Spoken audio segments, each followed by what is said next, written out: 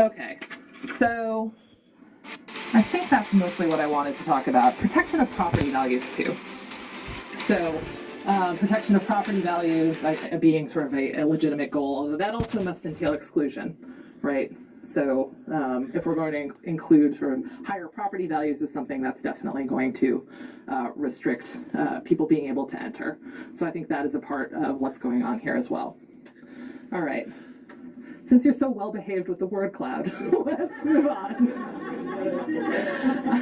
All right, so remember here, so we haven't talked about this yet, but we've mentioned class. But another element of what's going on, although it's not sort of as explicit in this opinion, is race. So class is maybe a bit more obvious from that paragraph, but another element of what's going on is race. So let's think back to that 1885 ordinance that I opened with, right? So Modesto, California, banning laundries. Some of you may have had a thought when I said Modesto, California is banning laundries, because who is operating laundries in California? Chinese immigrants, right? Wow. This is a way, it literally is pretty astonishing in this. It literally constrains Chinese laundries to across the tracks, right? This is forcing them to go across a set of railroad tracks. So the earliest zoning ordinance is already about race. Zoning gets even more explicitly racial in its early history. The first attempt at it just sort of nakedly discriminatory zoning ordinance is 1910. Comes out of Baltimore. This is a newspaper article about it up on the slide. The ordinance, I'll show you the text in 1 second, essentially established separate neighborhoods for whites and blacks. And the way it did that was by preventing whites from moving to majority black blocks and preventing blacks from moving to majority white blocks. And so similar ordinances end up being passed by 11 states, mostly southern, including Virginia. The Baltimore Ordinance, in particular, has an interesting history because it was motivated by a single person, who's George McMechen, who's on the right-hand part of the slide. He's a lawyer in Baltimore. He actually graduated from Yale Law School in the 1890s. The McMechen family moves into a upper-scale white neighborhood, upper-class rather, and they're subject to constant threats, violence, harassment, vandalism, from intolerant neighbors who are angry because they're having to share the block. And the McMechen family refuses to cower or leave their residences, and so this ordinance ends up passed. So as you can see from the news article, it mentions here that McMechen's occupancy of the house causes the segregation ordinance pretty directly. So they respond to this conflict by passing this discriminatory ordinance. And McMechen, in his own words, again, he's a lawyer. He gets interviewed by the New York Times and says, "My opinion as a lawyer is that this sort of zoning is clearly unconstitutional, although on its face it appears equally fair to white and black. But there never has been and there never will be any houses erected in Baltimore exclusively for black occupancy." So in other words, nobody is building majority black blocks. Nobody is building majority black blocks. And he says, essentially, we who desire comfortable quarters have the ability to pay for them. We have to seek houses abandoned by whites. That's all we have. And these are sort of prescient words in light of the subsequent history of residential segregation. McMechen is pretty inspirational, but there's something else pretty amazing and surprising. And you have a little bit of reading on this, but these types of ordinances get killed very quickly. And the book notes this briefly. It's a testament to creative lawyering. So remember I said that zoning really takes off circa 1916. It's actually in 1917 that racial zoning gets struck down by the Supreme Court, a case called Buchanan versus Worley. This case invalidated Louisville, Kentucky's ordinance. It was exactly like Baltimore's, so prohibited essentially the tipping of blocks. Creative lawyering was this, and the book notes this quickly, but I want to make sure you hear it. So this was a due process claim based on the deprivation of the white owner's right to sell his property. Wow. It was sort of a setup. So in 1916, Worley, the prospective black buyer, he makes an offer to Buchanan for his property in a predominantly white neighborhood. Buchanan appears to have been sympathetic to civil rights causes, and so he accepts the offer, but Worley says he can't complete the transaction because it would force him to violate the law. So Buchanan sues Worley to force Worley to complete the purchase, but really they were kind of on the same side. And Buchanan notes that the racial ordinance is depriving him of his right to sell or lease the property, so violates the due process clause. Indeed, according to one scholar, actually Justice Holmes would have thrown the case out because he viewed it as manufactured, not really a real case about the issue, but he ended up shredding a draft that would have found as much. And sides of the majority says that racial zoning is unconstitutional, violates the due process clause. After this decision in Buchanan, zoning ordinances, for the most part, no longer explicitly require segregation. So they're not drafted explicitly like this. But there are other ways that segregation is maintained. So we've encountered one of them already, right? So private, racially restrictive covenants. Shelley versus Kramer. Until Shelley versus Kramer, between 1917 and 1948, those are really effective, and they even persist, as we noted, after that, although they're not enforceable, as a signaling mechanism. And in addition to private covenants, modern land use controls sort of indirectly perpetuate segregation. This becomes very effective as race and class dynamics overlap. So if you require giant lots with particular types of housing on them, you can functionally price lower-income individuals out of a neighborhood. And so this, as again, race and class dynamics overlap, perpetuates segregated patterns. One thing that's interesting is that this purpose, I don't think, was distant from the lower court's mind in Euclid. So this is a long wall of text, but the important part is in bold. So this is a lower court opinion in Euclid, where the court says the result to be accomplished by zoning is to classify the population and segregate them according to their income and situation in life. So they view zoning as segregation, just a way of perpetuating segregation, and it as being problematic for that reason. And so I think, again, what's interesting is put up all these reasons why zoning is legitimate, but the lower court sort of recognized them as well and just thought that the nefarious ones outweighed the potentially positive ones. I call this mixed motives in zoning. So zoning is having had mixed motives basically since its outset. So there's lots of things, again, on the list that you generated that I think is, sort of valid zoning purposes, right? Fire safety. Probably want localities to regulate to prevent the drastic costs of fires. You might be worried about traffic. You might actually be worried about traffic accidents, even though maybe the language about children at play being sort of mown down by Model Ts is a little bit overblown. But stuff about class, more negative, right? So I think the mix of motives is there, even in that paragraph in Euclid, which is why I like to have you do that exercise. So said, this mix of motives still present in zoning, and definitely present across its history. I like this. Again, these sorts of newspaper ads about zoning. This one comes from Houston in the 1940s. You can't really read it, but here are some of the things it says in the middle there, where it's suggesting sort of why you should vote for zoning if you're any of these types of people. So, Mrs. Housewife, keep honky tonks away from your home, your church, and the school your children attend. Honky tonks are bars, although I like to imagine they were like musicians that were out of control, but no, they're in fact bars. So keep bars away from your kids. Mothers, protect your children against blighted slum areas that destroy both character and health.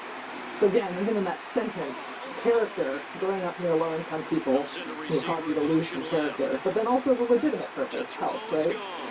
Mr. Homeowner, your home is your most important investment. Protect its value. Again, has an implicitly exclusionary purpose. Again, mixed motives present not just through the 40s, but also today. And the reasons why particular land uses are undesirable. So you may have heard this term before. NIMBY, right? Not in my backyard. a term for people who, espouse sort of egalitarian values, and are like, oh, I want more housing, just not next door to me, not in my backyard. And so it can be difficult to distinguish legitimate concerns. So I'm worried about traffic. I'm worried about sort of the capacity of the streets to handle more people, from prejudices, which is that I'm worried the apartment building is going to change the character of my neighborhood in some way that I don't like. We're going to talk a lot more about zoning policy and exclusionary zoning next class, but just a brief note on Euclid before we move on. So the test from Euclid is a new test for constitutionality. So does a zoning ordinance substantially advance a legitimate public purpose? So does it advance health, safety, general welfare purposes?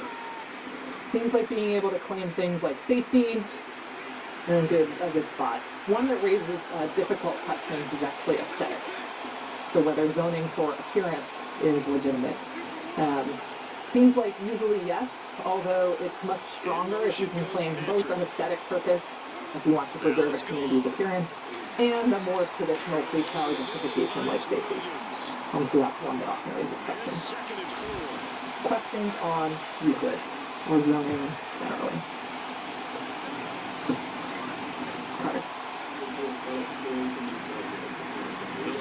Yeah, you can try to tie it to economic value, exactly. Although you're again safer when you're talking about the best police power purpose from the court's perspective is health and safety, no question. So even more sort of property value protection is on shakier ground, I think. Health and safety, if you can tie it to traffic, fire risk, anything like that, that looks like a real traditional police power concern. Anything else? All right, exceptional. So now I want to talk about conservation easements for a second. Helpful sign here, indicating the existence of a conservation easement. I just want to walk through some basics. We'll probably end up talking a bit more about this next class. So conservation easements are kind of odd. They're a little bit of a hybrid between the sort of contractual land use restrictions we've seen and the sort of full-blown regulatory instruments, because they couldn't emerge from the common law. The common law wouldn't recognize these kinds of things because they're sort of ingress, right? They're assigned to a particular person as opposed to being attached to land, at least of the beneficiary. And so there are agreements, legally binding agreements between a property owner and typically either a nonprofit organization like a land trust or a government agency. And these are agreements that restrict development on land covered by the easement. The property owner who donates the easement, predictably called the grantor. They retain ownership of the property, but they relinquish their rights to develop it any further, or in ways that are inconsistent with the easement as drafted. The organization that receives or buys the easement is called the grantee. Again, pretty predictable. They just hold on to that interest in the property, and they're usually the ones who are enforcing it, so monitoring the property to make sure that the landowner remains in compliance. Primarily for tax reasons, these easements are donated in perpetuity, so they are forever. Can't be time limited, and that's again for tax reasons. As I mentioned, they're a bit hybrid. So there's like an underlying contract that applies, but these programs have to be enabled by state law. There's state law that will set out things like who can hold an easement, what sorts of organizations are qualified, local governments, nonprofits, etc. There is now enabling legislation in all 50 states for these. Setting up the screen for Cook. Particularly since the 80s, the number of land trusts and also the acres of land held under easements has really just exploded. So land trusts control about 37 million acres oh no! Oh US. my God! Large land trusts like the Nature Conservancy account for most of this.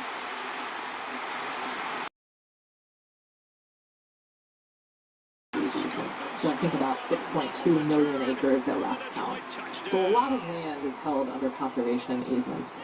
And that's a They're linebacker short. proliferating rather fast. So even since 2000, the amount has tripled, at least with respect to the amount of holdings by local governments. So they're growing quickly.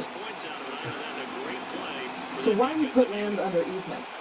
Now, I'll talk about this from the grantor's perspective and then from the grantee's perspective.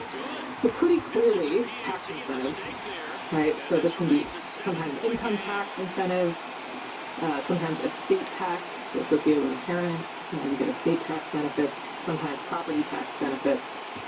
So tax benefits, the main reason the grantor will give these easements. And from the grantee's perspective, there are a variety of reasons why grantees want easements. So this is better than nothing, right? This is a way of preserving the land on a sort of volunteer basis in the absence of regulation. And as a result of that, it might be sort of more politically expedient. So imagine you have the option to either engage in an easement program or to just prevent people from building. It's probably going to be more politically palatable to create a voluntary easement program than to just tell people they can't build.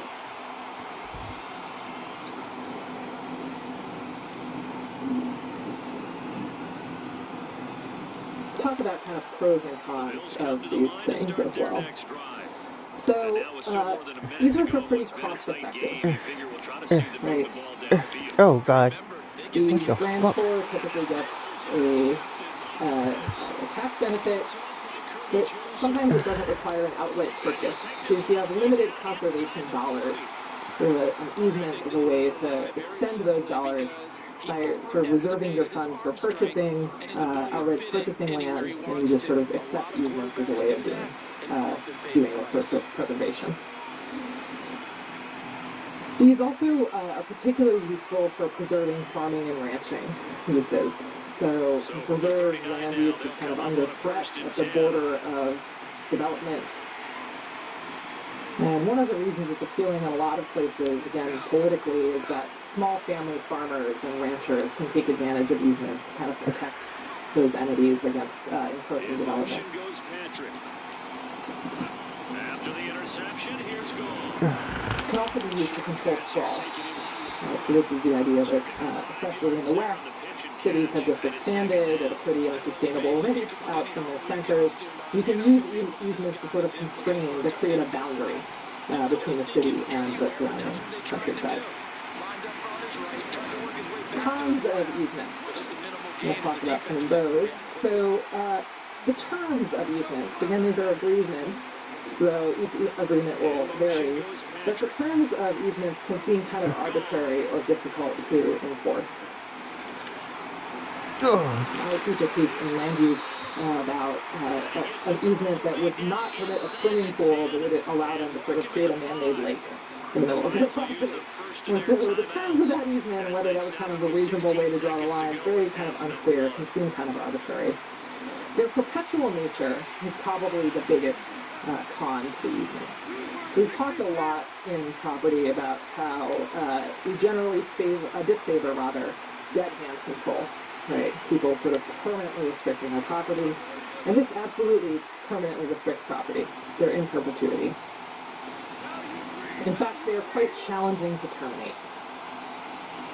So state law may restrict who can have them or their transfer. Thank you. And also, judges often can only change them if sort of impossibility is a factor. So it's really difficult to even amend an easement unless sort of there's an impossibility associated with it, or our local government has to condemn it and actually pay for it. So it's very difficult to terminate, to change, to transfer. Again, sort of dead hand control writ large. I'll talk about this more in a second, but enforcement of these can sometimes also seem draconian. So the grantee is the person who has to make sure that the landowner is actually not developing or complying with the terms of the easement. And this can be kind of invasive for a landowner, depending on how aggressive the group is at kind of enforcing them. We'll talk about a real example of that in a second. We're surrounded in a place here in central Virginia where there are a lot of conservation easements. So Albemarle County has an easement program that some of you may be familiar with. There are also controversies associated with them. So one I'll mention closer here and one a bit farther away. And then other things that I think we might have time to show a little clip associated with the second controversy. So first, the Trump winery area, Trump Golf Course, is a proposed use here near the Trump winery that would violate the terms of the conservation easement. And so, again, you have people trying to work around this easement to amend it. It's very difficult. And here, I believe the Virginia Outdoors Foundation is the group that actually holds the easement and doesn't view a golf course as sort of consistent with that original easement. So there's often controversies about golf courses, about these wide open spaces, wineries, farm uses, and sort of what's permitted, how many people can come onto the property. So this is one that I think is ongoing. This is what I made sure you took of. It's the month of Bonita situation. So this happened in northern Virginia. But here's kind of the facts that gave rise to it. I think actually it's Bonetta. I always want to say Bonita, but month of Bonetta. So she owned a farm up near D.C., closer to D.C., in the village of Paris, Virginia. And it was part of a farm surrounding kind of historic house, a lot of open space. And so the land was sold by actually her predecessor. An easement on the land was sold with pretty protective terms. So it allowed very few changes to the exterior appearance of the farm. It allowed one apartment in the barn complex, but no more. It allowed also strict limits. It put strict limits on the number of people who could visit the property each day. So that is maybe sort of a more unconventional easement term than you might think of, but as a result, the property was sold for well below market price. So we talked before about how sometimes it seems that that some of these restrictions are capitalized into property value. So the idea was, while Martha paid less for the property as a result of restrictions on the number of people that she could have visit, as well as all these other things about exterior appearance and the sorts of uses she could have. But what ended up happening was that Martha got fined about $5,000 a day after someone saw a picture on Facebook of a birthday party, a child's birthday party, where they were violating the terms of the number of people that could be on the property. And so there was a birthday celebration on her farm, and as I mentioned, maybe draconian enforcement. So I will now show you, I guess, a couple minutes of this, because we have a little time. So we'll watch just the first 12 minutes. So this goes on for a while. Again, it documents also this birthday party, which again, the PUC was notified about through Facebook as a violation of the terms, but also, as you can see, they're very worried about residential use. Of course, PUC, as I mentioned, this has a perspective, right? So the people they found have a particular perspective and view on the situation. PUC, for their part, has their own view, which is that they had some reason to believe there might have been residential uses. They also mentioned, again, that what I said earlier, that this is capitalizing with a purchase price, right? So you paid a lower price for the property as a result of all these restrictions. And so even though it does seem draconian, you could have been aware, based on the fact the document was publicly filed, available before your purchase of the property. What's interesting about the Bonetta situation, again, raises an institutional capacity argument, because after this film, after Martha got a bunch of publicity from it and from this dispute with Piedmont, the Bonetta bill was actually put forward. So this regulation of some agricultural operations, and specifically farm sales. Agritourism activities as well. And so when you think about sort of how to control land uses, even though this seems like a private, or sort of partially private way that people agree on land use, conservation easements as a whole, turns out that even there we're seeing a lot of legislation that is meant to sort of constrain the application of them and their terms when it comes to particular uses like farming. As I mentioned, these sorts of easements are really proliferating. And so I think this is an issue for your lifetime as attorneys. So you might think, again, that their perpetual nature is a good thing, that preserving open space is important, that controlling urban growth, preventing sprawl is important, but they are really difficult to terminate. And as more and more of them get put into place, I think that we're going to start to see development come into head-to-head conflict with them. Again, they can be terminated through condemnation, but or sort of change circumstances and possibility, but it is pretty difficult to modify them. Do you have any questions on conservation easements? We'll talk a bit more about them on next Monday, but Christian.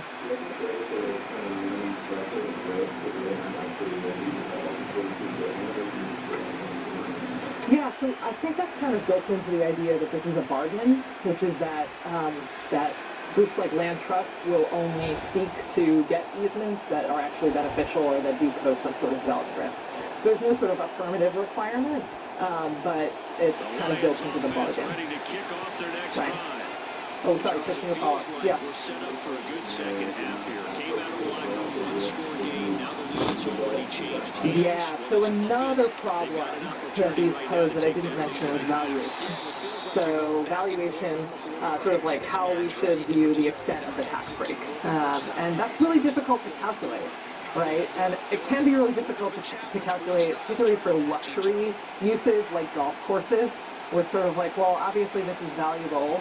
Maybe it could be developed, but it probably wouldn't be, because probably it's there because a lot of folks want it. And so should you be able to get these huge $1 million tax deductions for putting an easement on your golf course?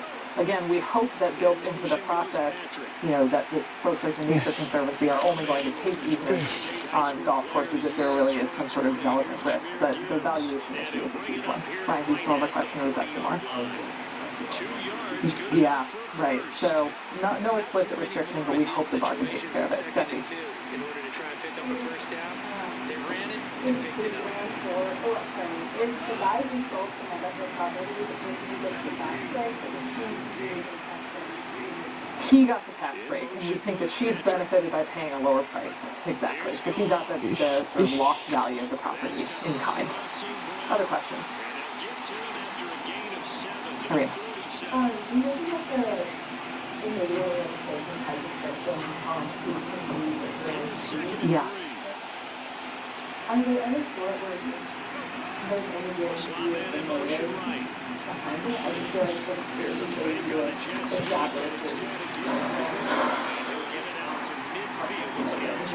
Right. Yeah, that's interesting. So it usually is phrased as like qualified local government organization or qualified land trust. And whether there's restrictions on sort of what counts as a land trust is an interesting point. But I mean, I think the things that count as land trusts often fail to enforce. So I had a student a few years ago who wrote a paper about whether sort of Connecticut land trusts were actually monitoring what was going on with their easements, and found some disturbing things. Like, oh, there wasn't supposed to be a building, and now there's a 5-story apartment building there, so something must have happened along the way. And at that point, if you ask a court to enforce it, they might say something like, well, it's impossible to enforce because they've invested this much money in it, kind of the ship has sailed. So I don't think we've yet seen that sort of thing where land trusts are formed for like nefarious purposes, but we definitely see land trusts on the spectrum from very trustworthy and good at enforcing to very sort of lax about enforcement, which is another reason that sort of their efficacy and preservation is questionable. Another thing I should mention is that one of the other problems with book notes that has come up with conservation easements is that they're patchwork, right? So again, as we're thinking about them as an alternative to regulation, these are sort of going to lead to a patchwork of protection that may not sort of comprehensively protect, for example, the land along a river or something like that. So their patchwork nature is another part of this calculation about whether they're on the whole good or not. To keep his cool back there, not just for himself, but to keep the rest of the team honest too.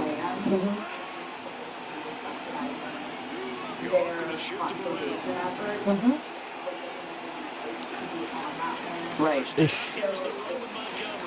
This is definitely a huge, sort of the democratic perception is a huge, another big critique of these sorts of things. So again, particularly when it's a land trust. So when it's a local government, we might think that at least indirectly we elect our local government officials. We hope that they're representing us in the easements that they're receiving. But when it's a Nature Conservancy, we haven't had any say over whether they're going to take an easement from the golf course. So this is the main, I would say, sort of more left critique of conservation easements, is that in fact they don't enable sort of democratic participation about what gets preserved. and they're sort of not transparent about who gets negotiated with or what the terms are, and that they're problematic for this reason. Any other questions, Carter?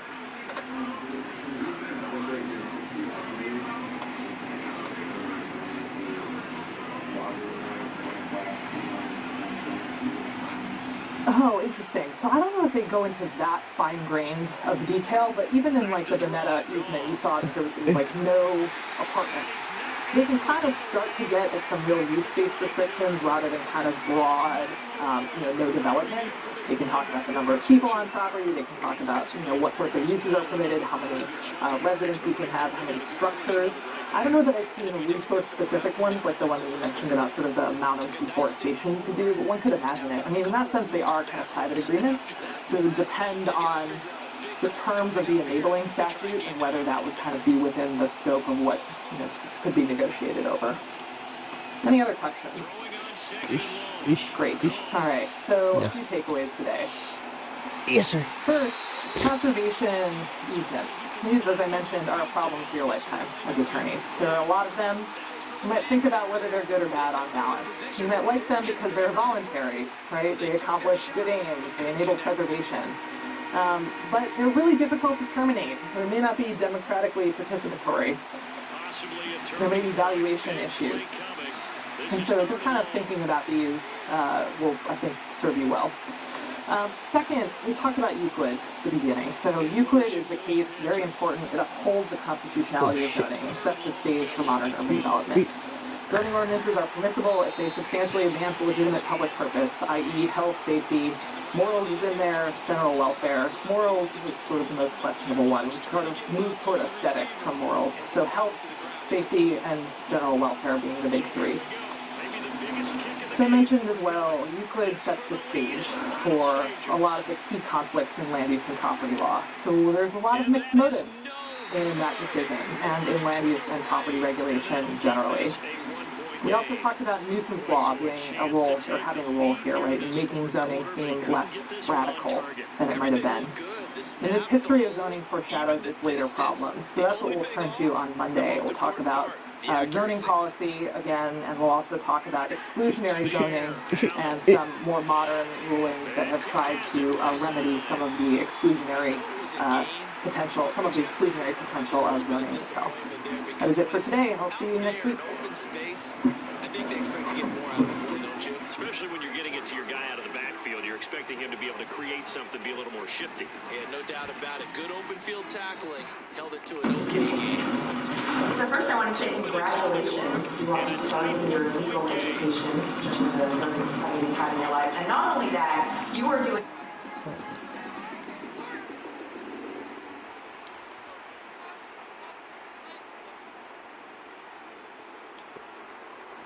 Here's a 2nd and 5.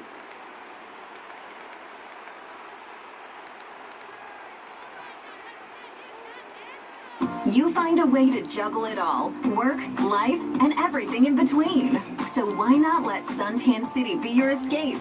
Grabbing a little me time in one of our top-of-the-line tanning beds will leave you feeling refreshed, recharged, and ready to switch into social mode.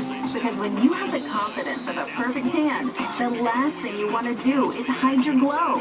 Reward yourself with the ultimate tanning experience today, and let yourself shine at Suntan City. They laughed at it until they saw the news about RFID theft on the rise in 2025.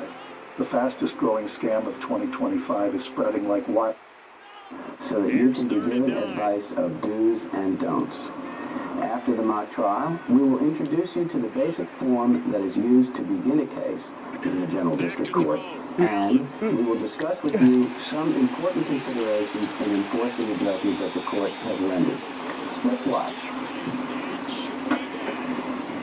All right. Y'all again, General District Court is now in session. The Honorable Daniel Fairfax is ready to preside. Please be seated and come to order. The party is ready in the case of Teresa Tennant versus Boswell owner. Yes, sir. Would everyone who can testify in this case please stand, raise your right hand, and be sworn. You can solemnly swear the testimony you can give about it now will be heard, and the truth, the whole truth, and nothing but the truth. Will the parties please take your seats at the table? Midfield stripe into Lion territory. The Lions quickly now going to use the last of their timeouts. Do either of you request a rule on the witnesses? What's that, Your Honor?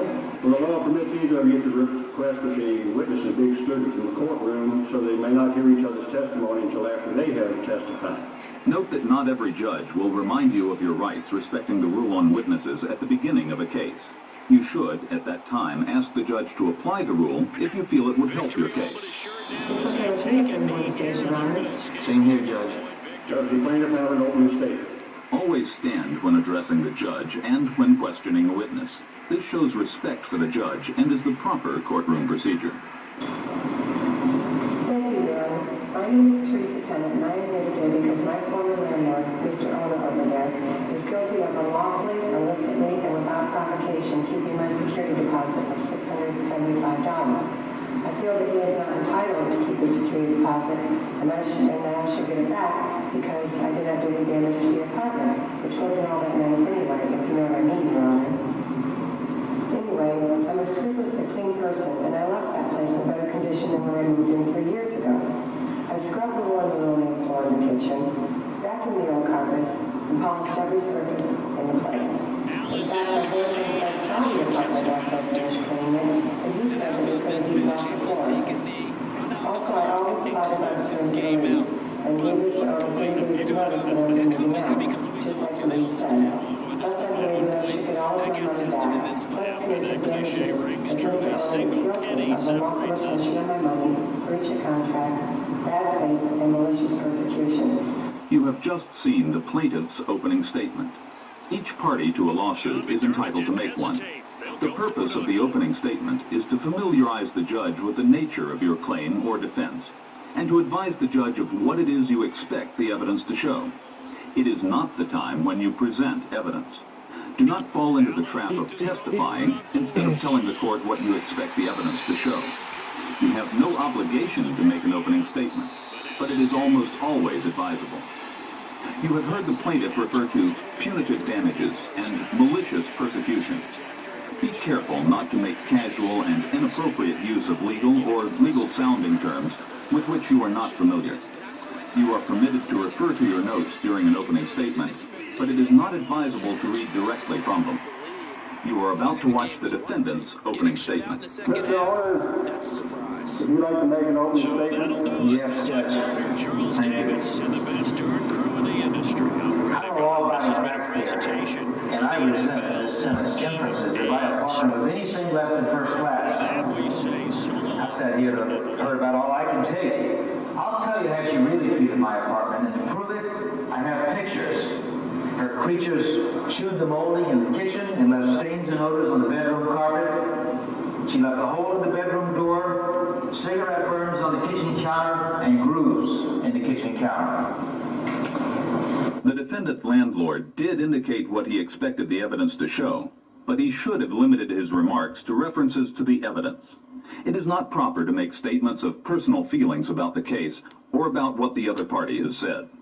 Ms. Tennant, call your first witness, or if you are your own first witness, please take the witness stand. When you are not represented by an attorney and you are your own witness, you should testify narratively, as if telling a story. As I said earlier, my name is Teresa Tennant. In May of 1987, I decided to look for a job here in Washington, in the Washington area. So I packed up my VW and drove here. I had no job, no apartment, nothing, but I always wanted to live in the Washington area. Anyway, I saw an ad for Mr. Owner's place and went on over to look at it. It was not the nicest place, and the price was pretty steep, but I was so confident that I would get a job that I signed a lease and gave him a security deposit of $675. I offered this canceled check as evidence. Can you show that to Mr. Owner, please, sir? Any objection to this being received in evidence, sir? No, Your Honor. Very well, without objection, it's received and marked as plaintiff's exhibit number 1. Well, I got a job the next month at the Smithsonian Museum of Natural History. They had just opened an interpretive division on the biospheric life cycle of the ferret, and I was hired as a ferret ranger. I I know it isn't exactly Capitol Hill, but the fringe benefits have been great. I get first pick of the ferret litter. You should not stray from a presentation of relevant evidence by discussing any details that are not a part of the case you are presenting. If you do, the judge may interrupt you to get you back on track. Ms. Tennant, does the life cycle of the ferret have anything to do with this case? I'm sorry, Your Honor. Anyway, I've always paid my rent on time, even on my meager salary, except for 2 occasions, and he didn't complain then. Besides, I've always been understanding about the less than ideal living conditions that I have had to endure for the last 3 years. I never bothered Mr. Owner about the noisy upstairs neighbors who played music constantly, or the broken dishwasher, or the temperamental garbage disposal, or the disgusting paint that was peeling and flaking off the walls. The place, as it turns out, was definitely not worth $675 a month, but I continued to pay my rent every month because I was getting quite attached to the neighborhood. Besides, unlike some people, I believe in honoring the contracts that I signed. This last remark was inappropriate. As is the case with opening statements, you should avoid making personal attacks on the other party. 2 months ago, I gave Mr. Owner 30 days notice that I was moving out. On the day I moved out, I spent $12.83 at Murphy's on cleaning supplies and scrubbed and vacuumed and dusted that place until my arms ached. As I said before, when I got through cleaning, the place was so clean, my friend Fred and I could have eaten off the floors. Mr. Owner is being overly finicky about so-called damage. As I said time and time again, the place wasn't in great condition when I moved in. I never punched a hole in the bedroom door. I'm outraged that Mr. Owner would accuse me of such a thing, as I do not have a bad temper. Second, I do not even own a dog, so the molding in the kitchen could not have been chewed even during my occupancy. It was like that when I moved in. As far as the stains and the odors in the bedroom go, I admit that Pookie had a little trouble with her house training, but that was just normal wear and tear that happens to an apartment over the course of 3 years. It goes with the territory of renting. Mr. Owner should not be in this business if he is not willing to take risks with regard to his property. I have a notarized statement from my new landlord that says, pet stains and odors on carpets are normal wear and tear. Your Honor, I object. My lawyer told me that affidavits and notarized statements couldn't be used at trial. Objection sustained. Resume your testimony, Ms. Tennant. Generally, out-of-court statements by anyone other than the plaintiff or defendant are known as hearsay and may not be used at trial. If a party objects, the rules against hearsay evidence apply in most instances to affidavits and notarized statements. It is therefore almost always advisable to bring with you every witness whose testimony you believe will help your case. In conclusion, my evidence proves that I deserve a full refund of my security deposit, and Mr. Owner should be enjoined from withholding it from me. Do you wish to cross-examine the witness, sir? Cross-examination is your opportunity to question the other party's witnesses. It is not a time for you to testify yourself or to make speeches. If you choose to cross-examine a witness, you are required to ask questions. The primary purpose of cross-examination is to pinpoint the weaknesses in the witness's testimony. Yes, Your Honor. Miss Tennant, did you inspect this apartment before you moved into it? What do you mean inspect? You know, look around, see if everything's all right. I just moved in and started living there. Isn't it true that you had pets while you were living there? Well, yes, but she was just a well-mannered ferret. Isn't it true that your ferret chewed up the molding on the kitchen? I honestly don't think so. She did get lead poisoning, though, from the ancient paint in the place. Isn't it also true that your ferret was not house-trained? Well, not at first, but that's just normal wear and tear. Besides... Doesn't our lease say that you're not allowed to have pets in the apartment? Well, yes. Well, did you read the lease?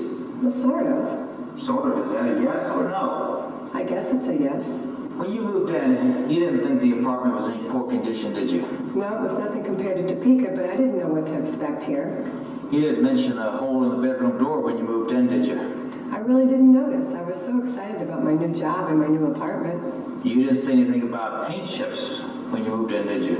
No. Thank you. Miss Tennant, you didn't pay your rent for the month of October of last year, did you? Not right away. I was out of town at a funeral. Have a little sympathy. Besides, you didn't complain then. And also, you didn't pay your rent for the month of August of last year, did you? I was in Kansas then. And I was going to pay it when I got back, and I did pay it when I got back. If you didn't pay your rent for the month of August and October on time, and if your ferret chewed up the molding and messed up the carpet, you shouldn't get your money back, should you? Of course I should, because what little damage little Pookie did was just normal wear and tear. How many apartments had you visited when you lived in Topeka? I knew a few friends who lived in apartments, but I never lived in one. How many apartments have you visited since you moved from Kansas? Just one or two others. Miss Tennant, did you read the lease before you signed it? She's already answered that question, Mr. Owner. Move on, please. Once a witness has answered a question, you generally may not ask that same question again. This is to avoid wasting the court's time and to prevent badgering of the witness. What was the condition of the door when you moved in? Well, it wasn't perfect by any means. There were some scratches and stuff. Do you have any evidence of that fact? What do you mean, evidence? Do you have any photographs? Well, of course not. Do you have any friends or neighbors that can testify about the condition of the door when you moved in? You know I was new in town and didn't meet anyone for a while. I have no further questions, Your Honor. Ms. Tennant, do you have any further testimony to offer? If not, please return to your seat at the table and call your next witness.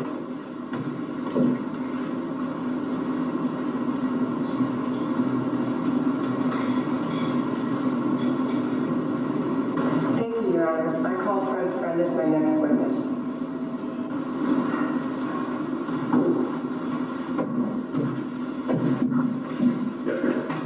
Please state your name for the record. My name is Fred Friend. I've been a close friend of Teresa's for a couple of years since we met at the ferret compound at the zoo. Did you ever see me buy cleaning supplies and then use those cleaning supplies around the time I moved out of Mr. Owner's apartment? Yes, Your Honor. I took Teresa down to Murphy's and she spent $12.83 on cleaning supplies. And then I saw her scrub the place and vacuum it thoroughly. And I couldn't help her because I have allergies and I'm allergic to dust. So I went out to get some lunch for us, and when I came back, the place was real clean. I mean, we could have literally eaten right off the tabletops, the countertops, the floor, whatever. I think this guy, Mr. Owner, is just crazy. He's just out to get Teresa and trying to get some extra money. As stated before, personal attacks are inappropriate. Your witnesses should be advised before trial to refrain from expressing personal opinions concerning other parties. I have no further questions, Your Honor. Mr. Owner, you may examine. Thank you, Your Honor. Mr. Friend, how long was it after Miss Tennant moved in before you actually visited her in the apartment? Well, I don't know exactly. It was within a few months. It's true, isn't it, that you're not able to tell us what the apartment was like when she moved in? Well, I mean, I know what it looked like pretty soon after she moved in, because I asked her about it. I asked her how come, she took such a lousy place and how much rent she was paying. Did she tell you what it looked like when she first decided to live there? Yeah. I mean, she said it was bad when she moved in, but she didn't have a lot of time to look around for a place, and she figured she'd take it as is, because she had her pet ferret, and that ferret meant a lot to her, so she figured she'd take the place, and in that kind of shape, the owner wouldn't be so concerned about any damage and wouldn't try to evict it. Did you see a large hole in the door? Yeah, saw the hole. The hole showed up mysteriously one day suddenly when we were out together. We figured it was probably you that did it. You have a pretty bad reputation for doing stuff like that. Just answer the questions, if you will, please. Witnesses generally must testify on the basis of what they have observed. Opinions and suspicions are not acceptable testimony, except by expert witnesses. Therefore, when preparing your case, be sure that you select witnesses having personal knowledge of the matters their testimony will concern. Can you describe the damage that was done by Ms. Tennant's cats? Ferrets are clean and loving animals. They are very rapidly becoming a very popular companion. Teresa and I have been trying to get them licensed and legalized as house pets. And I don't have anything against ferrets. What cleaning supplies does she buy for $12.83? Well, I mean, she got them on sale. And probably about $25 worth of supplies. There's plenty to do the job there. But I told her, I said, I didn't see why she bothered, because he should have cleaned the place up himself, got one of those maid services or something. But I didn't say anything else. Did she, in fact, clean the apartment? Yeah, she was exhausted. And she cleaned that place like it was hospital clean. You could have eaten off the floors, that green countertop. She made that thing actually shine. That was a first. And am I correct in understanding that you were not able to assist her in this cleaning project because of your allergies? That's right. Like I said, I'm allergic to dust, so I have to resist not something you see very often from a quarterback of his caliber. Break drive interception.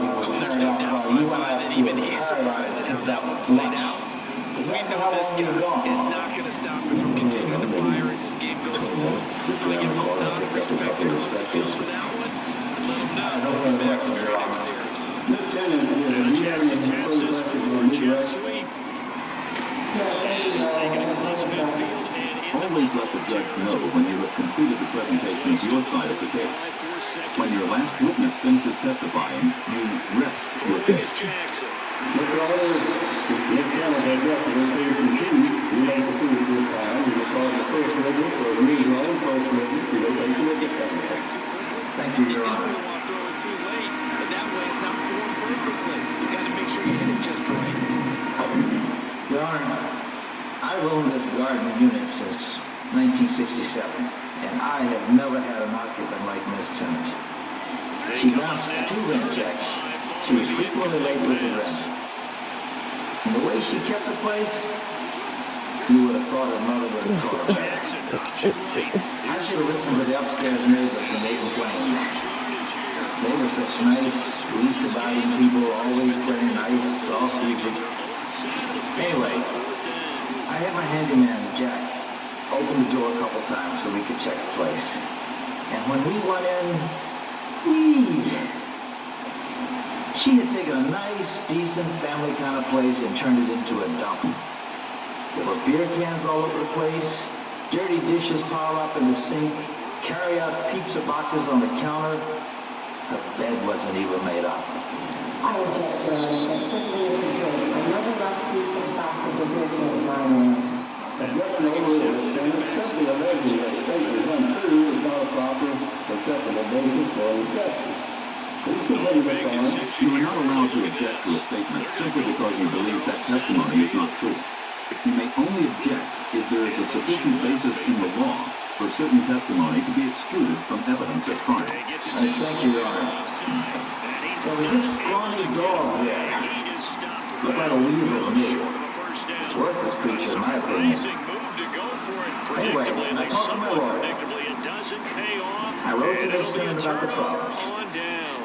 But my lawyer told me I probably couldn't get her evicted. He told me the best thing to do was to take the damage out of her security deposit. And that's what I'm trying to do.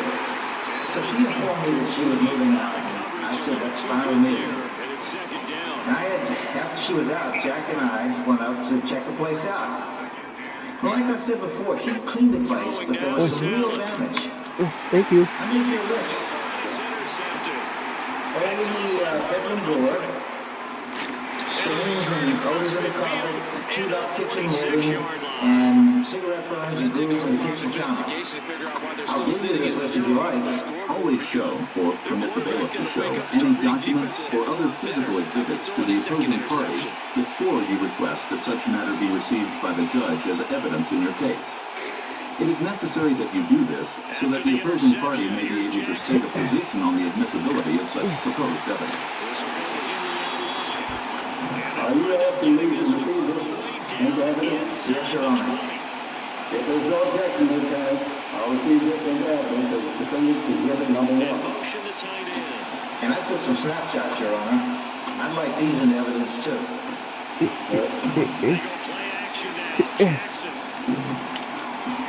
If there's no objection this time, I'll receive these photos into evidence as defendant's exhibit number 2.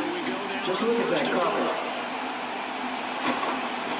So I said to Jack, get your men up there and take care of his mess. Jack's good with things like that. He doesn't drink on the job either. So So he fixed the He fixed the damage and gave me a bill for time and materials that totaled $1,500. I still owe him $825. And the Ravens have taken the early lead on the road here in Buffalo. A strong, determined run there, Charles, to get in for 6 points.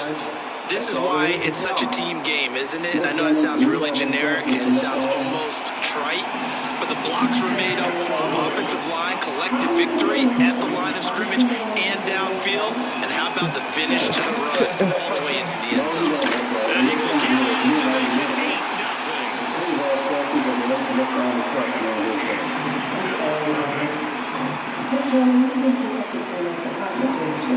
Yes, I pride myself on my properties. You said earlier this apartment is perfect when I moved in, didn't you? Yes, I stand by that statement. And in fact, this apartment is pretty new, isn't it? That's everything you can? So look it is. Tucker now to kick it away following the touchdown.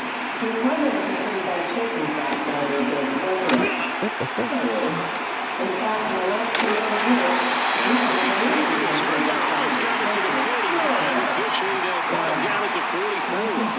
Well, you gave him the first touchdown of the game, but how about the response? Big time return. Now it's their chance to try and put points on the board. Buffalo offense ready to go for their next drive. Here's Allen, and it's been a miserable start for them offensively. Obviously, 2 drives, 2 receptions.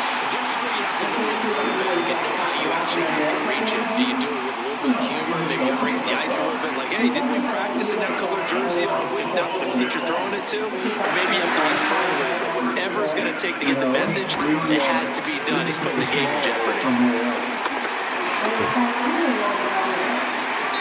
And that will be incomplete. They couldn't hook up on what's going to be the final play of this first quarter. 1 quarter down, 8-0 the score. You were never around.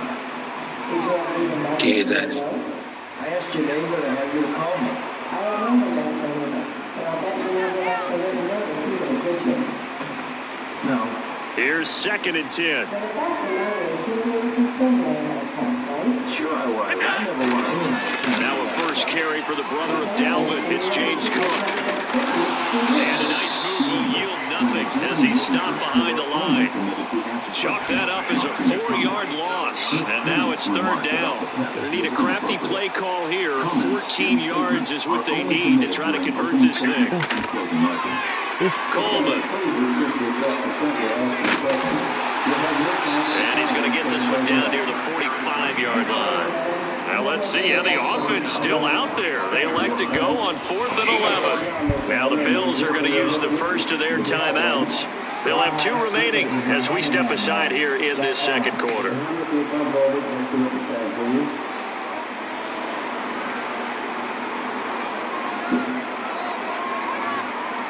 And they're going to at least line up to go for it here on 4th down. Yes, my name is Jack Miller. Allen off the play fake.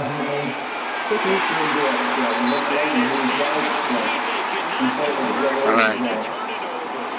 The Bills drive stalls out on 4th down. And the Ravens are going to get the football back. You've got to play plays that is looking back and good before she knew you did with the defense on herself. Is this the how we gave people what we did? The Baltimore offense at the line set to get going. And they'll just simply be looking to build off the confidence of the last time out where they scored a touchdown. And confidence is powerful, isn't it? When you scored once, you feel like you can go back out there and get it done again. Doesn't matter what the defense throws at them. They feel like they're in a groove right now, and they want to get out there and show it. Yeah, hoping to stay in that groove here this go around. That's going deep for Baker.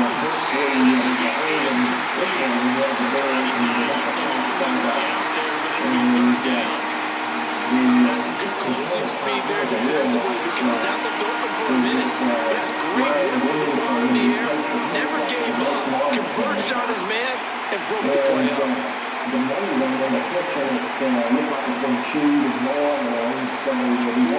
After an incomplete pass on 2nd down, that'll leave him trying to convert on 3rd and 9.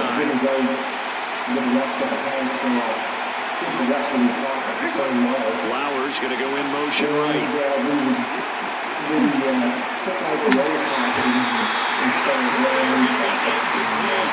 this defense is so in this game, the coverage has been tight on just about every throw. Forced a few here so far in this game, and now it brings up 4th down. And no move to get the offense off the field. Despite failing once, they're going to go again here on 4th down.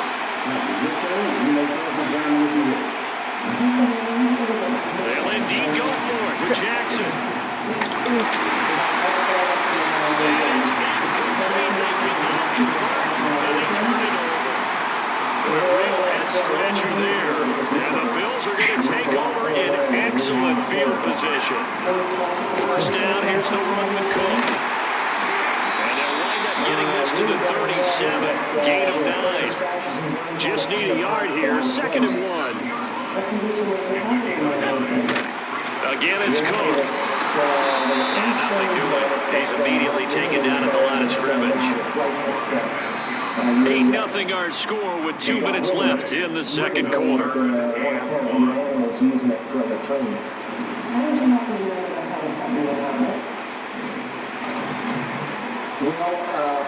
Here now, 3rd and a yard. They'll run it. Here's Cook. And he won't get to the markers. They're going to stop it for a 2nd straight play right at the line of scrimmage. Now the Ravens going to use one of their timeouts. It's just their first, so they'll have 2 remaining here before we get to halftime.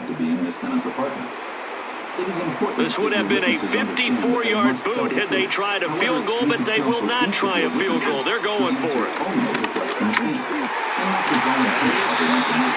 Get this one down about the 20-yard line. This offense finding its legs now. Here's another 1st and 10. Allen. This to the tight end, Kincaid. And he's only going to get a yard from the 20 to the 19. To throw, it's Allen. That'll be complete to Cook. And the Bills are going to have a 1st and 10 as the tackle made at the 10-yard line. Now Allen. That's caught by Kincaid, working the middle of the field. They'll take it into the end zone for a Buffalo touchdown. Dalton Kincaid from 10 yards out. And the Bills get a late score here in the final minute of the 1st half. And now Sean McDermott's made the call. They'll go for 2.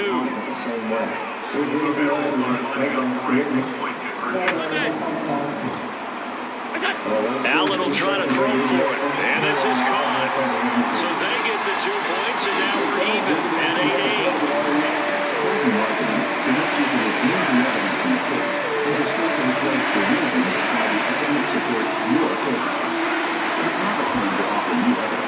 And what you say during closing argument is not considered evidence. So 8-8 our score now as he'll send this one away.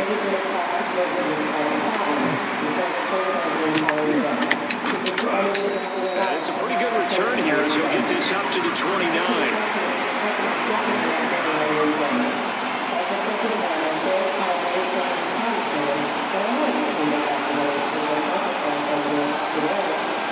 The Raven offense set at the line for this next drive, as they will take over here with a little more than 30 seconds remaining.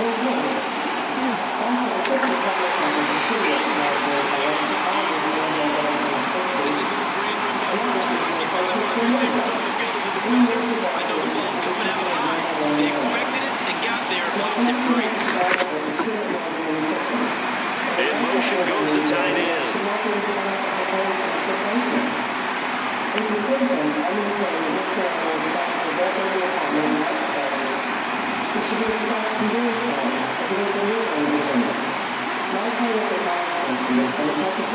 Play action. It's Jackson. And they take it down. The Bills get it to him. The Ravens going to use the 2nd of their timeouts as they stop with 14 seconds to go in this 1st half.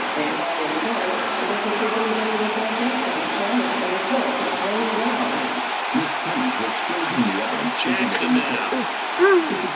Stops with 10 seconds left.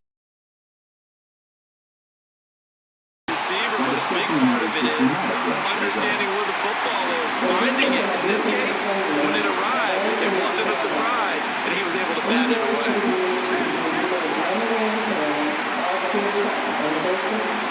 4th down, here's Jackson.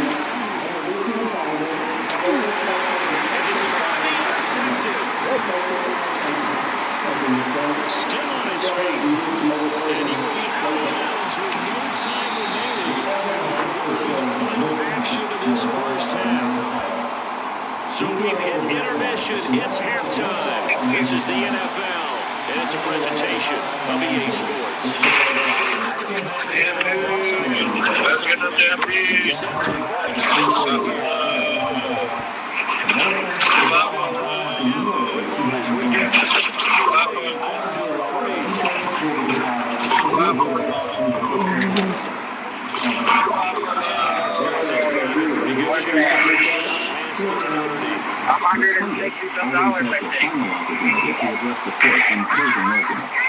However, in addressing the field a second time in closing argument, the plaintiff said the sixth was taken to a rebuttal of the plaintiff's evidence in his closing argument. Facets is ball game time, Charles, as we start the third quarter.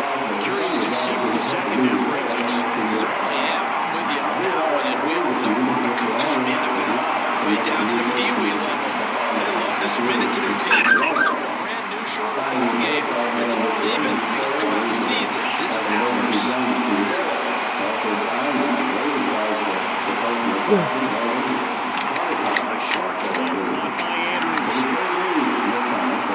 Shreds it with a stiff arm. Now he's going to be out of bounds, but not before he takes it inside the 40. Now we're good for 26 and a first down. You don't always expect tight ends to be big in terms of run after the catch, but after that one, he joins a growing band of players that's putting that stereotype right on its ear. So 1st and 10 now in Buffalo territory at the 39-yard line.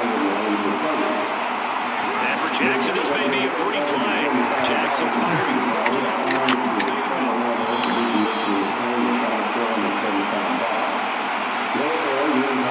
So with the completed pass and the yardage they got, they'll decline the penalty. So obviously, more yards on the pass completion than they would have gained with the penalty. They did the math, they did it well, and it works for them.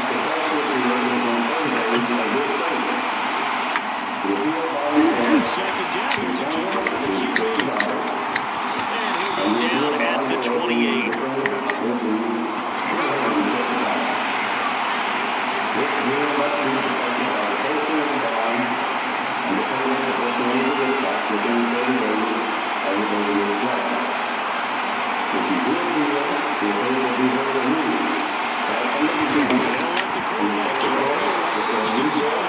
And that play went nowhere. Losing yardage. It'll be back at the 36.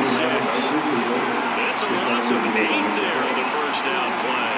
A big loss on first down leads to a tricky second down, 18 yards to go. Flowers going to go in motion right. Throw caught by Flowers. And this will be a gain of 5 as he gets it to the 30.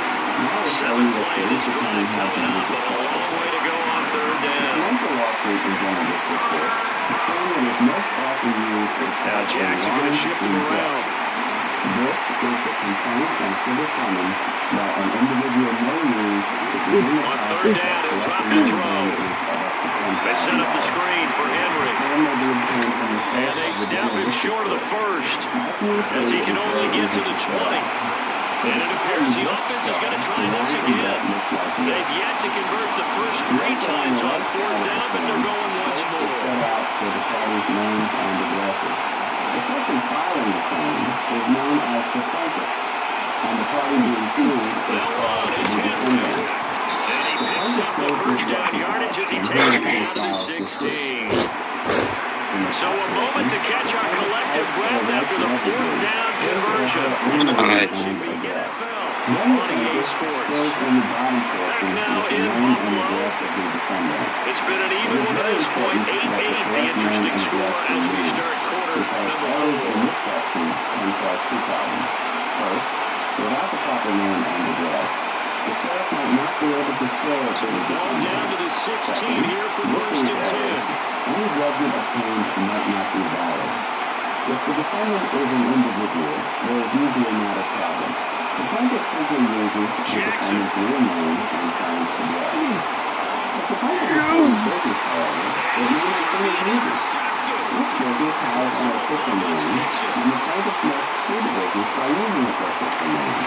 If the name the business uses to sue that business is a fictitious or third name, then the business must determine the defendant's official name.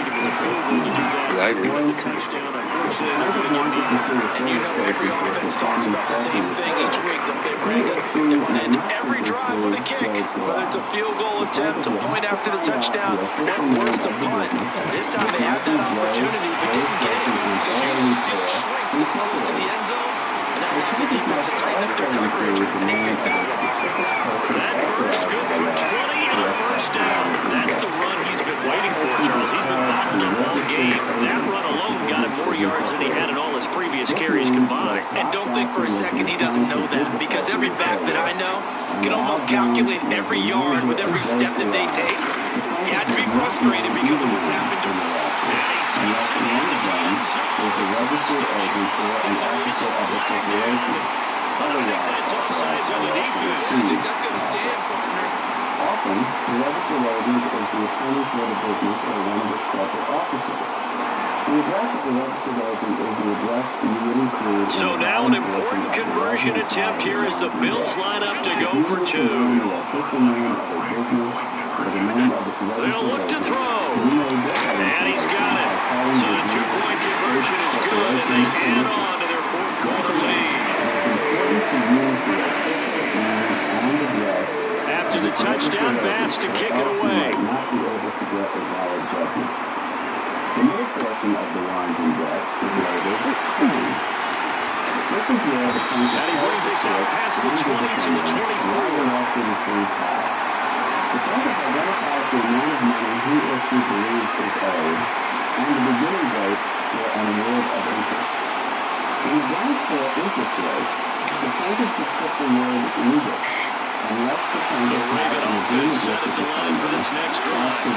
Still plenty of time here in the 4th quarter. Just a one-possession game, down 8. They'll be looking for the touchdown and 2-point conversion. The judge will determine the date upon which any interest claim could begin running, unless an earlier date is identified in the claim section of the Warrington deck. Interest will begin running from the date of judgment. That date is usually the trial date.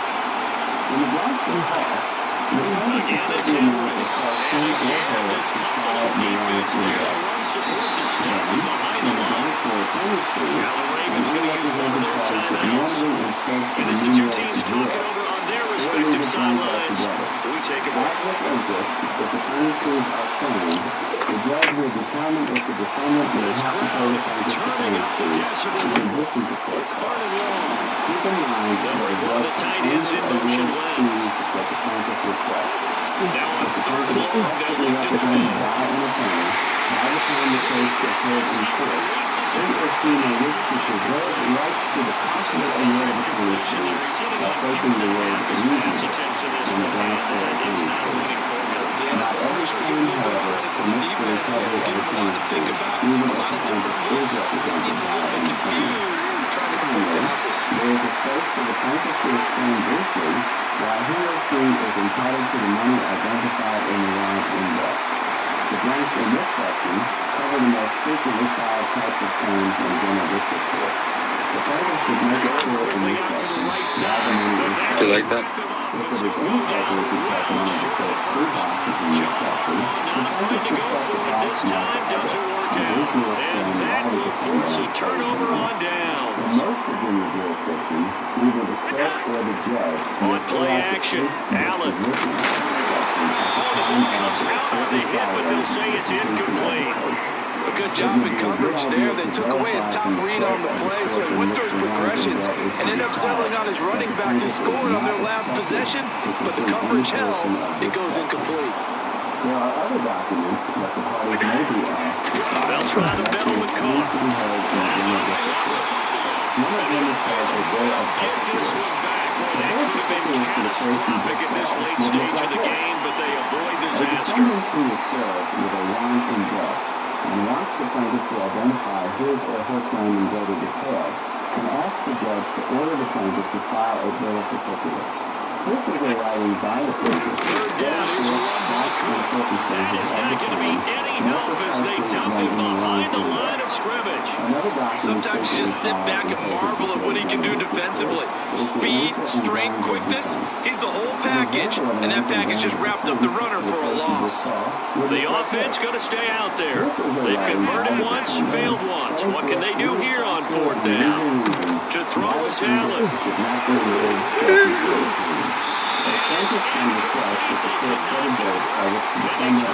I like that. And the Ravens are going to get the football back. The parties are sometimes referred to thereafter not as plaintiff and defendant, but rather as judgment creditor and judgment debtor. Many people believe that a case is over when a judge says at the end of the trial that one party owes money to the other.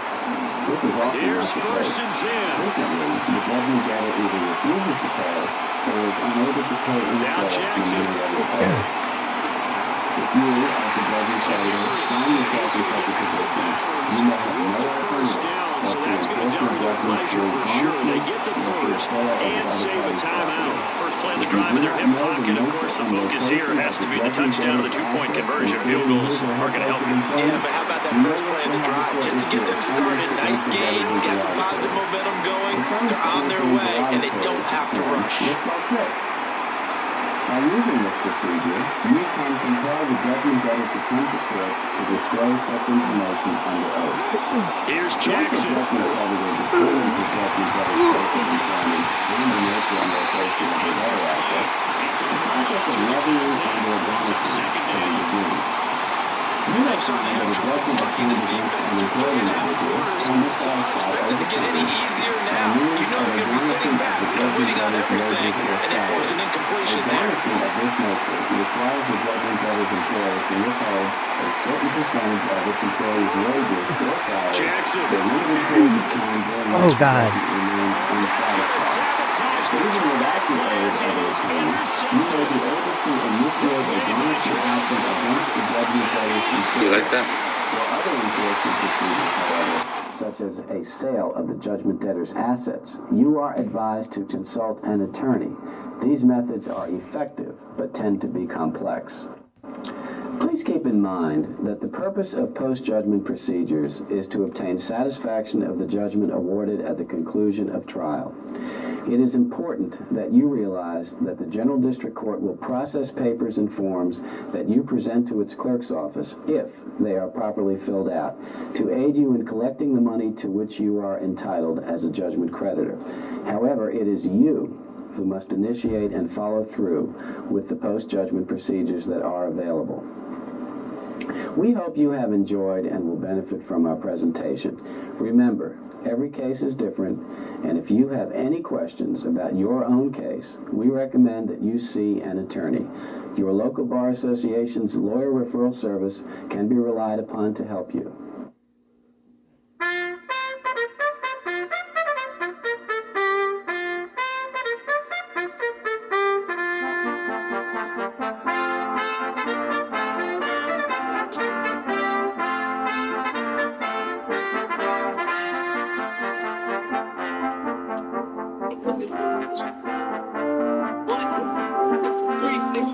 We are about 15 miles north of downtown Miami. This is Hard Rock Stadium here in South Florida.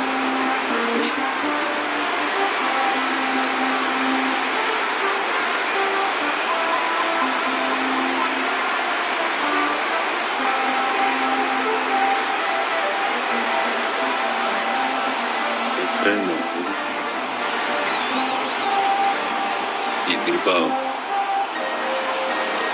It's Jake Elliott ready to get this one kicked off. Off we go from South Florida. Finally get him down. He gets all the way close to the 40-yard line.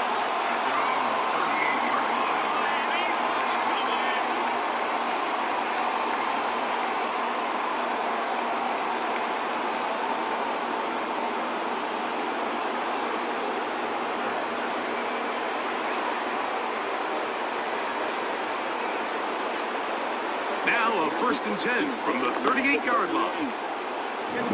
Dash outside this ball because your ground is turned on. Give me 17 cents on Bitcoin. Here's Tua to open with a throw.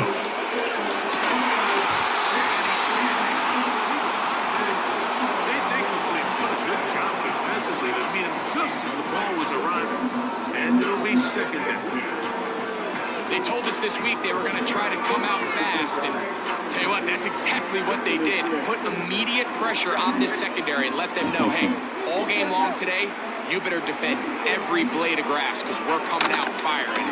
Even though that ball falls incomplete, it goes a long way in setting up the rest of this game plan as the game unfolds. The whole idea of the play-action pass, Mike, is that you can slow the pass rush down enough that it allows longer, slower developing pass concepts to open up downfield. In this case, they were on him so fast that by the time he got his head around, that ball needed to come out. There was no timing and ultimately led in an incompletion. Throwing on 3rd down, Tungo Bailoa. And the Eagles will have great field position right around midfield. So anytime a team suffers an early setback like that interception, human instinct says, Mike, we need to get away from our game plan. We need to adjust. I don't think that's the case. There's a lot of game left, a lot of chances to avenge that play. It's still connect downfield on some of these passes. Proven though, Mike, they've got to identify what went wrong. Let's correct it so we're able to move forward.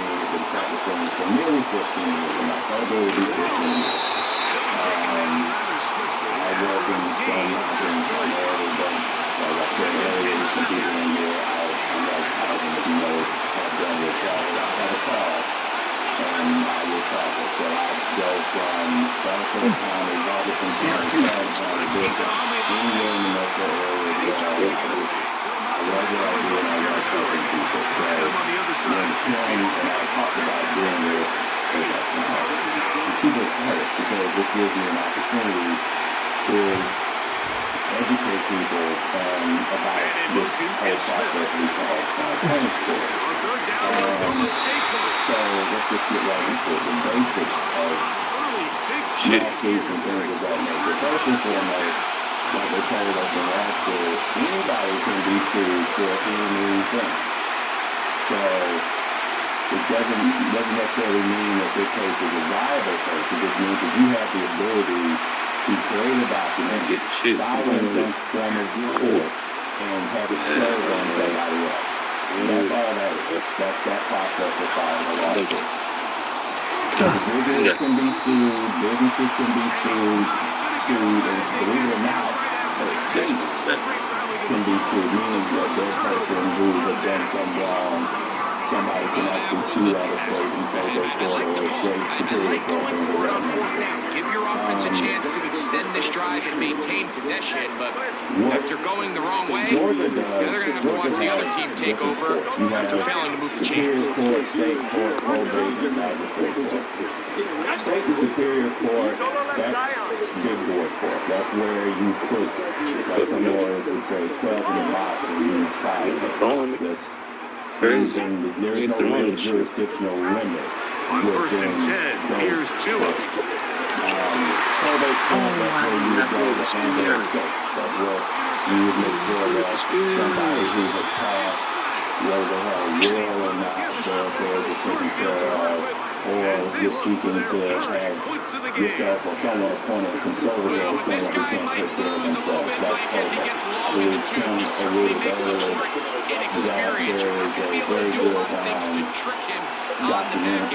He reads this play right from the jump.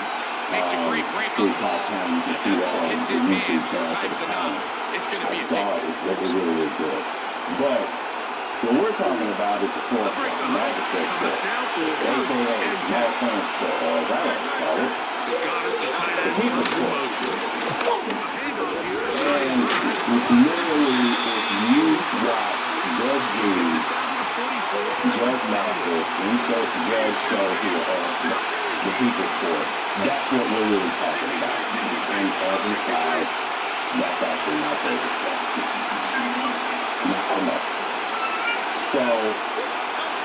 What types of cases must be authority magistrate court?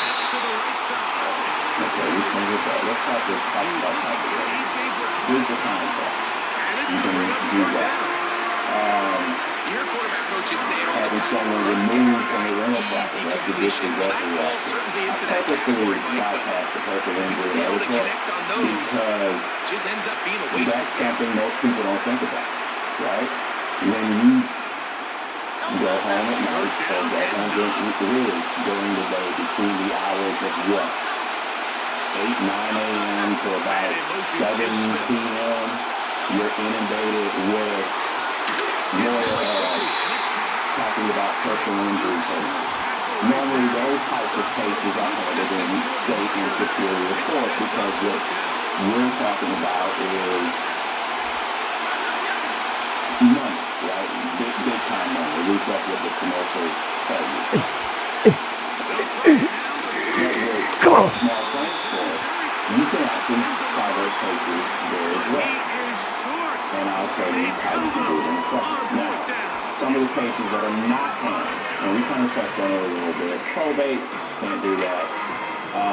Protective order, where you're seeking to have someone removed from their life because they're threatening you, things of that nature. You don't handle that in magistrate court. Injunctions, trying to get a court to order someone or something not to do something. That's not handled in magistrate court. Family matters, no divorces, no child custody, no dismissal, that's not handled. So those are some of the things that are not handled. And it'll set up second down. So they made it a priority here early to try to get him the ball in the first quarter. That was their third attempt. None of them have resulted in a catch. You got to start looking elsewhere. You don't want to get into a position, Mike, where you feel like you're forcing the guy the ball and forcing your offense to run through. The jurisdictional limit in small claims court or magistrate court is $15,000. Nice run there. It just ended up So, a little bit short. in the example Very that I positive made returns on that run. I mean, really, the only thing not to like is that they weren't able to move the chains. You know what? The way he ran there, I think they go right back to him and see if he has even a bigger carry. You're not going to have a jury. Try and run It's it going to here. be It's A-Check. the trainer, the defender, Whoa. and the judge. A-Check. On first The down. judge is the one Then who's some. going to be the one to decide the outcome of the case. Not until he gets inside And the lastly, 25-yard attorneys are line. not required. A big The time point of play. that, though, attorneys really are required for a lot of stuff, for either state or superior court, but they're really not required for magistrate court. That's why So it we've is come the to the end people's of a court. The fairly concept is evenly to allow played- people to resolve their disputes themselves in front of a judge who's supposed to be neutral, and you just bring your evidence and the judge will decide. No lawyer needed. Sometimes, I don't know if you Some know bulk this. in the Lawyers can formation on that complicate right stuff. side. I Here don't for know if you first know this and or 10. not.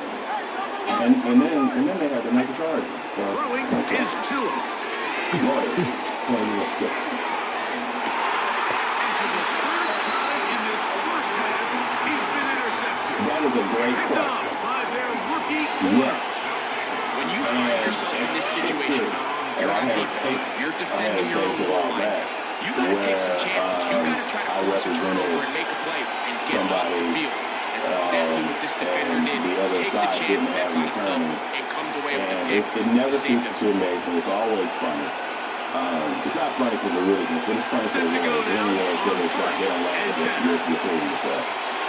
When the other side brings in the turn, everybody wants to continue. Man in motion Very is few Smith. people want to move forward when the other person End in the running game. And I can understand that. Because we speak a different language. And you want someone there that can help you speak the language. Because, and we're going to get into this a little bit in more detail too, but this whole legal thing, it's just so much. And, you can bring an attorney. This offense, they're not interested in taking a deep shot here. Second and short, the way they're running the ball, pound the rock, 3 second downs, and just keep the drive alive. And then sometimes the judge is like, no, we're just going to go forward. And then some litigants are smart enough or brave enough, depending on where you sit on the fact pattern, to actually go forward anyway. Having an attorney doesn't make it necessarily. It's just being someone paid a little more money. Because I know a lot of people that didn't have friends in the NFL. So it's just this factor. Oh, God. So yeah, any questions on that so far? So these are just the basics. You know, no jury, no trial, no attorneys required, but you can have them in jurisdiction under $15,000. That's all how that works. Yes, sir.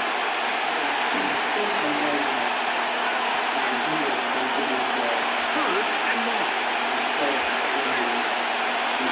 Man in motion is Brett. Third and long for Hurts. In other words, there's an attorney there, and sometimes they'll give them an attorney. It depends on what kind of case we're talking about. Every jurisdiction does things a little different. That's the other issue.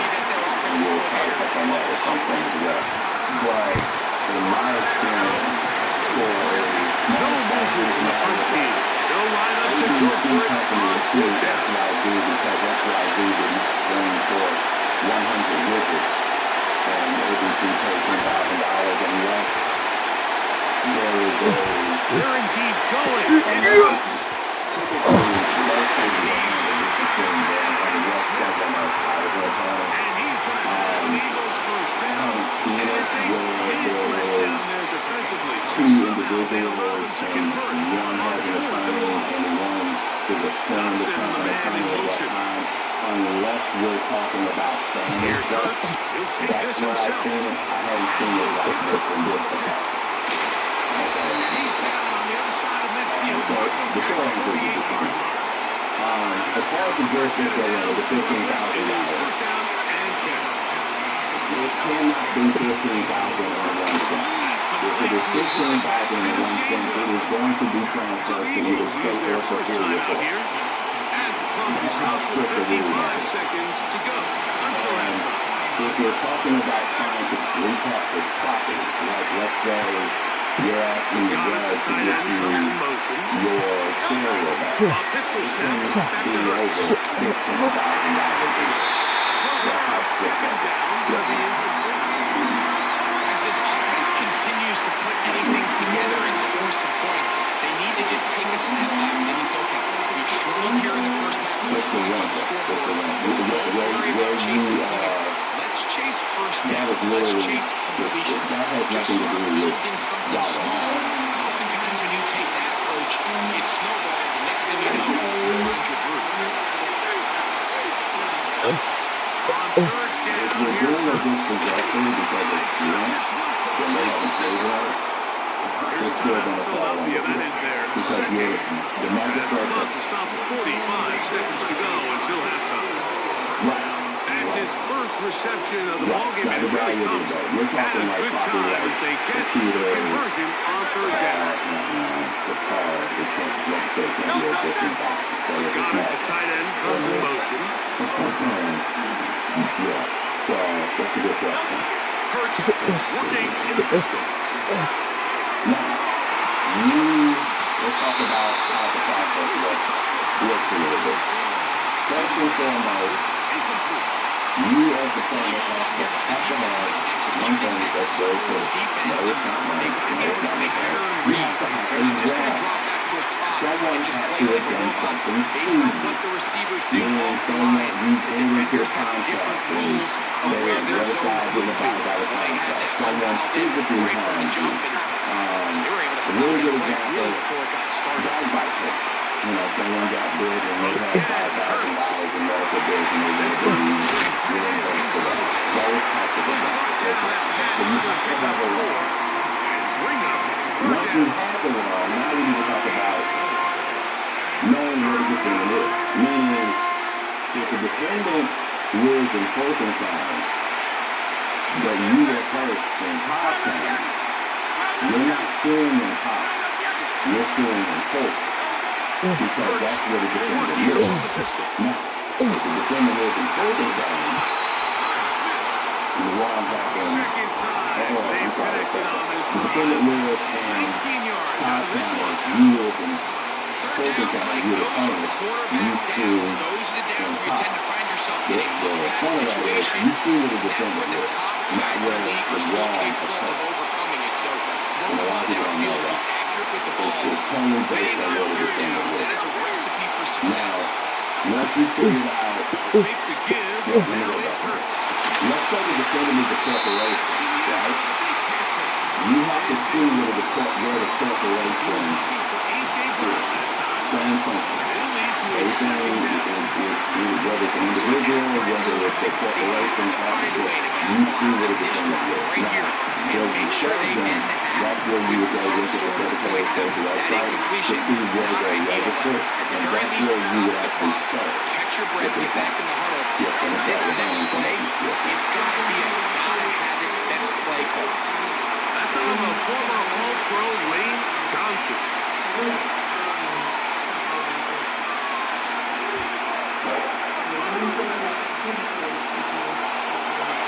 If they are registered, if they have a registered agent here in the state. So what you would do is you would serve that registered agent. Right. And then that's when you would go forward with that. Yes, sir.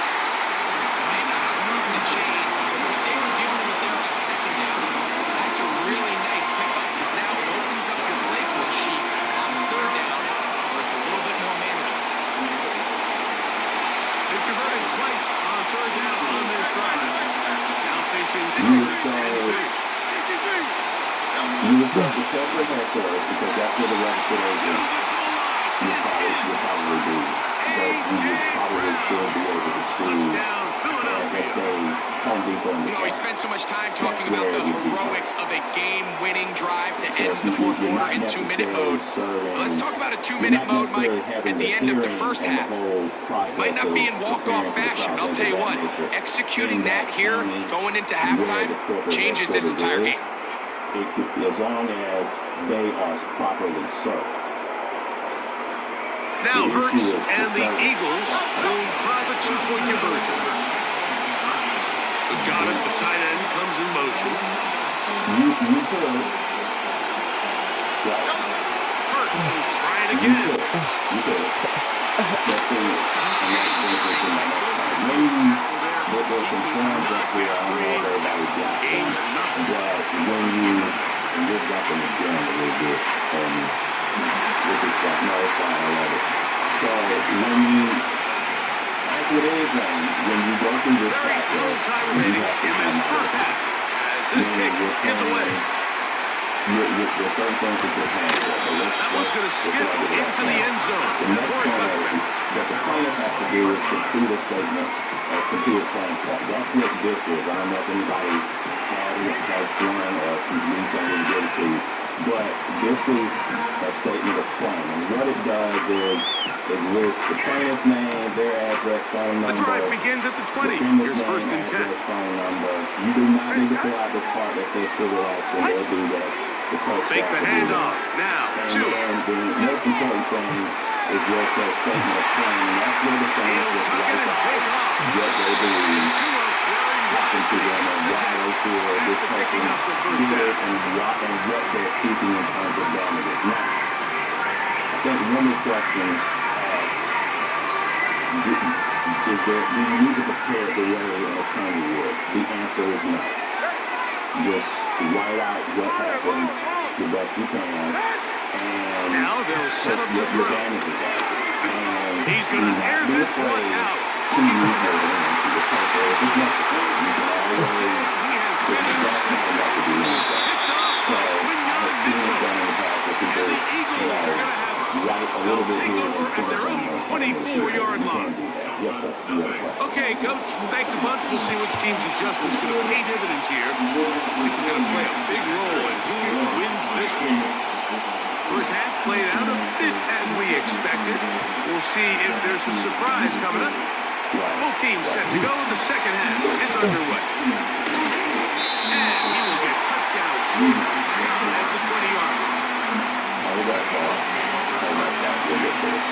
Yes, sir. Okay, you can handle it. Okay, yes, sir.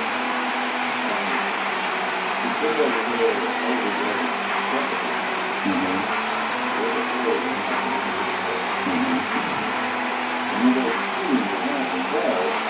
they come to the line for first down and 10.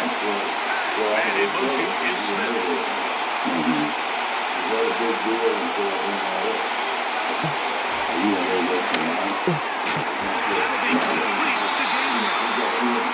And carries there after the catch go wide with a gain of 7 on first down.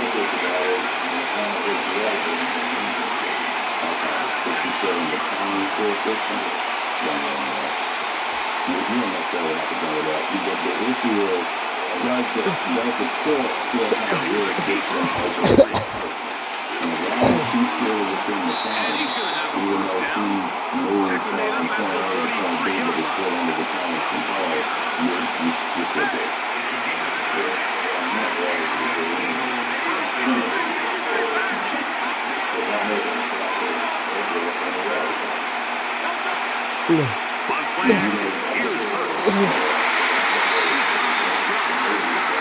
It's fucking garbage. I'd like to see them do a better job here. Fucking garbage, bro. This is wrong shit. From the pre-snap look to the post-snap look. And what I mean is, when you have a quarterback at this level, and what they see before the ball's in their hands is the exact same thing they see once they do get the ball. Everything is just so much easier for them to process. Change the look, change the coverages, move your safeties, make the quarterback have to process with the ball in his hand.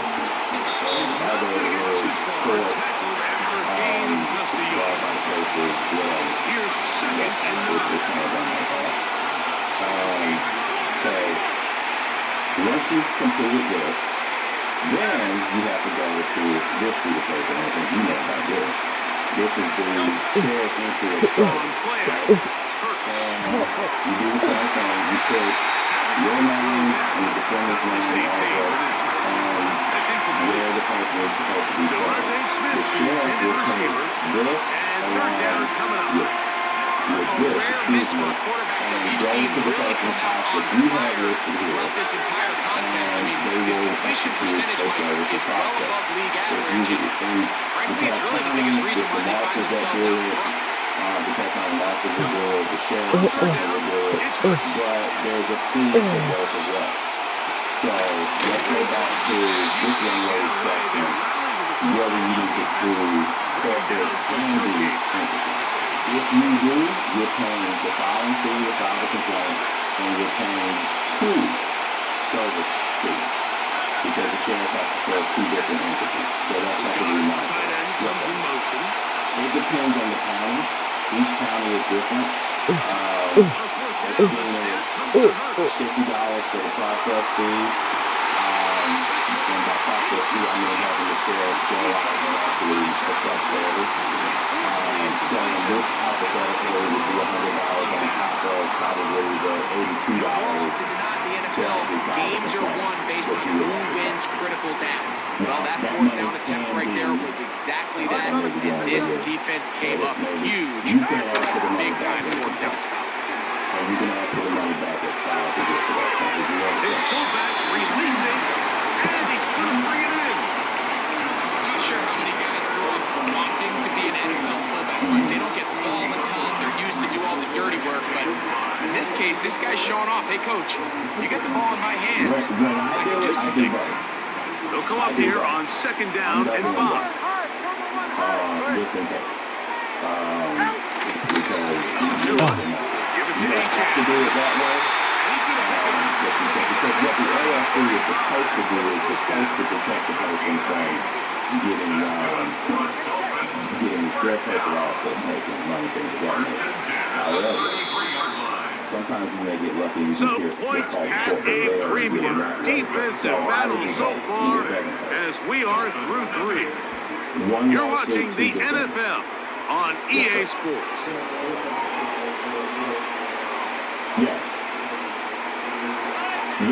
Yes, that's a good point. I didn't think about that. Let me put it aside. Private processors, very good people. Here's 1st and 10. I prefer dealing with them than I do the sheriff. Hill brought in motion. And the reason is because, number one, I'm Play action. Tagovailoa. What the? Tight end Donovan Smith secures it. Big play they were hoping for. First down efficiency, staying ahead of the chains. It's what every offense is trying to find, and it brings up a manageable second down. I'll tell you why it couldn't be. But the point is, you have more contact with them than you would. Second and 6. And said here, X-County Sheriff's Department, go forth and serve. They'll run right here in H-Check. Inside the 25. Second down at these distances, Mike, pretty much anticipate a pass, and I think that's what the defense was lined up thinking. In this case, they leave a little too much room on the ground, and the offense is able to pick up first down. Absolutely. So, let's say. Now first down throw for Tua. When the third goes to a short service, these are the things that he is going to check out. And at this point in the game, Mike, we all know one play can be the difference between winning and losing. And now after that fourth throw, we'll see, can they capitalize on this extra possession that they just stole? Now, understand, it doesn't have to necessarily be that individual defender. It could be a relative that lives in the house. As long as they're of a certain age, I want to say it's at least 15 or 16. They can actually accept that. Man in motion is Smith. And if I'm wrong about the age, I'll look it up and make sure we do it. The Tories, I have to say, one, by losing copy of the action and some of it, as his national Tories place of the ball in this town. I didn't get him the document personally. I didn't give it anybody that I left it at this house. And I served this person by reading it at the house. Separation, you would serve the separation. For that separation. And the pack in the middle. He will have this at midfield. Forced out of bounds there. It's a big play when they need it at the most. You're trying to and evict even somebody. 30 yards. You're trying to evict somebody. Typically what happens is they'll literally pack it to them. And that's how that person has been set. So got it, the tight end comes in motion. The last one is on first down, it's Hurts. Now screen set up. Yes, sir. Will be a loss of yardage. Depends on what you're about. Got it, the tight end comes in motion. You're doing at that point is following probably a breach of contract. Hurts again.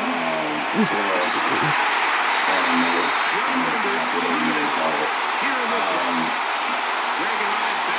Georgia is breach of contract statute of limitations is depending on where you're, I want to say 4 to 6 years. So you have that one to do. Now, if it's an injury car accident, you got run over by somebody on a bicycle, 2 years. 2 years. They'll drop to throw. 2 years. Taking off and trying to get there.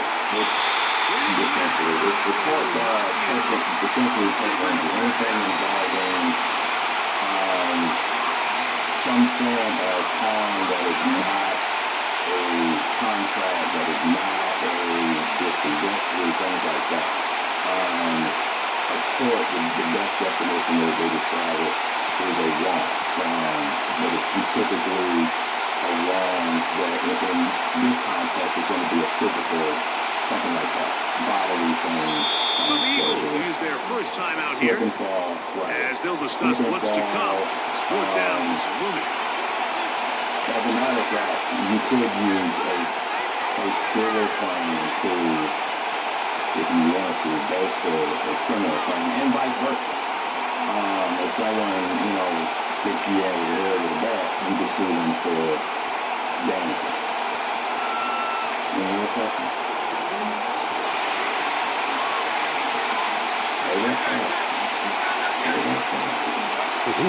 the shot clock. It's Hurts.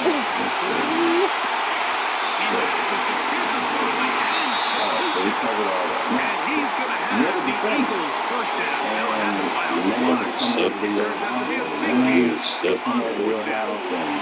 After that first down throw, Mike, it's really a deflating moment of the defense. They understood the urgency of getting off the field and getting the ball back to their offense. Here we are under 2 minutes in a one-possession game. You did the first one. Reluctantly, you accept the summons from the defense. But now you have to answer this complaint. And you have 30 days to answer that complaint. On the move at the 14-yard line, it's 1st and 10. Here's a timeout for Philadelphia. That is their second. And they'll stop it with 27 seconds remaining on the clock. Because in Georgia, you have 15 extra days to answer the complaint. So they'll come up here, however, 1st and 10. With the 15 extra days comes money that you they'll have run it here with Saquon to the state to allow you to answer that complaint. It'll bring up 2nd down. So eventually you answer the complaint. Let's talk about the answer. What I did was just do this. Damn, we need a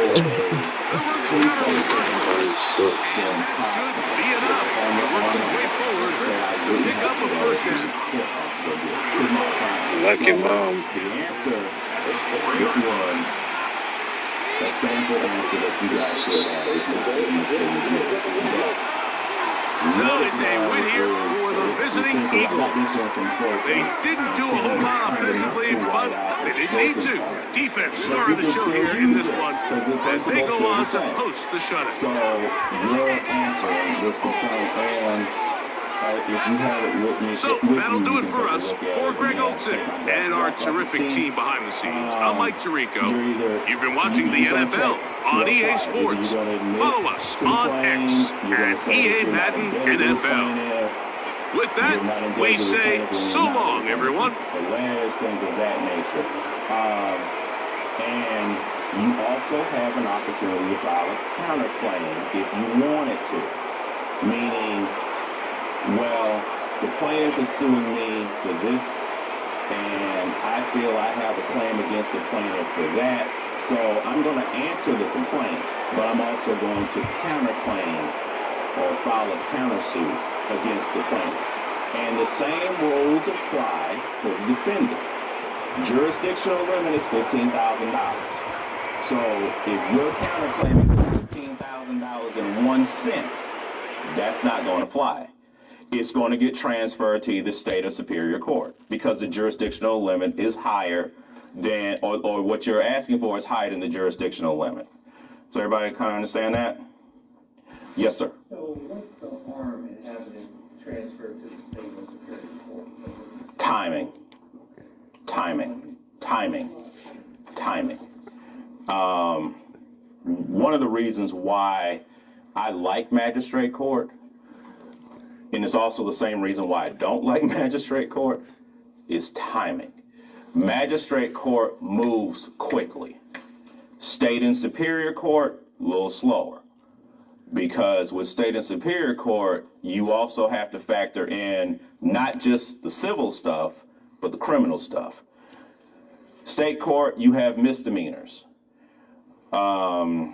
Felonies are in superior court, and especially given the pandemic, the criminal cases are backlogged. Thank you. Very backlogged. So it's taking longer to get the civil cases resolved. I have civil cases right now that date back to 2018. Wow. That's how bad this is. With magistrate court, typically, once the answer is filed, and the answer in the counterclaim, if necessary, is filed, you're on the calendar within the next 30 days to actually try it. So that's the biggest advantage to it. And it's also a disadvantage if you're not prepared, and we'll talk about that in a minute too. Yes, sir. let's say that you're doing a suit for the $15,000, and you also want your legal fees, Is the $15,000 okay, and then the legal fees can be added on top of that, or does the suit have to be like for 12? I have to tell you that your jurisdictional limit is $15,000. Yes, sir. Well, you folks at home can see the evidence. Snow and supposedly a few inches yet to fall here at Lincoln Financial Field in Philadelphia. Right. You can find them online. I would Google process servers and see what you come up with. Everybody. You know who's really good? Private investigators. They're really good at this. I've used them before. Used one time. We found somebody who just didn't have fire. I'm like, I don't know how I used it. I may have to testify. But, so here's the kicker, Jake Elliott, ready to get this one started. And off we go from Lincoln Financial Field. And they're going to start this drive in pretty good shape as they get it up past the 30. And that's a good point, too, because there's some process servers that have already gotten appointed by the court to effectuate service. Start there. If that doesn't work, move it. If that doesn't work, call my From the 32 now, here's 1st and 10. Yes, sir, you have a question. Now a guy who went to prep school right here in Philly, DeAndre Swift. And somehow he's going to get a yard out of this as he fought through that first contact. It's 2nd down. No doubt about it. A really nice job there by the defense, not allowing him to get to the perimeter. But that means your defensive ends, your outside linebackers, the guys that you pay big money to sack the quarterback, they also have to have interest in the running game as well. They did a nice job there, holding the point of attack and not giving ground. And they will find the open man. It's DJ Moore. And he's taken down right at the 45-yard line. 23 yards the pickup there. And that play came together really well for them as he found open space, makes the catch, and gets down to the 1-yard line. You know he's kicking himself right now. He thought he had a chance to get a touchdown and put that in his ledger. Instead, his team gets a chance to cash in over his next 3 drives. On 1st and 10, it's Swift. And this winds up a gain of 4 to the 41. That was a quality play to start a new set of downs. It was simply an offensive line winning the battle up front and winging in a big way and giving their guy in the backfield a nice lane to hit. They'll fake the give. Now Williams. To the sideline. Wow, what a catch. Doesn't get a lot out of it, but he is able to keep the feet in bounds. All right, say it with me now. There are a lot of different words we come up with. Maybe we go back and forth after that play, getting his toes tapped down to make that catch. Crafty? Yep. Wiley? Oh, definitely. All the veteran You are names, not you name going it. to be a Every move in the book and continued to get better throughout his career so he can make that type of catch. I don't see more of them trying to get him off the line of the backfield. They love what he can do in open space, and they believe that he creates mismatches they can exploit. Now, it's not uncommon. Here's Williams. Where a opponent comes in, totally one-sided. The Bears trying it on 4th down, unable to convert. And on the opening drive of the afternoon, the defense forces a turnover on downs. You could do this. I don't know if it'll work, but you can do it. You could ask Good starting field position for them as they come up 1st and 10 at their own 37. You do have that right. You can ask. Or you can take a look at it right then and there and figure out, whether this has legs or not. The drive will start with an option going left. They run with a dangerous Saquon Barkley. Just a yard on the 1st down carry, so it's 2nd and 9. They did a really nice job there defensively. They strung the play out, didn't give him a cutback lane. On each play, you have guys what I call our BCR players. Guys are responsible for the bootleg, for the cutback, and for the reverse. They played that one perfectly. And rode him right out of bounds. With that said, this young lady hired me to do this possession. 9 yards to pick up there, and it's a 1st down. How about that there? Everything going well. No frills, extras, no additives, right? Nothing crazy. Just find a way to pick up the first down. That's right there. She filed a counterclaim against my client because my client didn't provide something that she was supposed to provide for in the contract, the lease agreement. Oh, they set the man in motion too late. This is going to be a delay. Well, you got to think, Charles, that one's on the quarterback, as everybody was up at the line of scrimmage. He just didn't call for the snap in time. Yeah, I think he needs a little bit better awareness out there, because you got to know when the clock's in single digits and either snap it or get a timeout called if you have one. Get a copy of the complaint. That one drops down, incomplete.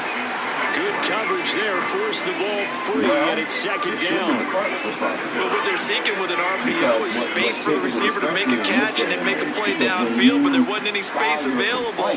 Thus, the incompletion. Filing, giving them your name, your address. We're giving them also your email address. So everything is supposed to be done via email. To Barkley. And the play goes nowhere. Losing yardage back near the 40 at the 39. They need 18 yards here on third down. A copy of what was filed, because when the clerk accepts it, they put a stamp typically on the right corner, letting you know that this document was received, and the system should generate an email directly to you. That's why it's very important to make sure that you put all of your information in there. So no score after one on EA Sports. Now second quarter action from Philadelphia, and it's the Eagles in possession, as they've got it with a third down and long coming up. They may be doing something different. Either way, you should be able to get that information online or through an email. Okay. You're not getting an email from Magistrate Court? And this pass broken up. Excellent coverage there on third down, as that was not an easy one to hold on to. Right. One first down here, and that's all, folks. Good work by this defense to hold things in check and force a punting situation. Online, they'll try and throw for it with Hurts.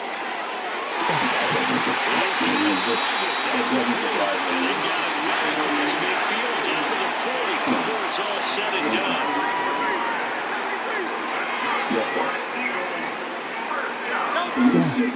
They go back to the ground now with Barkley, and he is met in his tracks behind the line of scrimmage. So maybe just a momentary setback on what's been a great drive so far, but second and 13 here. They go play action with Hurts out to his left. Towards the end zone for Brown. This is brought down with a penalty flag on the field. It was a late decision to throw, and it might have been too late.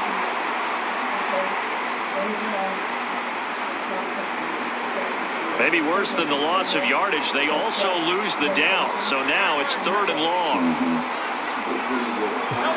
Throwing from the gun, it's Hurts.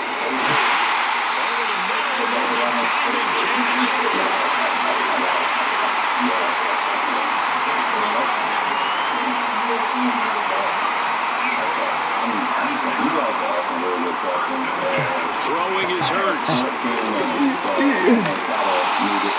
Balance throw there, and it's going to wind up incomplete.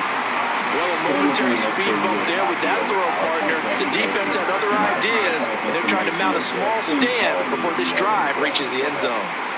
Second and 10. They'll send the tight end in motion.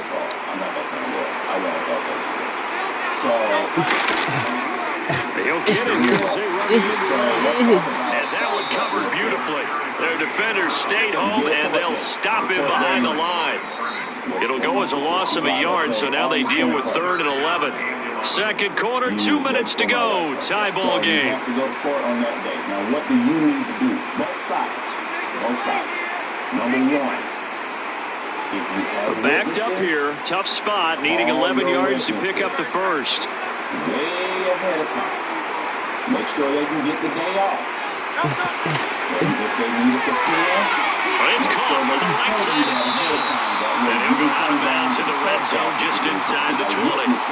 So they'll get 8 out of that completion, and it'll be 4th down. One thing you're hoping for when you run drag routes, you're able to hit a receiver in stride, and he can pick up a lot of yardage after the catch. But in this situation, the defense was effective, able to stop him before he could get a good head of steam going. They're going on 4th down with Hurts.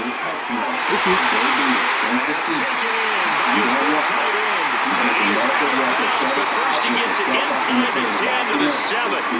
Some collective exhales over there on the sideline. A big pickup through the air on 4th down to bring up 1st and goal.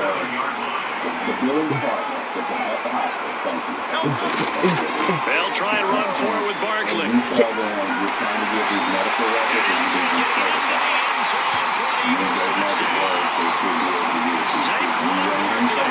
Taking it in from 7 yards away. And the Eagles push the first points of the ball game as they take the lead here in this second quarter. Let's go back to the witnesses real quick. Not only you have to make sure you're the call from Nick Sirianni. Let's go for 2 here, he says. I'm not telling you to tell them to lie. What I'm telling you is make sure their story is on point and straight with what your facts are. Because Hurts will throw. And he's going to go down. Can't get rid of it. So a sack on a 2-point try. Thinking that 2 witnesses going to say A, and they end up saying Z. And Z does not happen. That has happened. Trust me. So they went for 2 and failed. They didn't use him on the PAT, but now he boots this one away with a 6-0 lead. A nice return, but he takes a big shot at the end of it. At some point, we're going to get it through our heads. Special teams, special teams, special teams. The spark that often wins games. At the line, prepping for their next drive, the Bears offense. It hasn't gone particularly well for them, that's obvious. In these conditions, no points so far. They've got to get that offense on track. The question, how do they do it? It is the age-old question, isn't it? And to me, finding a way to make sure your playmakers touch the ball without it being too exotic. Meaning you don't have to go deep down the field. Maybe hit them on the short passes on the perimeter. Make sure you just turn around and hand it to your best runner and get out of the way. Don't cause any extra stress on your offense. He took a shot as he let that go. And it's going to bring up a 3rd down. Part of what we're seeing so far is the defense is certainly coordinated. Both levels doing their jobs in tandem. The back helping the front helping the back. The pressure got home on that last play. It forced him to try and throw through contact and short of the sticks. It's broken up. Contact a long time there. And now 4th down. Good clean play. No flags coming out of the pocket of the officials. Turns into an incompletion, and that should get them off the field with a 3 and out. Well, the offense failed earlier on the previous crack at this, but they're going again on 4th down. They're indeed going for it as they look to throw. And it's incomplete. They cannot convert, and they turn it over. So certainly an interesting call there to go for it, and it'll be a turnover on downs. Especially in magistrate court, where neither side took it seriously. And you're just talking to this nice person who is just the unfortunate soul who was selected. Got his man, it's game 1. For 2 minutes. And not to say, hello, my name is Bruce, this is a nice little game. From my perspective, now 2nd and 3. Sometimes they'll put you in play action, here's Hurts.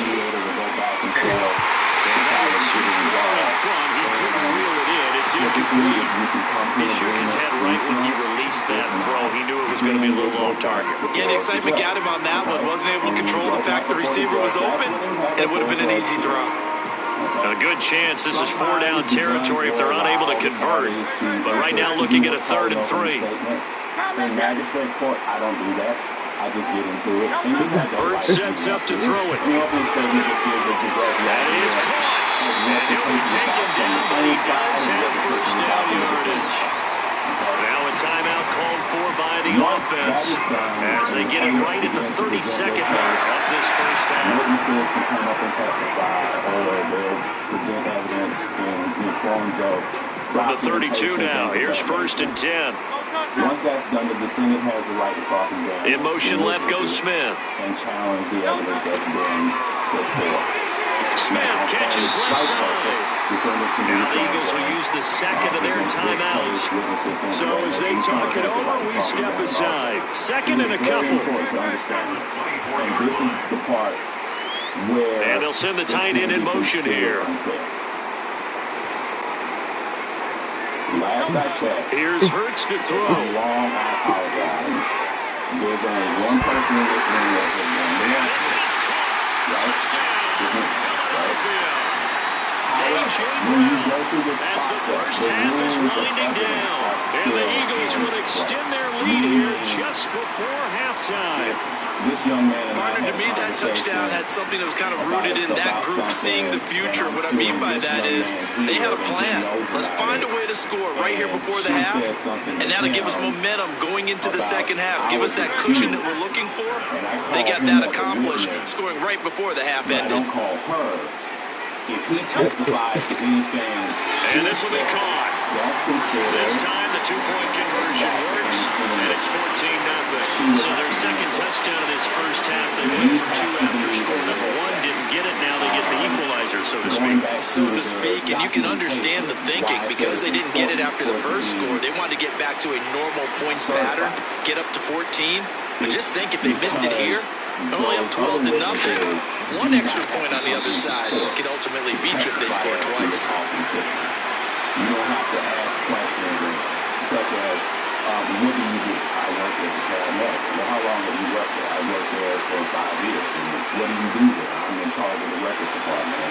And are you familiar with this case? And that rigmarole. The Bears offense ready to go for their next drive. And with decent starting field position, they're maybe only a couple completions away from field goal range. Takes a shot on the release. This is a way or they can, let you know, because this one so far hasn't gone according to plan. He's got to fight through it and show what he's made of. Sometimes they do send it to you now, once that is done, now it's 2nd and 10. Depending on where you sit on that side of the equation, slot man moves right. You can appeal. You would appeal to. Here's Williams. In Cobb County, I think it's the deep, looking for more. This is intercepted. Every jurisdiction is different. They just have you appeal to state court. And the Eagles are in great shape here as they take over at their 46-yard line. Defensively that time, they were in zone coverage. As a rookie QB, what lesson can you learn there? Well, understand this. You saw zone in college, and the defensive backs reacted, but they don't react like they do on this level. So when they're in zone and they see the ball coming to them, they'll react at least a half a second faster. You've got to know where you want to go with the ball and be decisive with it. Otherwise, the end result could be something you don't like.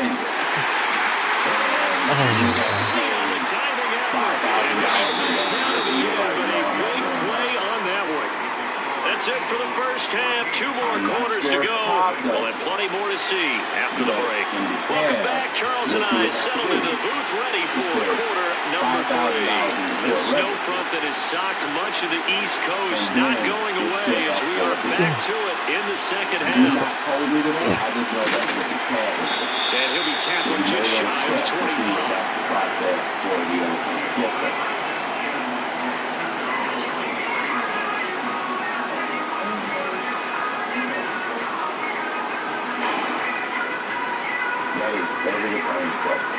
Because sometimes it's just not good.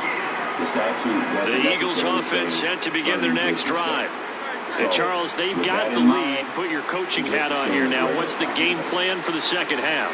I think getting the running game going a little bit more, because I thought in the first half they didn't get it moving the way that they would like. They had success throwing it, but I think these first couple of drives, they'll want to get those running backs going and give them more opportunities, and I will guarantee you that those guys were lobbying for them in the locker room at halftime. They'll set up the screen to Barkley. Breaks the tackle. And he takes us up to the 40-yard line before being corralled. So quickly all the way up at the 40-yard line.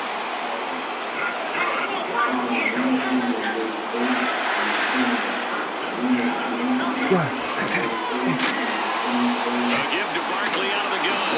And this has been a familiar sight all afternoon as they stop him behind the line. In terms of the magistrate court hearing where they dress rehearsal, it gives you the opportunity to hear a little better what your case is, what the other side's case is, and try to navigate.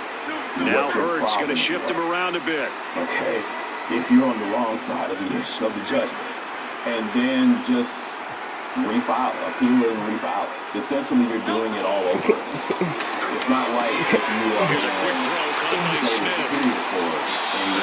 Getting 10 back is insensible for third down. Coming up here looking for 3 yards to pick up the first. So I would look at it and like you were saying. Now they'll audible to something else. Yeah, amend it and see if you can add on some more stuff. Yes, sir. Say that again, I'm sorry. Oh, I'm sorry. No. On third down, Barkley. That'll be tackled about 2 yards shy of the line to gain. 1 yard pickup leads to fourth down. In the first half, he was held in check on the ground, but despite that lack of production, they still have the lead. And they've got to feel fortunate about that. If they could actually get production from their lead horse, that would help open up this offense and widen this margin, too. Subject to that backlog.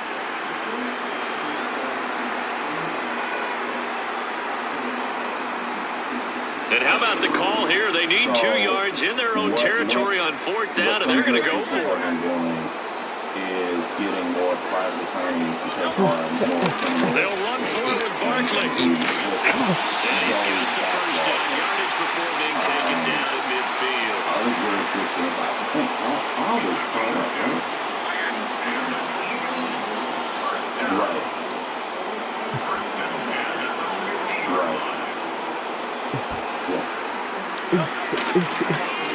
They'll get their receiver involved here. It's Brown. A gain of 3, second down. They're in a pretty good spot right now with a convincing lead. I think this is where they put on the boxing gloves and start to try and pound them into submission. And the offensive line, they've controlled this game.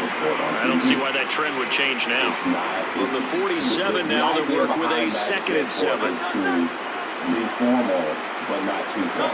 Hurts. To be respectful, to keep the pressure, same. And he's taken down. A Bear sack. DeMarcus Walker just would not be denied. That's a loss of 7. If you want a lesson on how to defeat an offensive tackle, that was pretty textbook. Is that a clip and save? Is that what's going to go around the league and people are going to watch that and say, my goodness, that's how you do it? And I feel awful for the offensive tackle because we always talk about the athleticism of that guy who just beat him. Well, you have to be athletic to try and block that guy. Just in this case, the defense won. Typically, it's without. So you could bring it back. If you dismiss with prejudice, you can never bring it back. So after that sack, Hurts and the Eagles, tough spot here. 3rd and long. And the jury is sworn in, it's impounded, it's sworn in, and you don't show up to court. It's dismissed with prejudice. You can never bring that back. They'll set up a throw. And he fires one, but incomplete. So he stopped for no gain. And that's going to make it 4th down. Excuse my snarkiness here, but isn't the idea of completing a pass supposed to mean you get downfield and gain yards? Especially on 3rd down. Yeah, that one. How about the defense? Figured that one out in a big way. Yeah, they completed it all right and lost yardage. Even if it's a business. Because guess what? There's this thing called bankruptcy. Chapter 7. And with things looking pretty good on the scoreboard, they're going to keep the offense out there and go for it here on 4th. He finds his tight end, Goddard. That's complete. Break away. They stop him a few yards shy.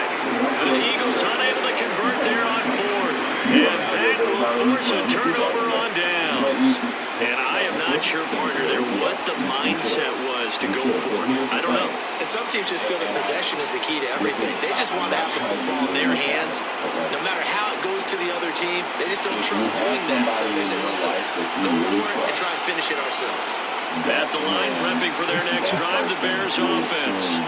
And you're still in this game. Yeah, you haven't scored. Offense obviously struggled, but you're only 2 scores down, so all hope not lost. Not at all, because we're talking about the NFL, and teams can score fast in this league. Quick strikes, you're right back in it. You're exactly right. Keeping hope alive. And they'll come up 2nd and 7. The lawsuit doesn't lie. To throw, it's Williams. And he'll go right back to Allen. That's complete. Now the Bears going to call the first of their timeouts. And as the 2 teams talk it over on their respective sidelines, we take a break.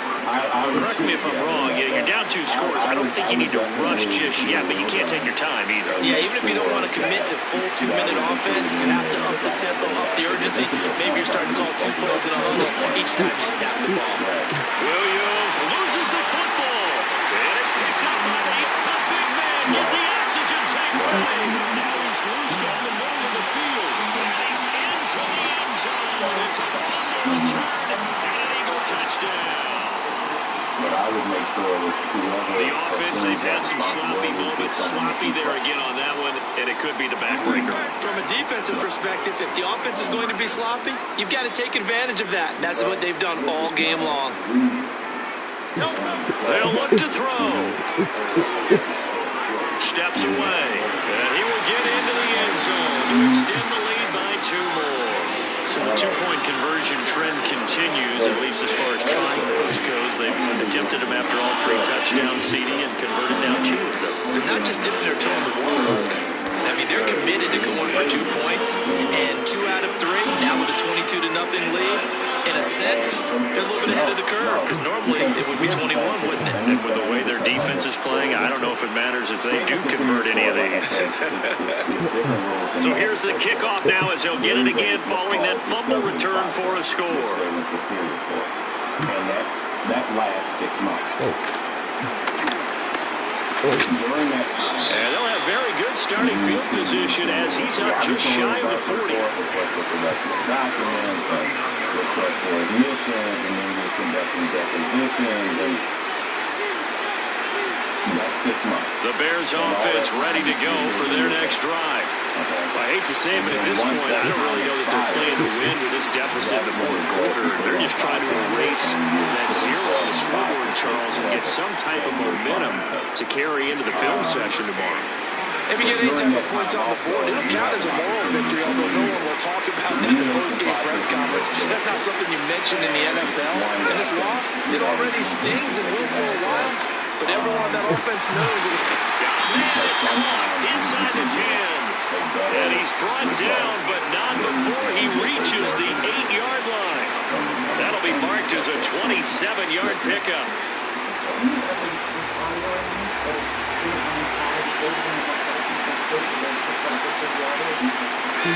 To the air, Williams. To the end zone, but it's incomplete. And that's another play that's painted the picture of this game overall. It's been a blowout. It's been continually fueled by big turnovers and stops for one side and an inability to advance the ball from the other. Throwing is Williams. And it's caught. The catch good for 6 yards, but now it's 3rd and goal. You and I are having this communication. I have been a good bad boy if you've done something good. You are recording the conversation, right? So you can authenticate. Just 2 minutes remaining here in the 4th quarter of what has been a one-sided affair. This defense has not surrendered a touchdown yet. You better believe they're determined not to here on 3rd and goal. They'll look to throw forward with Williams. Looking end zone, but it's incomplete. I think here the score dictates you pretty much got to go for it. When you look at the scoreboard and you realize that 3 doesn't do you a whole lot of good in this situation, you're exactly right. Dial up one of your better plays and get after it. Forget the field goal kicker. He doesn't matter. Here's Williams. This is caught. And now this is going to depend on the spot. And they say he's just short. They get the completion but cannot push forward into the end zone. And this shutout is going to continue as the defense holds again. Already at the line, this Philly offense set to go. And a few kneel downs should come very close to finishing this one off, depending on whether or not we see any defensive timeouts. They still have 2, but use it, and it's intercepted. Tyreek Stevenson picks it off, and they'll set up shop in enemy territory at the 45-yard line. And you're paying over $200.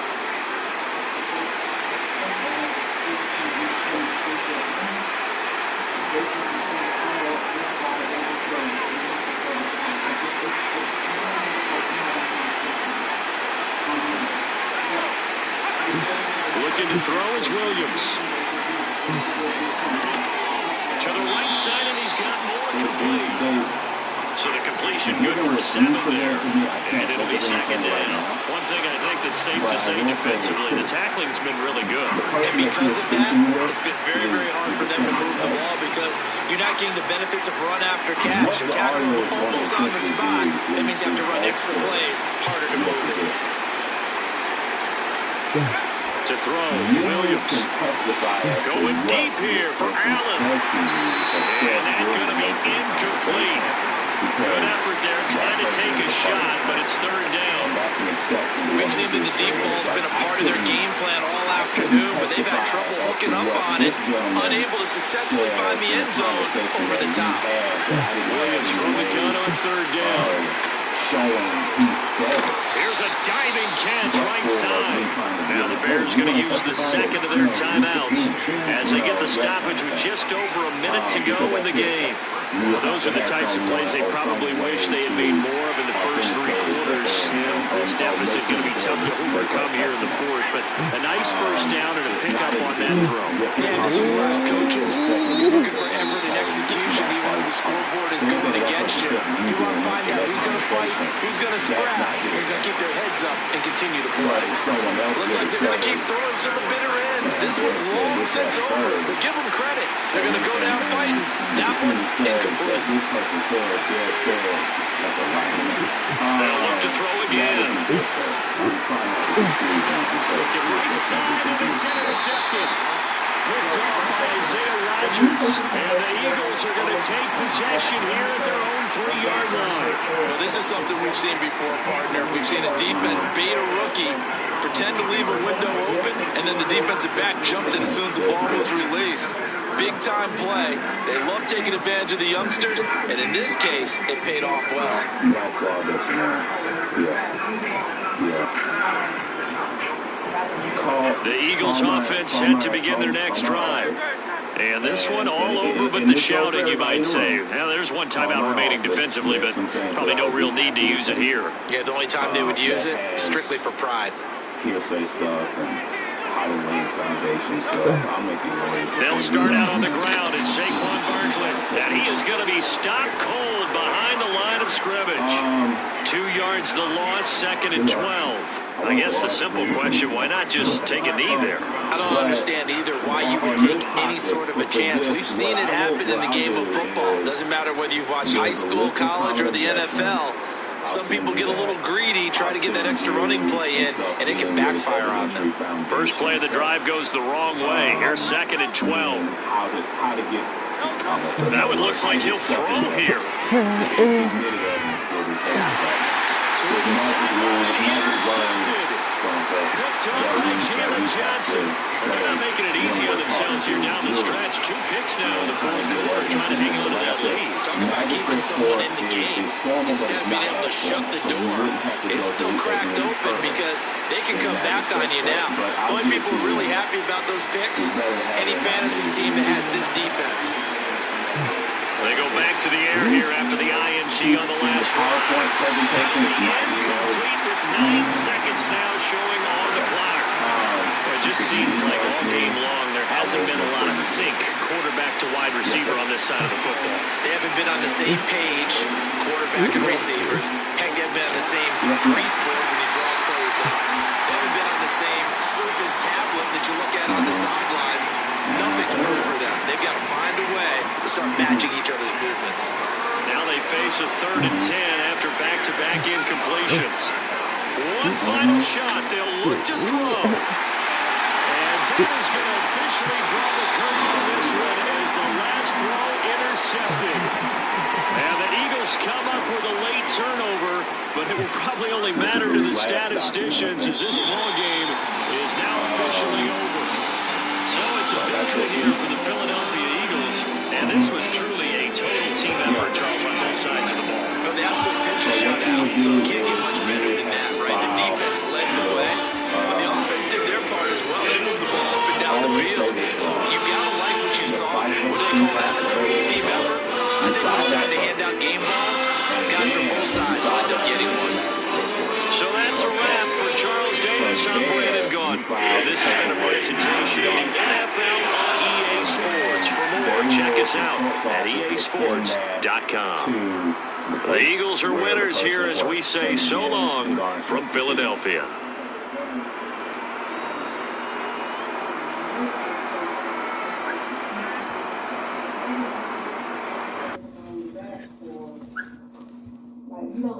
You kind of know where they work, but we don't know the actual street of it. Okay, that's a good question too. Now you could do, well, let me go back. These are the 4 ways that you can try to get your money. The FIFA places a hold or lien against the losing party on their house, property, what have you. I'm explaining this to everybody else. We're gonna get caught up to you in a minute. Garnishments, you can garnish a person's wages, you can garnish at their job, you can garnish from the bank accounts, things of that nature. Levy, you're doing the same thing on you can have the sheriff's office go and try to collect the car. That's the value of what your damages are. And lastly, you can get a collection attorney or collection agency. Yeah, you can be a creditor. That's cool. But back to what you're asking me. So there are some other things that you can do. If you know, but you don't know where they work, there are documents in the clerk's office that are called EA Sports coverage of the NFL brings us to one of our favorite spots, Federal Soldier Field in Chicago. Those are collection interrogatories that you use after you have your judgment. And you send it to the defendant and say, you need to answer these questions. And some of them are like, where do you work? How long have you worked there? Things of that nature. They have to answer them. If they do not answer them, then the judge can come hold them in contempt of court. Okay? Or compel them to do it. That should get you the information that you're looking for. And once you have that information, then you can start with the garnishment process. Here's the kicker, Jake Elliott, ready to get this one started. And off we go from Soldier Field. However you can decide to do it. Right, they can either pay all at once, they can pay in installments. The best thing to do, if you are, let's say you work out in mediation, right? Man, I owe you, yeah, you're right, I owe you, I'm sorry. From the 32 now, here's 1st and 10. $250 a month or whatever, whatever you agree to. Let's say it was $5,000 over you pay a month. They'll fake the give, now Williams. Okay, so we worked out our deal. We worked out our system. And his throw here is incomplete. It's on defense right defensively, and I know that these linebackers and DBs are going to be tested throughout. They passed the first test, though. This one falls incomplete. So what we would do is we would draft with the mediator what's called a consent order agreement. And here's 2nd and 10. Is it lists the details of the agreement, and it states when stuff is supposed to be paid, how much is supposed to be paid, and the terms of the payment. Looking to throw, Williams. And once that's done, And this is one here. Incomplete, they say. Looked like it was intercepted, but he apparently did not get the 2 feet down in bounds. You get a sense of what this game plan might be. They think they can take a few home run shots against this defense. They tried it there on the opening drive, but that ball's incomplete. So 2 incompletions have led them to an early 3rd and 10. Back to throw. Williams. He had a man open, but he missed him, and it's incomplete. That was their first 3rd down try of the game, and clearly something was off in the execution of that play. Good news, they've got a whole game left to clean that up and start clicking on those key 3rd down throws. On 4th down, the punt team is on as this is sent away. You can do it that way. You can do it that way. And out of bounds across the 15-yard line. That'll be put in the books as a 53-yard punt. And the Eagles will have it taking over 1st and 10. Bad as you want it to be. The point is to try to resolve, but what I'm saying is some people come in there with a different mindset. Some people come in there with the mindset of, I'm not agreeing to anything no matter what. And it's reflective, and you'll have one side that is really trying to work, and the other side that's not. This is set by Barkley to the 22-yard line. 2nd and 6.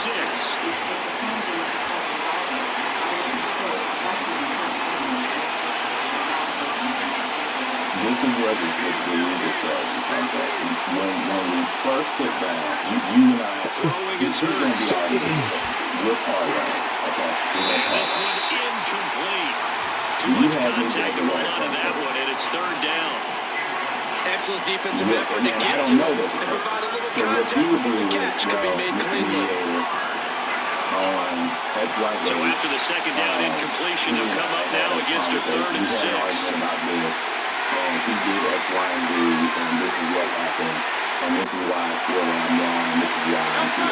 And I'll say, I don't know nothing about nothing, and she didn't do with it, and all just completely with it. They'll send Brown in motion right. And then that's when you try to get us along and talk to us individually. And he's going to get this down inside the 40 before he's finally whipped out of bounds. A big play there for Philly.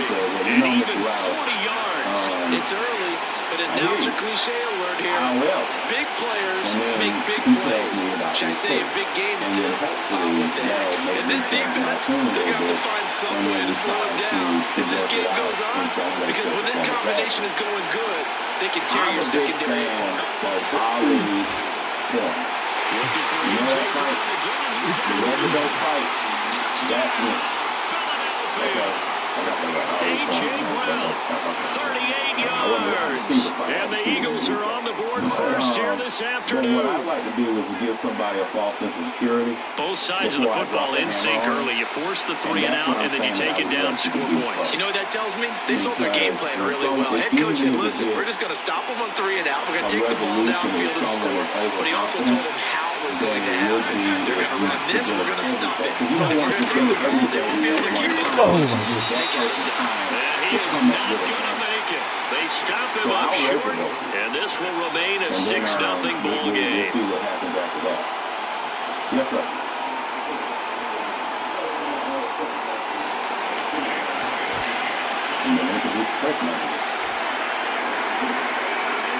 That's not you. No. So they went for 2 and failed. They didn't use him on the PAT, but now he boots this one away with a 6-0 lead. I need you to be able to show the phone number. Oh, some strong running. Something that says this is from a good person. You can authenticate the phone number or something that says that return gets all the way to midfield, so we know the field position is absolutely flipped at this point. If I'm the defensive coordinator, I might think about blitzing right now to try and take field position back. The Bears in good field position to start out 1st and 10, right at the 50-yard line. They go with a forward line, and it's DeAndre Swift. Steer clear of that first tackler as he works his way forward for about 4. I feel like I could see what he was thinking on that carry. He wanted to follow that big tackle through the hole. Ended up only getting 4 yards on the carry. I think he had designs on that one being bigger. All you need to know is where to send the cell phone. Right back to Swift again on second down. 2 yards the game there, and now they're left with a third and about 4 for first. We play really good run defense when you're playing a 3-4. Those 3 guys up front, the nose tackle and the guys they call the defensive ends, they're usually big people because they're going to have to eat up a lot of blockers because it's usually 5 on 3. And when they do their job well, guys who play on the inside, those inside linebackers, they're just whipping here. He will have the Bears first down, but he was able to get away plenty. A gain of 8 on 3rd and 3. He missed on his first 3 passes, was 0 for 3. Now gets a connection, maybe that'll get him going. Yeah, it wasn't a time for panic, but there was some concern because once you start in a certain pattern, you're wondering, can you get out of it? And that flips the other way, too, when you're throwing it really well. In this case, now he's got his first completion. And a big loss here as he's taken down. Now this one from about 2 counties over after the sack. They come up on a 2nd and very long. Oh, you saw that one coming. It's intercepted, thrown back across his body. And they'll set up shop in enemy territory at the 45-yard line. That time defensively looked like they showed quite a bit of pressure, but backed off, and it proved fruitful. They get the pick. He went through all of his rules about getting rid of the ball quickly because he read blitz. He saw all those people stacked at the line of scrimmage, and then they fooled him by dropping into coverage. Now he's ready to get rid of the ball fast, but guess what? Too many defenders out there. It's anything you just screwed up an interception. And we'll end up getting this one all the way down inside the 20. Go to the hospital, right? And I get rabies. 6-0 our score after 1. Seized up and want to hit somebody because start of the second quarter, and it's the Eagles in possession as they've got it with a 1st and 10. The leg starts to not act right, and but it's still attributable to that dog. Play action. Here's Hurts. Look at that catch, dragging the toes, and that's going to be a 1st down. Well done. A good gain of 14 there, and it moves the chains. Went from magistrate court to state and superior court within a matter of how about this on 1st and goal? And he is into the end zone. Touchdown, Philadelphia. Devontae Smith, a 5-yard touchdown run. And the Eagles add 6 to their lead.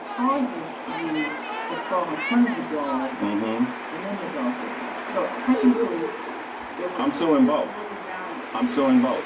Eagles offense staying out there. Of course, Hurts always a threat to run. They'll go for 2.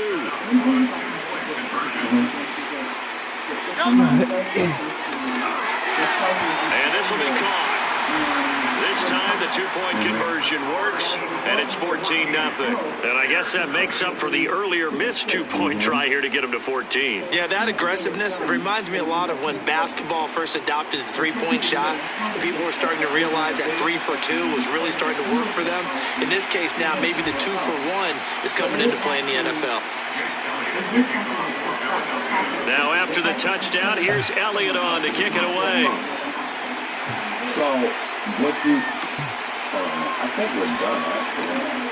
Yeah, we're done. So, essentially what's going to happen, it's still going to come back to that person. It's always, 9 times out of 10, it'll come back to that person, unless this person. At the line, prepping for their next drive, the Bears offense. They've shown precious little here offensively thus far as they try again with a 1st down now. He's going to look for Allen now on the deep ball. Everything falling apart now. Another one intercepted.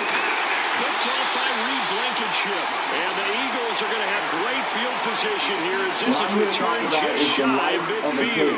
2nd interception for him now here in this 1st half. And you got to think he's a rookie, Charles. How much does confidence start to become a factor? I think that's a great question because that's what they're going to check on when he gets to the sidelines. The coach is going to check on, his teammates are going to check on it because when you haven't done it see how you're going to react. Let's see how the defense is back. This is that focuses on the process of litigating those rights when a dispute arises. It's very important to understand how the process works. You want to learn about that from start to finish. So really the first speed bump that this offense has encountered, they had the rule of the roost here in this first half, but now slowed up just a bit by the interception. And there's a chance that that's a wake-up call for him because under a heavy rush, and down he goes. After the sack, it's 2nd and 19, and the road gets a bit tougher from here. Now the Bears going to call the first of their timeouts. They'll have 2 remaining as we step aside here in this second quarter. And there's a dispute that arises. There's injuries, personal injuries, property damage. So, we have the issue of... Back quite a ways here, facing 2nd and 19. Looking to throw. Williams. They'll try and set up the screen. Swift. And he'll get it out to midfield. They'll spot it right at midfield at the 50. A good pickup there, 13 yards as they get closer for 3rd down. I wonder what was going through his mind when he got the play call. He just got sacked on the previous play. He knows they're coming after him again. A little bit of guts to stand in there, take the hit, and successfully complete the screen pass. Really well done. What am I seeing for? He was open, but he couldn't get it to him. It's incomplete. Like what I see so far in this defense, because they've been showing their best coverages on 3rd down. So far, only allowed 1 conversion on a handful of attempts. One area of their game plan, and they've executed to perfection. So they're going to come to the line here, and it appears trying to go for it on 4th. From the midfield stripe, they'll look to throw. Going deep here for Allen. And for the 3rd time, this offense intercepted. Picked up by James Bradbury. And the Eagles are going to get the ball back on the turnover as they hold on 4th down. Be aware of, if you are the attorney for the plaintiff, as well as if you're the attorney for the defendant, is where can I do this?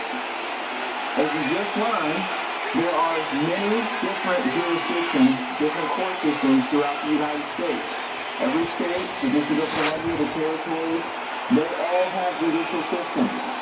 And then there's the federal judicial system. Already at the line, this Philly offense set to go. And for this offense, Charles, you got to think kind of crucial here to put something together on this drive, because remember, last time out, they threw the interception on the very first play.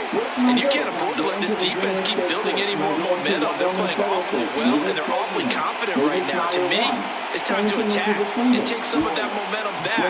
But make sure you're selective in doing so. Understand where you want to throw the football and make sure it's open before the ball leaves your hands. The Eagles going to take the first of their timeouts. So as they talk it over, we step aside.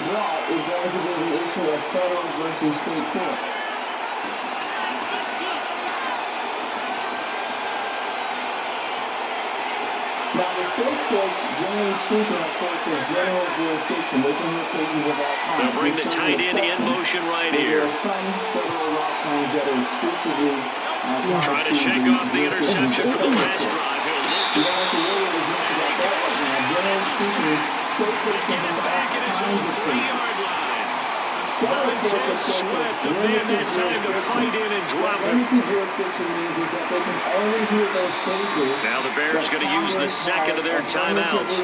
So that means they're down to 1 remaining here as we head toward halftime.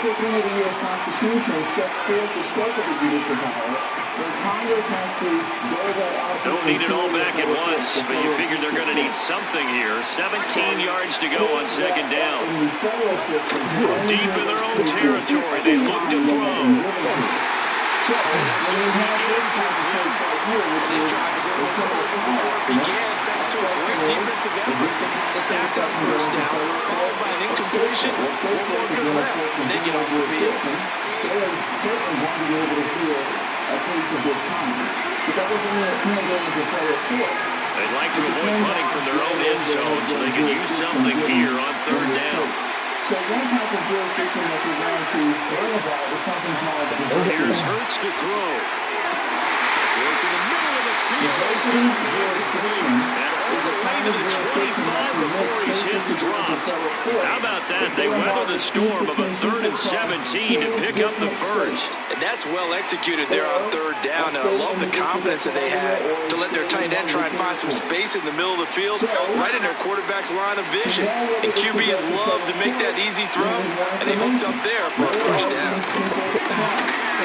He delivers it on to Goddard, complete. And he gets this one just shy of the 40, down at the 39. This duo locked in, 14 yards there, and a first down.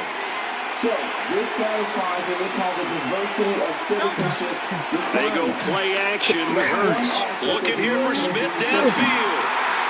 And that is incomplete. Well, the incompletion, yes, but maybe here not the worst thing in the world. No, not on 1st and 10. Actually gives them a chance to regroup, relax just a little bit. They huddle up, talk it over, then they get a chance to continue their drive. The individual is a citizen of wherever they are domiciled, which is their place of residence. We learn how to determine that.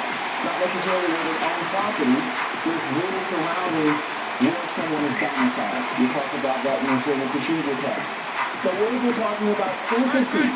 So line of scrimmage still at 39 on 2nd and 10. Corporations, where you have limited liability companies. Off the play fake, here's Hurts. As he throws there, incomplete. Until he was right up in his grill. I think he was a dentist there without a license, don't you? Just not enough time for the play to develop. Just lucky it wasn't a fumble, really. Corporations are citizens of where they are headquartered and sliding out of the pocket. You may have multiple states where there is a citizen of. And you can include that in the determination of where the excellent coverage and tight coverage. They're doing a lot of things when talking about in basketball. They're causing disruptions in the passing game. And as long as that continues, it'll be tough for them to gain any momentum throwing the ball downfield.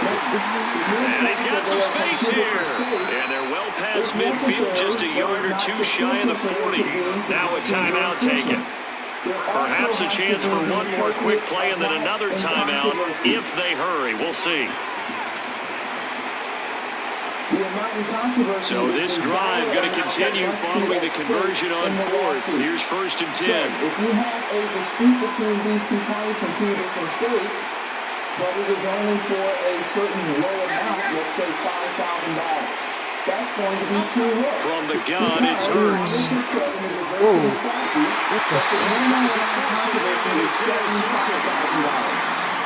So if the dispute here is between two people for less than $75,000 or equal to $75,000, that is too low. It must exceed $75,000. So, if we put down here that we have a $100,000 dispute for various personal injuries and property damage, we now can say definitively that this now Williams, a final shot before break. He's going to go up top again. And his pass is intercepted for the 3rd time today. Chauncey Gardner-Johnson with a pick. And the Eagles are going to get the football back as time will run out in this 3rd quarter of play. And we welcome you back live now inside the booth alongside Charles Davis. I'm Brandon Gaunt, set and ready to rock for the 3rd quarter. So the Eagles with the lead, and they're going to get this football first as the 3rd quarter gets underway. And a mistake on the lateral. It's a loose ball. So a teammate picking him up there. That was nearly disaster. And the way that you coach these things, you want to make sure you have eyes towards the return guy because you want to make sure that the catch is secure. And a lot of teams do that. They have at least one guy. Okay, you're responsible for making sure he secures the catch.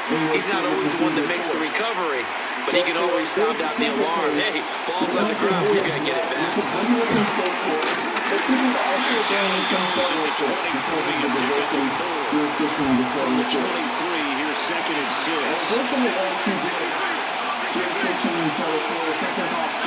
Hurts sets up to throw it. It's complete to Will right side.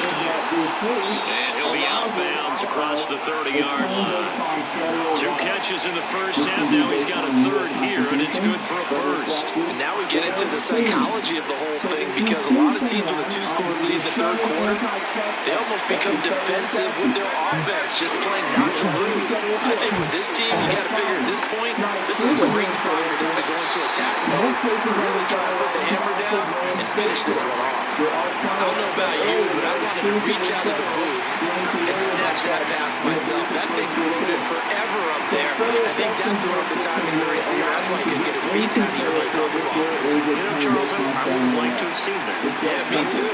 For you, I wanted to see him reach out and catch it. Yeah, you've heard about my hands, huh? We're glad you're with us from Soldier Field in Chicago. Third quarter here, 2nd and 10. No matter how low the dollar value of the case, $5,000, it doesn't matter. If it's a black understanding of that, you get to go to the short throw caught by Gunner. And able to break one tackle, but then quickly brought down. But a nice little gain. 3rd and 2. Supplemental jurisdiction. Supplemental jurisdiction is Congress's effort to Hurts with a little pop pass on the jet sweep. Finding room in midfield. And gets it across the 50 and down to the 48. So on the other side of the field now, it's 1st and 10 as they've got things rolling on this drive. And let's say we have an additional claim. Around the motion man right. He's going to handle it on the touch pass. And they'll get him down after a pickup of 8, 2nd and 2. You already know that $50,000 is not high enough. It needs to be over 75. I mentioned earlier the concept of aggregation. Can you add these two together to reach the amount of controversy? The answer generally now a toss right to Barkley. And he's stopped after a gain of 1. Not enough. Still a yard to go on 3rd down. So they just need 1 yard here to pick up the 1st down. Hurts going to move him around. However, Congress has provided by statute supplemental jurisdiction. Supplemental jurisdiction says the federal courts can hear those non-qualifying claims if they arrive out of the same on 3rd and short, they'll try and pick it up through the air. Hurts is going to be hit and taken by Ridley. Feeling like they're not quite in field goal range yet. They're going to go for it on 4. When can you get jurisdiction over non-qualifying claims? You basically have to have claims that arise out of the same set of facts as claims that do qualify. And here to get a new look. The last type of jurisdiction that you're covering the first or fourth is called in motion the tight end. So what removal jurisdiction involves is, now remember, now with just 1 second showing on the play clock, we're going to get a timeout. It's just their first, so 2 remaining as they burn 1 here in this 3rd quarter. Able to choose which court they want to litigate this case in. So let's say they go into state court. So it'll be filed here. But what if the defendant... This offense converted once on 4th down earlier. Now they're out there again to try once more. From state court to federal court. The answer is yes, they can under certain circumstances. They'll bring a receiver in motion left. The principal claim is he's got his target. That's complete. He gets it down a yard or 2 shy of the 30 before he's out of bounds. That's a 4th down pickup of 10 yards and an opportunity certainly missed on the defensive side. So they convert on 4th, and now from just outside the 30, here's 1st and 10. The 1st down carry for Barkley. Down on what's going to turn out to be the final play of this 3rd quarter. 3 quarters have come and gone. You're watching the NFL on EA Sports. Back now at Soldier Field. It's the Eagles in possession of the football and leading this one as we get ready to start the final quarter. The concept of taking a case that was filed in state court. So from inside the 20, here's 1st and 10 at the 18. I'm going to remove this case from state court to federal court. That's the prerogative of defendants. They'll look to throw here. That one tipped, and it's incomplete. A good hands there defensively at second down. Yes, sir. How about an attaboy there on first down? Got his hand in and knocked it away. Under 4 to go now as they come up on second down. Subject matter jurisdiction in a nutshell. That is one of the initial topics that you will cover in civil procedure. Some of your professors may begin with subject matter jurisdiction. I begin with the next topic, which is personal jurisdiction. Back to throw. Rolling to his left. They do get a couple, but they'll be left staring at a 3rd and 8 coming up. So we talk about federal versus state court, a very important initial determination. But we haven't talked about geographically which federal court we're talking about. Are we talking about a federal court in Tennessee, Vermont, etc.? Where is this going to go? Personal jurisdiction is an important limitation. Off the play fake, he'll look to throw. And he's got him. That's Smith for the Philadelphia touchdown. Devontae Smith. He scored on the ground and through the air. And the Eagles have pretty well put it away here in the 4th quarter. Eagles offense staying out there. Of course, Hurts always a threat to run. They'll go for 2. And this is going to be caught. So add 2 more to the lead as they continue to pour it on here in the 4th. So they go with a pass, and it works there on the 2-point try. Charles, just in general, what are your thoughts passing versus running on 2-point conversion? Situational? It is situational, and you have to know your team. What is your strength? Because so many people think you have to throw the ball in a 2-point conversion, but the stats will tell you that running it is about as proficient. So know your team and go to your strength. Now after the touchdown, here's Elliott on to kick it away. So Texas has to hear this case. They would have jurisdiction. And he's up across the 25 and down at the 28. It's not a citizen of New York. The plaintiff is a runner. Doesn't matter if the plaintiff is a citizen of the state in question. That's not going to render the defendant subject to jurisdiction there. The Bears offense ready to go for their next drive. And let's face it, this drive is not going to have any bearing on this game, but it's kind of important for one reason, isn't it? It certainly is. You got to get points. And okay, all right, I'm being facetious here. But you get points, you feel a little bit better about yourself as you move on to the next one. A 3-score game here late. You can probably rule out the comeback, but certainly some kind of a moral victory to be had if they can get a few more points to close things out. And to that end, a nice pass play there to push things downfield.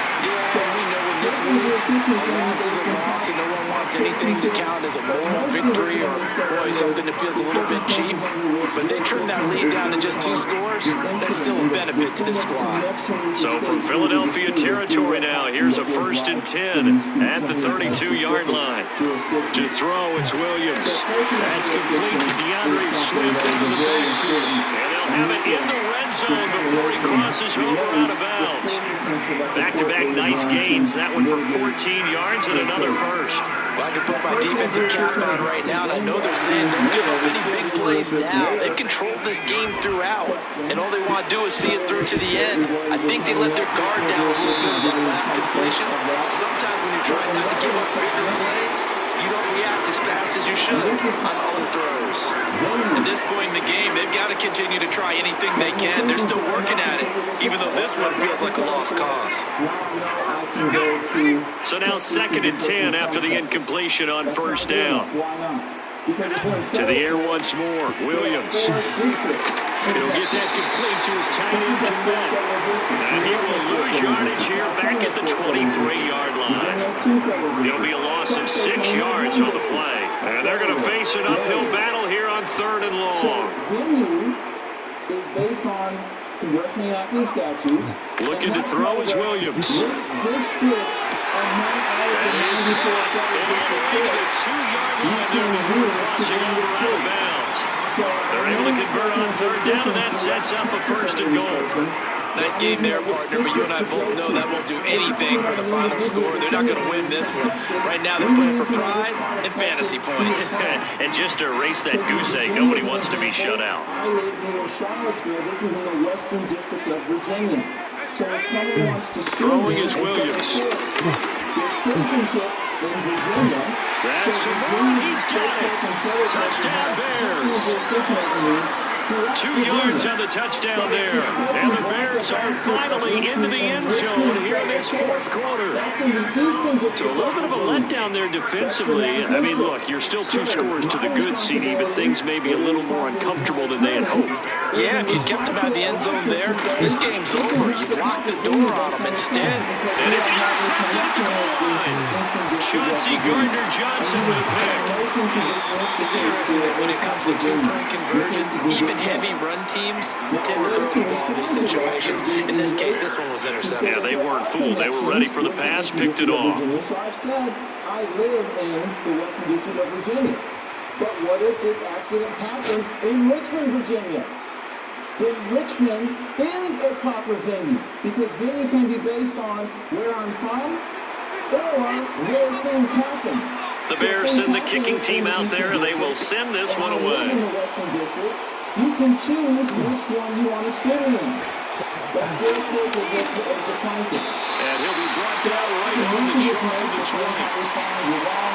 They're actually happening with him, so we can stay here. Another way that kids are studying the another activity that you represent for study is transfer.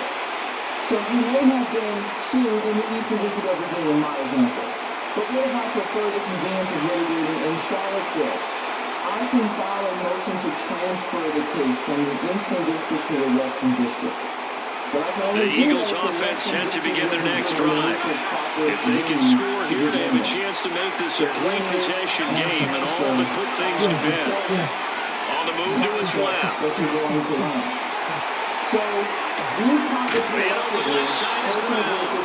And he's got it past the 30 before he's hit and dropped. Venue and related to venue is change of venue or transfer. Those are all these topics that deal with where this case is going to be litigated. Now Hurts changing up the play. 2 minutes left to play in this football game here on EA Sports. So it's Eagle football here as we get you reset.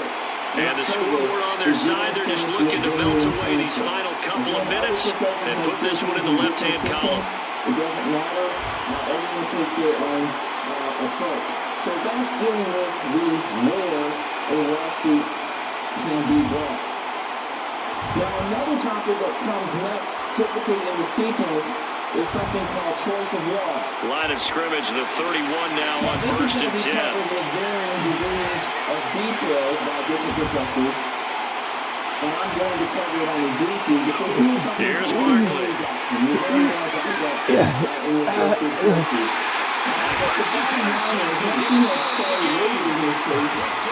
Johnson and his crew will take over with the football at the 35-yard line.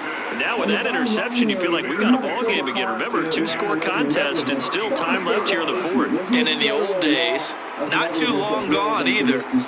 Throwing the ball here would have been an absolute no-no, but the way the game's played now, throwing it makes sense. You just have to be careful when you put it in the air. Here's 1st and 10. But the choice of law aspect of the case, federal versus state. Play action. Now Williams. And this is intercepted, and that should do it. And the Eagles force the turnover. They'll take over at the 10. And you have to wonder, Charles, in a game like this, 5 interceptions, what does this do to the psyche of a young quarterback? Based on the fact that he's still out there and he threw a 5th interception, I'm wondering if his head coach believes that he's really strong mentally and wants him to play through it.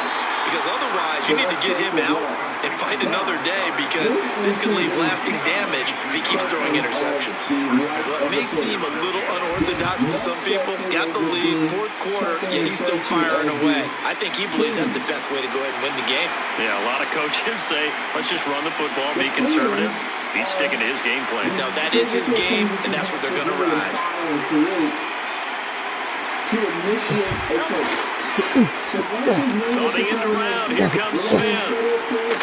And he'll work this one up to about the 38. So they come up on 2nd down. If they can get another run like we just saw, they'll likely put it into this thing. On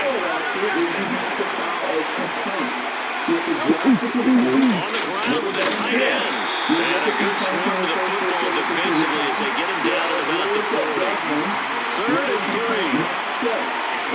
set forth the jurisdiction of the court, the claim that you are asserting, and the relief that you are seeking. And then throwing is Hurts. And that is incomplete. Down to 15 seconds now. Yeah, offensive coordinators try to be smart about when they're trying to dial up the screens and running back, because they understand you can only go to the well so many times in the game without the defense starting to anticipate the call. This is an aside, I keep mentioning rules. You're right about now the offense is not leaving the field. They're going to stay out and go for it on 4th and 3.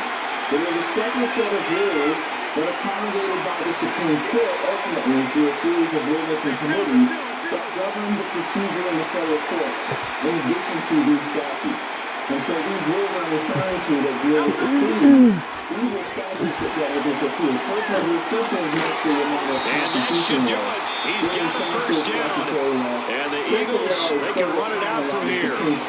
Now the Eagles will use the second of their timeouts. And as the two teams talk it over on their respective sidelines, we take a break.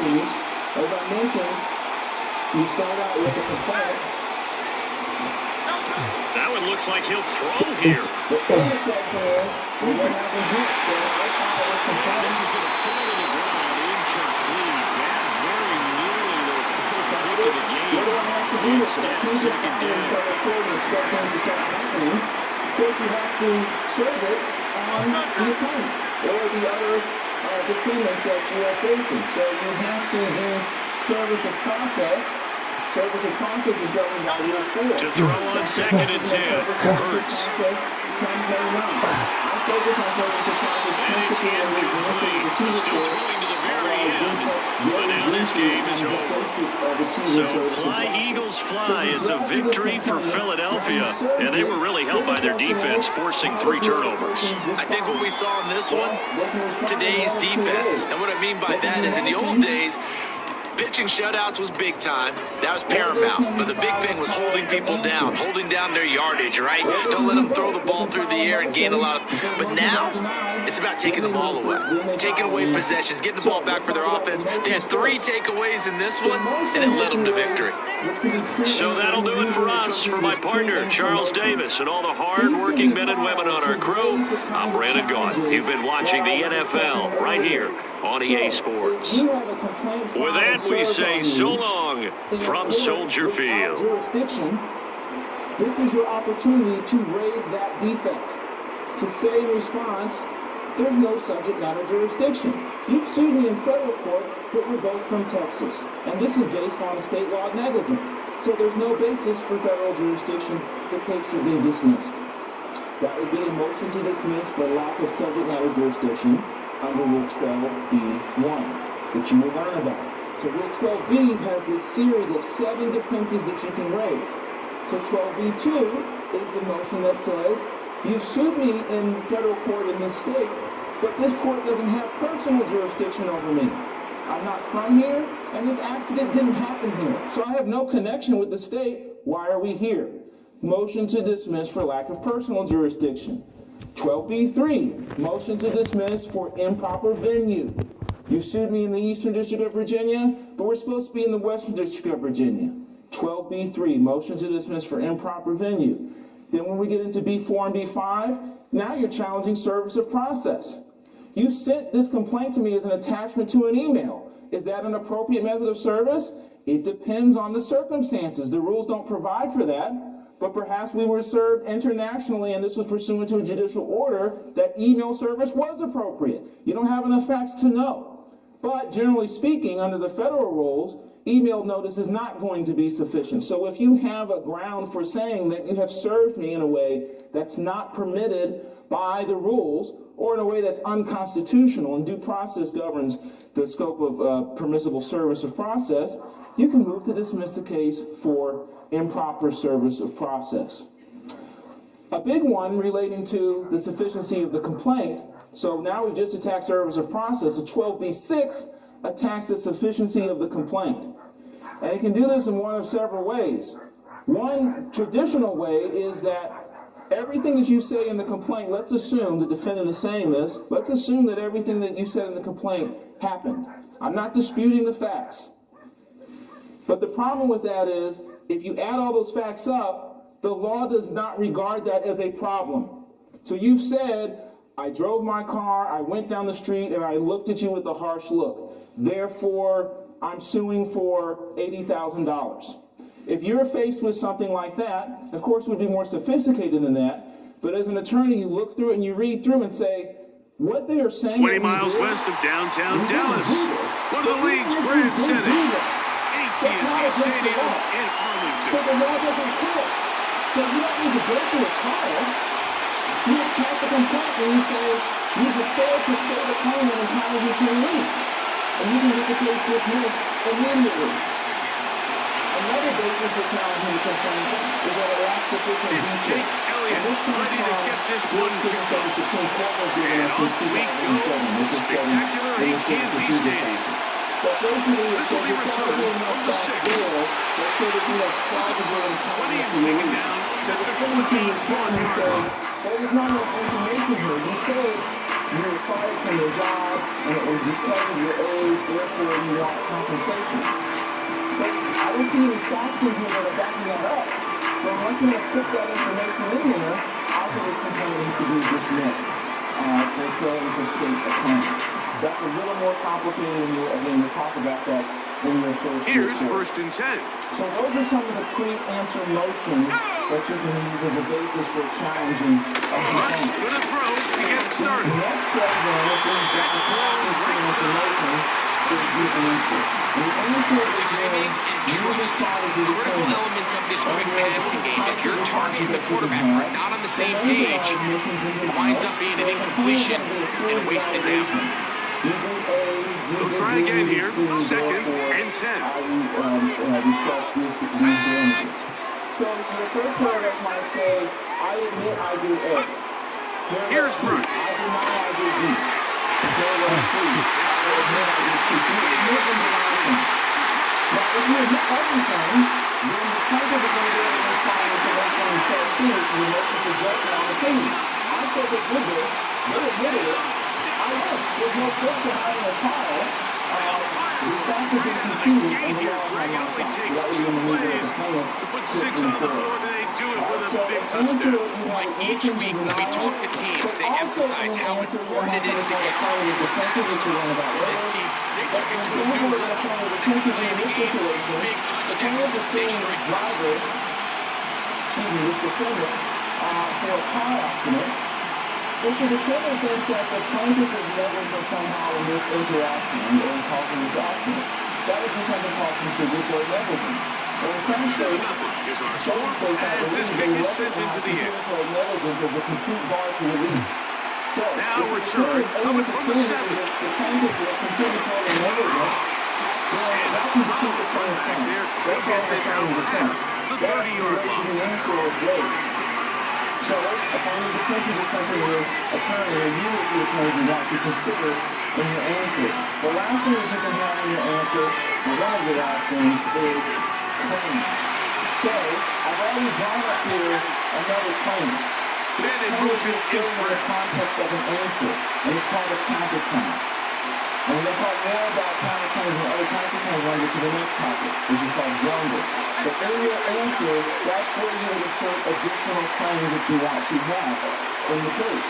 So, if the defendant is your client and is being sued, and your client says, wait a minute, I was injured in this accident too, and I think it's the plaintiff's fault. Shouldn't the defendant be suing the plaintiff? Why is the defendant the defendant? Well, the plaintiff is the first mover. Just because the plaintiff is the first mover doesn't mean the defendant doesn't get to take affirmative action against the plaintiff. Now, they are stuck with doing that here, potentially, because there are rules that compel them to assert this in this action, as opposed to going somewhere else and doing it. That's just complicated. That they will typically respond with a counterclaim, saying, well, you forgot about that, I just did that, and I never knew. So this is not just an affirmative defense, and affirmative defense is when you're defeating a plaintiff's claim based on something that the plaintiff did wrong.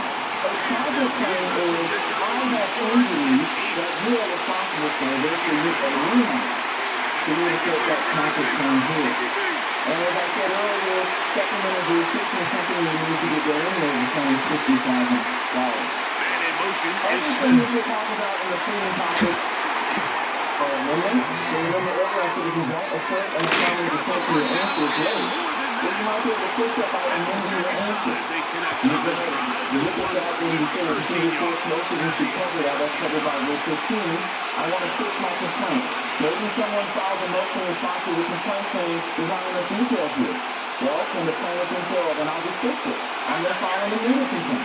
Right? So there are rules that allow you to do amended complaints without the permission of the court. Sometimes you need the court's permission.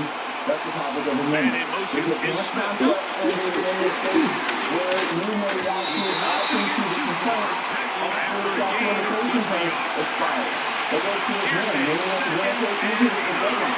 Sometimes it's 2 years after the incident, sometimes it's 4 years, etc. When you file a case while you're 42-year deadline, now you're going along in discovery and you find out, uh-oh, I sued the wrong person. I was supposed to sue John, but I sued John. So I want to file a amended complaint to substitute John. So now you relate back to before the 2-year period. We're clearly in certain circumstances. So this is something else we can talk about in the Rule 15 coverage, which deals with amendments. He's usually such a reliable target in the passing game. We just can't see him struggle to come down with catches like that all too often. You're one of the go-to guys on your team. I know the hit's coming, but guess what? It feels a lot better after you take that hit If you make them government complain and the defense calls down on it, they can file a motion for sanctions under Rule 11. And that's conditional that the court will visit and determine the parties any law firm that's responsible for the violation.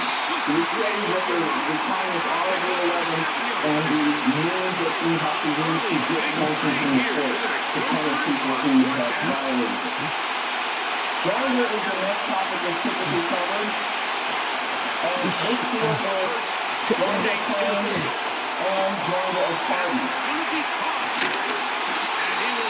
So, I mentioned earlier a counterclaim here. That's what we have in this initial lawsuit. Now, we draw it down here. So we have a plaintiff versus a defendant. This is our initial claim of $100,000. Now we have a counterclaim of $50,000. Alright, well, what if the plaintiff wants to sue the defendant for something else besides this car accident? So they come to the line. They have another dispute that's unrelated to the car accident. And it's just a coincidence, but they have some sort of breach of contract dispute. So, and let's say this is only for $50,000. So now we have multiple questions here. As always, if the jurisdiction over this $50,000 breach of contract claim, which has nothing to do with this. Now, when I say for supplemental jurisdiction, claims have to be related to each other. These claims are not related to each other. Receiver and jurisdiction over that claim?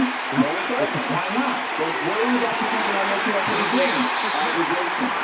The claims are pretty hard. However many claims they have, related or unrelated to each other to get to the jurisdictional amount of controversy. So this claim can actually add 100 to 50 to the $150,000. So, even though it's unrelated and it's institutionalized energy, aggregation is qualified for diversity jurisdiction.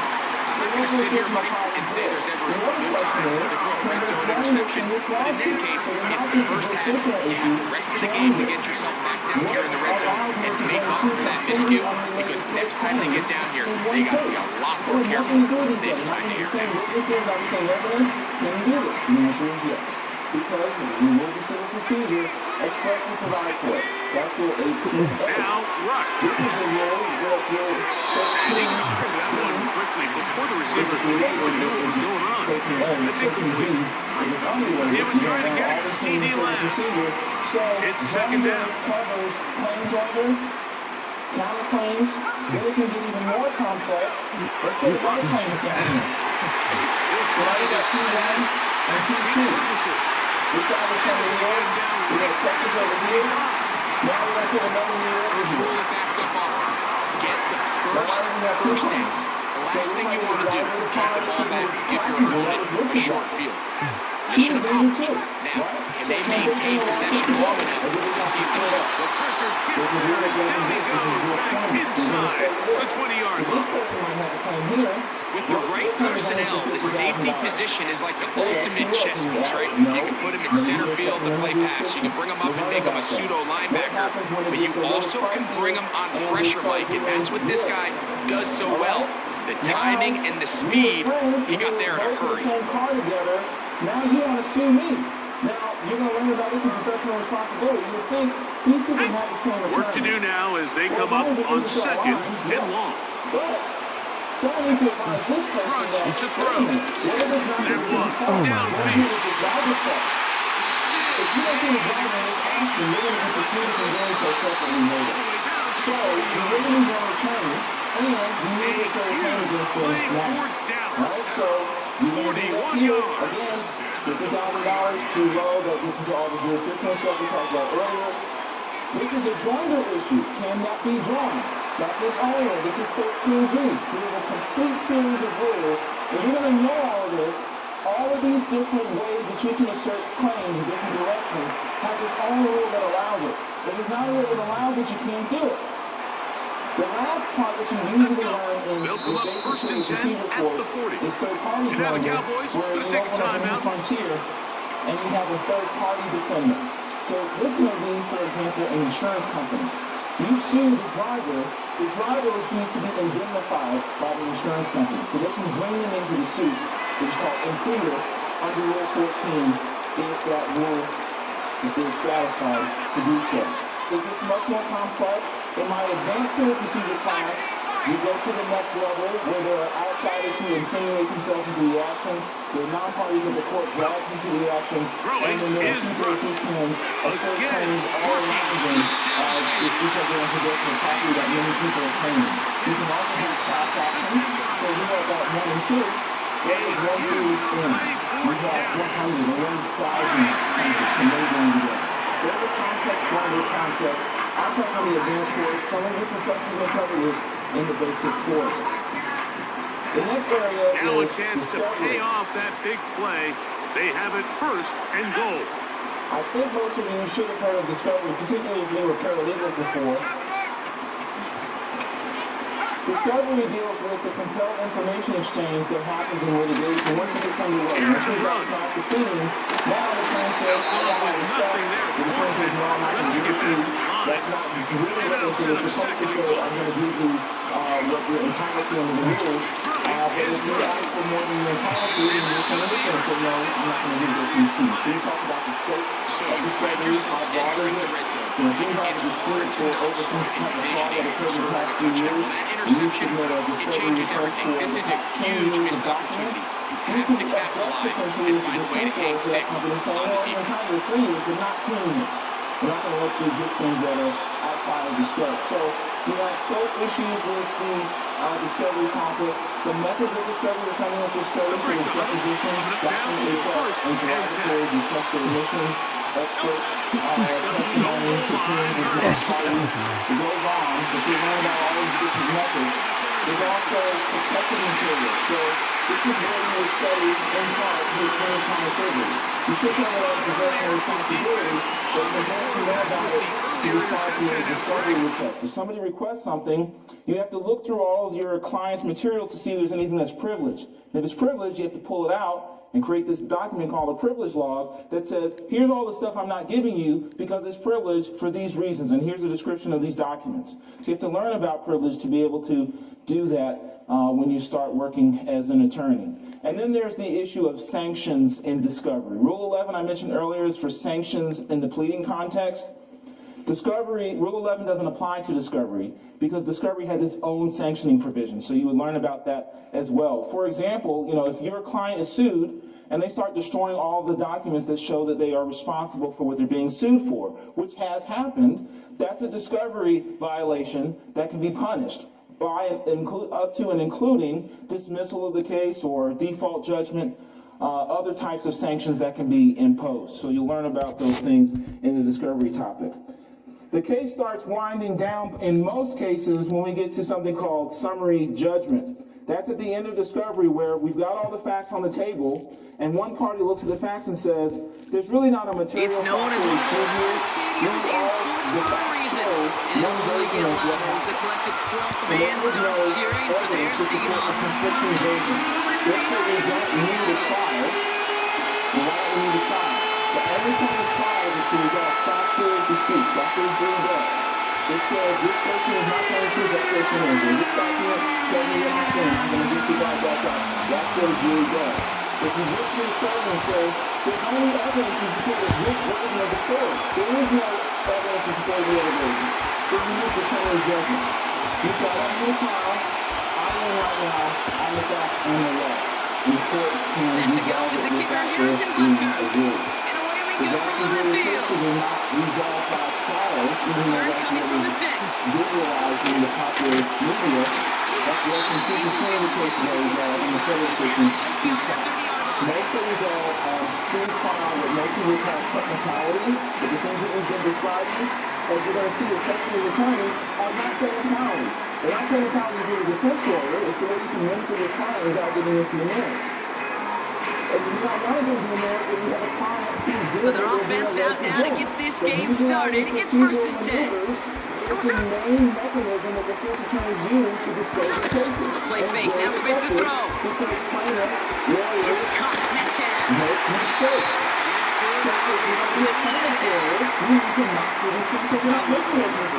When you see a first down pass just like that, it's taking advantage of a matchup you're playing for with a lot more execution. These technicalities are really important to master. So that's summary judgment. If summary judgment doesn't happen and you go to a trial, I don't cover trials and civil procedures. They'll head up 1st and 10 from the 42. The only way the trials are discussed in the civil procedure context. Receiver in motion, going left. Trial right. So the trial part of civil procedure, to the extent that 1st down, Smith to throw. It is not going to be a trial practice or trial advocacy. That's the only thing that's taking away with the education. It sets up Seattle with 1st down. That is pretty darn good timing as well. So to hit a throw out at that length, it takes great anticipation and precision by the quarterback. The receiver on the other end finishing it, doing his job. Then you have post-trial motions. Even 15 yards on the pickup there. And the Seahawks will have a 1st down. Victor, think for a second. This is time to step off the gas. You can feel this defense right there on their heels. And now's the best chance to push the envelope and get aggressive. But they stop him after 2 yards. Offense in the hurry up here. It shows that the damage of the McCoy judge can say, well, that shocks the conscience, to use the language in the case law. $1 is not an appropriate amount, so I'm going to order a new trial. They go play action. Here's Smith. You can have new trial. You can have religion judgment. It's always different post-trial motions that you can use after a trial. Start defensively. They force a turnover on the opening possession. So the first drive of the game ends not in points prop, but in an INT. And I get it, opening drives aren't always going to end up with points or a touchdown. Good thing, though, there's a lot of opportunities left to make up for that miscue. Get yourself back in rhythm and back on script. We litigate the facts. The jury has already made its determination on the facts. Couple final issues. Now get this drive started. 1st and 10. You've got enforcement.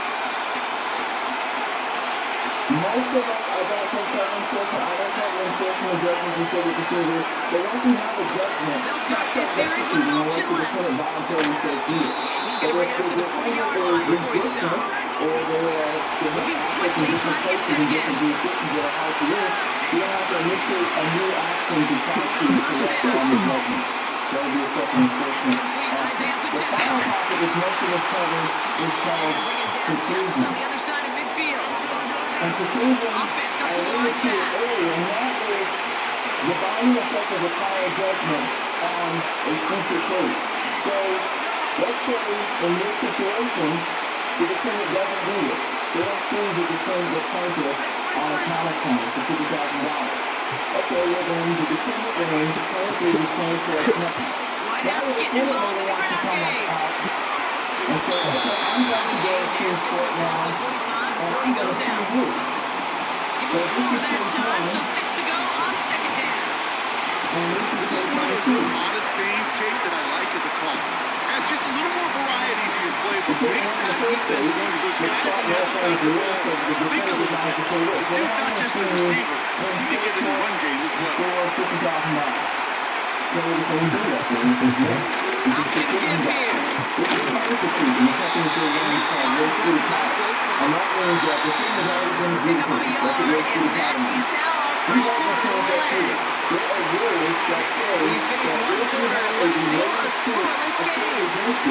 Zeros on the board right now.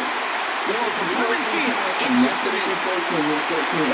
And by not materially the compacted power plan in the initial action, he blazed it and he forfeited that time. That's a big problem if the attorney who did that was unaware of how procedure works. The power plan knows it. You have to know it. That's why you're studying it. I said, people don't think about such relationships and such a bunch of technicalities. They don't understand it. Right? And the big objective of the area is to just talk about all these details that no one else cares about. That's good yardage there with a new set of downs to boot. This sort of football, I'm here. Working quickly here. You're not going to get to it. You're not ever going to get to it. You're going to be dealing with all this stuff. So you are the attorney that you're saying, you need to know, I think my time to shoot the ball, I need to retire each part of the time. You don't try to content right now.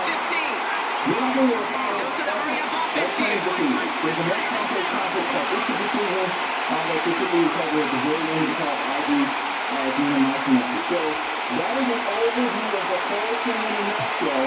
You're not going to necessarily take all the things. He's going to keep it. In the advanced specific to the course, I try to cover the rest. So you're not taking instructions, no time for that, and then you want to ask instructions. Alright, so that's it. Go take your break.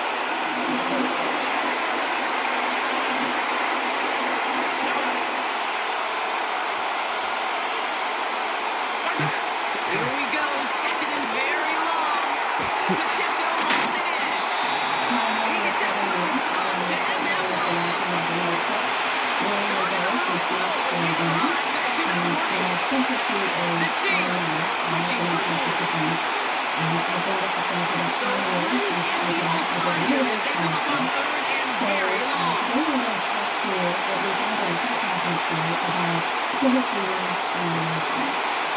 Pistol down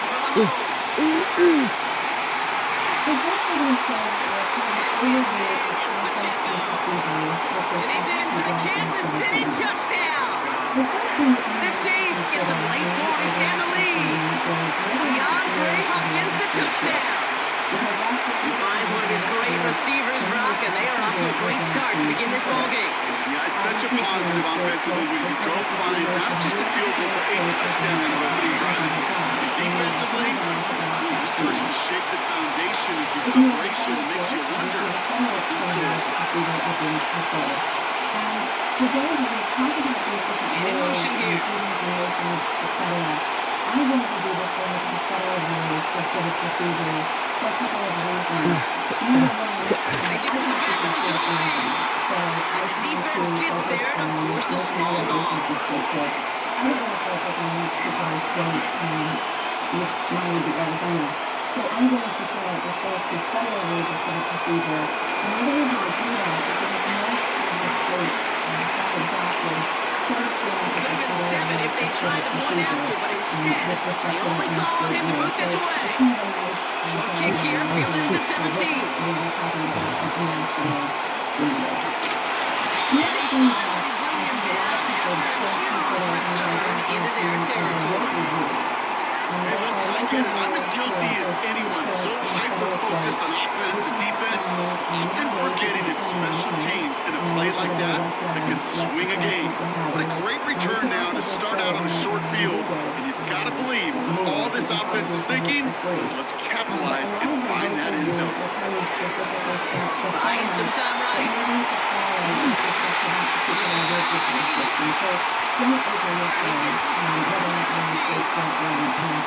Seahawks in their hurry-up offense. They need to get everyone to the line.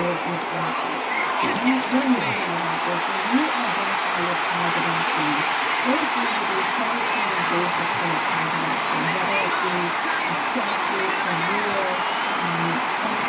Now it's Jason Myers on for the extra point. Right down the middle, let's go. And the Seahawks take the lead on that successful kick.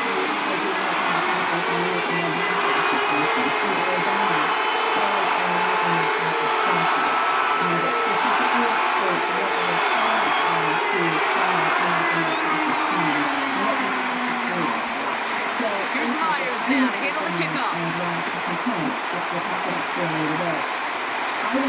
And he wasn't chancing a return there, putting it out on the back of the end zone for a touchback.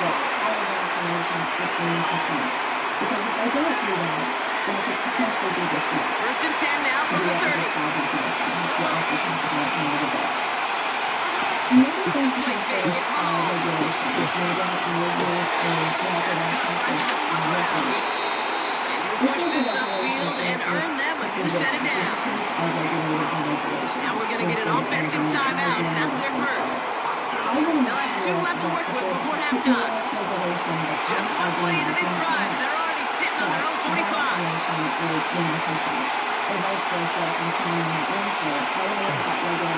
on first and 10. Incomplete. Had the connection, but some strong hands got in the way there. I'm not sure if he was hearing footsteps, but he just had a surprise break in concentration. It's so unusual at this level to see a drop pass and necessarily get involved. No dice on that fire pass. Here's second down.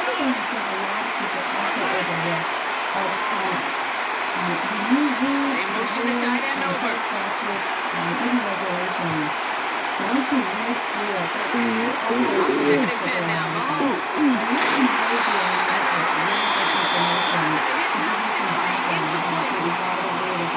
Timeout taken by Kansas City. It's second. That's pass unsuccessful. They have third down here. They take the handoff. Now Mahomes.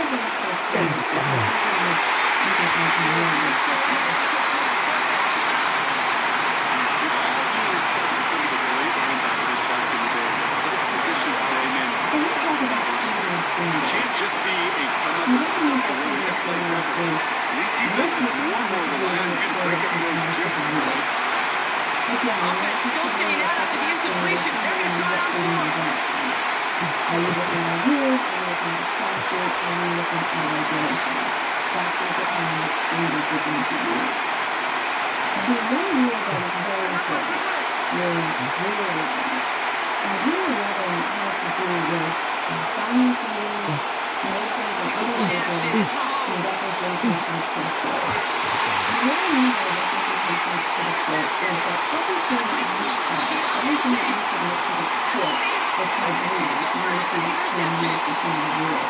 Wow, an aggressive choice to go for a fork in that kind of distance, and an equally aggressive play in coverage to pick that pass off. Yeah, that down and distance, you're not running it right too far to get to the stick, so that defense had all eyes on the quarterback. They knew that pass was coming. It's one thing to roll, it's another thing to pass to keep everything straight to the rim. That's a big ball swing for this defense. First down, this is Charbonnet. Seahawks calling for a timeout. So they're first and 3.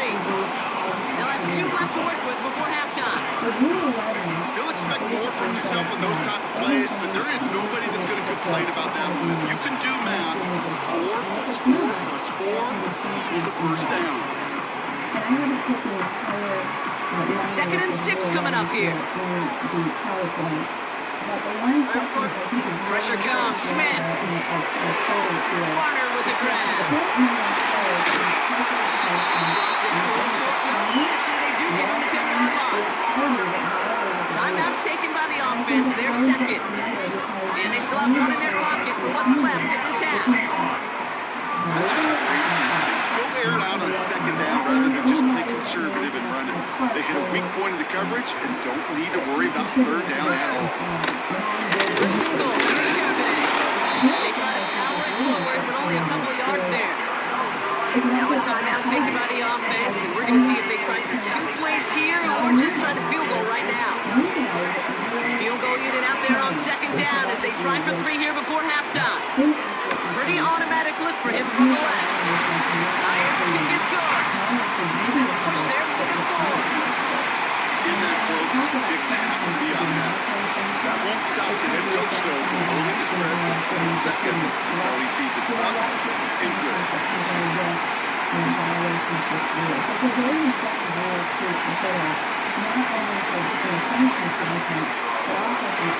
Well, brought behind the touchback. This kickoff should run out the half, so better make that return good as it's away. This one goes out of bounds and will give them the ball at the 40.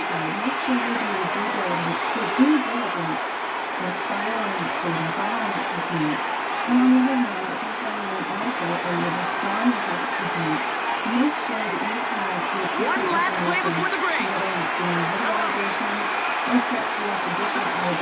Looking to throw.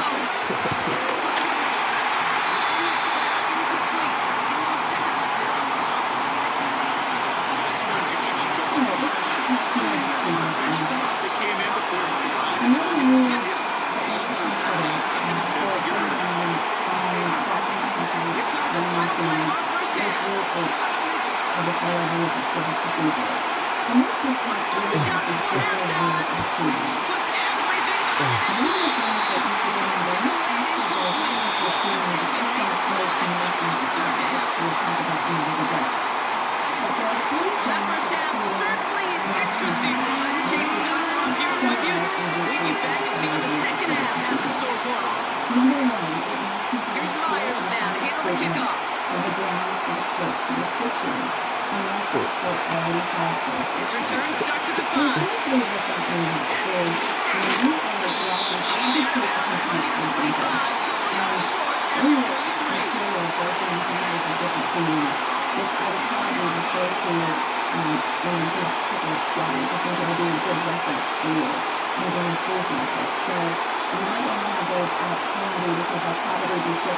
Offense ready to begin this drive. First and 10.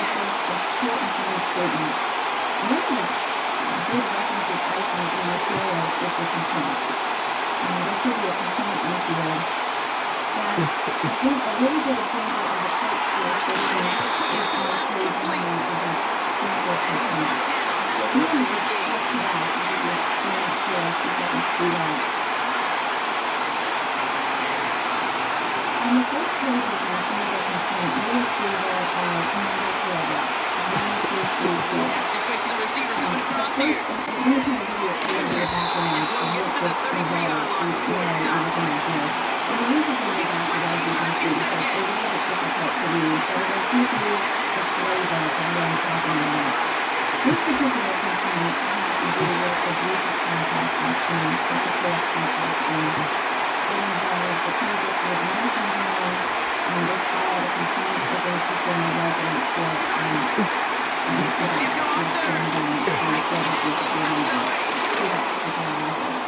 And he's brought down after a nice gain and a first down. That is your old school meat and potatoes call right there. Don't need to think about it. Just rush it ahead and get what you need.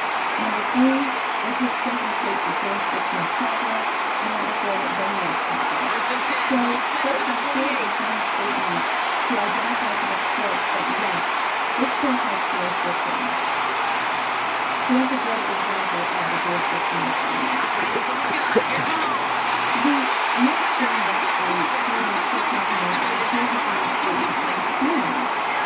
This is what he spots to cover players' closing speed. Once he senses the pressure, he's getting rid of the ball. It takes a player who can close quickly to get to him before it's released. It's your ultimate throw.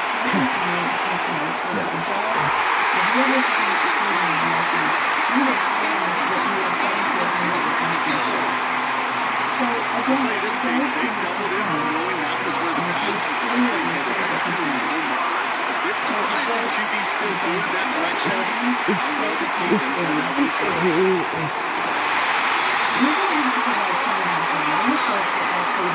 Offensive line. First down throw. Throwing deep for the end zone.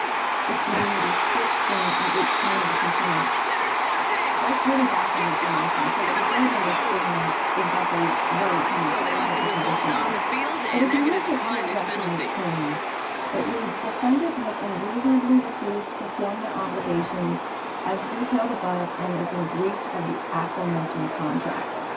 That is a short term statement of the claim. In other words, defendant breached the contract. So that is a clear and concise statement of what the claim is. Nice game. That's a good example. Good run, gets him 7. That brings up 2nd and 3. So much to like about that run, particularly when he's able to get out of the defense. I think feels a little fortunate they were able to track him down before an even bigger run, crossing that first down marker. 2nd and 3 now. And he's caught behind the line for a loss. This is one of those plays that I wish we had the huddle like that, Kate, because I can assure you that offensive line in their own way was telling that running back, sorry, we did not give you any chance. Chance to move the chains here on 3rd and 4.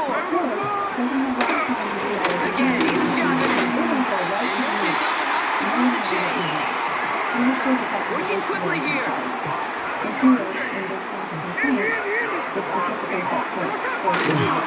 Going to the ground again on 1st. And he's brought down for a loss. Well, the defense is really buckled down. That was a scoreless 3rd quarter for us. It's the Seahawks with it, currently with a not quite so comfortable lead.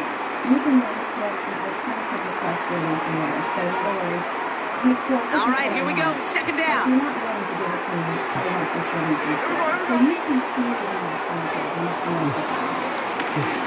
What? He's going to get this up to the 45 before he's brought down. Goes to the hurry-up offense here.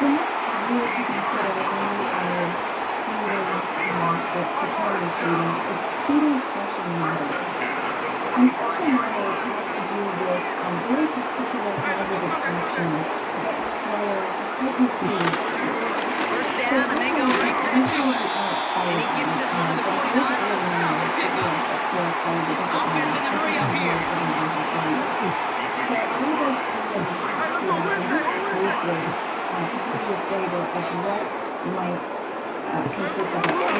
On 2nd down, a run with Charbonnet.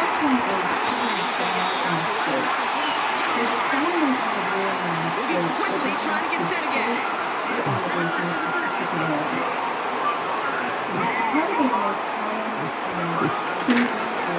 Another carry for Charbonnet. They're able to grind into a hold after a pickup of 4. Offense up to the line fast. That would be a really good example of a combination for quality mistake. Charbonnet now up the middle. And they get him down after a quality pickup to about the 36. So we're down to the 2-minute warning here from Seattle. Seahawks up by 4.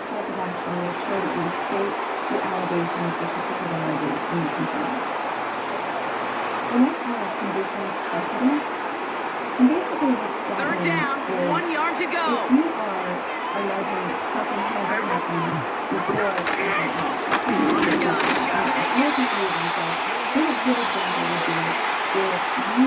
Just 4 seconds after our 2-minute warning, we get another pause. Timeout taken by the defense. We're in the early battle. Get a little leverage. Low man wins off the line. That's all that was needed to ensure that first down right there. Wow, they're going to pass it here. That one doesn't find its man. Incomplete. Well, you certainly want those throws to be automatic. Every team, if you're going to be efficient, you've got to hit those passes in the short to intermediate zone to effectively move the ball in this league. So after the incompletion, here comes the 2nd down call.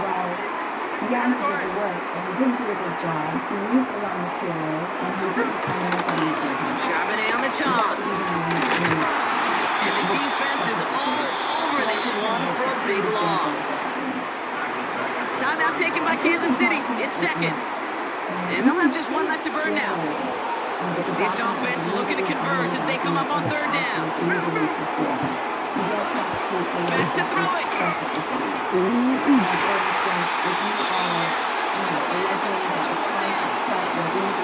A DB in the stat sheet loves to see INT and not PBU, but as soon as he realized a pick wasn't possible, he does the next best thing and knocks it away. That would be an accurate delivery form. You don't have to state with specificity and those kinds of things. Judgment. You can state generally without showing jurisdiction to render the judgment. And I think a really good example of this third down pass didn't work, but the offense staying out there on 4. Form judgment from the state. And we do that quite often in our state. You can state in the application that the judgment was. Here he is to throw. Oh, no way. Reaches the 26. And this one won't get close. They make the stand to force that turnover on downs. These fourth down plays are all about trust. You lean into what you do best. Unfortunately, with the lack of execution, you're going to throw that one off the playlist. They're out and set. First and 10. He'll look to throw it. Oh my God.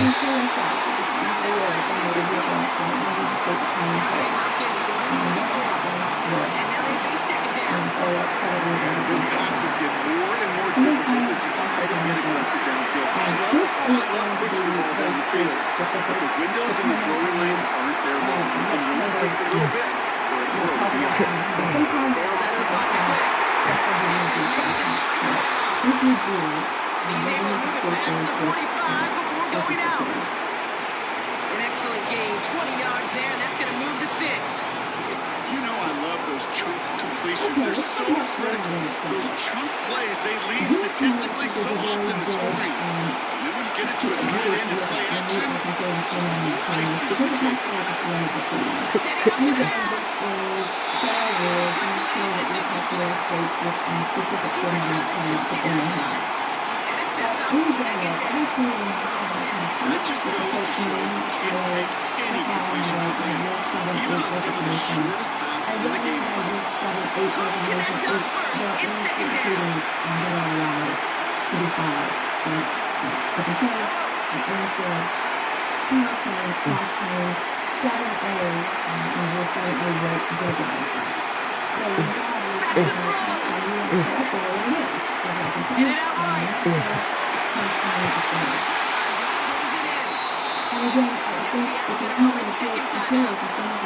And they are quite frustrated having to call that after giving up the first. You know, Kate, you'll find teams go to this crossing route concept sometimes a dozen times a game. A lot of times it's for shorter yardage. Sometimes things break in the right coverage for a much bigger impact play, just like that. Slated down to approach here from the 40. You see the clouds on the left-hand side. You see the first down.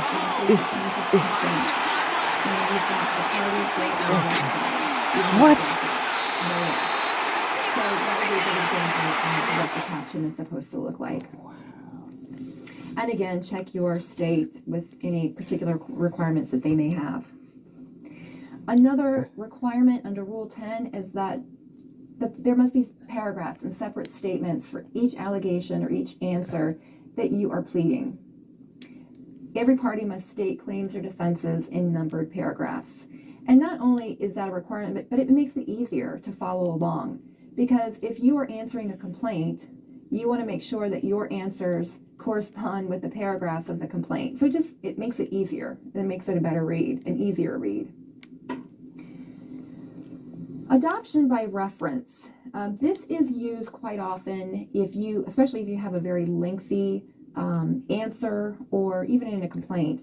But adoption by reference is basically a statement in a pleading that may be adopted by reference elsewhere in the same pleading. And there's a good example of this. It's kind of hard to describe without seeing an example of it. And in your materials, I have included a sample counterclaim. And don't worry, we're going to talk about what all of these different pleadings are. DA Sports coverage of the NFL has us on the west coast of the Sunshine State. Downtown Tampa's the spot, Raymond James Stadium. There is a reference to that. If you can see the snow continuing to pile up at game time. And off we go from Tampa. It says that Thomas will make it to the 25. And one of the nice things and why we do that is that way we don't have to reiterate everything that we just said in the last 3 or 4 pages. We have now adopted that by reference, so everything going forward is in included. So it's just kind of a nice shortcut. Already here, they'll audible to something else. In motion goes the tight end. You want to make sure, and I keep telling you this, but I want to make sure that... Baker going to throw this right away.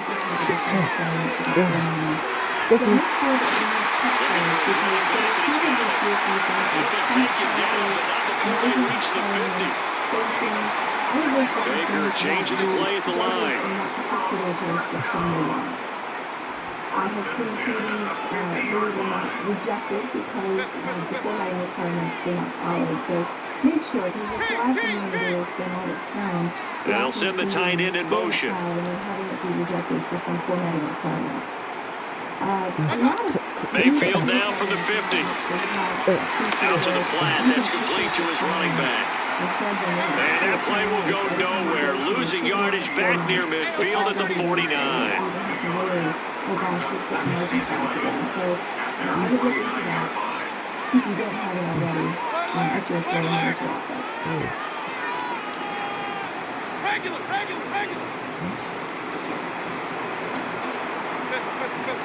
Alright, so complete this. Not liking the look, they'll change the play. Mayfield off the play fake. Looking downfield for Godwin. Interception here on his opening drive, but he gets a reprieve. It's 3rd down. And that might have been a situation where even though you don't hit on the deep throw, you at least put in the defender's minds early in the game that we're going to press the ball deep against your secondary. And that can have a ripple effect on how they function throughout. They go play action. Mayfield. Hard throw, incomplete. That's a pretty good opening possession defensively. And you know the goal is to make something of a statement, especially on the road with your first defensive possession, isn't it? Go right out and establish yourselves and let them know this is going to be tough going all game long. Emotion to dismiss could potentially get rid of that, get rid of that component, or that cause of action. Okay, look at this. The punt team nowhere to be found. They're on the sidelines. Offense going to go for this on the opening drive. In motion right is Evans. And it's incomplete. They cannot convert, and they turn it over. A surprising move here on the opening drive of the game. And this defense delivers a turnover on downs on the very first drive of the afternoon. As we discussed earlier, that was one of those requirements that the pleadings are required to have is why the parties are required. What's the character for you? If that's not contained during the pleadings, it could be dismissed via a motion to dismiss. On 1st and 10, it's Gibson. Oh, he's got some breathing room. And they'll wind up getting this one all the way down inside the 20. Heck of a start, a 30-yard pickup on their first play from scrimmage. Well, when you're able to break a run against a cover 2 or 2 deep zone, safeties are back a little ways. What you're counting on is the guys taking care of business up front and then maybe climbing to the second level, that offensive lineman or a tight end getting up to the second level and able to block the safety in order to create a big run. And making those linemen work with a couple of blocks that look good doing it there. On 1st down, right back to Gibson. And he'll take it into the end zone for a Patriot touchdown. Antonio Gibson scampering home from 19 yards out. And the Patriots are on the board first here on the road in Tampa. So remember now, this was all set up by the stop defensively on 4th down. That's what got him this great field position. And then 2 plays later, they're already in the end zone. Yeah, partner, funny how it works like that, huh? That's a momentum swing amusement park style. Your defense comes off the field, bouncing, grooving, they're fired up. And it carries over to the other side of the ball. You always worry about the plant foot in the snow, but no problems there. And that makes the score 7-0. The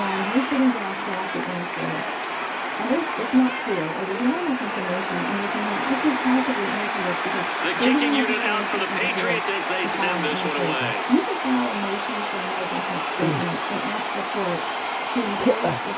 Now he'll give it up on the reverse. Now a crease here as he's past the 30. And a nifty return there all the way across the 40. Well, he gave up the first touchdown of the game, but how about the response? Big time return. That's their chance to try and put points on the board.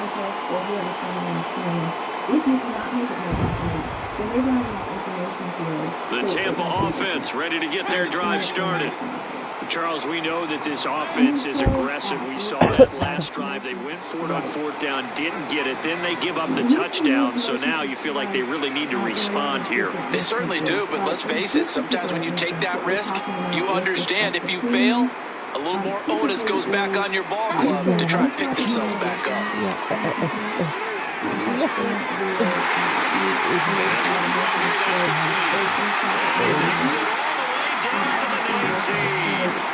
So the big play means just like that, they'll operate from the red zone now on 1st down.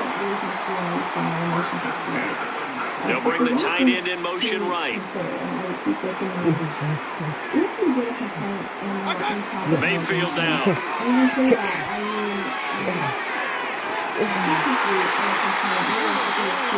It's incomplete. No gain on the play. And that will bring up 2nd down. Well, that was a simple throw and catch, but even with that completion, 0 yards gained, so they're behind schedule on down and distance. I think they were hoping to get it to him. He could make a man or 2 miss, but that window closed quickly. Now is 2nd and 10. Now Baker going to change it up.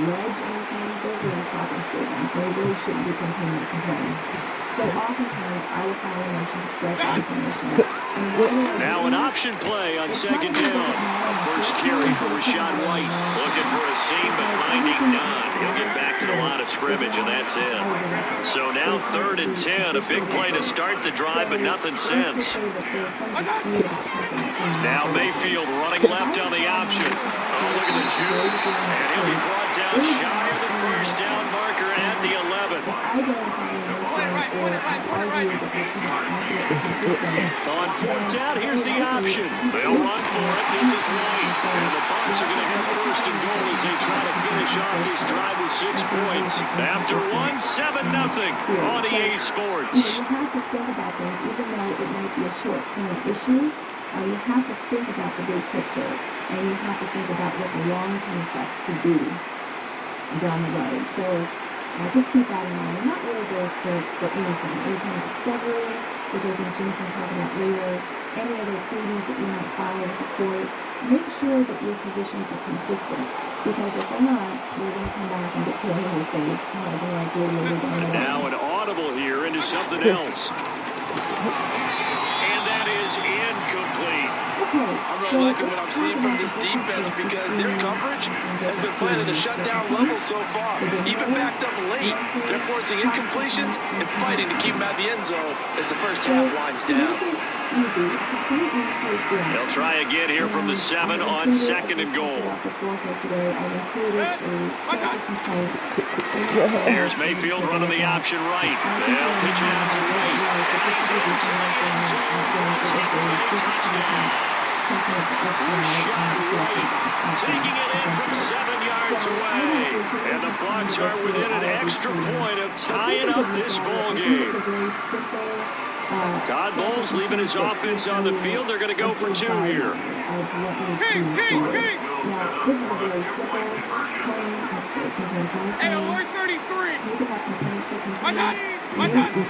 They'll try and run it up the middle. And he'll get in. And they take an 8-7 lead. Well, they got down 7-zip.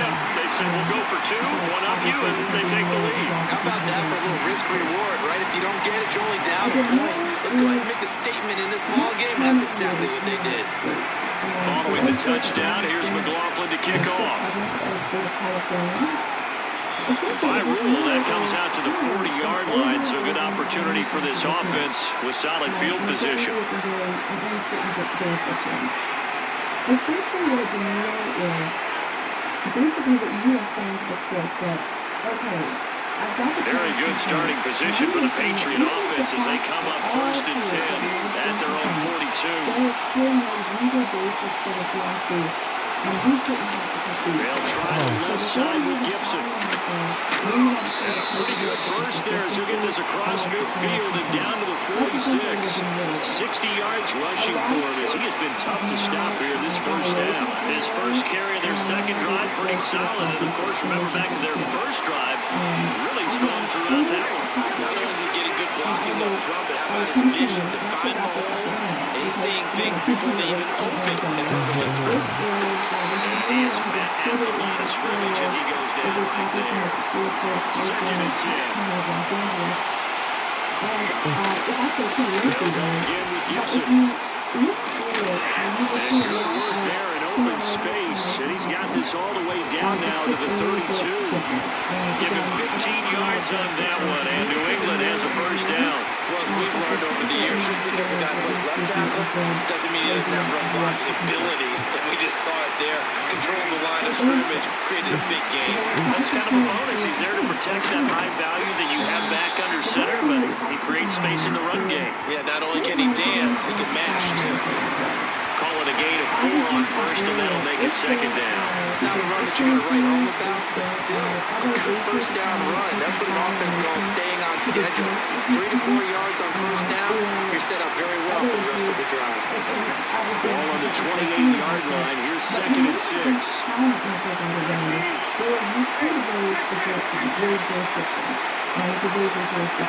Here's Brissett.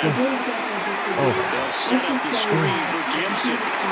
1:57 to go in this first half on EA Sports. Before I file my answer, I didn't want to file a motion to dismiss and argue that the court doesn't have jurisdiction. And so something to be fulfilled without waiving a jurisdiction defense. I'm filing this motion to dismiss. So the ball down to the 16 here for 1st and 10.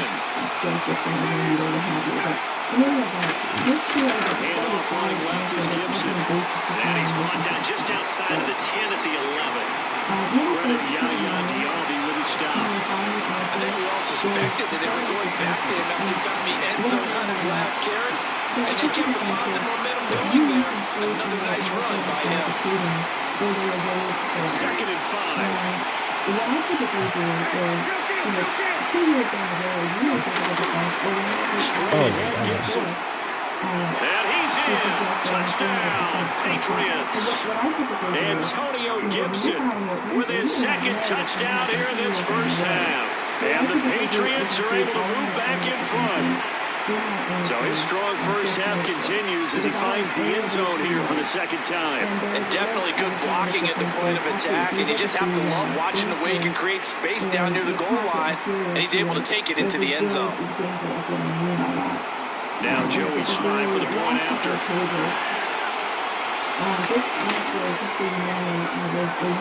And it's up and good to make this now a 14-8 ball game.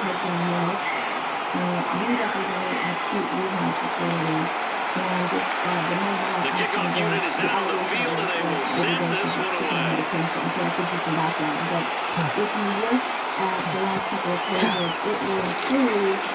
And makes it across the 20 as his guys will set up shop at the 23-yard line. So, paragraph 10 is a great example. Basically, what I say is, any additional affirmative defenses that are set forth in Rule 8 or 12. So, for instance, I'm basically saying... The Bucs offense set to begin their next possession. It was still more than a minute to go in the half. Time to try to mount a drive. And I would think that they would have to. This is today's NFL. You got to push it whenever you get an opportunity. You can never have enough points with the high-powered offenses that you face. And analytics will tell you, try and score when given the opportunity. A cross complaint, and in math there isn't really how to problem with this between cross complaint and counter complaint, but I think I've come up with something how to remember this. A cross complaint initiates a cause of action against a co-defendant. And so I think They'll find McMillan here. They'll be a gain of just a yard, and it'll be second down. A cross complaint is to play across the line. So it would be From the shotgun, it's Mayfield. There we go.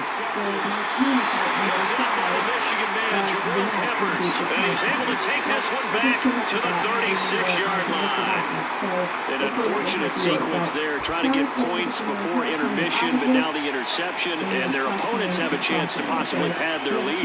Yeah, they had an opportunity there, and they weren't able to capitalize on it. That's something that could come back and haunt them later. They're begging their defense now to keep them from scoring before the half ends. Oh, he's got a little daylight. Now he's into the clear again.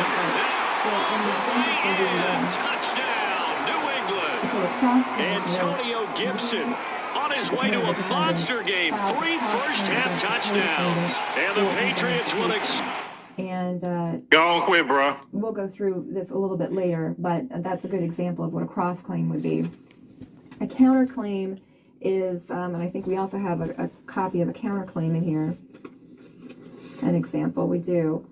Counterclaims, I see, and I don't see a lot of it in medical malpractice actions, but where I see counterclaims most often are like in commercial litigation.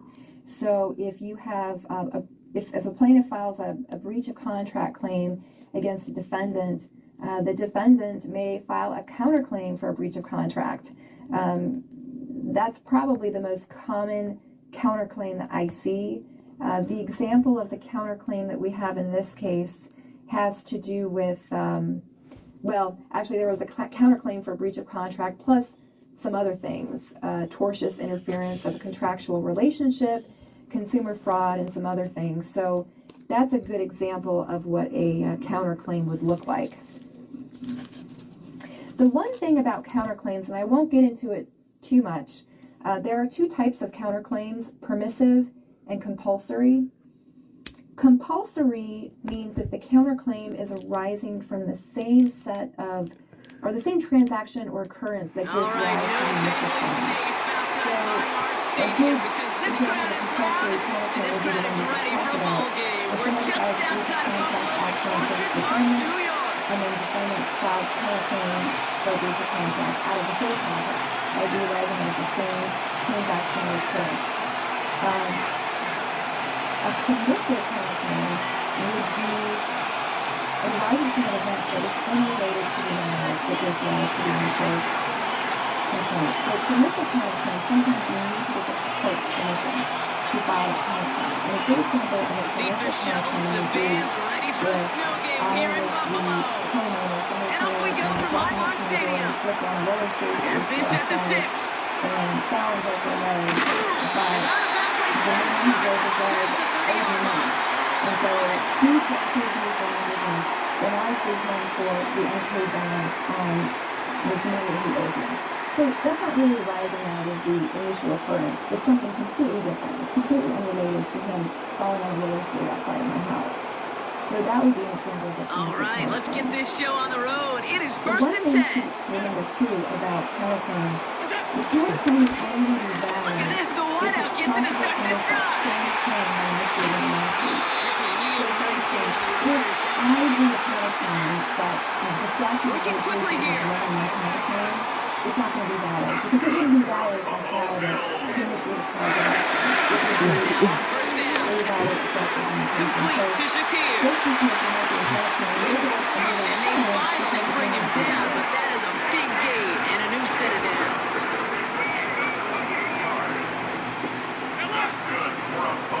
all right, dragging feeder. Putting a receiver in motion. You want to consider who the parties are. They'll run here on first down. And he won't salvage that. It's a loss on the play. Dose of the hurry-up offense here. Guarding and Madden or conservative, these are just examples of who parties may be. Statutory beneficiaries, one thing to keep in mind is Play action now, Allen. This one is hit by the field, comes up incomplete. That is so hard to do. It's called body control. Great positioning to swat the ball away, not go through the receiver, no penalty flag. He's got the body control and, more importantly, the timing to knock that ball away. They send the tight end in motion. People who are entitled per statute to receive benefits. It's Allen out of the pistol. It's picked off. Wait a second. Oh, he came down out of bounds. That's just going to be incomplete. Well, that's a nice job by the defense, Kate, to actually use the 12th defender, and that is the sideline. That throw didn't give the receiver enough real estate to establish possession, and the defense understanding how to use the boundary. Fourth down. Here's Allen. Gets this to Kincaid. They can't bring him down until he gets into that red zone at the 19. And they make the tackle. I'm not sure that was an advisable gamble in this spot, Ron, as they turn it over on downs. Well, for the fourth down, it's got to be something from a short list of plays you expect to work every time. If that was on the short list, I think it's got to be reevaluated. Something wasn't working out. He'll get them forward here up to the 24-yard line. Even 5 on that carry. Look at 2nd and 5.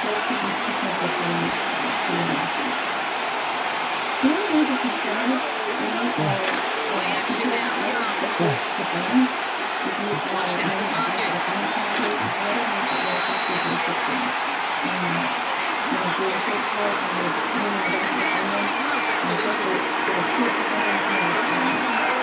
First drive is a defensive foul.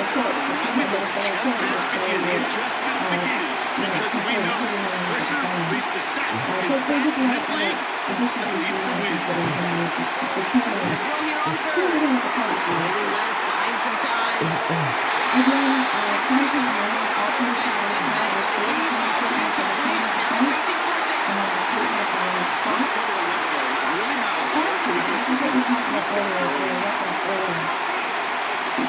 Check your particular state, because I don't have all of the different states who do fact cleaning versus notice cleaning.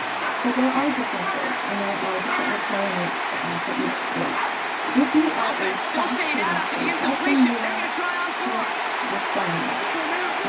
Basically, you're going for it, yo. It's the screen, pass complete. He's going to be out of bounds. It's going to be a turnover on down. And the drive will start out with 1st and 10. And in 1998, federal rules of civil procedure adopted the notice pleading requirements.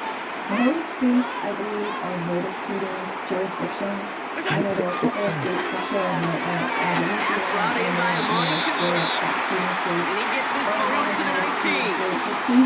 Offense in the hurry up here. Play action now with Allen. Goes to his right.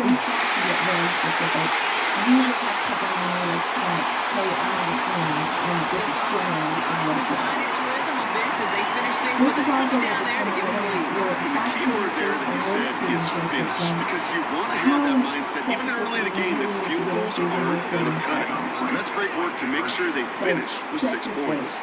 Figure out if you are fact pleading or notice pleading jurisdiction. Allen looking to throw this. Oh, and he can't shake the defense. They track him down in the backfield, and this 2-point attempt fails.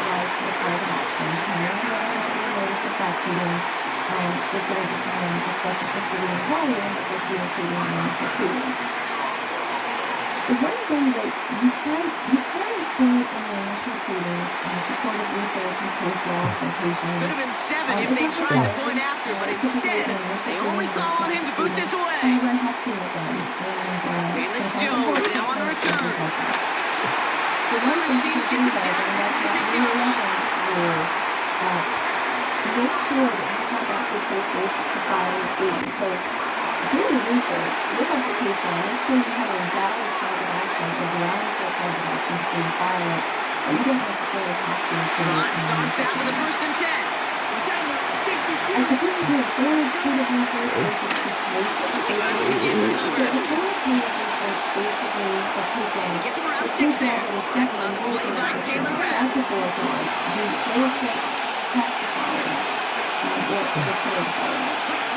They just get the play off.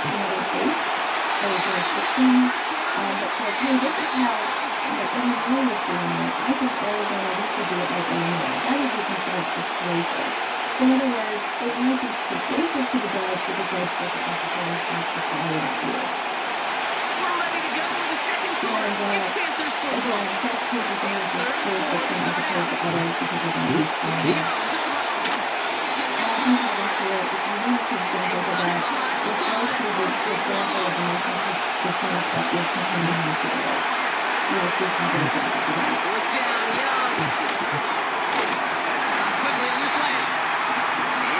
Decent game before being brought down. And this one won't get close. They make the stand and force that turnover on downs.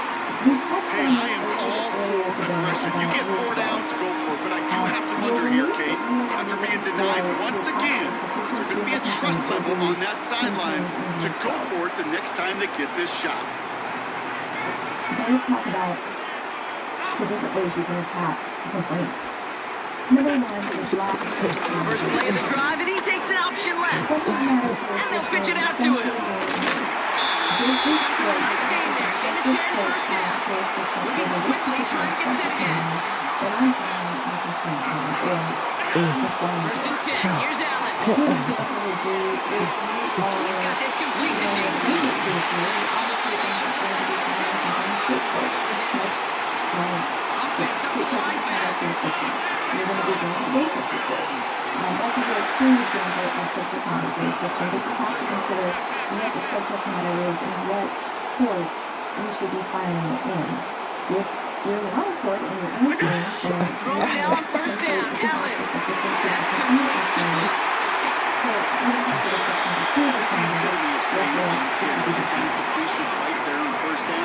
Opens up the entirety of the playbook for second down, 3rd and short in your back pocket, and get even more aggressive and take that shot.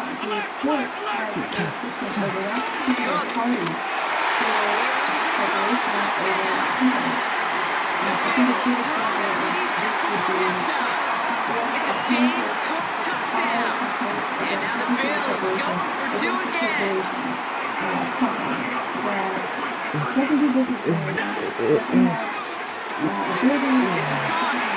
And he's into the end zone for 2. That sets him up with a 14-point lead.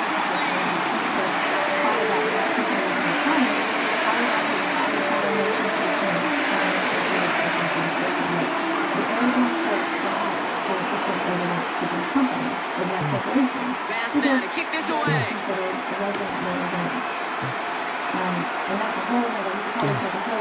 Return, here's Jones.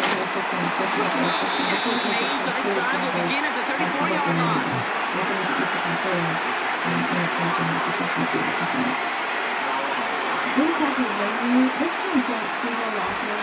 They'll get this drive started. 1st and 10. Back to throw, here's Young.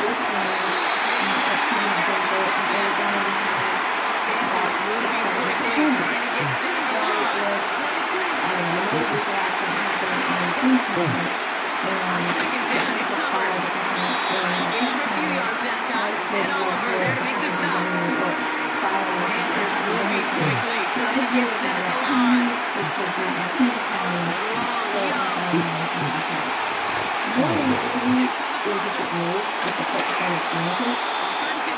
Seemed any of those picked up harder, but they found a way. Great throw to a nice route catch to move the chains. There wasn't a whole lot not to like about that amazing play. So that would be a good example of changing the game. That 47-yard line, first down.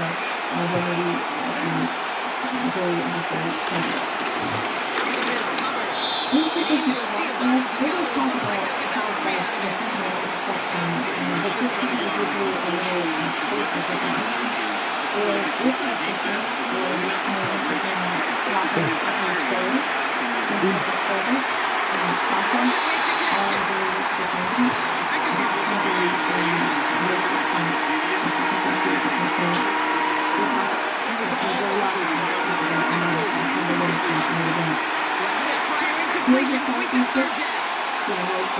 They need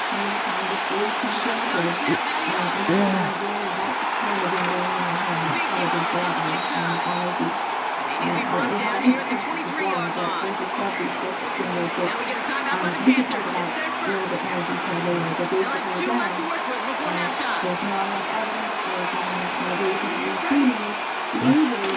First and 10. It's Hubbard. He's brought down after getting this to the 17, into the red zone. Panthers moving quickly, trying to get set at the line. On the play action.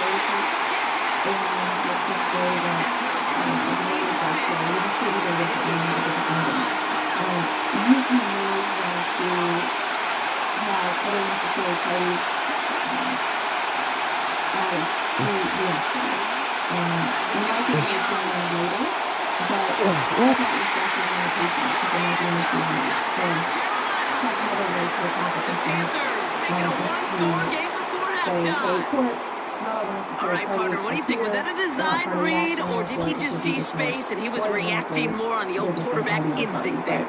Yes.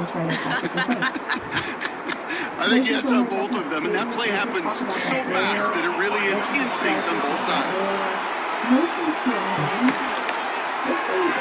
Pinheiro good on the extra point. And the Panthers chop the lead in half. It's down to 7. If you follow motion from my definite statement, the alternatively could be a motion from mine. So in other words, okay, so there's no time left for maybe a return plus a play here as they send this away. Mike Johnson down to return. And this drive will start inside the 25. Look at these states, she had look at time frame there, so there's a time frame that you can amend it once as of right. All right, this is going to be the play that takes us to halftime. A good example of filing a motion to amend for a reason would be to add a particular claim. Throwing it just before halftime. There's another claim that you get really to the 40-yard line before he stops. We've reached the midway point of this contest. 2 quarters down, and an exciting 2 to go. The NFL on EA Sports returns after this. Welcome back, everybody. Kate Scott, Rob Hewitt with you as we're about set to begin the 3rd quarter. Okay, to wrap up this section, our last slide here, graphic defensive feelings. Demonstrating defensive skills. Fast now to kick this away. I kind of want to touch on that in the last slide. But I do want to talk about it's the hard squib kick. He tracked him down, but a nice return in the end there, Brock. He's out to the 38. One thing I think the strongest thing that you want to do is you are trying to attack the pass fault for the sufficiency of the stadium. Good position for the Panthers. Starting this drive, 1st and 10. And when I say that, this is what they look like the find this up the gut. They'll get him down after he gets into the 48. Big gain, 14 on the play. They'll give the Panthers a 1st down. Davis follows just across all levels of football. Not just to hear themselves talk, it's to make sure that their guys has a chance to bring down a running back. To do it and keep those plays from going any further.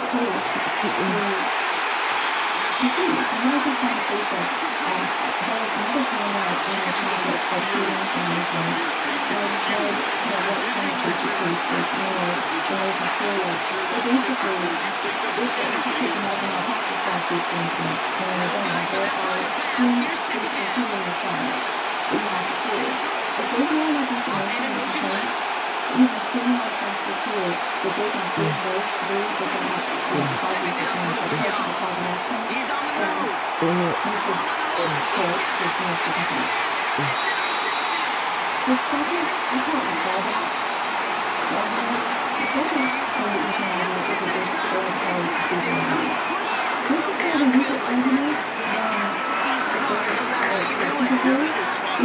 If you gotta find that spot when you know the coverage will be able to hold up, especially as you go 20, 30, 40 yards down the field. Hey, listen, these defenders in the league today, you throw a ball deep down the field like that, it turns into a 50-50 ball. More times than not, they can make a play and take it away just as they did. Quick touch pass to the receiver. He maneuvers through the middle for a game of hold. Working quickly here. I like the second motion because that's really going to be your story. That's going to be the story of the motion. The one thing that you want to do He'll take the option to the right on second down. And the defense is all over this one for a big loss. Make sure that you request that the complaint be dismissed with prejudice. And I say that because for a couple reasons, but number one, Allen on third down. Rolling out to his left.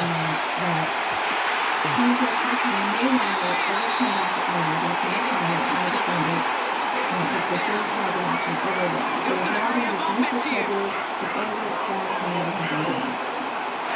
If it's been dismissed without prejudice, and sometimes courts will do this, if they are giving things a kind of a second to go, or filing a claim or something. They send him left out of the slot. That means that they can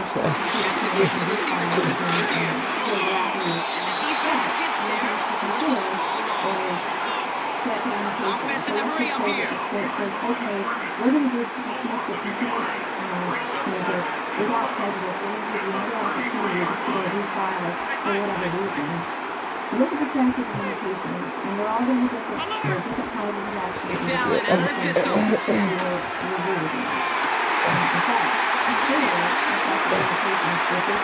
he breaks into enemy territory before being stopped on a huge gain.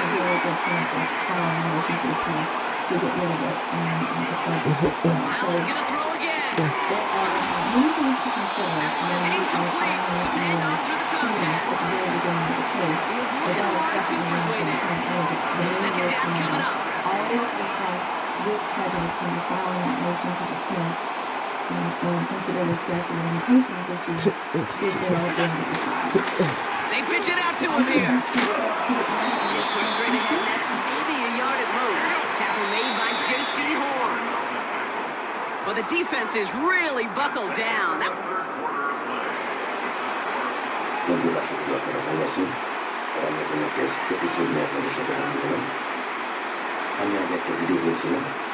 Drive your dire straits. It's 3rd and 9.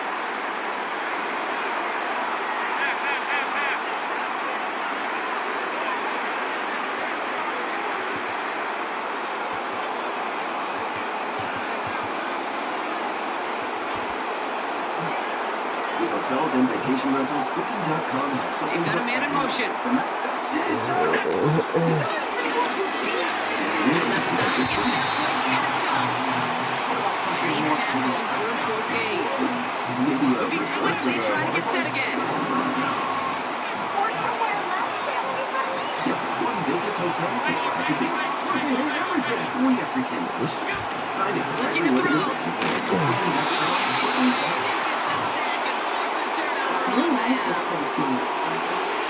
Just challenge getting the defense off the field with a stop. Most of the challenge and deliver not really overwhelming the home screen. Offense ready to begin this drive. 1st and 10. Looking to throw here. Shake off that previous INT.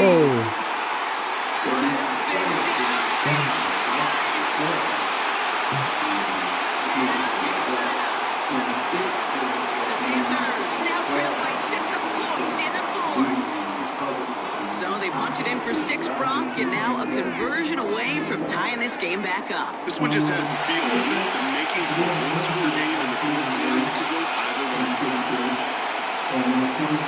Off for the PAT, and a make would tie us up late.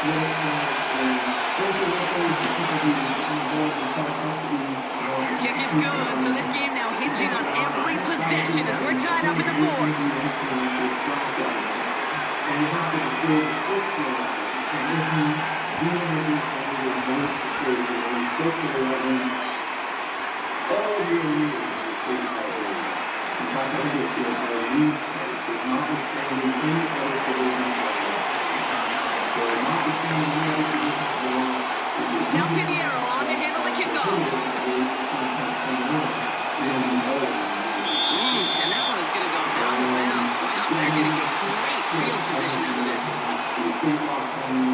comply with the state rules for statute.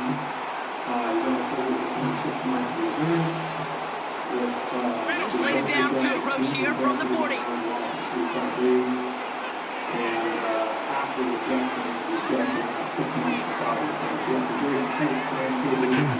First down throw for Allen.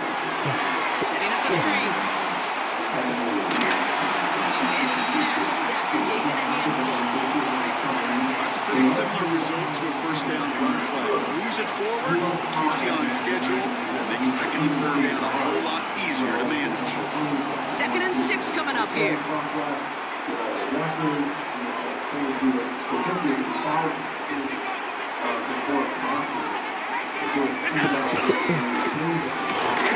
Complete to Shakir. He's taken down directly on that 43-yard line. Offense up to the line fast.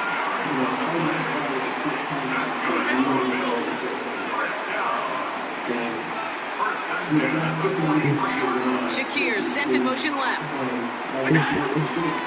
Straight ahead, here's Cook. Scurry forward for a pick of 3. We've hit the 2-minute warning here in Buffalo. Bills pushing to get within range for a game winner.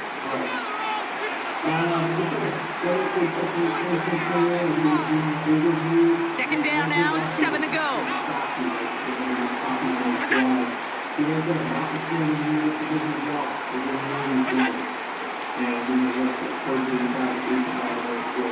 Putting the tight end in motion.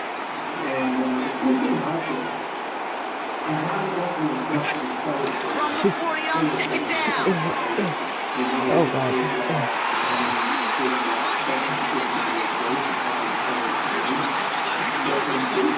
Statute, a win-win for both sides. Defense, they rally to get right to that throw in the flat for a no gain. The offense, they just remind that defense, you not only got to cover us vertically, we're going to stretch you horizontally as well. No connection on the last play, and out third down.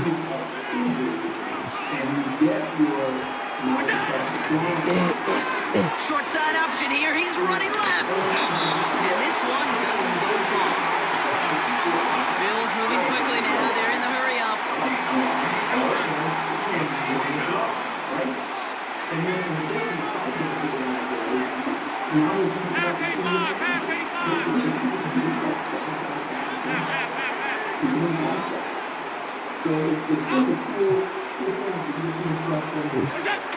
To throw.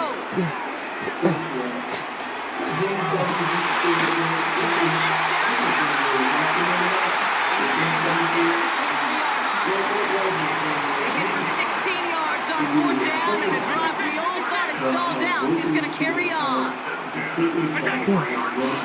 They're trying an option play left side on first down. Down there after a gain of just 1. The Bills are going to go ahead and call their first time out. And they still have 2 available for them as we approach the end of this game.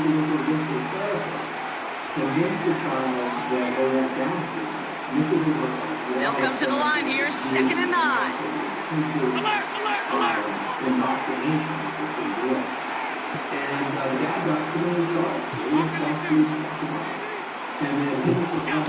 Back to throw.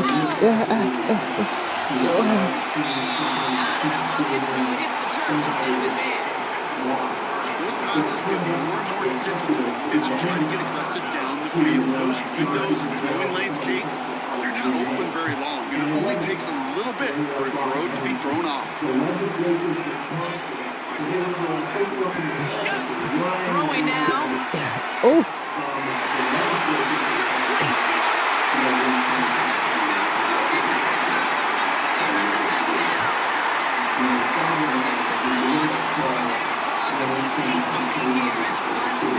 Incredible execution. The moment not too big for any of them.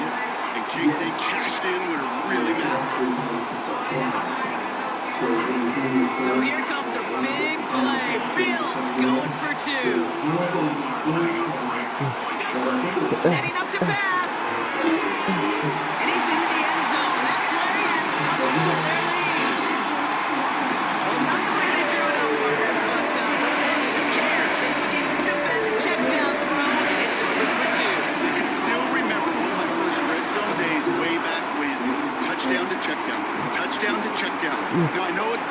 touchdown, but this check down, well, it was a valuable 2 points. And this one bounces into the end zone, and it'll be a touchback out to the 20.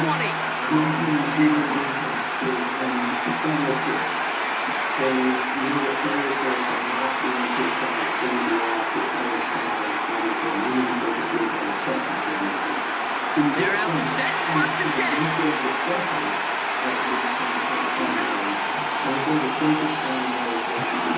Here he is to throw. Try and push it deep downfield.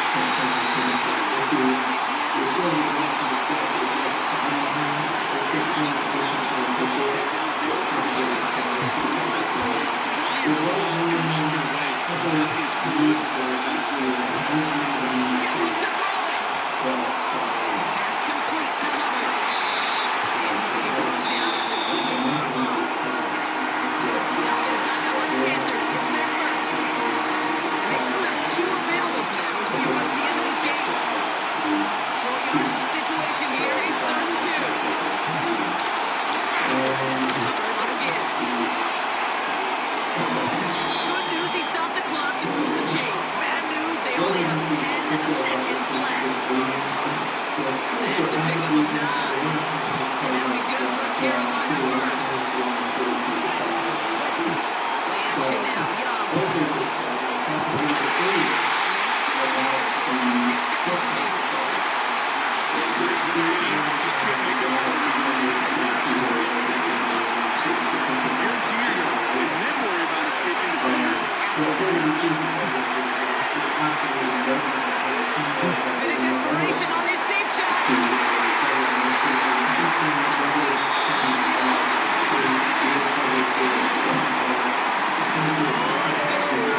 It's a win for their guys at rules on notice, immunity, all of that. The only thing that we're going to draw from state law is going to be the statute of limitations, and that's generally going to be the general statute of limitations. California is 2 years. I think Arizona's either 2 or 3. I should know this. I have a case going up there. But it's either 2 or 3, and then it goes state by state. Whatever their general, like, negligence statute is, that's going to be what they're bound by for the statute of limitations for 1983 claims. You see here, preemption applies. We're going to have another next slide. Same basic proposition is McCormick knows unbeatable flavor. So we created Flavor Sealed, so spices are as fresh and flavorful as the day they were packed, letting you make meals that'll have everyone licking their chops. McCormick, Flavor Sealed for unbeatable flavor. This is Noom GLP-1, and this is Angelia. I really did not know weight gain was going to be an issue through menopause. The Noom program and the meds work hand in hand. I'm Angelia, and I have lost 17 pounds with Noom. Get started at Built on the site of a former piano factory. There's been plenty of music made on the field here in the decade since it opened back in 1998. Welcome everyone to M&T Bank Stadium in Baltimore.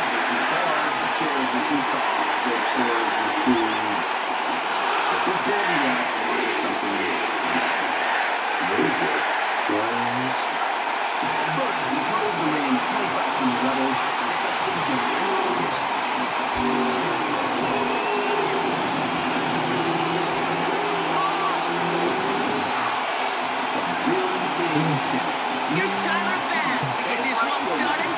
And we're off from Baltimore. The turn starts at the 9. And the return sets them up just beyond their own 20.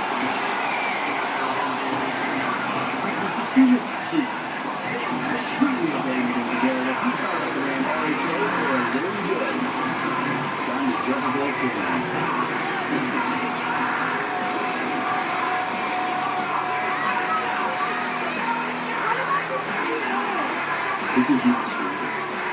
So their offense out now to get this game started. It's 1st and 10. The Bears were there.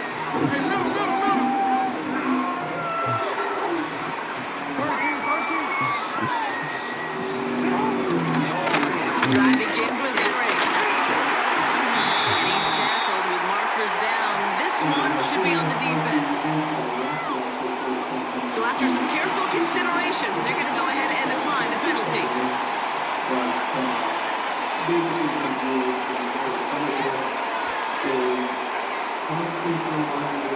Offense to the line for second down.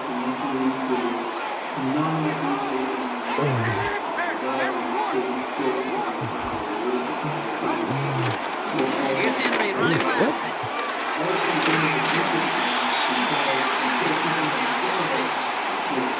That's a run that you'll take the result in the NFL every time. A nice play, a solid game, but it's also a run that you know you may come back to. Because if you were that close to breaking off an explosive one, really bring the backs of the defense. Connects with Bateman. And the tackle's made just beyond midfield of the 48. They gain 14 on the play. And that's good for a Ravens first down.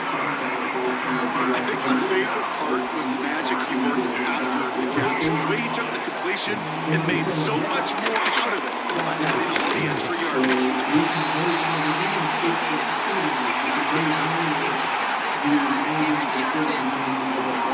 Nice 6-yard pickup. They're going to have second and 4.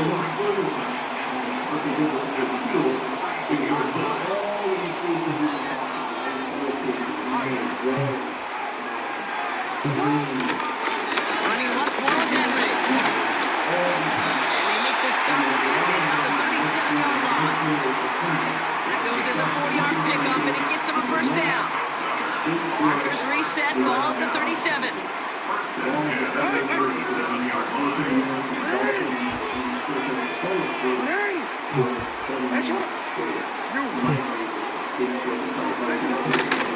Going to the ground again on first. Doesn't get beyond the line. Make the stop that time. Taron Johnson. No gain there that time, and it's second and 10. Absolutely no fear in his game. Even one of the smaller defenders out there, he isn't afraid to go charging into all those linemen and dish out some physical play himself to make that stop.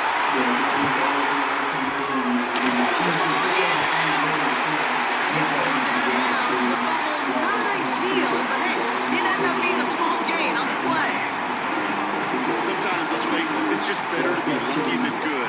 Your mind as a runner always goes to worst case scenario when you feel that ball get knocked loose. The time the sideline saved him and his team.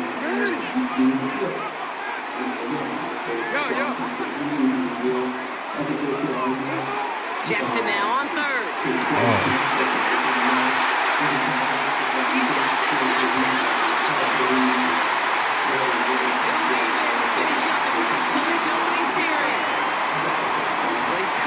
For a better start to a game than that. The offense taking it all the way down the field and finishing with 6.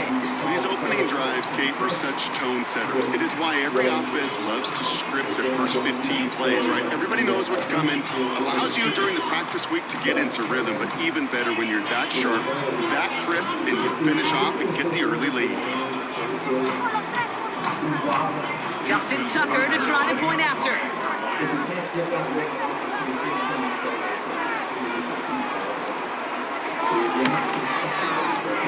Extra point set right down the middle.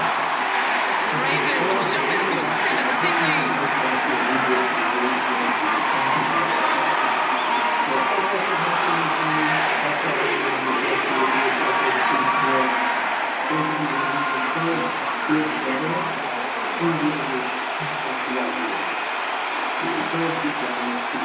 Now Tucker on to handle the kickoff.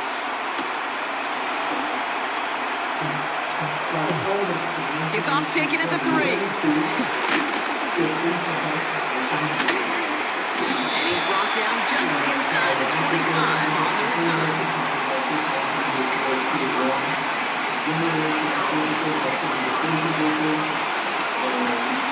The drive will start out with a 1st and 10.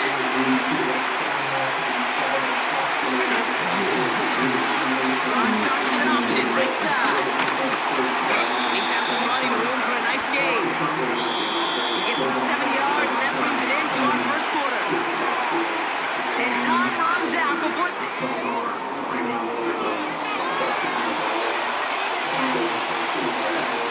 We're back for the second quarter. Bills in possession of the football.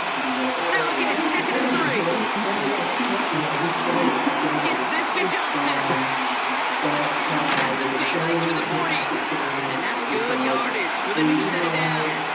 Working quickly here.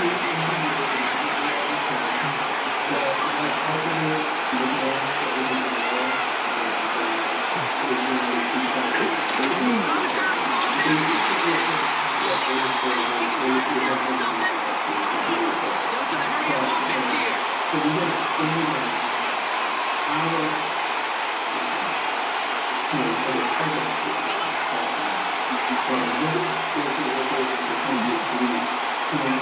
Play action now with Allen. Buying some time right. Catches made down on the sideline. That's going to pick up the first down after a gain of 26.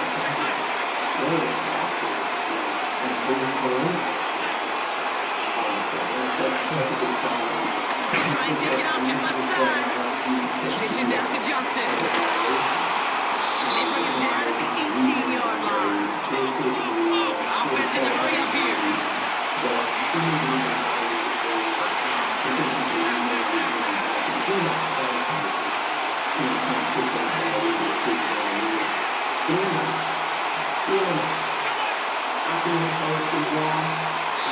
That brings us to the 2-minute warning at the Inner Harbor. The Bills pushing for a score.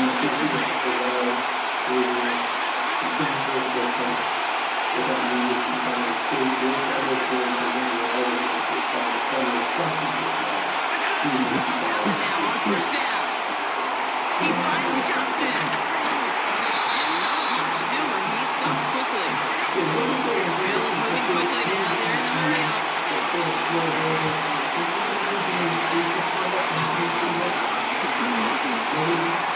Connects with Johnson. He has it down at the 8-yard line on the play. Bills moving quickly now. They're in the hurry-up.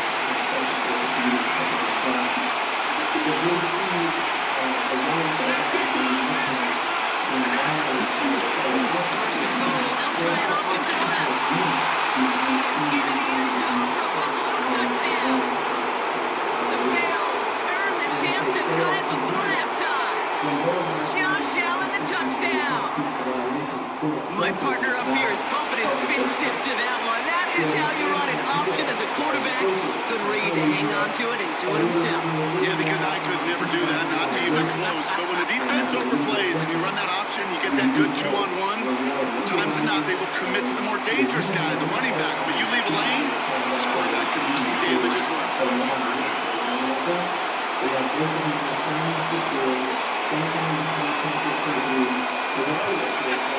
Allen looking to throw this. It's intercepted. And it's Stevens has it.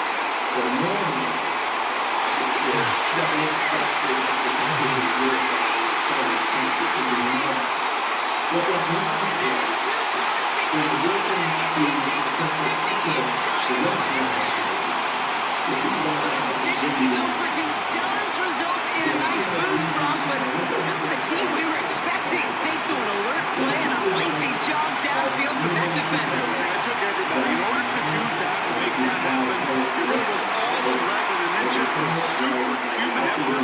You say job, I say a sprint to glory.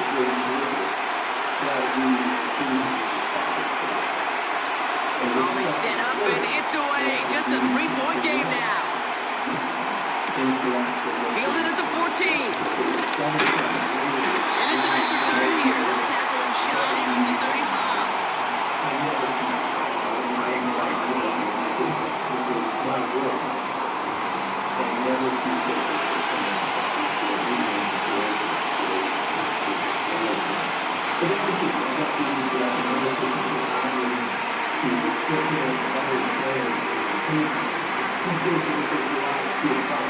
Here's first and 10 from the 34.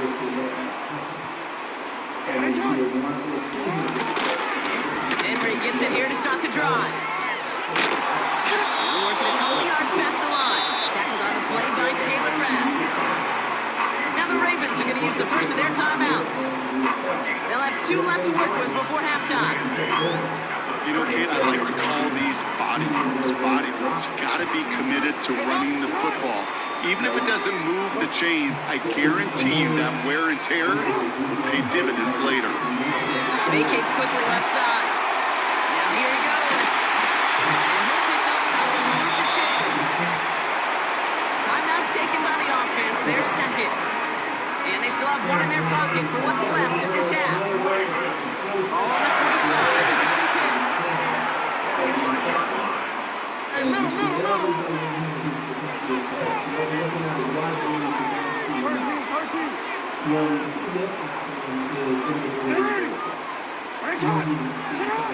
Now it's Lamar. Passing with the hands of Mark Andrews. Little shy of the 40 as he goes out. They'll get 14 yards and a new set of downs. I know the combine tries to test everything it possibly can physically, but I don't know how you test courage at the combine because there's nobody defending you. Nobody wants to hit you. That was the epitome of courage to make that in cut and make the catch.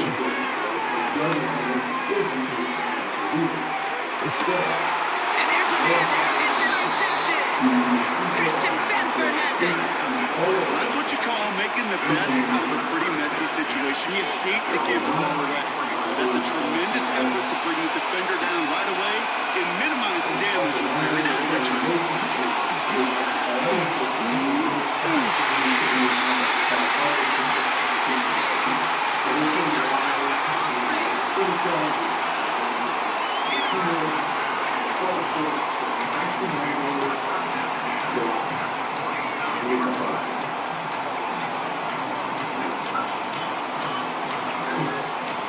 Football on that 47-yard line, first down.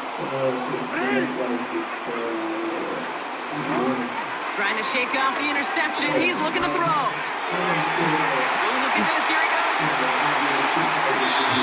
a 21-yard gain. That'll be first down, Baltimore. I think he was looking for that running lane and that running room from the very start right there. Even as he worked through his progression initially, he was waiting for space to open, and then he takes advantage with his legs. Henry running to the left. Power play up the gut only results in 2 yards. Now just before the break, a timeout taken by the offense, and they can try for some points going into the break. Ravens call in on Justin Tucker for the field goal. Just before halftime, we get a timeout taken.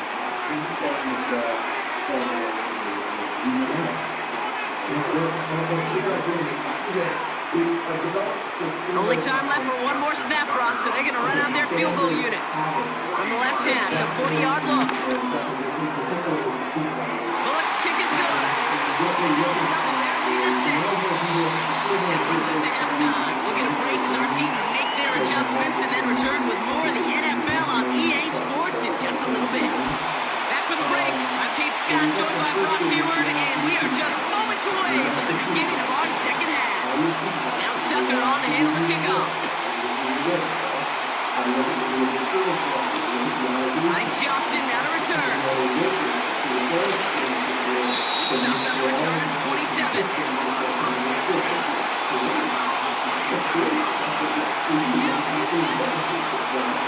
Drive starts out with the first and 10.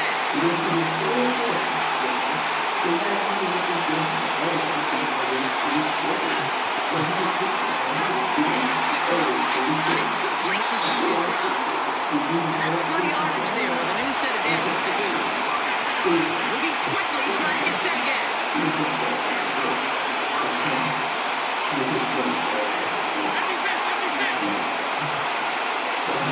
They send a receiver in motion right.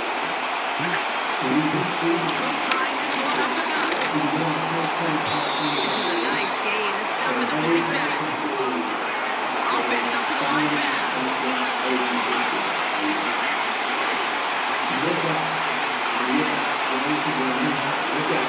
It's out of the pistol.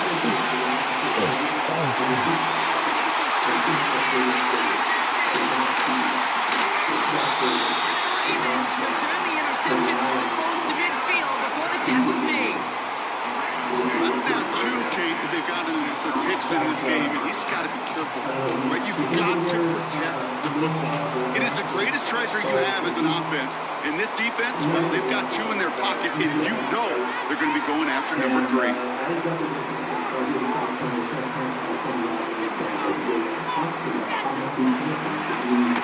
Third quarter starts with a run from Henry.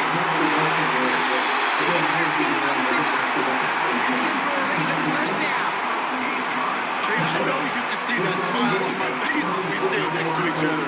Sure, I love that run. But I'm thinking about some great running backs. In fact, Corey Dillon, who created a lot of negative grades on my play sheet because I didn't want to carry out no fake. I wanted to watch the damage he could do like we just saw.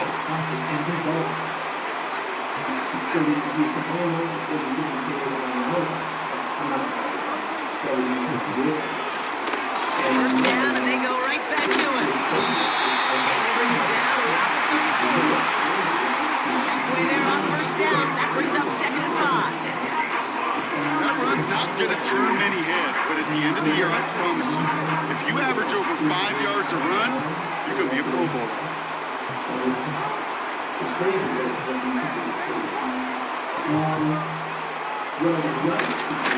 This is Henry on 2nd. 4 yards there. They only need 1 more now on 3rd down. You know, okay, these are some of the little hidden plays in a game. Like, doesn't look like a whole lot on the stat sheet, but A, it gets you good yardage. B, it sets up your play action. And C, most importantly, it keeps that defense guessing. Working quickly here. He's going for it. He's going to stay with the offense as he makes the recovery. They went for it, got the 4 yards they needed, and that keeps this drive alive. Almost the impact play this defense was searching for, but they could only get half the job done, partner. Fumble forced, but they couldn't recover. I'll tell you what else it forces, though. That coordinator, that play caller on the other side, now got a little bit of doubt about his ball handlers. Got to have better ball security than that. On 1st and 10, it's Henry. A small 4-yard chunk there. Terrell Bernard breaking that one down. You know, these are the kind of runs, Kate, that a balanced game plan and a balanced offense is built on. It gets you good yardage, it sets up your play action, and keeps that defense honest.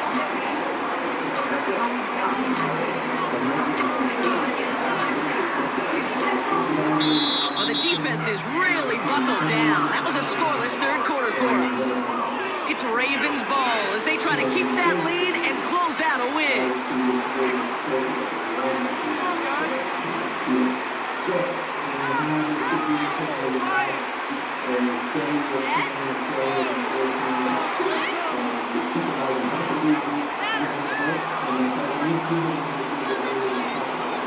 Second and 6 coming up here.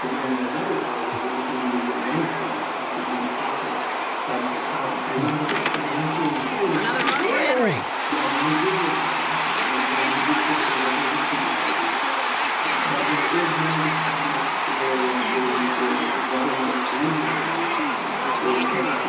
I think that tackle prevented something that's going to be a little bigger than just a first down pickup.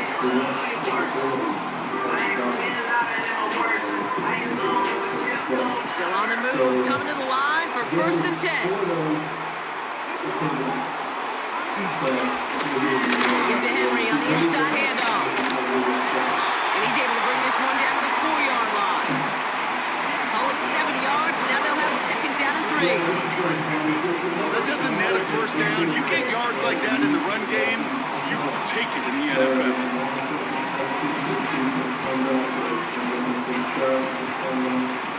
2nd and 3 now.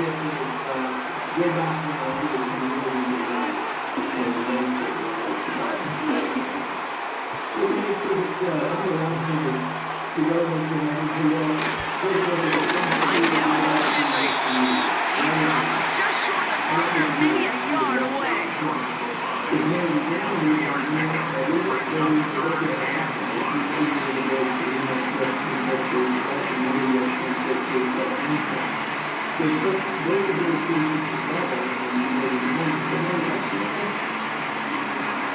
Third and a lone yard coming up.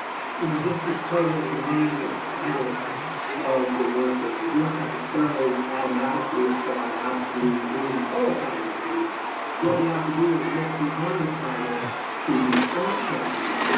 going to try to pick it up. And he could not get there. They stop him right at the line. No gain on the play. Defense holds yet again. And now it's 4th and a yard. The defense calls a timeout. So that's their first. They still have 2 to work with in this final quarter. And the function is that their performance is less important in nature than the non-offensive side of the unit because the qualified when that comes into play here. Justin Tucker out for the field goal. A lot of pressure hovering over this kick. This is a chip shot from the left hash. Tucker's kick is up and good.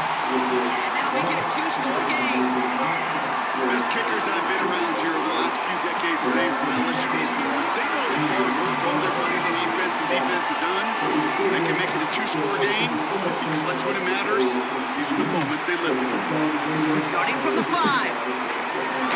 And he's brought down inside the 20 on an uneventful return.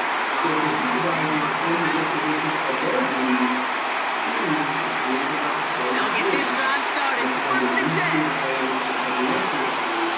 Look at the throw here. Shaking off that previous INT. He lost it deep left. This is going to end up incomplete. Really aired it out there on 1st down. He just couldn't make the connection. I think it's safe to say that without that ball being tipped, we are looking for a big game. It's a missed opportunity to push that offense and even better play defensively to deny the throw. So after the incompletion, here comes the 2nd down call. Back to the air, Allen. This is in the hands of Dalton Kincaid.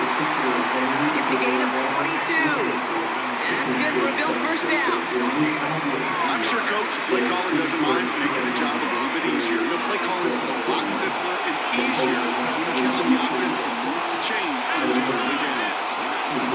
1st and 10, here's Allen. This is complete to Dawson Knox. And he goes out a little short of the 40. That play good for 17 and a 1st down. Every tight end with the salt is really crave man-to-man coverage. The best of them, give me man-to-man coverage and I will beat you. I was with Dallas Clark and Indy. One of the best separate from him, they can play just as that tight end did. The defender's not going to be thrilled. The catch was almost made on this watch. He breaks it up. Gives him a chance to do a little giant after the play. Let's see the guy know. He roughed him up and cost him that catch. Couldn't connect on 1st. It's 2nd down. Now Allen off the play action.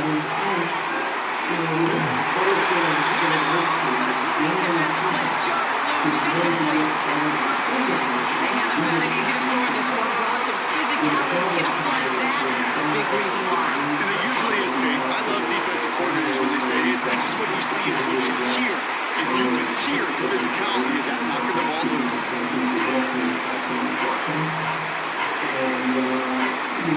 All right, one more snap before the 2-minute warning. Allen on 3rd down. That's the 2-minute warning here for Baltimore. Bills losing by 3rd down pass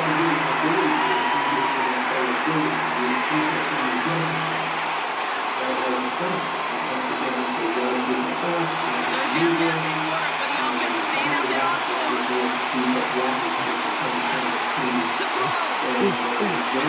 Trying to push it deep downfield. It's intercepted. And the Ravens get it back up close to their 40 as he's finally tracked down after that return. Oh man, Brock, somebody, those other leaders on that sideline, they've got to sit him down and calm him down. 3 consecutive drives now. Duty, and there's a couple other, I'm not sure what they are, but you're not going to get, unless the defendant stupidly asserts, exigency as an affirmative defense, then you might be able to summarily adjudicate, the lack of exigency there. But yeah, it depends on the way the defendant pleads their answer. it's just more difficult to adjudicate the legal issues in state court pre-trial. Fees, that's a big issue. State court, a lot easier to get a multiplier on fees. Might be more difficult to get a higher lodestar number, the dollar value of the fee, $1 per hour. But state court judges are a lot more amenable to the idea of, providing multipliers. Where in federal court with, I don't remember what the case was, but it was Sotomayor that drafted the opinion. And she just completely hacked out the ability of, civil rights attorneys to get fee multipliers, except under very, very specific, extreme circumstances. So one thing you're looking at in federal court, after you do all the work, do the trial, get your great verdict, you may get a decent fee, but it's not going to be an incentivizing fee. And that's what we really want, is we want people to be incentivized, not a windfall, but incentivized, getting more than you normally would on your average, run-of-the-mill PI case. We want attorneys to be incentivized to come into the field and do their best work. It's hard to do that if you're not giving a fee multiplier. What else do we have there? Oh, different jury pools. I've got a little blurb on here. You get different jury pools between more conservative people on the federal juries. And intuitively, one might think, ooh, conservative jury, I don't like EA Sports coverage of the NFL brings us to the so-called Silicon Valley and Levi's Stadium in Santa Clara.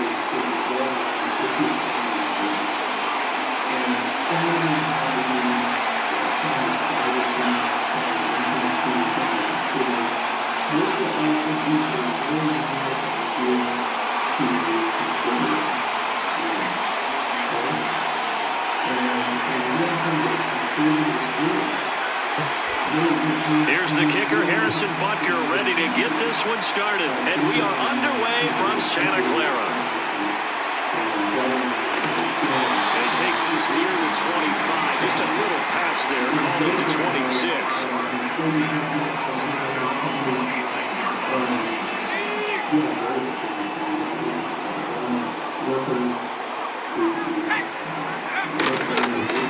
They begin on the ground with Galindo, and he is met in his tracks behind the line of scrimmage.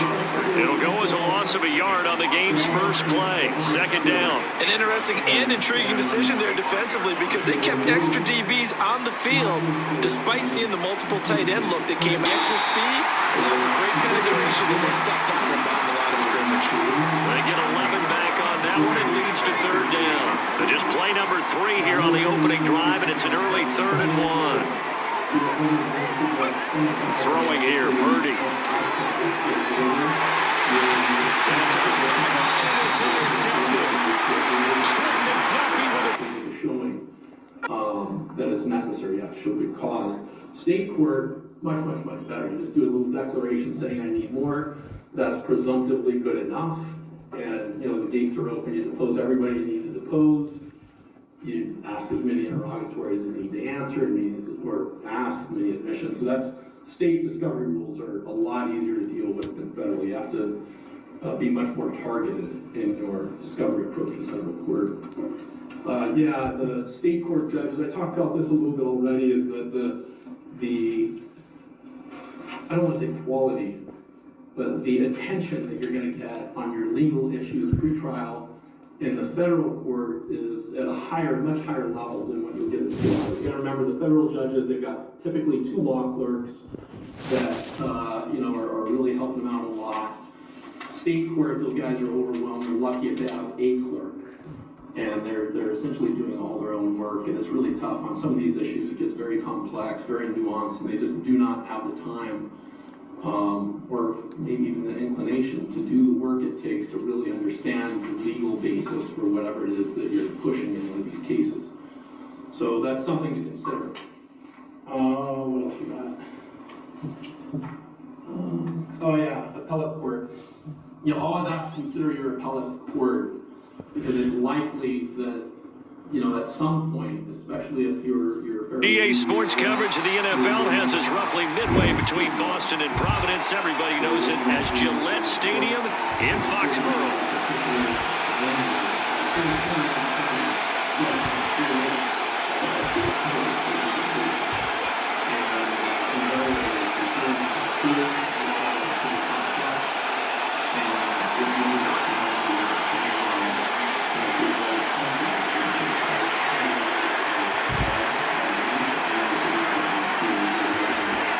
Here's the kicker, Harrison Butker, ready to get this one started. And we are underway in Foxborough.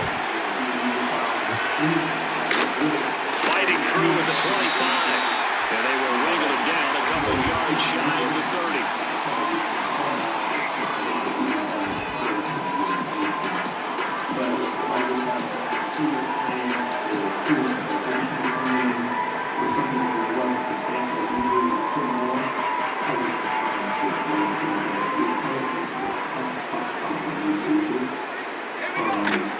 Play action, May. That's complete. Demario Douglas with it. And he steps out of bounds, but not before he gets inside the 35. A big change in field position there. That's 40 yards on the catch and run. That's right, writing it down in my notes. I never give enough credit to the offensive line, and we have to here. The protection, that's what made this play a success. Quarterback had to wait for his crossing route to develop, and that takes a little bit of extra time. Excellent job by the big fellas up front. And he is going to lose yardage here. What a difference a play makes. A huge step forward and now a small step back as he loses a yard or two. To the air, May.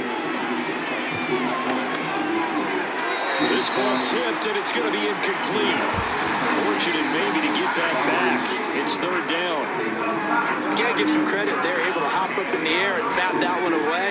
And that's frustrating for an offensive lineman because the only recourse is when he goes in the air to try and get some type of a pop or a shove, hoping to bring his arms down. Rifles one, that's going to be intercepted. And the Chiefs are going to take over at their own 41. Third and long that time. He was trying to make something happen, but a little too risky.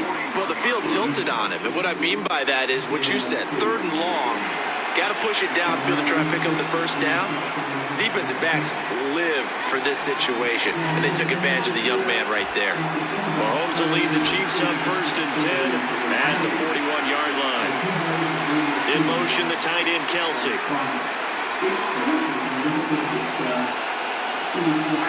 So after the INT, here's Mahomes.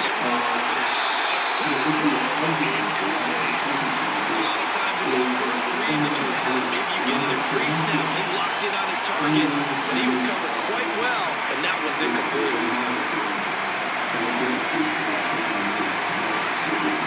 Here's second and 10.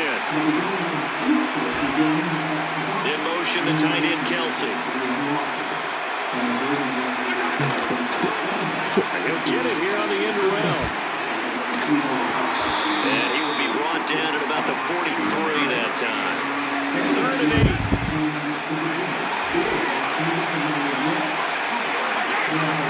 They go play fake. Mahomes.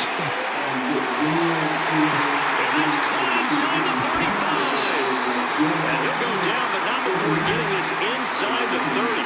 So into Pat's territory now. Here's first and 10 as they've got it to the 28-yard line.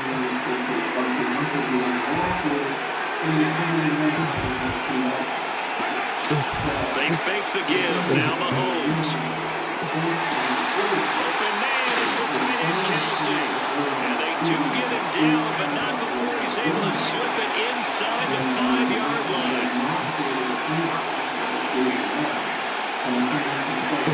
Oh, how about this on first and goal? And he's maybe going to get this back to the 4, but that's about all. Line of scrimmage, again the 4-yard line. Second and goal. They go play action. Now Mahomes. Out to his left. Did he get the feet down? Yes. Touchdown. Travis Kelsey from 4 yards out. And the Chiefs take the early turnover and convert it into an opening touchdown. Well, that's just how they drew it up, CD. His first read was there, got it to him quickly, and into the end zone. Absolutely excellent execution by all involved. And the coordinator, gotta give him credit, found the perfect play call. Quarterback let it fly as soon as the target came free, and his guy made a nice catch. Just how you draw it up in practice and then execute it in the game.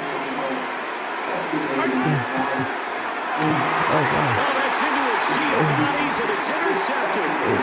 It's Kyler Duggar who picks it. And the Patriots are going to have the football here at their own 35-yard line.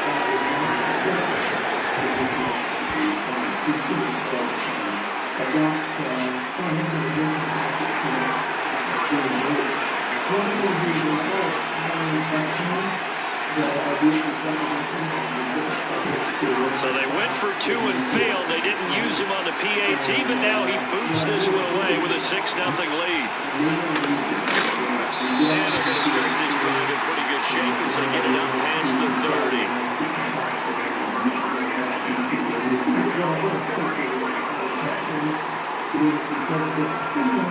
New England with a first down as they begin the drive. They threw an interception the first time they had the football, wound up leading to a touchdown the other way. How do you approach drive number 2? Going back to your game plan coming in, everyone has matchups that they like better than others. Where they think they have an advantage, dial up some of those plays. Try and go to those spots and get your offense moving. And able to use his blockers to get this one over the 40.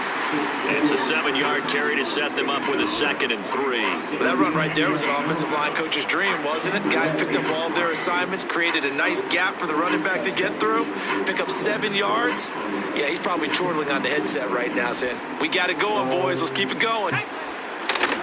Stevenson gets it again on 2nd down. And the play goes nowhere, losing yardage back near the 40 at the 39. It'll be a loss of a couple on the play, so now 3rd down coming up. 6-0 our score after 1. Start of the 2nd quarter from Foxborough. It's the homestanding Patriots with the football as they've got it with a 3rd down coming up. They'll need 5 on this play to move the sticks. To throw, it's May.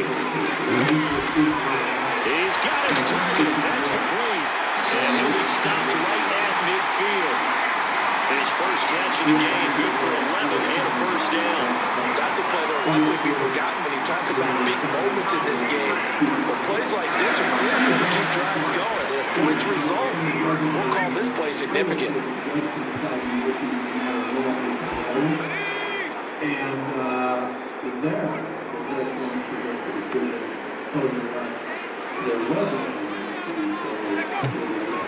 On 1st and 10, it's Gibson. Give him 5 on the carry there, and it'll be 2nd down. And that's exactly what you want on a 1st down run. Pick up 5 yards, bring up 2nd and 5. The defensive line, though, they've got to figure out a way to out-leverage the guys up front because the offensive line is winning at the point of attack. They'll throw with May. And his throw is incomplete. They've given him some different looks here defensively in the early going. He's only hit 2 of his first 5 passes.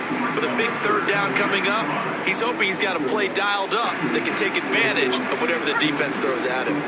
They come up now 3rd and 5 following the incomplete pass. Here's May. And he is caught. And some room to maneuver. And he'll be brought down with a 1st down as the tackle's made at the Chiefs' 32-yard line. The drive stays intact with a pickup of 13. But give the defensive guys a little bit of credit. They didn't let the deep ball beat them on that play, did they? No, the drag, that guy could be your safety valve. We saw it right there. Yeah, and it picked up a 1st down for him, too. Looking to throw. May. Oh, he's going to let this go for the end zone. And it'll be intercepted. Trent McDuffie with a pick. And the Chiefs are going to get the football here as the ball will come out to the 20. I believe this is what you would call growing pains here, partner, because this defense obviously took the challenge facing the rookie, and they wanted to help indoctrinate him to the NFL. So now the big question is, can he answer that challenge and rebound with plenty of time remaining in this game? To the right side, it's Kelsey. And he'll take this forward for about 5 as we have come upon the 2-minute warning.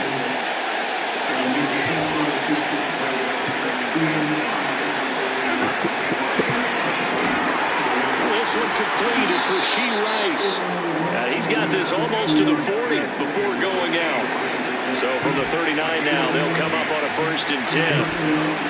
Play action. Now it's Mahomes. Escaping the pressure right. And that one going to come up short. Low throw. That's a defensive coordinator's got to be happy with that result. They took away all options downfield and forced the incompletion. So line of scrimmage still the 39 on 2nd and 10. In motion, the tight end Kelsey.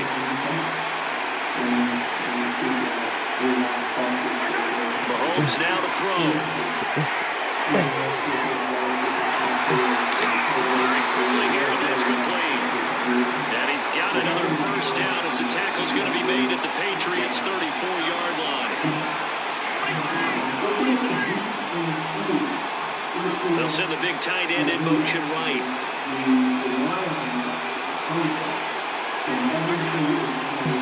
On 1st and 10, here's Pacheco. And inside the 20 before he's brought down. So here's a 1st and 10 now, down inside the 20.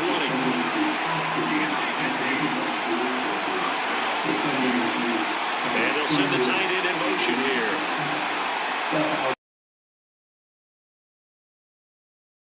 On play action, it's Mahomes. The man right side is Rice. And they'll work this down to the 15 for a pickup of 4. The Chiefs will use the first of their timeouts as they stop it here with just under 40 ticks to go in this 1st half. Hopkins, the man in motion left. A throw out wide caught by Hopkins. And he'll get it here to the 10-yard line.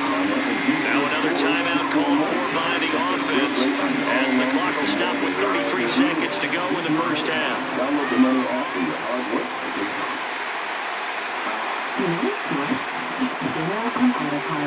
This will be play number 8 here on the drive. It's 3rd and a yard.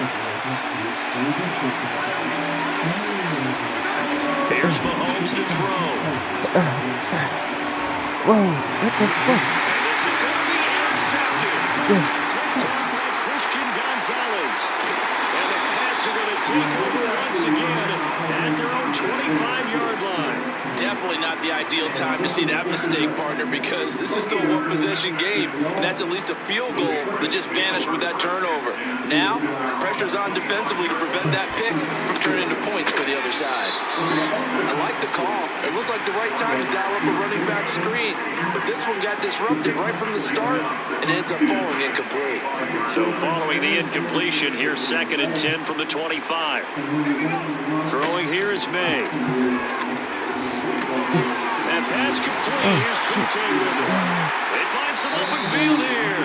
And out of bounds on the other side of midfield at the 45. Good yardage after the catch. Is that play good for 30 and a 1st? It's not a surprise when you read scouting reports and watch tape because you know he's a heck of a player. But he is so difficult to get down in the open field. They just want to get him the ball and let him do his thing. They'll look to throw now on 1st down. Hunter Henry brings it in. And he is out of bounds, but not before he's inside the 30. 17 more yards on that one as they keep the drive rolling. And it's a real luxury when you have a guy who can turn a short throw into a solid gain at any moment. Once he caught that ball, he ID'd where the open grass was and got there in a hurry to pick up a new set of downs for his offense. Whoa. And he's out of bounds. Almost gets to the 10. Another strong gain on the last 2 plays. They moved it a combined 33 yards. They're making it look easy out there. Another 1st down. So far on this drive, let me do this little bit of math here. 4 plays, 3 1st downs. That's a pretty good recipe for success. And now we'll get a late timeout as it comes in the waning moments of quarter number 2.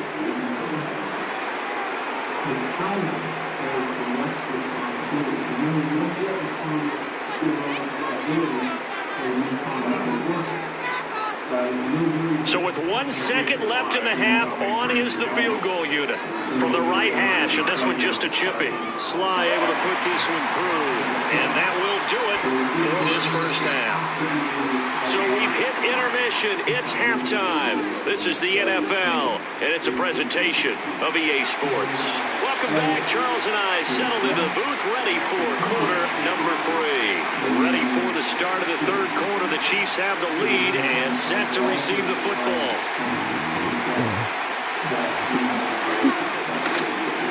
And not much doing on the return. Good coverage there. Going to stop him in his tracks at the 15-yard line. The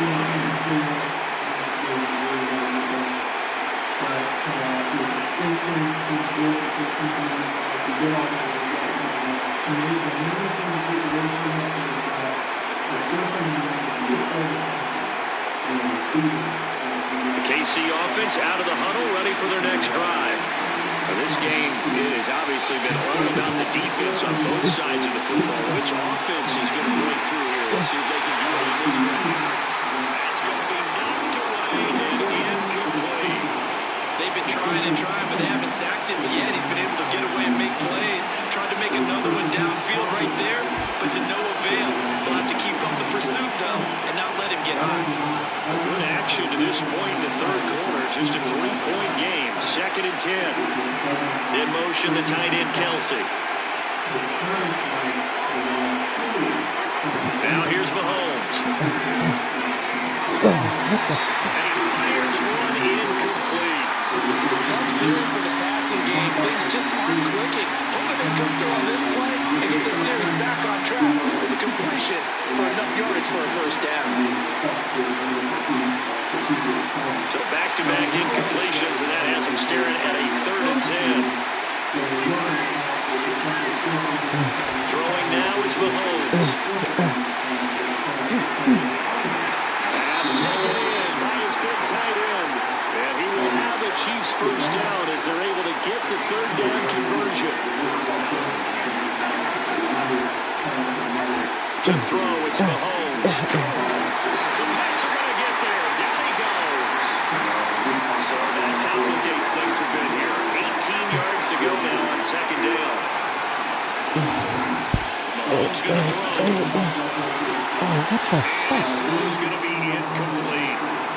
And Charles got to like what this defense has been able to do these last couple of plays. Yeah, they get the sack on first down, then they force the incomplete pass. Now they're just a play away from getting the football right back, but it's a big play. They've got to hold up. An incomplete pass on that last play, and that means they'll need to come up with something here on 3rd down. Now Mahomes. Come on. And that will be incomplete. And so many times we look at the opening drive of the third quarter as a tone setter, and many coaches do emphasize it, and that's a strong performance there defensively to force incompletion, and more importantly, force a quick punting situation. Mahomes and the offense staying out there. They'll go for it on 4th. In motion, the tight end, Kelsey. Mahomes throwing on 4th. That's laid out deep for Rice. And he backs it away and throws down incomplete. A surprising move to go for it predictably, at least somewhat predictably. It doesn't pay off, and the Patriots take over. They're going to have terrific field position. To the air, May. And he takes a shot on the release as this will be incomplete. I think we can all understand what they're thinking right now. They take over the ball in field goal range after the turnover, so they've got that in their hip pocket. But they've got to go for the end zone and turn this into bigger points. Their thinking is a touchdown is really what they should get from starting here. Getting 3 points at the end of this drive, that would feel disappointing. 9 yards, and that leaves him just short, so it'll be 3rd and less than a yard.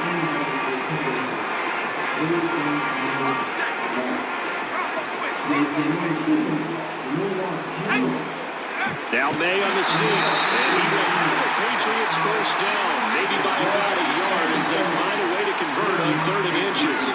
There may have been a little bit of an element of surprise there. 3rd and inches, and they go quarterback sneak. I still feel like this is a play that often is reserved for 4th down. Now this time he'll look to throw. Complete, it's Henry. And he'll be taken down at the 2-yard line. A solid pick simple sometimes, isn't it? Go where the defenders are not, and he does exactly that. Makes a nice catch to move the chains. Defense, got to find a better way of accounting for the shorter routes that are being run against them. Stevenson trying to get to the goal line, but he's going to be stopped just short at the 1. Give him 2 yards on that one. 2nd and goal now.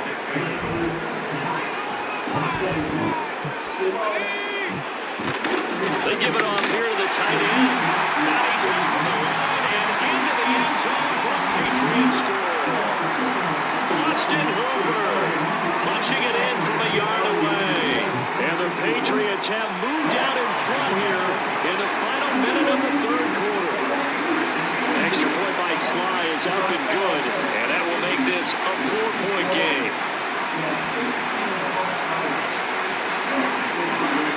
Joey Sly now to kick off after the touchdown.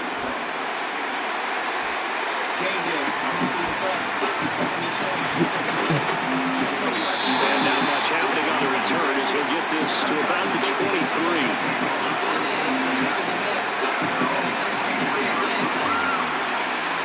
The Chiefs offense about set to begin this drive. And last time went for it on 4th, didn't get it. See if they can pick themselves up off the mat and do better this go around.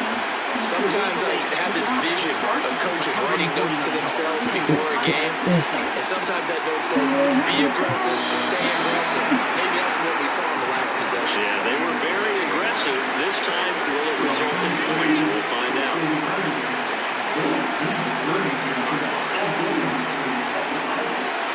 They run the option on 2nd down. Here's Pacheco on the read option. And they get him down, but not before he takes it across the 40-yard line. And they're not going to get to the line to run another play. So we will switch ends as the 3rd quarter has come to a close. We'll return with more after this. This is the NFL, and it's on EA Sports.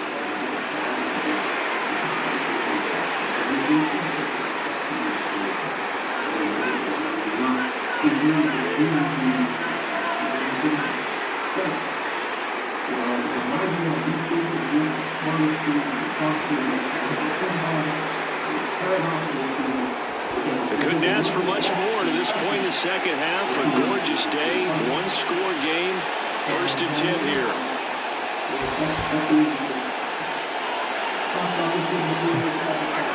Looking to throw is Mahomes.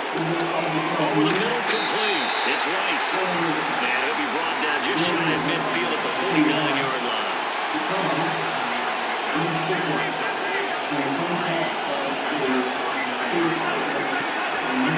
From just shy of midfield, Mahomes being chased out left. And that is incomplete.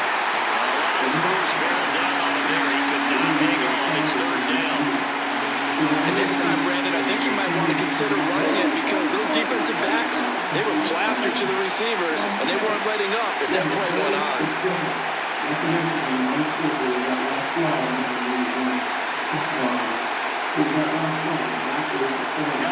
As big of a play as we've had in this one so far. This is 3rd and 3.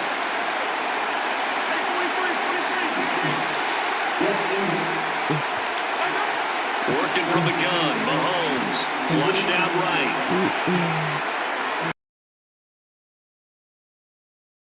Out of bounds. Late in the game, defense trying to avoid a big play. He's able to work out of the passing game, turn it into a run, pick up the first, and stop the clock as well. And you know in this situation, everything is sped up. The intensity, the thinking, everyone's movement. But for a quarterback, he has to continue to do what we call flat line. Feel it in the pocket and go at the appropriate time. Offense was moving a little bit out back on their heels, but they had a brief pause by forcing the incompletion. That gives them a quick chance to regroup and try and mount a stand before they're backed up even further. After the incomplete pass, here now is 2nd and 10.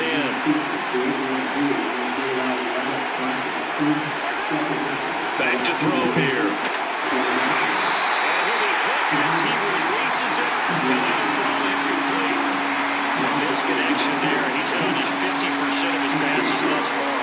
That's not where you want to be. Now you see the evolution of the game. You go back to the quarterback stats of old, 50% would be terrific because they threw the ball downfield almost every time they threw it.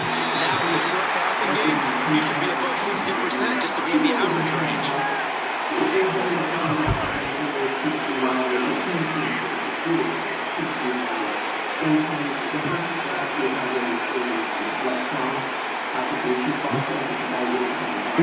Now it's Mahomes again. They'll set up the screen to Pacheco. And they'll get this one to about the 20-yard line. 15 more there, and they're on a roll. It's another first down. Well, they certainly had their share of troubles running the football in this one, but this play is almost an extension of the running game right here. They set up the screen, let him work out in space on the perimeter, and he turns it into a big pickup. All 3 timeouts plus the 2-minute warning. Here's 1st and 10.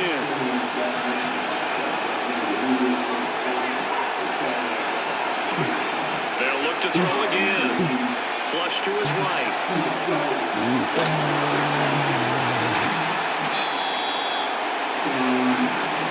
Fourth quarter, down to the final 2 minutes, and we've got a 1-score game.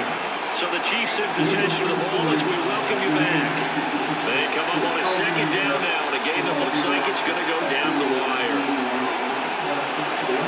2nd down, 8 yards to go.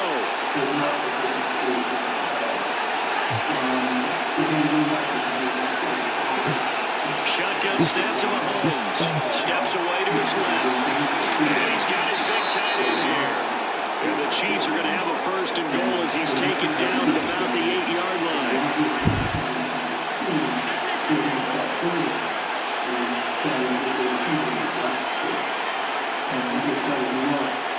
Now Patrick going to change the play.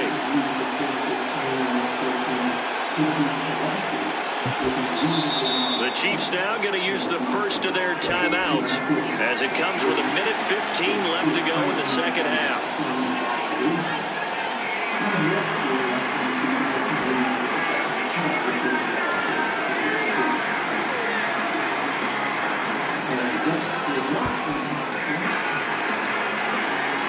Here's 1st and goal.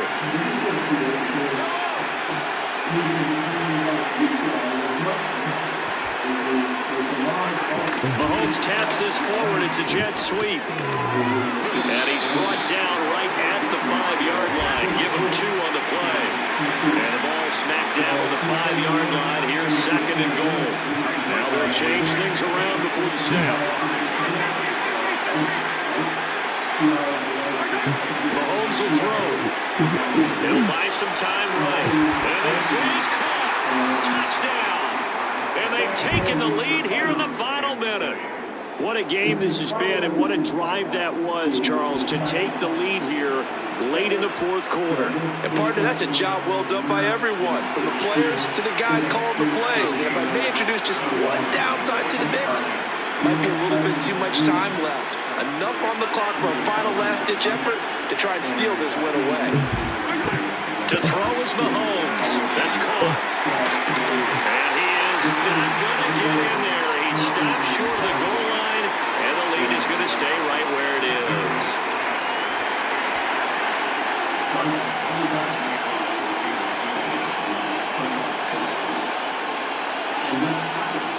Now after the touchdown, here's Butker on to kick it away.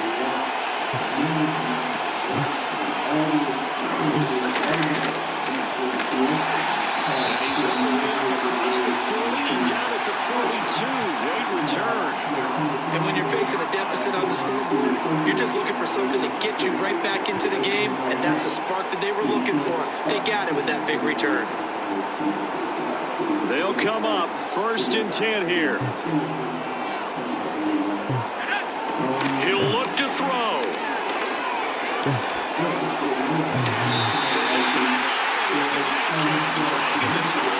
That's going to be a 1st down. Well done. That's what they need right now. Get the 1st down, get out of bounds, stop the clock. Just playing smart football, understanding the situation, making the plays necessary, and making sure that clock stops at every opportunity.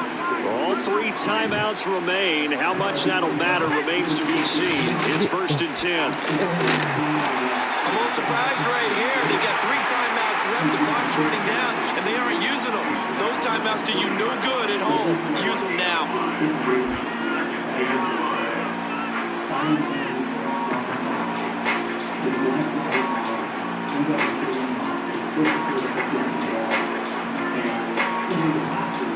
Here's second down.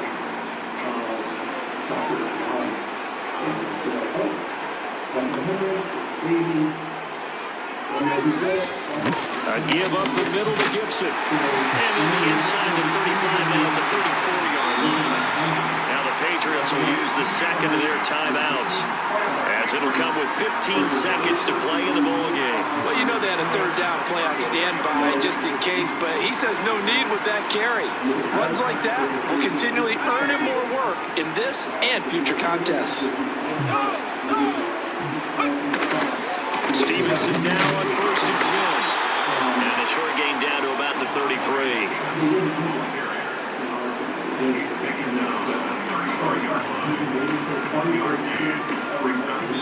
And now we'll get a timeout here. They're able to stop it with 1 second to go in this game.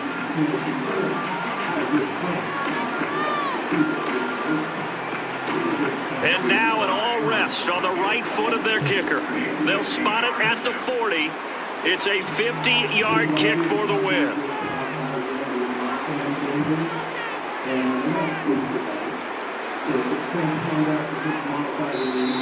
And the Chiefs are going to signal for and be granted another timeout. And as the two teams talk it over on their respective sidelines, we take a break.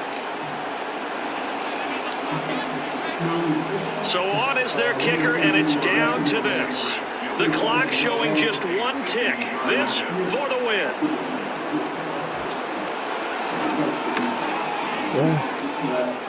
And he got it. He splits the uprights from 50 yards out. And it'll be a good time in the Back Bay tonight. The Patriots have won the football game. So this will wind up a victory for the New England Patriots. And this one won't be remembered for many offensive fireworks, but they did enough to get the job done. And that's why it's a team game, because sometimes you have to lean on one part of your team. And they leaned on their defense. In fact, they probably went over there and asked for some help. Like, guys, we just don't have it in this one. Can you hook us up? And they did in a big way. Said, no problem. Put it on our shoulders. We'll carry you home. And they did exactly that. So that'll do it for my partner, Charles Davis, and the best darn crew in the industry. I'm Brandon Gaudin. This has been a presentation of the NFL on EA Sports. The Patriots winners here at home. Yeah, they do it all the time. If you see a case like that, it's a good case. Yeah. How do you treat substance abuse and the potential for a parent to use or get high in between in this period of time? Well, just sitting up here thinking about it, if there's evidence to show that this parent is an addict and is going to get high every single day, 3 times a day on the hour, I would say there's no speculation involved there. You pretty much know it's going to happen. I would still get a court order if I were the social worker, and that would be a basis to get a court order. If they can go into court and say, hey, look, judge, historically, this is what this parent's done. You know, at 9 a.m. after they drop the kids off, they get high. At noon for lunch, they get high. At 3, they get high. The judge is going to give you an order. Even if you have, you know, a less regular schedule than that, if you can establish, or the social worker can establish a history of drug abuse that impacts the care of the child, right? Remember, it's got to have some impact on the kid. Just it's one of the loudest venues in the National Football League. We're inside Arrowhead Stadium in Kansas City. Home of the Chiefs.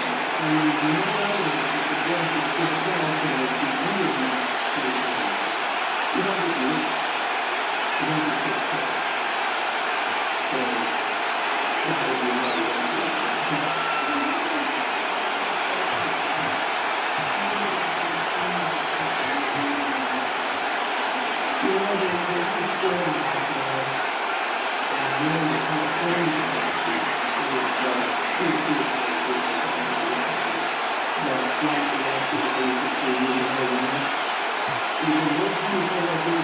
you.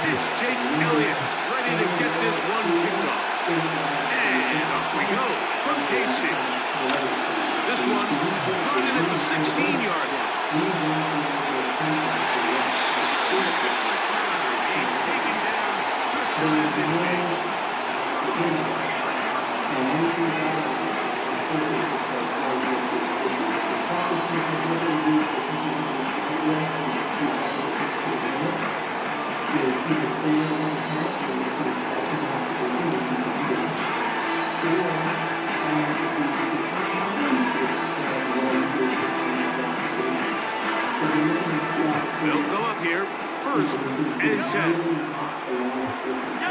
Throwing to get things started is Mahomes. He'll get this complete. That's the tight end, Noah Gray. He's close to a 1st down. A gain of 9. Nice pitch and catch on 1st down. When you put plays like this on tape, it sends a message to every defender across the league. When you play this offense and this guy has the ball, you better bring it when you come to contact him, because if not, you're going to be on the wrong end.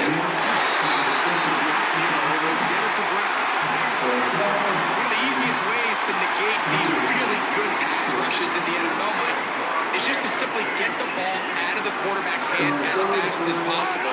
Sometimes it's by design, sometimes it's based on need. Really nice job there by the quarterback. Get it into the hands of his receiver, and then see what he can do after the catch. They bring him down inside the 25-yard line.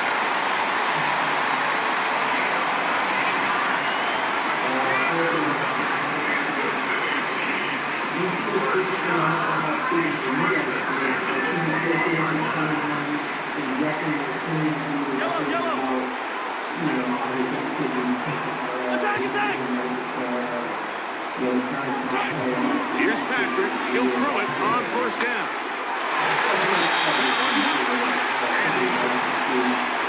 Reed Blankenship at the tight coverage and comes up with the defensive play.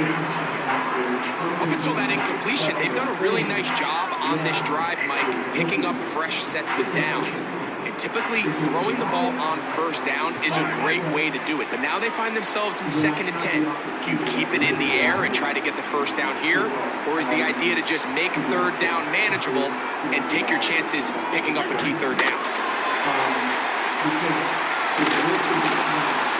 A very nice open field tackle there. He could not get free. Gains nothing.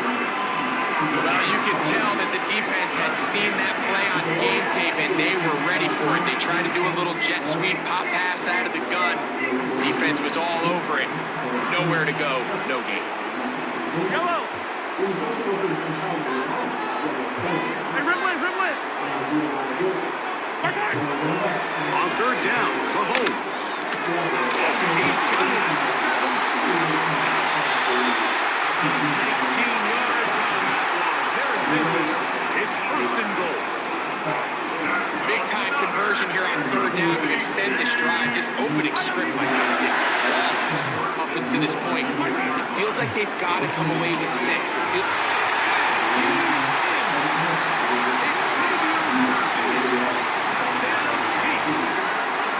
Exactly the way they scripted this one. A beautiful opening drive, Greg.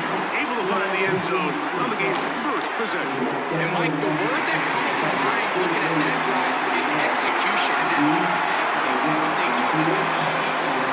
How to get the ball early in this game and establish an early rhythm. And that's exactly what they did with that touchdown.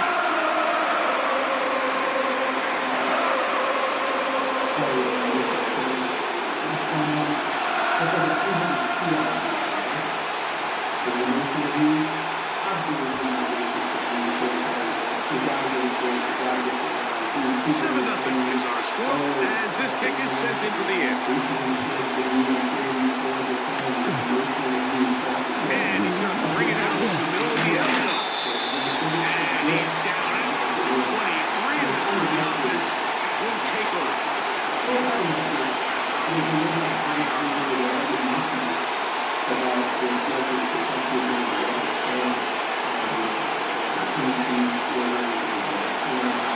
Set to go now. 1st and 10.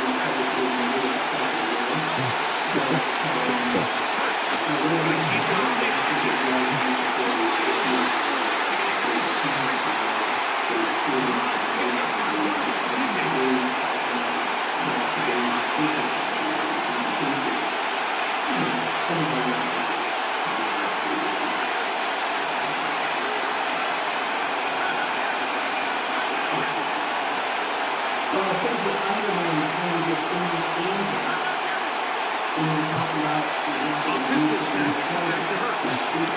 Pass will be incomplete.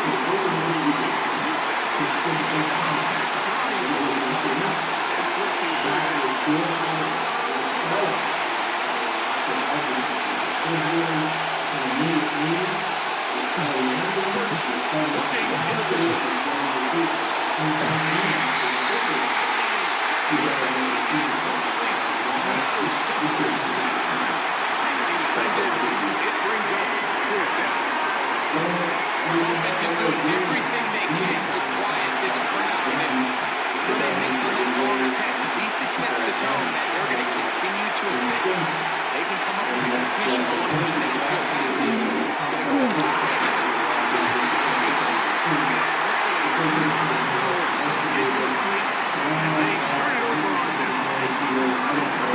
So the message this coach is sending to his huddle is very clear. It's, hey guys, I got all the confidence in the world. We're going to be aggressive all day. We're not afraid to fail. We are going to try to score on every possession. He is here.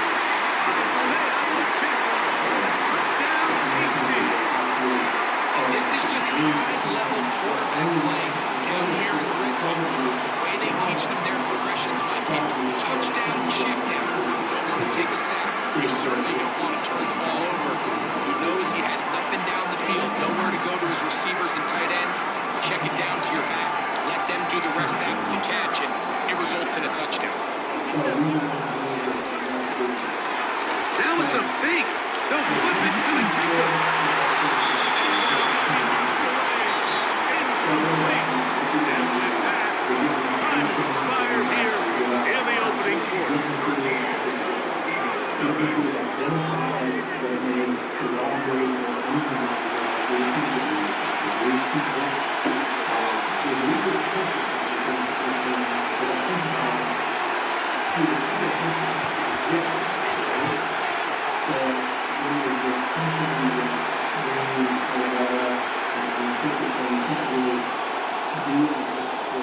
The kickoff team is out on the field, and we're back to it as the kick's away.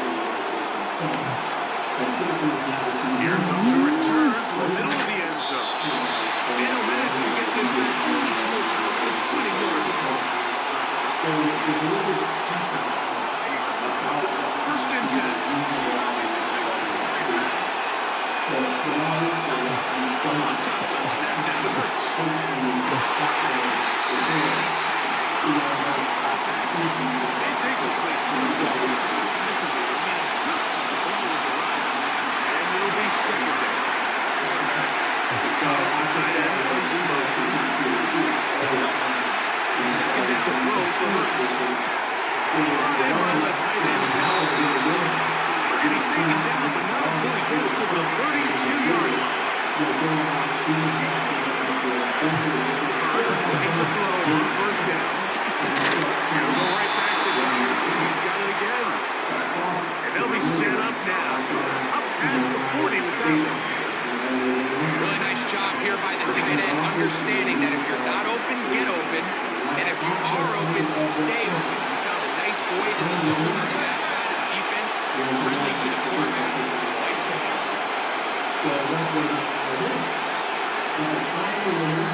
The work here from the pistol.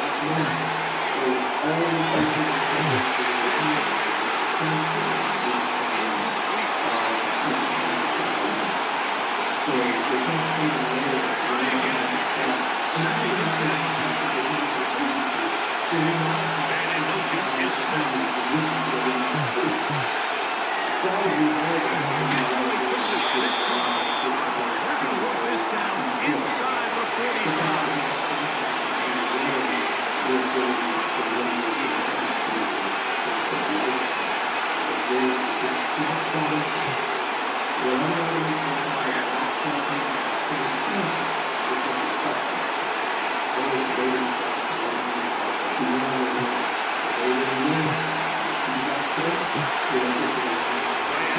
Here's Hurts. And deep to the back of the end zone. And this is two over the end line. It's incomplete. He was looking for A.J. Brown that time. And it'll bring up second down. So I like the aggressiveness of the call, but as the rest of the game unfolds, Michael, there needs to be better overall execution. A little bit cleaner. Next thing you know, they're going to hit some of those big shots. Turns again.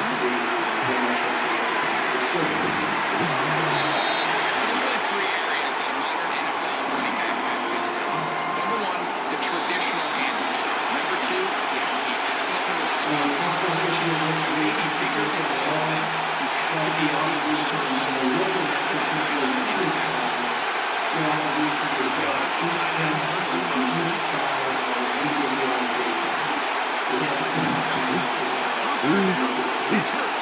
Oh.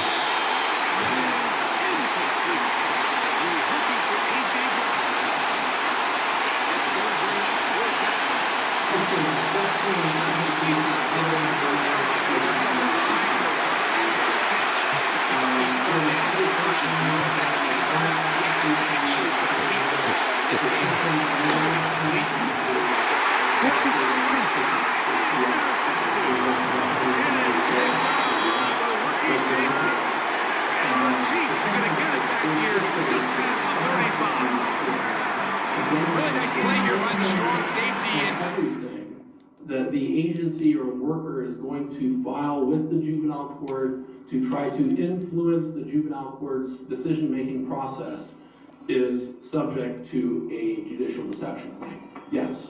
Yes, Ron, to you, is the theory of judicial deception now kind of replacing what used to be warrantless removals, and as much as warrantless removals are more or less a thing of the past? To some, in California, I would agree with you. I'd say, yeah, they're pretty, at least in Southern California, let me touch that a little bit. In the counties where it's been sort of hotly litigated, they are changing. And they are getting warrants, at least more frequently. We still see situations where they didn't get a warrant, they should have gotten a warrant, or they'll take a kid and then say, oh God, I screwed up, and they'll get a warrant 2 or 3 days on, but you don't see the frequency. So to answer your question, I'd say, yeah, I was talking earlier about how, there's like a rat in a maze trying to find the cheese, right? Yeah. And we found the cheese on the warrant stuff, and we ate, a hearty meal. And then they moved the cheese, right? And now it's not that they're necessarily better about the way they act and the way they treat their clients and their lack of respect for our rights. It's a change in mechanism. So, yeah, they move the cheese, judicial deception is where it's at. Thank you. Yeah. For the third-party statements, what if the BS statement is made by the anonymous reporting party? I have a case where the grandparent, the quote was that they're selling meth out of their garage. They don't even have a garage. So, how do you challenge it if the person's anonymous? Well, in the juvenile dependency court, I'm the wrong guy to ask that. In the context of a later civil rights claim, first of all, if, and I don't think I addressed anonymous tips in here, maybe I should have, I'll make a note on that. You go back to the basic rules on warrants and warrant requirements, and an anonymous tip standing alone is not going to be sufficient. So if they have an anonymous tip that was then investigated and corroborated by third-party witnesses who are credible, and remember, credibility is always an issue when we're looking at warrant applications or actually anything in the dependency court. We'll get to a slide on that, as credibility can also be, or lack of credibility of a witness, can also be material exculpatory evidence that has to be disclosed. So these sort of it starts to get sort of complex because all these things start to interplay with each other when you're looking at suppression of exculpatory evidence. But, I forgot your question with all that. Can you ask me again?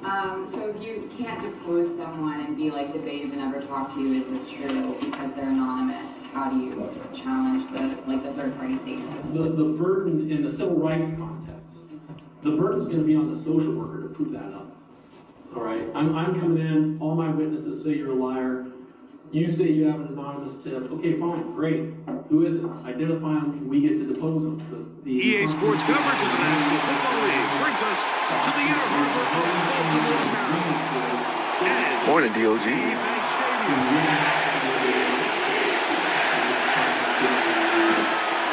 Happy Super Bowl Sunday to you.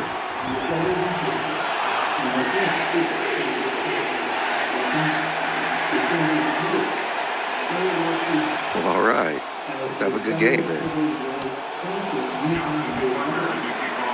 A perennial Pro Bowler, Justin Tucker, has it on the tee. And through the snowflakes, off we go here on EA Sports.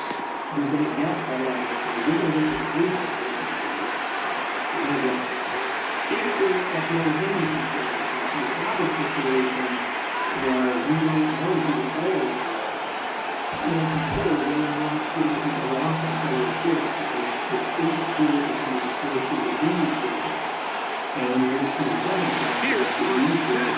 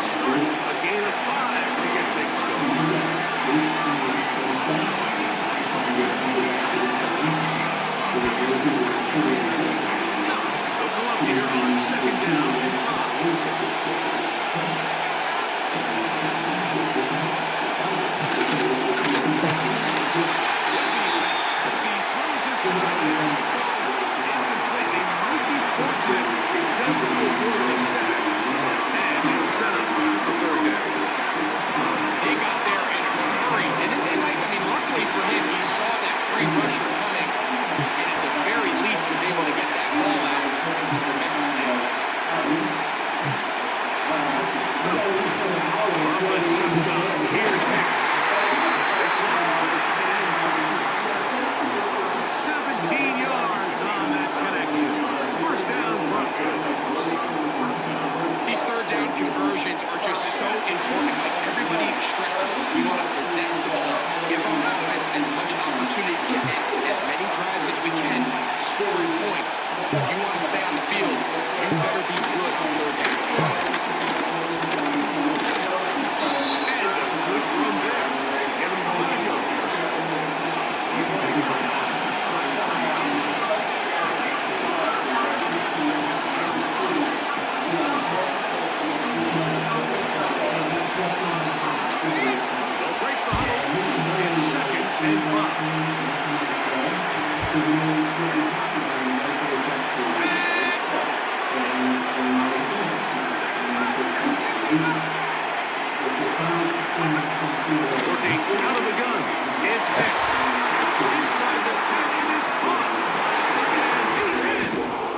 I like it too. My man. Will Lutz now for the PAT.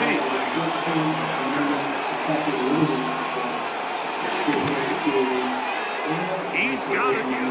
Broncos will take a 7-0 lead.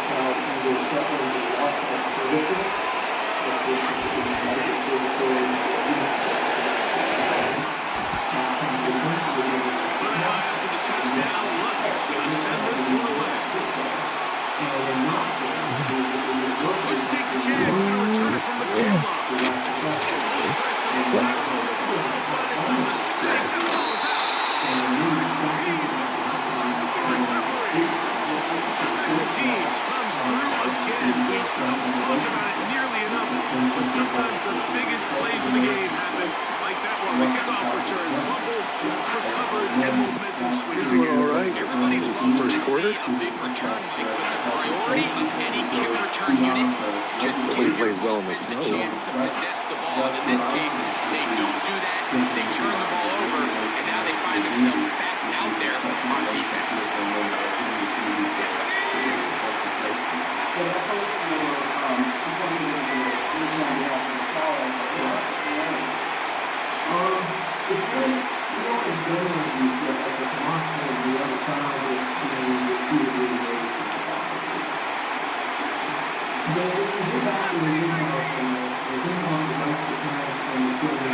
On first down, here's Nixon.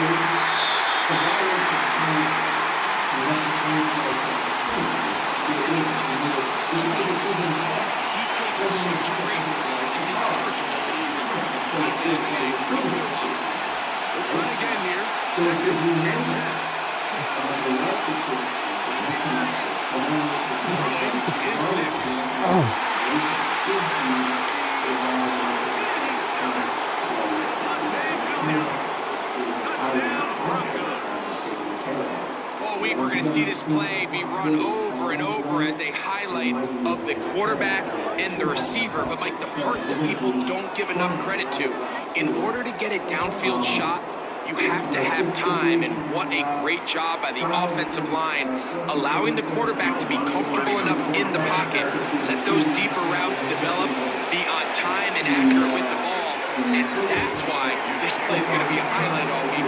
Let's give the big guys up front some credit.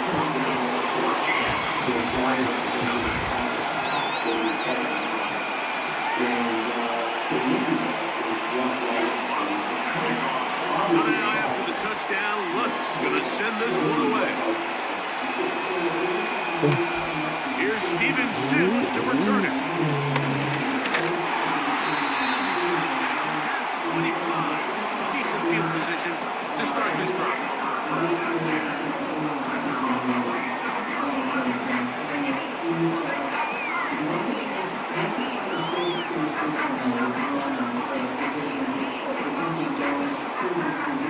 First set of downs to work with. It is first down and 10. Jackson gonna keep it himself. Oh, whoa. What the fuck? And he'll try to use that size and push forward, but it will not work. They're gonna get him down behind the line.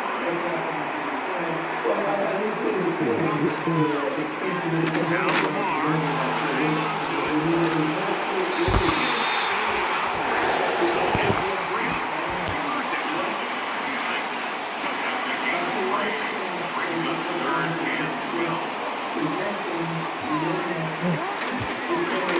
It's a zone read, and Jackson's going to keep it.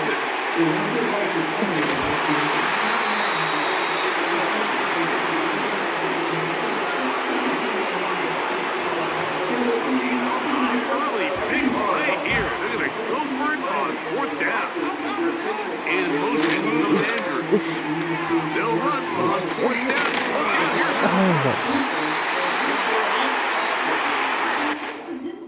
order says something along the lines of, and the parents are not to know anything about what has happened to the child, then their rights are not limited. And I think there's an awful lot of abuse that goes on with social workers who See, and that's going to be a violation. That's a violation. Yeah, that's going to be a violation. Remember, well, this goes into your traditional deception doctrine, right? Yeah. Right? That's what I maybe. Yeah. Sean, I hate to do this, but can you jump to one now? Because it's already way over time, and I think it's really important for people to understand what that You guys are lucky. I had 147 pages to this. Yeah, I can email it to you. Just let me know. Send me an email. Where is it?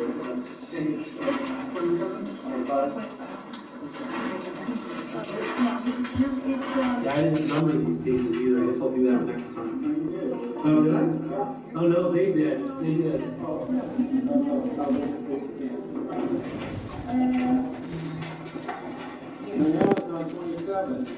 No, I'll get there. Well, welcome back. EA Sports. I'm glad you like it. Let's go.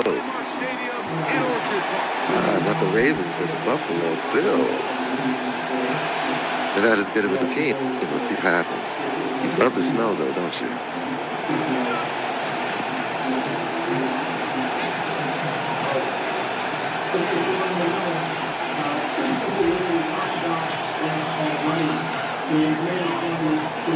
The kicker Tyler Bass has us ready to start. And through the snowflakes, off we go here on EA Sports.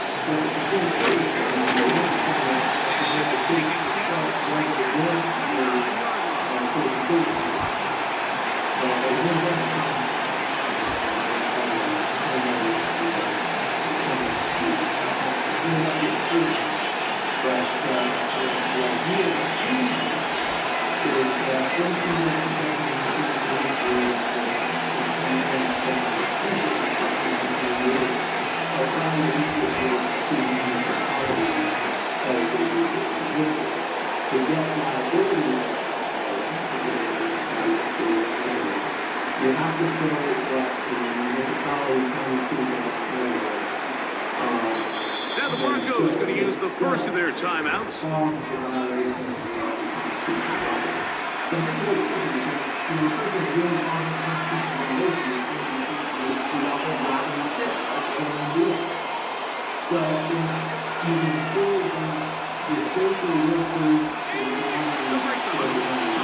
for first and 10.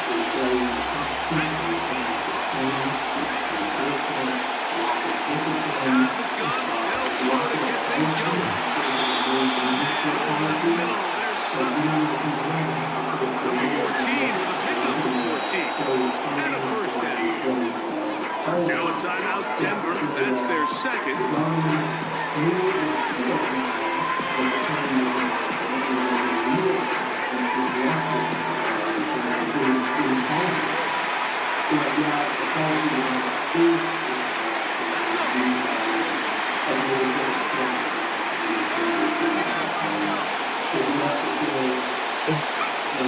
Big snap on first and 10. Going up top.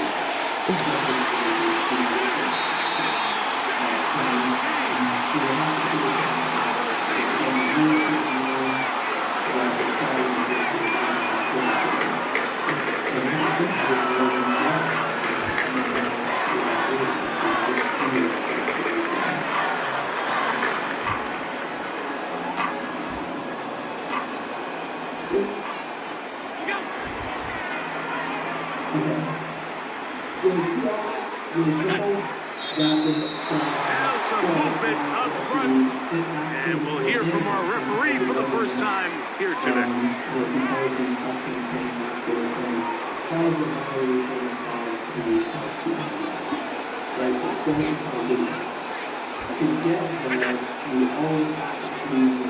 The tight end Kincaid in motion.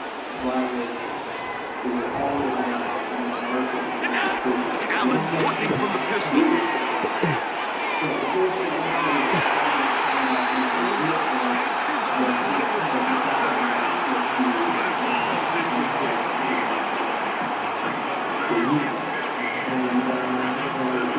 Work to do now as they come up on second and long. Play fake. Here's Allen.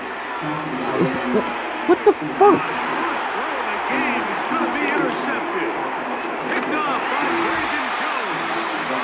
And he's going to bring this one back. Wow, less than a minute into the game. It's a pick six and an early touchdown. And the defense comes up with the first points of this one. It is. That's a lot easier to prove. But in federal court, you're GG's, have a good game, man. Have a good day. Enjoy the Super Bowl. Be able to show that the policy, lack of policy training, lack of training. To make it a 6-0 lead. And Mike, we talked all week which offense was going to be able to all right, I like it too. Play with the lead. Well, the defense, they had other plans. They were able to put the first points on the board by capitalizing with that pick six. And he missed it. No good. The footing makes kicking very difficult. The snow perhaps playing in to that next extra point.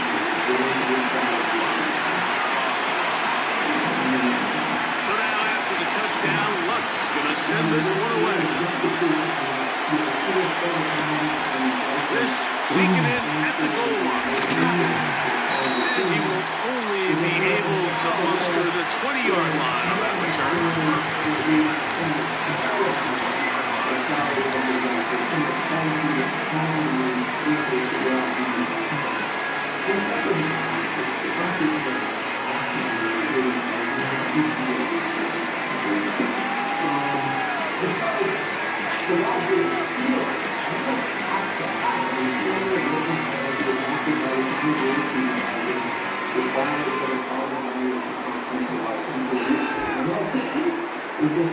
So they come to the line for first down and 10. They go play action now. Here's Allen. This one and he'll be taken down past the 40-yard line. Cooper going in motion.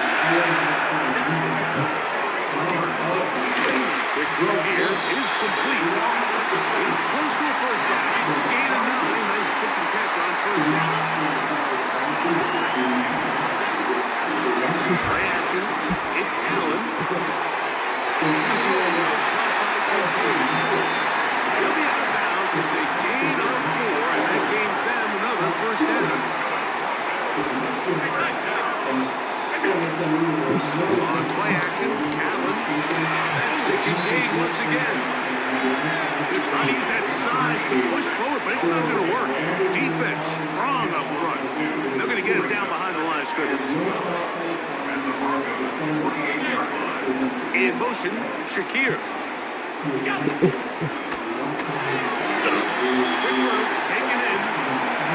We'll get maybe 3 out of that one, and it's going to set up third down.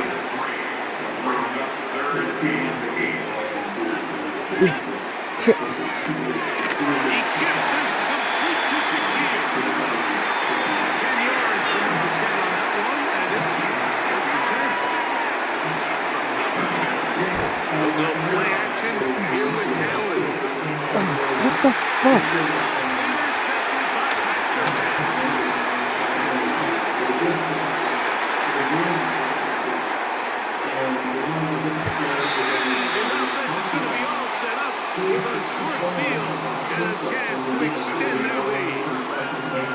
So often, my defenders are just happy the ball ends up in his hands, but not this game. I mean, the catch was one thing, but then the party really got started. I mean, look at this return. He gets one block. He gets another. He's got teammates springing him all over the field, and this offense is lucky. This didn't go all the way back for a pick 6. We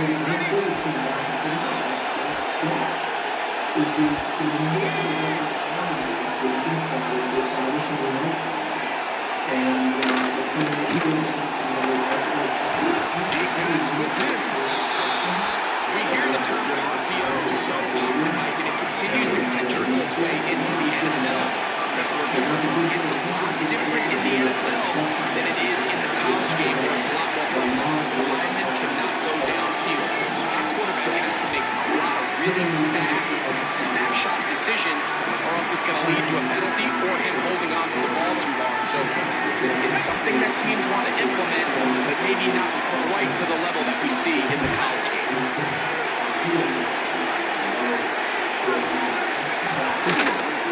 The first carry for the former Tar Heel, Devontae Williams. Brought down behind the line.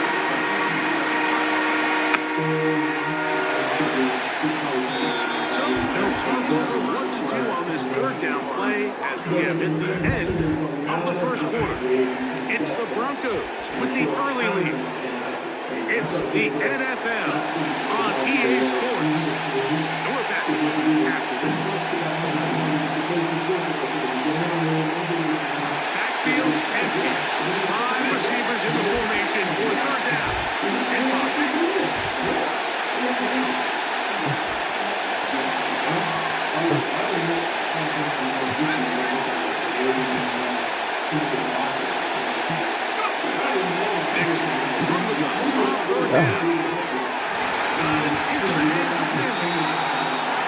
His second catch of the drive. This one good for 15 and a first down.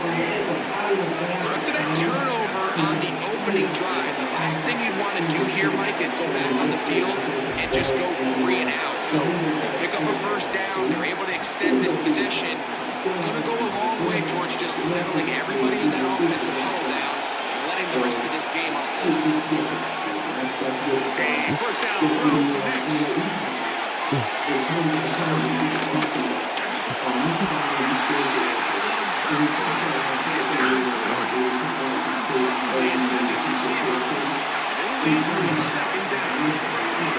They've been a little up and down in this first half, and they have less than 80 yards of total offense and halftime lose. So missed throws like that, those are missed opportunities. They've got to hit the plays when they have them. They want to have a chance to leave here with a win.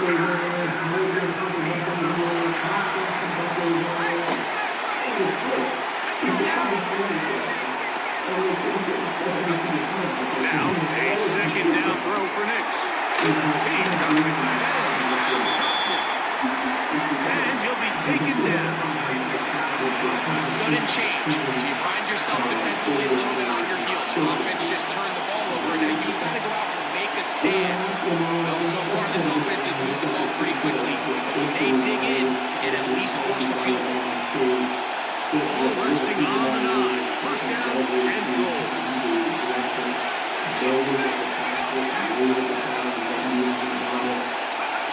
Throwing. Nix.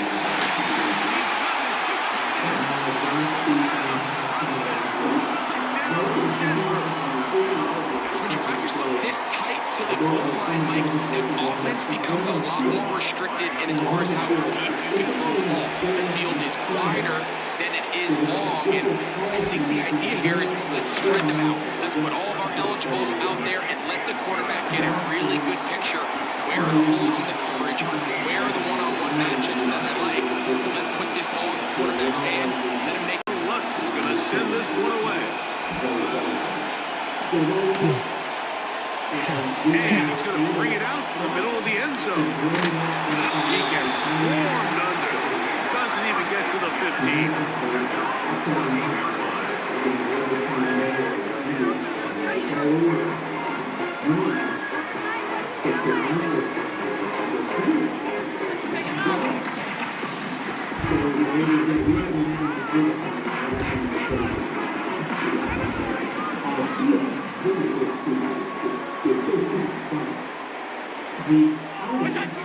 Now Allen on first down. And to the left side where he's got Kincaid.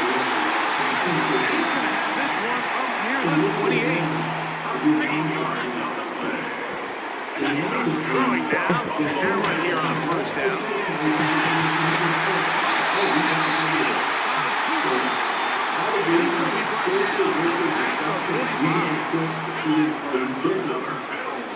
2 minutes to go here. Till halftime. Greg and I back in Buffalo after this. They'll throw on first down with Allen. On throw here, right side. Ball's incomplete. Trying to get it to Dalton Kincaid there. And that will lead to a second down. It's rare to see an offense that finds themselves trailing and say, well, their quarterback's been actually one of the biggest bright spots. Usually that doesn't go hand in hand, so it's a little surprising to see him miss a throw like that on a day where he's completed passes at a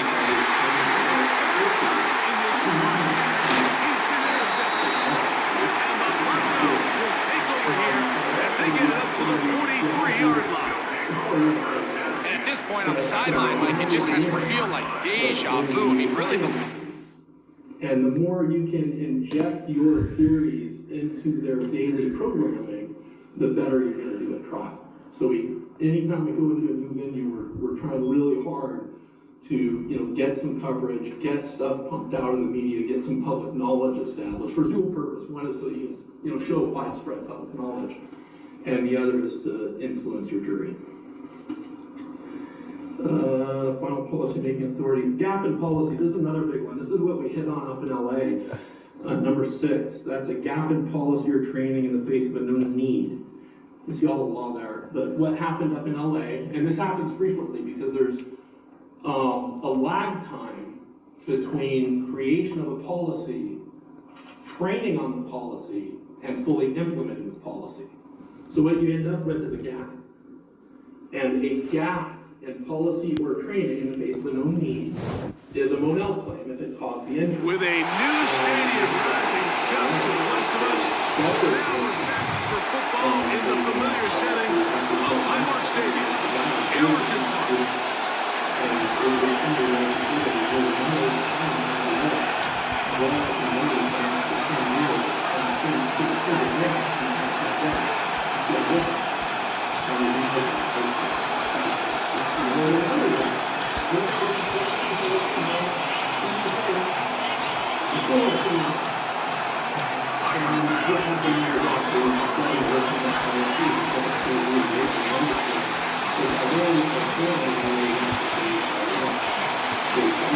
Kicker Tyler Batts has us ready to start.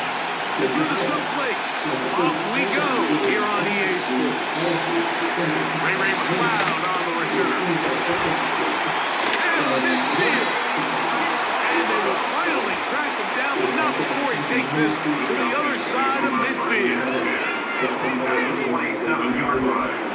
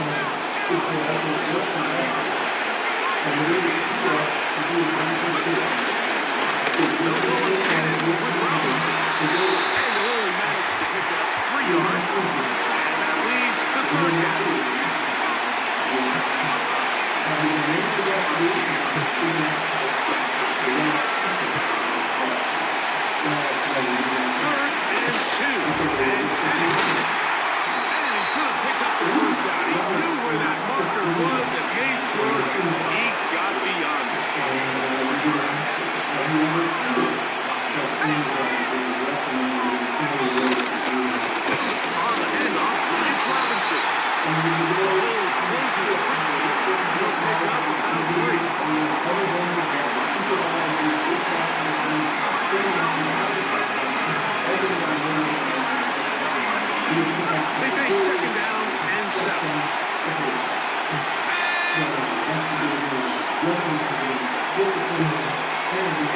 They'll send the tight end in motion.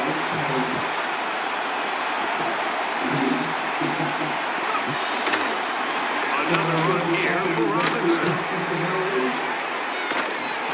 The speed on display. He's in. Bijan Robinson. Touchdown Falcons. And they get the first points of the game. What a way to start, Greg. You get the ball. It's what you want to do. Settle into this game on top 6-0. Mike, how often do we have coaches tell us the importance of playing with the lead? Well, they come take the ball right away on the first drive, all the way down there and strike first. And now the rest of the way, let's see how it plays out. And he missed it. No good. The footing makes kicking very difficult. The snow perhaps playing in to that next extra point.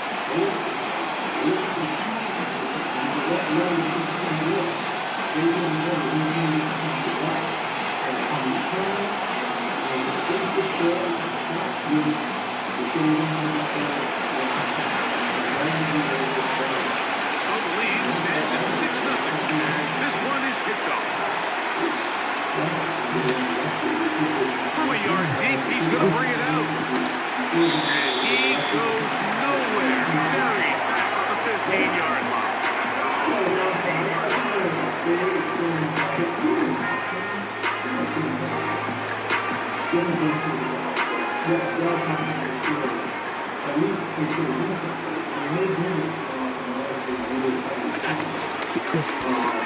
Allen going to make the read and hold on here. First down. Nice run of 8, setting up second and short.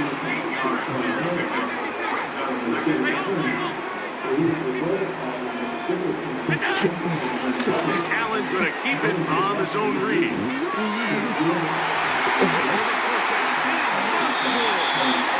Big gain on the ground here as he takes this up past the 40-yard line. So read here, and he's going to keep this himself.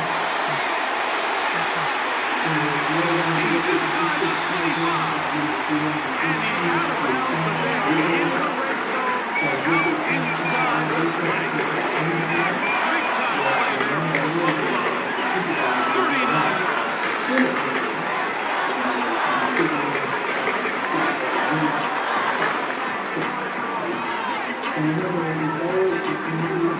So they move inside the 20, 1st and 10 at the 18. Here's the option, running right, and no place to go.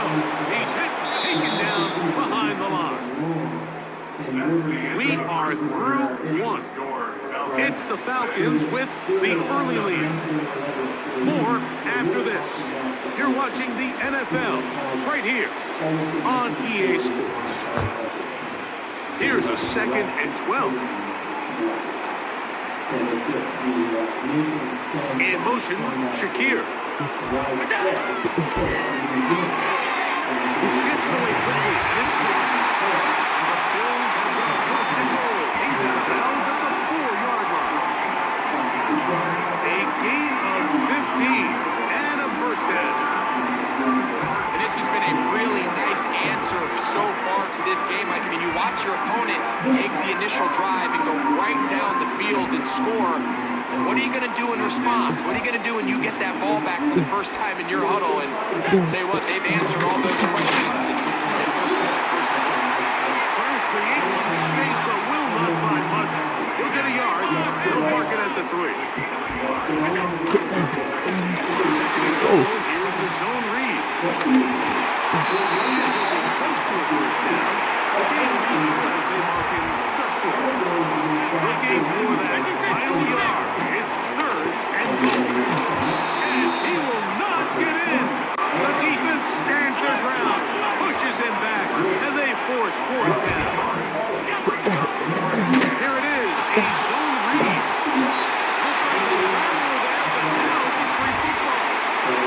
They avoid the turnover. This is still a play that they're going to coach hard off of. They're going to bring guys into the meeting room next week and say, hey guys, we're not always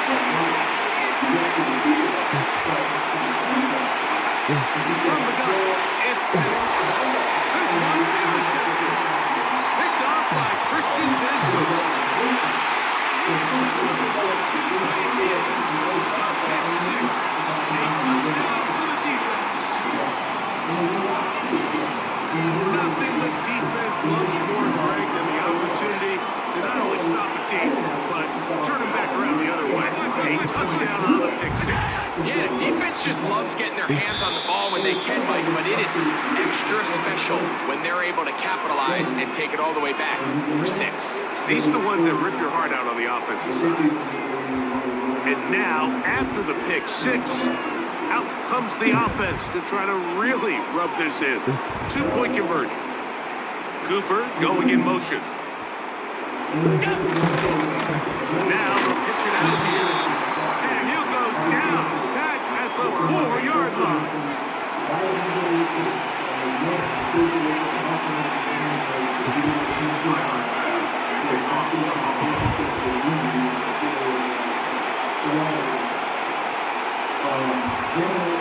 So back to level after the touchdown. Time for the kickoff. Oh, what an unforced error at an untimely moment. Just timed the game, but then the kickoff out of bounds, and the ball comes out to the 40-yard line.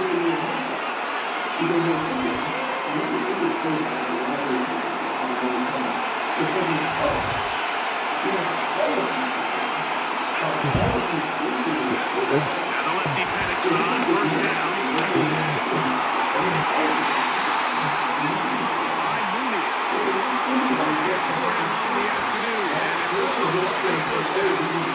And these are the throws that when they evaluate young quarterbacks coming out of college, they want to see you be able to make. Everyone worries about how far you can throw.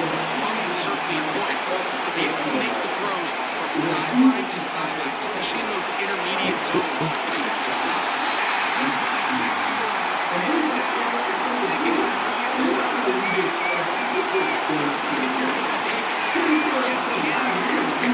Such a massive loss to understand the pocket breaks down, move up, put your losses down. Not only do you lose that now, now you face a big uphill battle for an extended drive.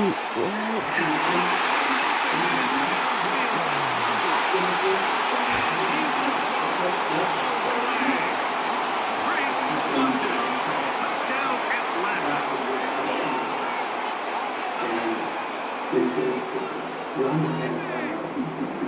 But, you know, you guys don't spread that around. Keep that as like your little secret. How are you going to edit out their culture? Because you just well, no, I'm going to edit out my little trick. You know, I set little tricks and traps all over the place. The problem they've got in a sense is that they're in a culture that supports and encourages this sort of behavior in these lives. What you're going to do is you're going to use an expert. And what we use a lady, her name is Alondria Safer, and she is an industrial and organizational psychologist. And she will come in and testify about how these policies, training, implementation, enforcement or lack of enforcement, the silos between the different departments, how that all plays together to impact the culture, which encourages or permits, depending on how you present your case, these social workers to engage in this bad conduct.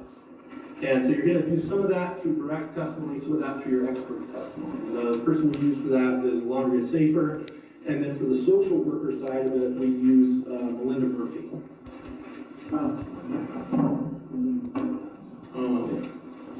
We talked about this a little bit, so I'm going to sort of skip over it. Seems like everybody's kind of winding down on me here.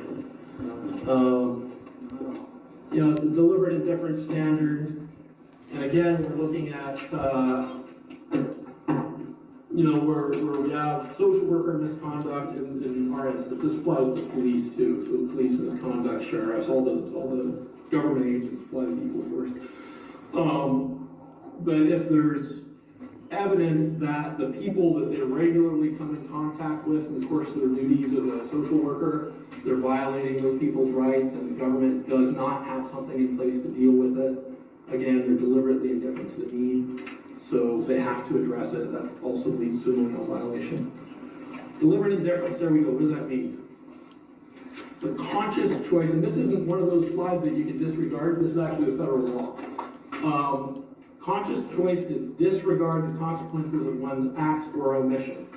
That's why when we're talking about training, you have to have that hook. You have to be able to show that the government knew or should have known that the lack of training was likely to lead to constitutional violations, or the lack of a policy was likely to lead to constitutional violations.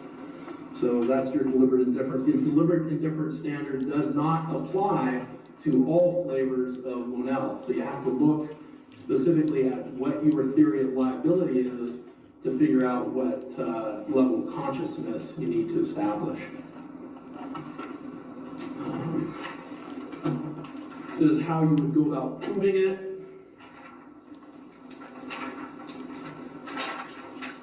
As we've talked again a little bit about this, the widespread public knowledge, the recurring violations, failure to adopt policy, implement rules.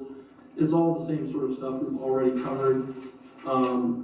What's not discussed on this slide, but does arise in Chu versus Gates, it's sort of an interesting situation there. It was when they were using police dogs, and they didn't give adequate training, and released a dog, and the guy just chewed the hell out of them, and he sued. And at that time, that's Chu versus Gates, right? at that time, the government didn't have any real concrete policies or training about how we should move these dogs in the field.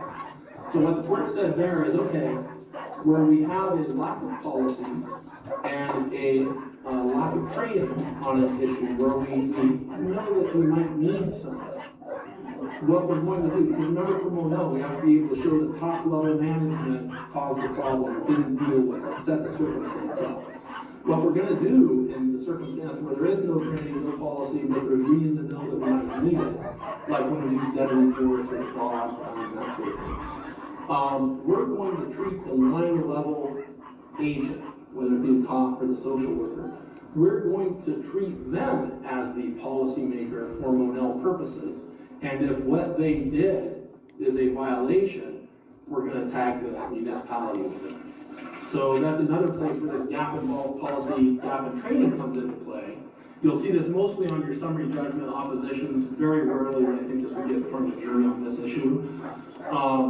But you're going to be able to argue, look, no policy, no training, or one or the other, but inadequate. Then we don't have to go and say, oh, the director caused this, or knew about it, or ratified it. It's the line worker that engaged in the violative conduct now becomes the policymaker for Monell purposes. So that's sort of a nuance that comes out of Chu versus Gates. I'll make a note on that, because that actually should be here.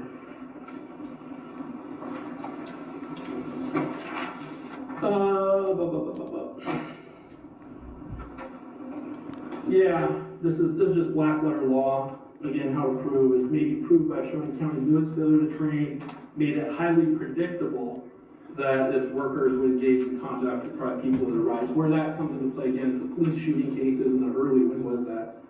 I think first the city of Canton and Harris.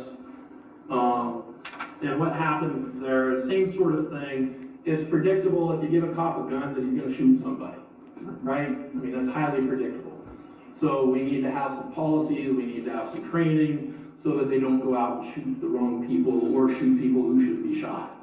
The same idea applies to social workers. You're going to vest them with power to take children, where we see this mostly in the context of unwarranted seizures or searches. They have the power to go and grab children or look at children and do these things with children. So it makes sense that if we're going to vest them with that power, they're going to use that power.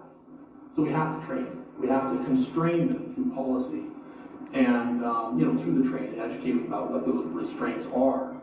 Otherwise, when they're out in the field doing their thing, they are going to be the final policy and decision makers with respect to the conduct they're engaging in, and we're going to get hit with Monell liability. That's why on all these counties, Southern California counties, as we've been suing them, you've seen them start to change the way they do things in terms of getting warrants, interacting, maybe not so much with the court, but interacting with the parents. You've seen these restraints put on them, and they're starting to sort of follow them, because if they don't, then the line workers that are out there screwing up, the county's going to get saddled with the liability because they didn't do anything about it. When you've done something like they've done in LA with Gabriel Fernandez's demise and the successful criminal prosecution of the parents, now the criminal prosecution of the social workers, they have this new oversight agency run by Judge Nash. would suggest the possibility that with all that, what you've really done is just made for more anxious social workers who overreach and do the same corner cutting that they have been doing, only you go in the other direction. Yeah, well, they're in a panic, understandably so. They don't want to be criminally charged, for example, so they're going to err on the side, actually, of over-detaining. They're going to cut more corners. They're going to violate. You know, I've heard that argument. Yeah. And this is what I think about that. I mean, it's not really a legal issue. It's philosophical, I suppose. But there's a mechanism in place, and it's been in place for, I don't know, when it was when did we sign the Constitution? Like 89 or something like that? Whenever it was, it's been in place for at least a couple hundred years. And that's this warrant requirement. And we know for a fact that it does not take more than a couple hours to go to a judge, say, hey, look, I think this kid's in trouble. This is why. Give me an order. Let me go take this kid. So if the argument is, oh, I'm going to rush and take kids regardless of the circumstance because I don't want to be that Gabriel Fernandez worker, fine. 2 hours out of your day, get a warrant. You think you have the goods? Get a warrant. It's not that big of a speed bump, really. And then on the other end, you know, if you don't go out and get a warrant, you don't make that effort to grab the kid, you know, maybe you have some culpability there. Because the tools are there. They've been there for 200 years. Use them. Right? Yeah, just speaking of warrants, now the question I have is, can a referee, in other words, a subordinate judicial officer does that person have the power to sign a warrant? I would say probably. I think Constitution's got to be a magistrate, right? That's a constitutional officer. I'm not sure if a commissioner can sign a warrant. I don't know. The sister of it was on appeal. That is to say, they said, look, Section 252 and 253 of the Local Institutions Code require that the person be a quote-unquote referee. That was 243, I'm sorry. That requires it to be a referee for them to be able to hear cases having to do dependency.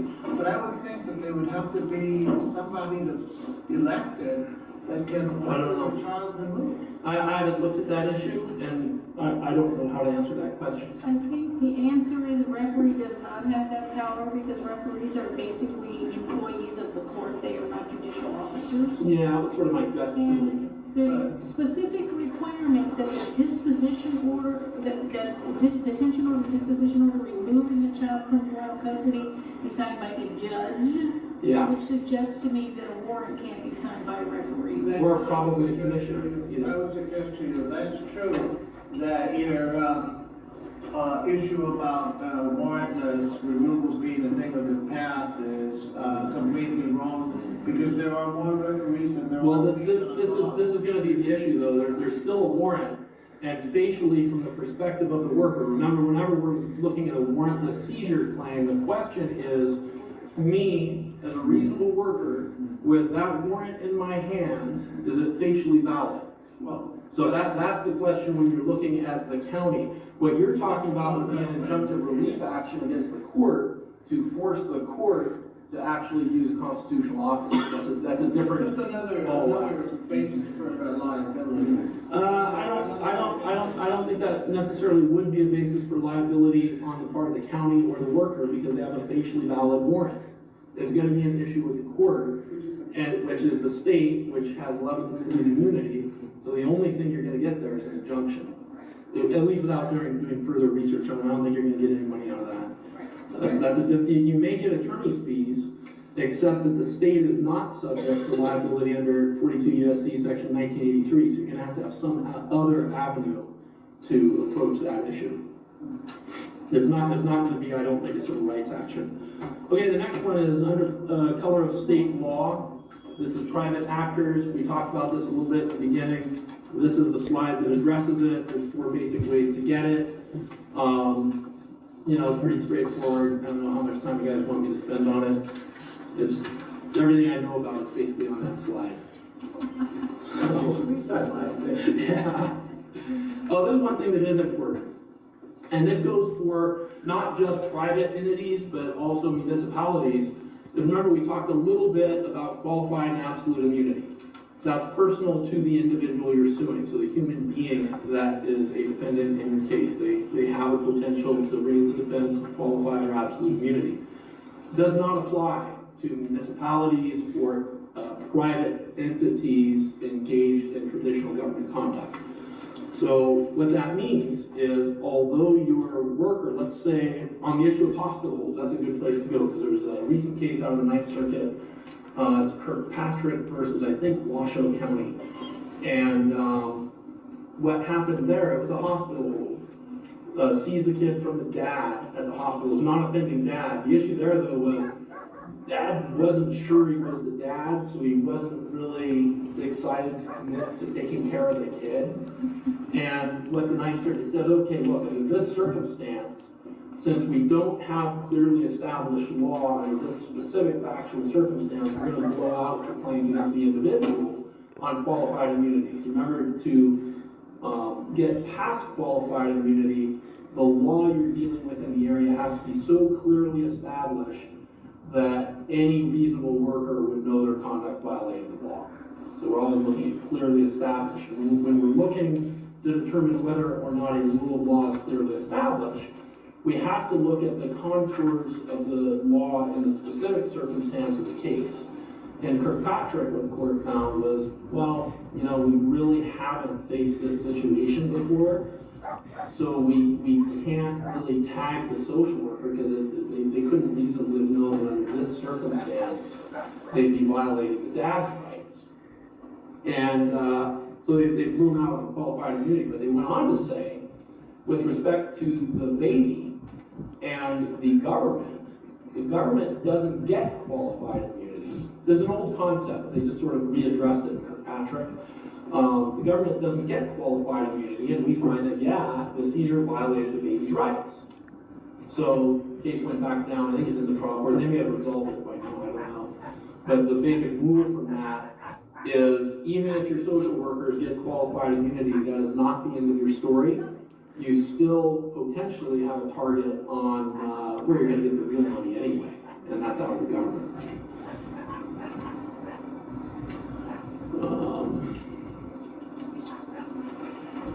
Yeah, this is fees. We've talked about that. We've talked about the standard that applies in fees.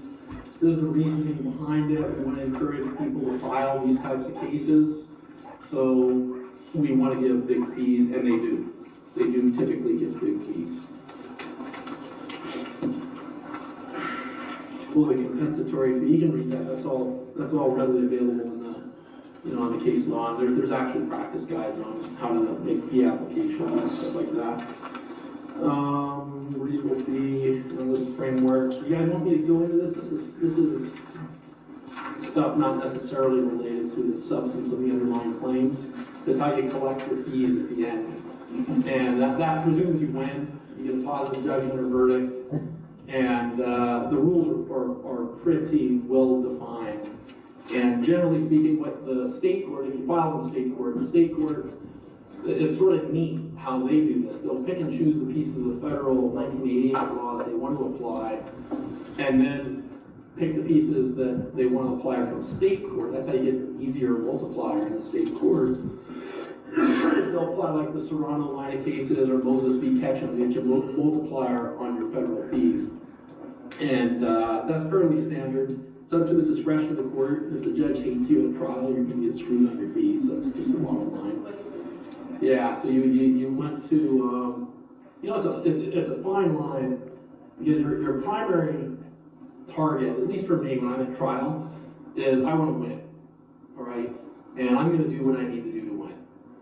Now, if the other side doesn't object, that's great. You get to do what you need to do.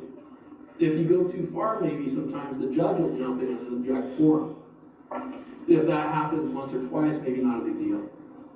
If it happens repeatedly and you end up pissing the judge off, remember, this is the same guy that's going to be ruling on your fee motion later. And there's been circumstances where, yeah, maybe, went a little too far and got a great verdict, but I paid for it on the fee motion. And, you know, yeah, you just have to decide, it's a trade-off. Are you going to risk losing your case to make the judge happy, or do you just go, you know, all out and do what you need to do to win? My view is I'd rather win and deal with whatever the issues are on appeal. That's a different process.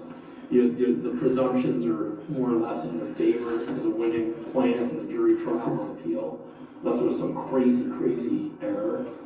And, you know, I'm willing to take a hit on the fee if it means that I won the case and got the client a good result. When it's a personal call, I mean, you gotta just decide what you're gonna do. The analysis they apply both in state and federal court, doesn't matter which one you're in, it's gonna be the lodestar analysis. Really simple. They look at the foreign community, what's the reasonable rate for similar services of attorneys of equal or similar talent, skill, experience, reputation in the community. And doing that, they will look at prior fee awards or declarations of your peers saying what they think you're worth. That's all admissible evidence. And, but typically what happens, you put in all this work, get all this great evidence, maybe even hire a fee expert, which I don't necessarily recommend doing because it doesn't do you any good, because the judge then gets to temper all of your evidence with his personal experience from the bench and his knowledge of rates in the community, which means it's really up to the judge. It doesn't matter what evidence you or the defendants put in front of him. The judge is going to give you what the judge thinks he should get. And it's discretionary. The appellate standard on that, it's abuse of discretion standard, but the way they phrase it is that the judge will not be reversed on appeal unless he is clearly wrong on a fee motion. And, you know, that's a really tough standard to meet. Same with respect to multipliers. It's totally discretionary with the judge. He was there at trial, he saw your performance, he saw the result, or she, and they either think you deserve a multiplier or not. You're typically not going to get that reversed on appeal unless they just don't do the analysis.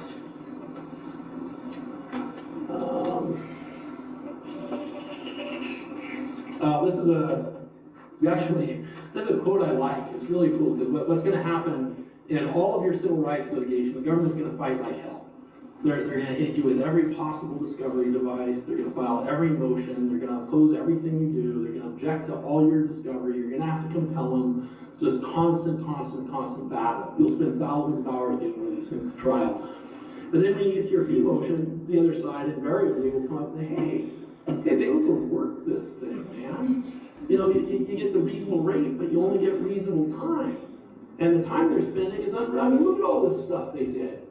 Well, the quote here is really cool. It's up on the screen. A party can't litigate tenaciously and then be heard to complain about time necessarily spent by the plaintiff in response. Great. That's great stuff. The judges like it, especially where you had a defendant that's really obstructionist, which most of the government defendants are. You get to come right back out and say, hey, I wouldn't have had to do the work, judge, if these boneheads hadn't have done everything they did. And so that usually works. Sometimes not. Sometimes not. If you pissed off the judge in trial, you know, you got problems anyway. You're in trouble at different levels. Yeah, the lodestar, once it's determined, that's the presumptive reasonable fee. So they go through an analysis, they'll say this, and they'll do it separately. They'll say this is your reasonable hourly rate based on whatever he's going to base it on. These are the reasonable number of hours. The way you get your reasonable number of hours, you all need to keep accurate fee records. A lot of personal injury guys don't because they're on contingency basis. When you get into this area of work, your fee is not going to be driven by the contingency. You may still get a contingency fee, and there's issues about reducing it if you get a verdict and a fee award, but it's still there. But if you want to recover a good attorney fee, you need to keep records. And the records need to be kept with sufficient detail to allow for meaningful review. That means it needs to be the timekeeper, whoever it is doing the work they were doing, a description that's adequate so that somebody doesn't know about your case can look at it and say, oh, okay, I see, yeah, they spent 2 hours researching a lead confer letter on some issue, right? They need to be able to conduct a meaningful review of the hours they bill. And then obviously you have to have an accurate time entry. We do our time entries in real time, so it's going to be the actual time spent. A lot of places will round up to like a quarter of an hour or a tenth of an hour, whatever it is. If you're computerized, which I suggest you all be computerized if you're going to do this work, it's easy to just keep real-time records. And then when the judges see like 0.03 hours on something, it lends a further air of credibility and legitimacy to your time entry. So you'll end up benefiting in the long run if you keep good time records. Yeah, what else we got? Yeah, the enhancement factors, it's on the slide. Novelty, difficulty, complexity, capability of counsel. This is all stuff that's readily available in the cases and practice. And then the purpose of the Lodestar enhancement, again, we want to encourage people to file these types of cases. Civil cases, civil rights cases, remember Supreme Court tells us they belong in court. We want to encourage people to file them, litigate them tenaciously, and where need be, triumph. And so what we do, I put together a list of cases where some pretty substantial multipliers. The highest multiplier I've ever got was out of Orange County. It's 2.5 times multiplier. For the trial work, got a 2.0 multiplier for the appeal. But here you can see there's some pretty serious multipliers. These are federal cases, so it's a higher standard. But up to 10 times the fee, 5 times is reasonable.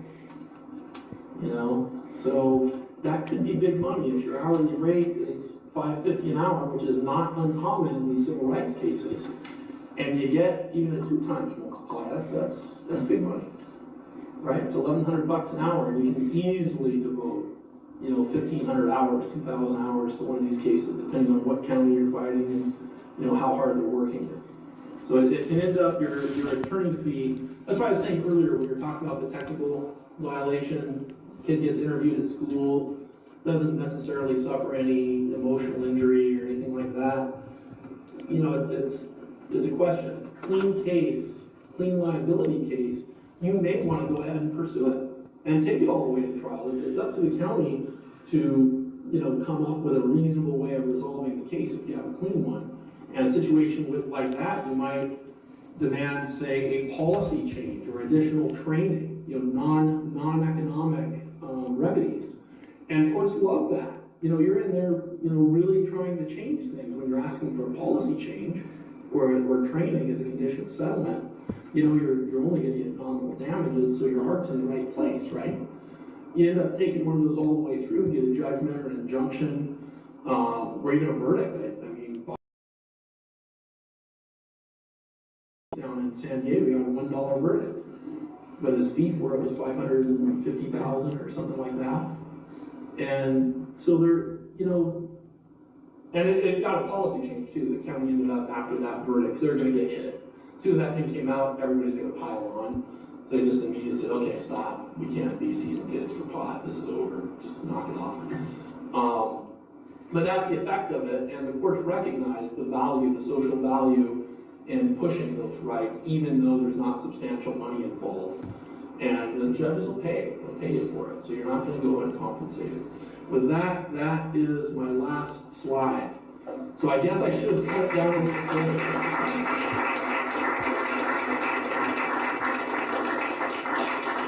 I don't know how to turn this thing off. Oh, here we go.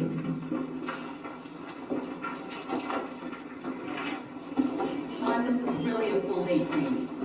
Yeah. I could easily, we had, I don't know, probably 20 pages that we cut through. I don't know, some of it might have been duplicative because as we were going through things, covered it, a little bit. This is Cassie. She never really paid attention to her credit scores until she got Credit Karma and used her scores to score more. Like a great rate on an auto loan for some more reliable wheels. Intimate Credit Karma. Download the Money app where your hard work pays off. Nature makes so many superfoods. Nature's Way took the best of them and put them in a bottle.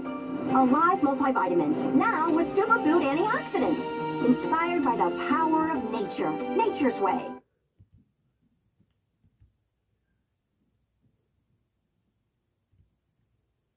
So, as you can see, my job is in the next 50 minutes or so to give you an introduction to the entire United States legal system. This will of necessity be an introduction. And actually there's something useful to say about that before we jump in. I'm having the weird experience of realizing that my first day of law school, I was sitting where you are all sitting in this room. And I was someone who did not have lawyers in my family. I have a cousin who's younger than me who is a lawyer now, but when I was in your position, I had no lawyers whatsoever in my family. And I knew some things, and some of what I'm about to talk with you about this morning, for 1L me would have known. But I can now say this with the safety of many years in the past. 1L me definitely would not have known some of this. So to the extent that I'm saying some things that you already know, super for you. Great, good job. To the extent that I'm saying some things you don't know, that's fine. In fact, my assumption is that at least some of these things, at least some, if not many of you will not know, and that's the whole reason for doing this, is to make sure that everybody knows these things. And this is not your one and only chance to hear these things. I think virtually everything I'm going to tell you today, you will hear again in a class, so it's not like, oh my god, if I forget something he said, I'm doomed. The goal is to sort of start with the intro to make sure that everybody has the same basic information, and then build out on that throughout the next week, month, semester, year, and 3 years. Okay, so we're going to talk about 3 basic topics today.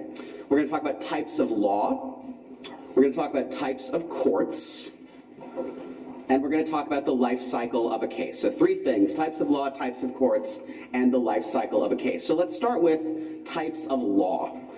So on one hand, this seems maybe obvious, but one of the things that's but this is something that may not emerge cleanly in any of your classes. It might emerge cleanly in more than one of them, is that there are different types of law. And the sort of fundamental principle here, sources, forms, and hierarchy. So now we're going to talk about types of law, the sources of law, the forms of law, and the hierarchy of law. So when we start with sources, on one hand, it seems maybe obvious, but this is the big picture. Like, I have a lot of stuff here today, but I have like 6 things that if you remember nothing else, you should remember those. And the one that I'm about to say is one of these, because you can get really wrapped around the axle if you forget this one, which is, this is really slow. Law requires a lawgiver, right? And so you're going to encounter a famous case called Erie Railroad versus Tompkins in civil procedure. This isn't necessarily how we used to think about it. We used to perhaps think that law was something that was sort of out there, or was inherent, or was natural, or could be deduced from first principles.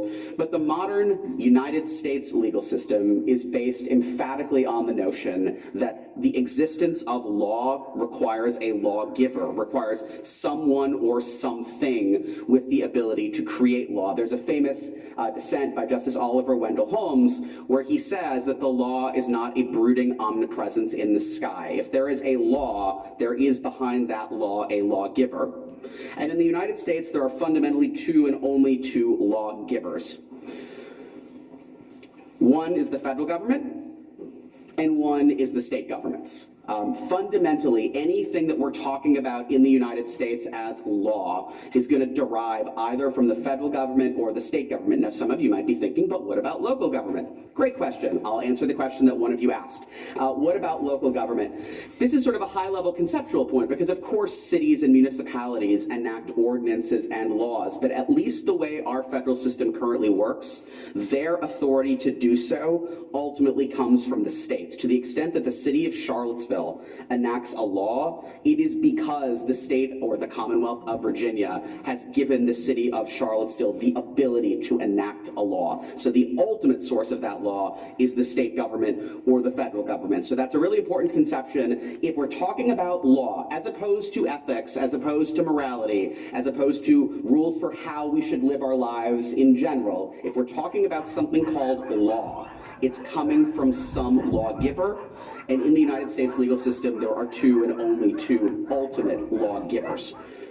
Okay, so now we're going to talk about forms. Law takes different forms, and one of the things that you're going to be doing throughout the first-year curriculum is identifying or dealing with the different forms of law. Now, different classes will focus maybe more on one of these forms and less on others. Some of these classes won't talk about some of these forms at all, but it's useful to sort of get on the board at least the list of the forms of this thing that we call law can take. So obviously the first one is constitutions, right? Both the federal government and every state has a constitution, right? This is a written instrument that is the highest form of law within that particular jurisdiction, and the federal government and every state of the union has a constitution. So that's one form of law. You'll obviously be talking about this primarily in constitutional law when you take it in the spring, but it will pop up here and there throughout the classes that you take in the fall as well.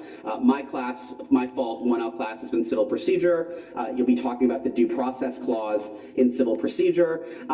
It's going to show up perhaps occasionally in criminal law, although mostly for the proposition that when it comes to the content of the criminal law, the U.S. Constitution imposes very few limits, but there are some outer limits, and so you'll encounter it in criminal law a little bit as well, probably less so in torts and in contracts.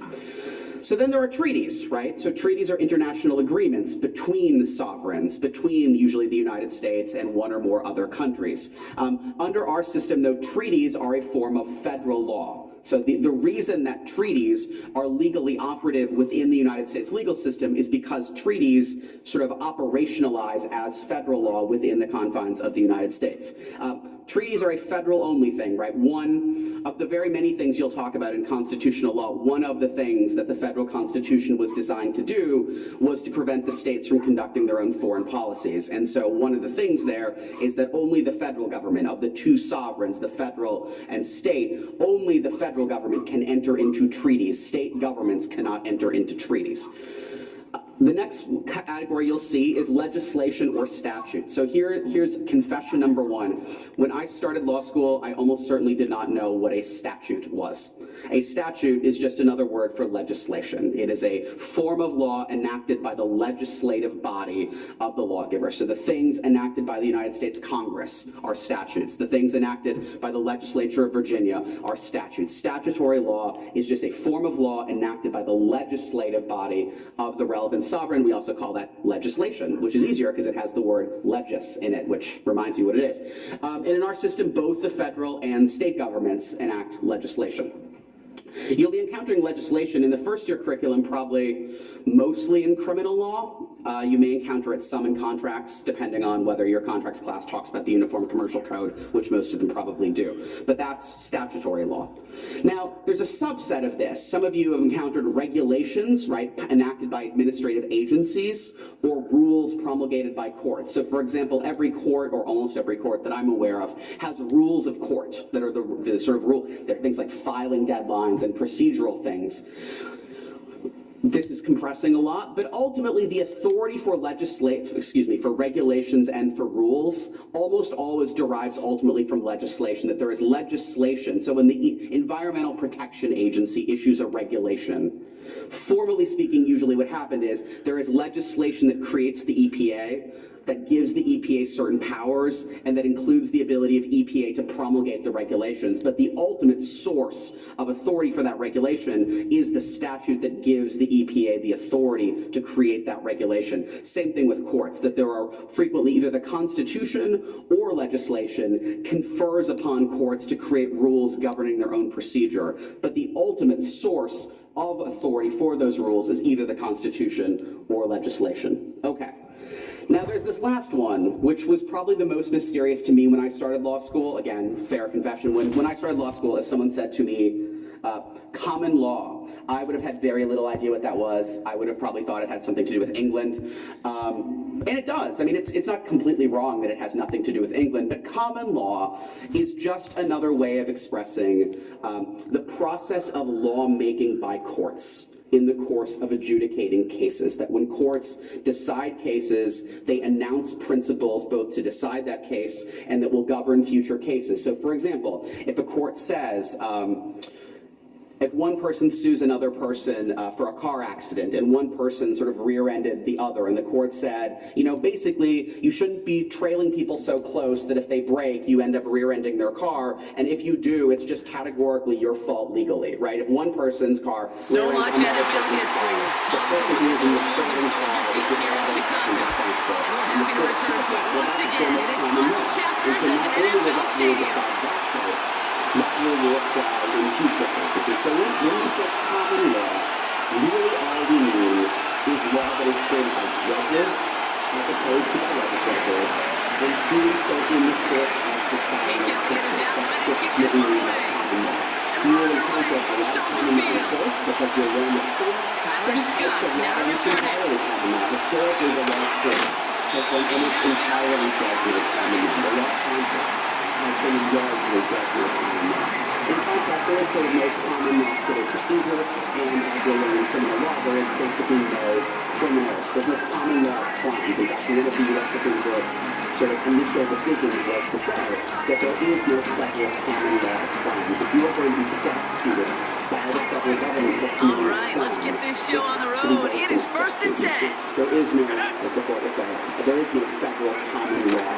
Here's Swift to start the drive. Defense running room for a nice game.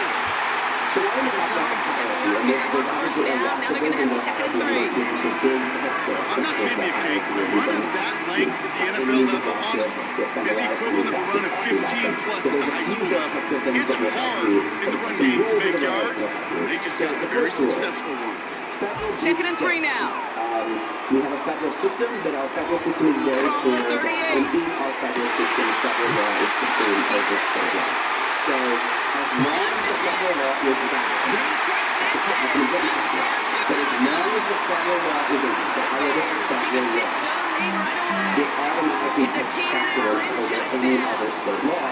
And the place that we know that is the federal constitution has a provision called the supremacy clause. The rest of this game, but starting out, we all welcome the quick score. Not a lot of energy exerted, right? Not a lot of their cards showing just yet. They only got a couple plays into their strategy.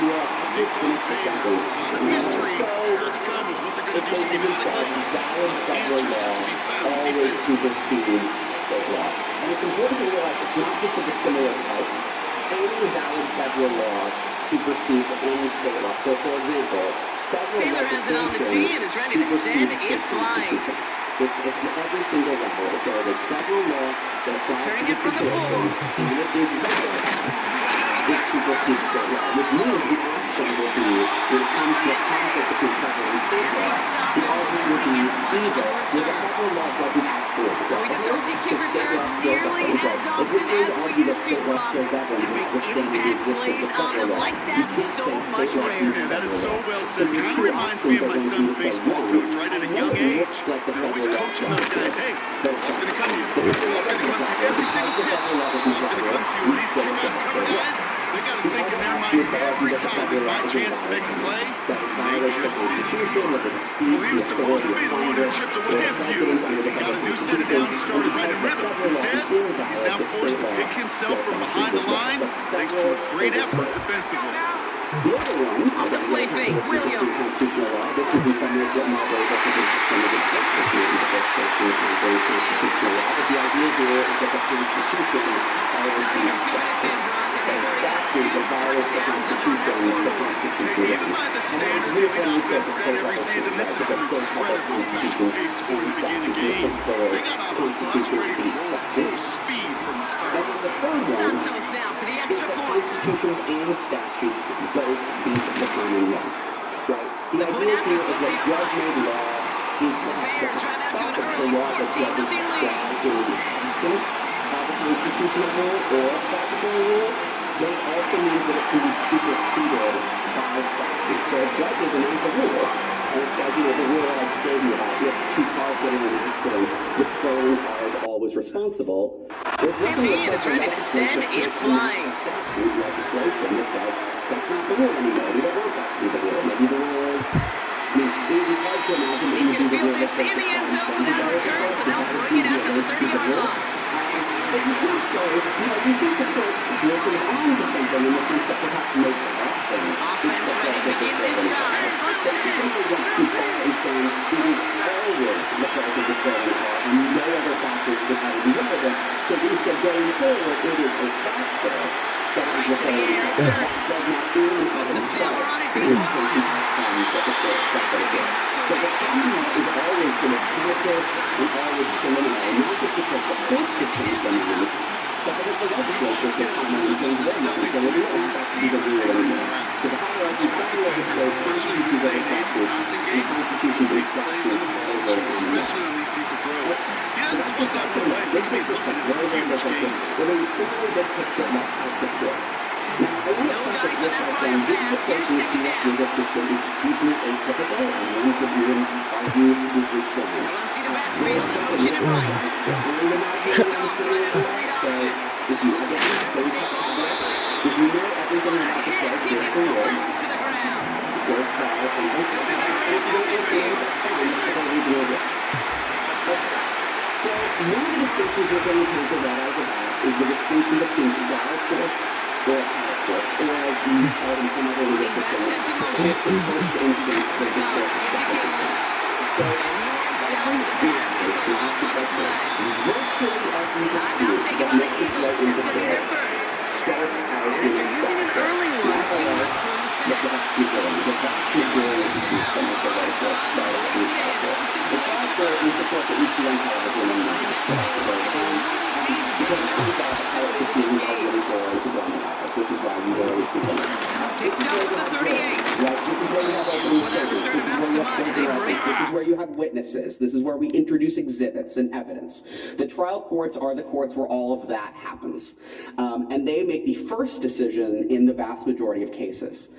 And here's the thing to know. The vast majority of cases, trial courts not only make the first decision, they make the last decision because the vast majority of cases never get past a trial court. The reason I say that is that this is one of the ways in which the way that American legal education works is deeply misleading. Because what you're going to spend the next 3 years doing is reading and encountering mostly decisions of appellate courts, which could create the impression that appellate courts are the norm or the important courts. But in the vast majority of disputes, that's not true. The vast, vast, vast majority of courts never get past the trial courts, and thus never get to Sports coverage of the National Football League brings us to downtown Detroit. This is and Ford Field. Mostly written arguments where the groups that are ratified judges, sometimes they're oral arguments, but they're usually 15 to 20 minutes long. So that is the first important distinction that we're going to see here. And there's a lot of the relationship between trial and appellate courts that we're going to do here, but that's the main distinction is the trial court. It's Jake Elliott, ready to get this one picked up. The other thing, this is the place of the U.S. legal system is usually being atypical, is that in the United States we have 59 separate judicial systems. And what it means. So every state has its own courts. All 50 U.S. states have their own courts. The courts of what I should say, Virginia has a system of state courts. And those courts are called circuit courts and district courts and the Court of Appeals and the Supreme Court of Virginia, right? And those are spread all throughout Virginia, and every other state has the same thing. So that's basically what it looks like. We always have a series of trial courts all over the state, feeding usually from one or more state into the appellate courts, feeding to a state appellate court, which is usually but not always all the states. The highest court of every state is not all the Supreme Court. When you come across on a jet sweep, Mike, you're hoping once you get the ball, all you see is green grass and open space. Well, in this case, you had a lot of unhappy defenders waiting for him, and they're able to put him down behind the line. They move Laporta, sending him in motion. So this is a fairly normal system you can imagine judicial system as you see it. He throws and it is incomplete. Just couldn't deliver. That one way he wanted to. Not really sure if there was much there anyways. I do know it'll be third down. I think it's one of those cases where he just tried to put a little bit too much on it and fit it into that window, Mike, and sails it high. Give this guy a chance to bring that one down. Put that ball on his chest and help him secure that catch. At this level, when you're that open, that ball has to be completed. From the gun, on third down, it's gone.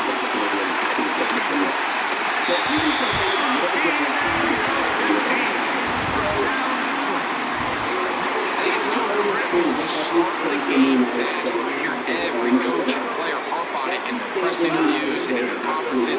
It's something that everybody stresses, but it's easier said than done. So I think for them to come out and face an early third down and be able to pick up a first and extend this possession, I think it goes a long way towards everybody on that sideline and in that huddle just taking a deep breath. They move Laporta, sending him in motion. On play action. Goff. In the very same state, you have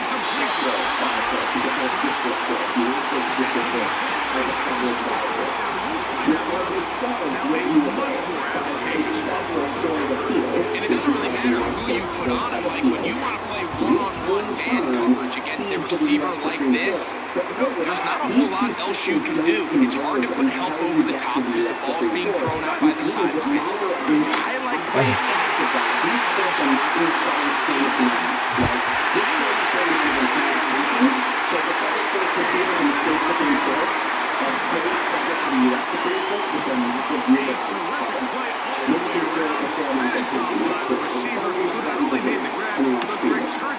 and takes it into the end zone. The tricky part of the transition from a receiver to a runner. In this case, he does it before the receiver.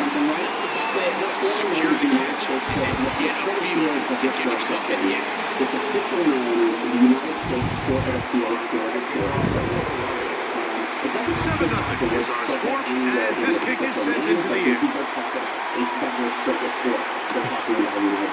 Here comes the return with yards deep. And he will get it back only about his 20-yard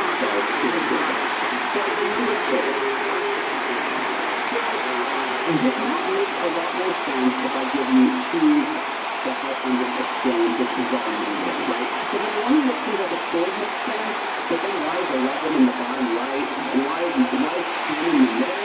Okay, so I want you to go back to simpler times. In simpler times, there were only 9 states. So we don't need to understand what you know what the way we do right now is that the former fifth circuit is the thing that is the third benefit. So the point of that is you speak benefit first. All the sudden it's going to make sense that we are going to just follow the first. You can start in the middle of the middle, and you work over the distance to the shooter, and you go over to the shooter, and then you get 6, and then you get 7, and then you get 8, and then you get 9. So the geography is basically like this. The reason we're doing this like this is there were 2 splits. I don't remember when the fifth circuit was passed.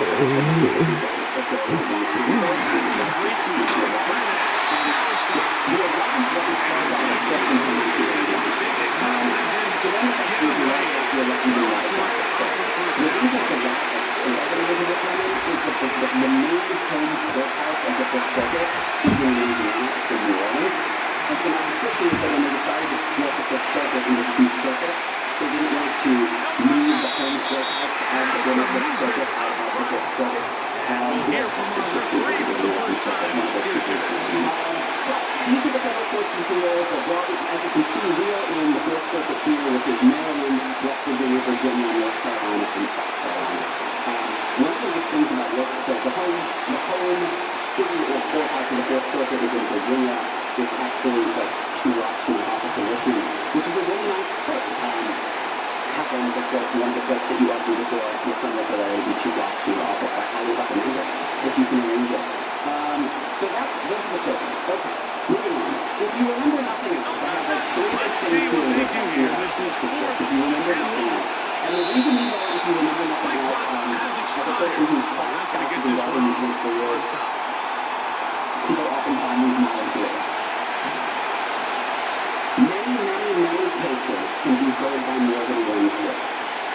You can imagine a legal system where a given dispute can be heard by 1 and only 1 court. So if you and I get in a car accident, you can imagine a legal system that says there will be 1 and only 1 right place for that car accident is litigated. Or if you and I have a breach of contract action, you can imagine a world where there's 1 and only 1 court. Or if I want to sue someone for violating my rights under the Federal Employment Discrimination Clause, Federal Employment Discrimination Legislation, you can imagine a system that says there's 1 and only 1 place that suit can be brought.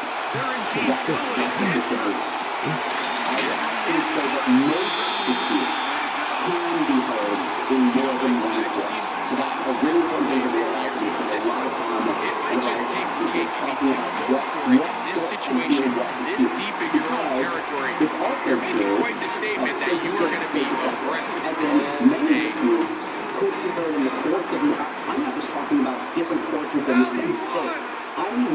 disputes could be heard in the courts of more than one state. First carry now for Jameer Gibbs. If two people from two different states enter into a contract and there's an allegation that one of them breaches, there's a very good chance that both of those states could hear that lawsuit. It's also the case that many disputes can also be brought in state court or federal court. That's going to give you something that I will do at the very end of this.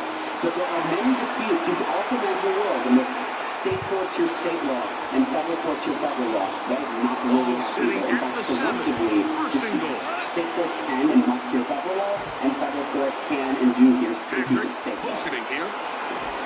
But it's also the case that no court can do everything. Every court has limits on the cases that they can hear. So what we're doing from the latter kind of out in different classes is talking about what courts can and what courts can't hear a given case. And that is number 2. Greg, he is off to some kind of start of this one. 2 quarters and 2 receiving touchdowns. Mike, this is one of those situations where as a defensive coordinator, you've got to give your group an answer. That decision to go for 2 was made at the very beginning, and they scored. You can see the head coach, he's sitting there going for 2. Touchdown was obviously a disappointing outcome defensively. To able to get that stop, he's come off the field and catch their breath. Some state courts will apply the laws of other states. Couple yards deep, he'll bring it out of the end zone. In Virginia State, he'll get across the 20. You can imagine this new those laws in New York State court that govern other laws of North Dakota. Now, I'm not going to get into how and why that will happen, but it's important to recognize from the outset that it's not. So it's really easy to assume that courts necessarily apply the law of their own jurisdiction, and that's not necessarily true, which is why there's an entire class in law school called choice of law. About how courts go about figuring out what law to apply. We'll also encounter this in civil procedure. So, courts can hear most disputes can be heard in more than one court, most courts can hear every dispute, and courts can always apply the law. The big picture takeaway how we look at courts. The big picture takeaway is that the judicial system in the United States is complicated, it is probably unnecessarily complicated. So that's it. So what we're going to do is we're going to talk big picture, broadly speaking, about the life of the case. Apologies in advance for some of the law class. This is probably going to be more focused on the life cycle of the civil case, but I will try to say things about criminal cases as well. So we're going to talk, again, very big picture about the life cycle of a case from beginning to end. You're going to spend a lot of time in Civ Pro about this, but it'll also come up throughout your other classes as well. So commencement, we have to begin the case, the process of initiating the case. Pre-trial, we'll talk a lot more about what that means. Trial. Appeal, that's how cases get from trial courts to appellate courts. And preclusion, which is just a term we'll talk about. But preclusion basically means, okay, so our case is over. What does that mean going forward? What are the consequences of that case going forward out into the world, right? Okay, so real quick, commencement. This is sticky. Okay, so broadly speaking, we have to do 2 things to commence a case, and you're going to spend a lot of time in Civ Pro on this. Broadly speaking, you got to do 2 things. 1, you have to file the case with the court. You have to do something to initiate litigation in the court. Now, in civil cases, this is called a complaint, right? The complaint is the document that you file with the court that initiates litigation. In criminal law, this is usually something called an indictment or an information, and you'll get into what the difference between an indictment and an information is. Welcome, football fans, to the birthplace of America, the city of brotherly love, the place where you'll find the best cheesesteak made in this country, and the best football played inside of Lincoln Financial Field. What is the role of the document that initiates the case? MACXPAC 3251 says, suggest deep pass. Sensing it was the kicker, Harrison Butker. And word on the way from Philadelphia. Turn coming from the 6.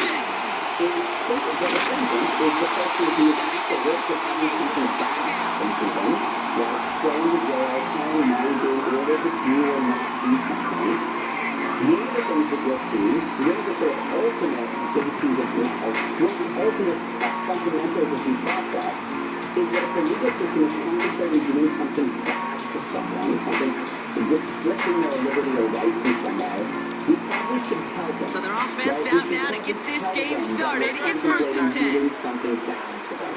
And so one of these you'll encounter in various classes is the rules governing notifying the defendant and making the defendant aware. Someone is suing you. And we'll see what they do here on 2nd down. Someone is suing you. They're suing you for X. They're asking for Y. And if you don't do anything, the consequences will be the process can notify you of the 29-yard line. Only a yard from that time, so now 3rd and 9.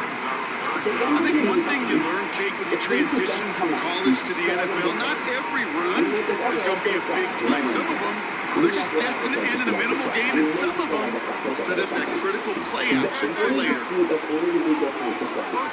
not go straight to trial. We do a lot of things before we go to trial. And in fact, here's one of the 3rd down, it's Hurts. By Johnson on the slant. And he's short of the first after a wild game. Offense in the hurry up here. On 4th down, Hurts.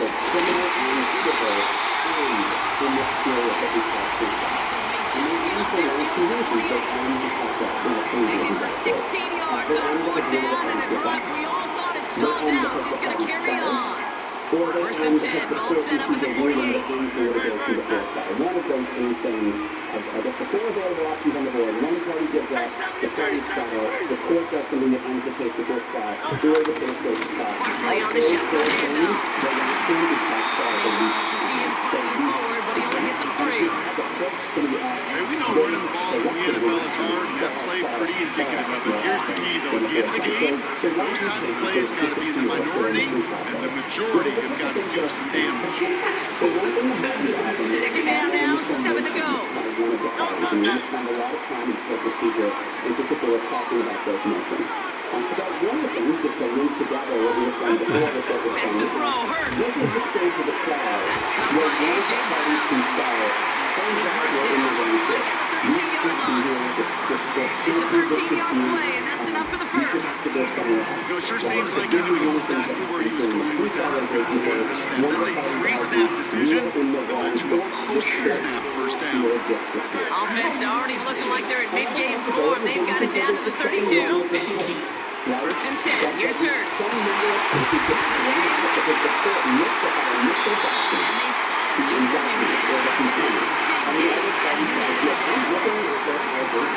up a big chunk of field, and it sets him up with 1st and goal.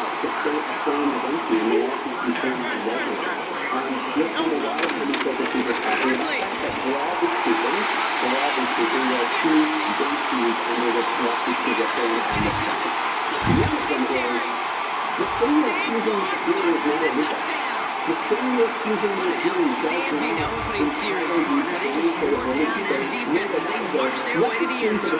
Yeah, it took a whole bunch of that opening script to find a touchdown, but it showed just how well designed that script was. It was the right sequence of plays to keep that ball moving and find the end zone. Getting the offense established in its top gear right here early on.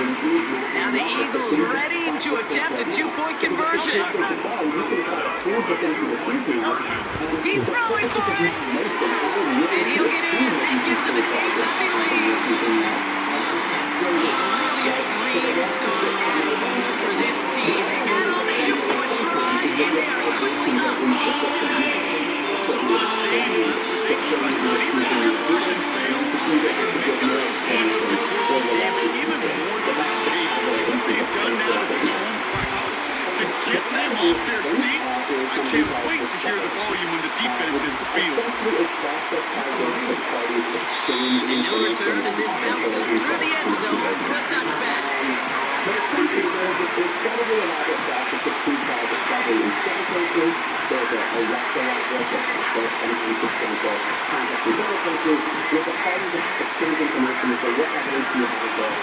And they take each other's depositions, they exchange documents, they have There's a process where they can pose questions to each other, and the other side has to answer, and this is sort of the discovery process. This in civil litigation can go on for a very long time. A very, very long time sometimes. And then what often culminates is, one of the things discovery does, is it often culminates in a procedure called summary judgment, where one of the parties says, okay, well, we just think that we can sit up. And so this information is all exchanged in this opinion. This is a motion to the judge. And what you say is we exchange all our information. They get their shot to show what they can do. They cough it up immediately, and they're off the field in one play. You see what I saw there, Greg? I saw the excitement leave their body as somebody else was on top of that fumble. If you're the type to believe in omens, this is a very worrying start to this game. I know from the position of the quarterback, Kate, sometimes you hand that ball, you put it in the belly of the running back, and you send it right into the teeth of that buzzsaw. You can feel it from the jump, but that call from the defense came at the perfect time.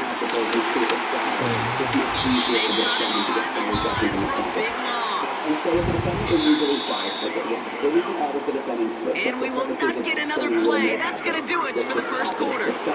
Neither side separating much so far. We'll return to the link right after this. I've asked them for all the information they have that would support the conclusion that they're alleging to be coming.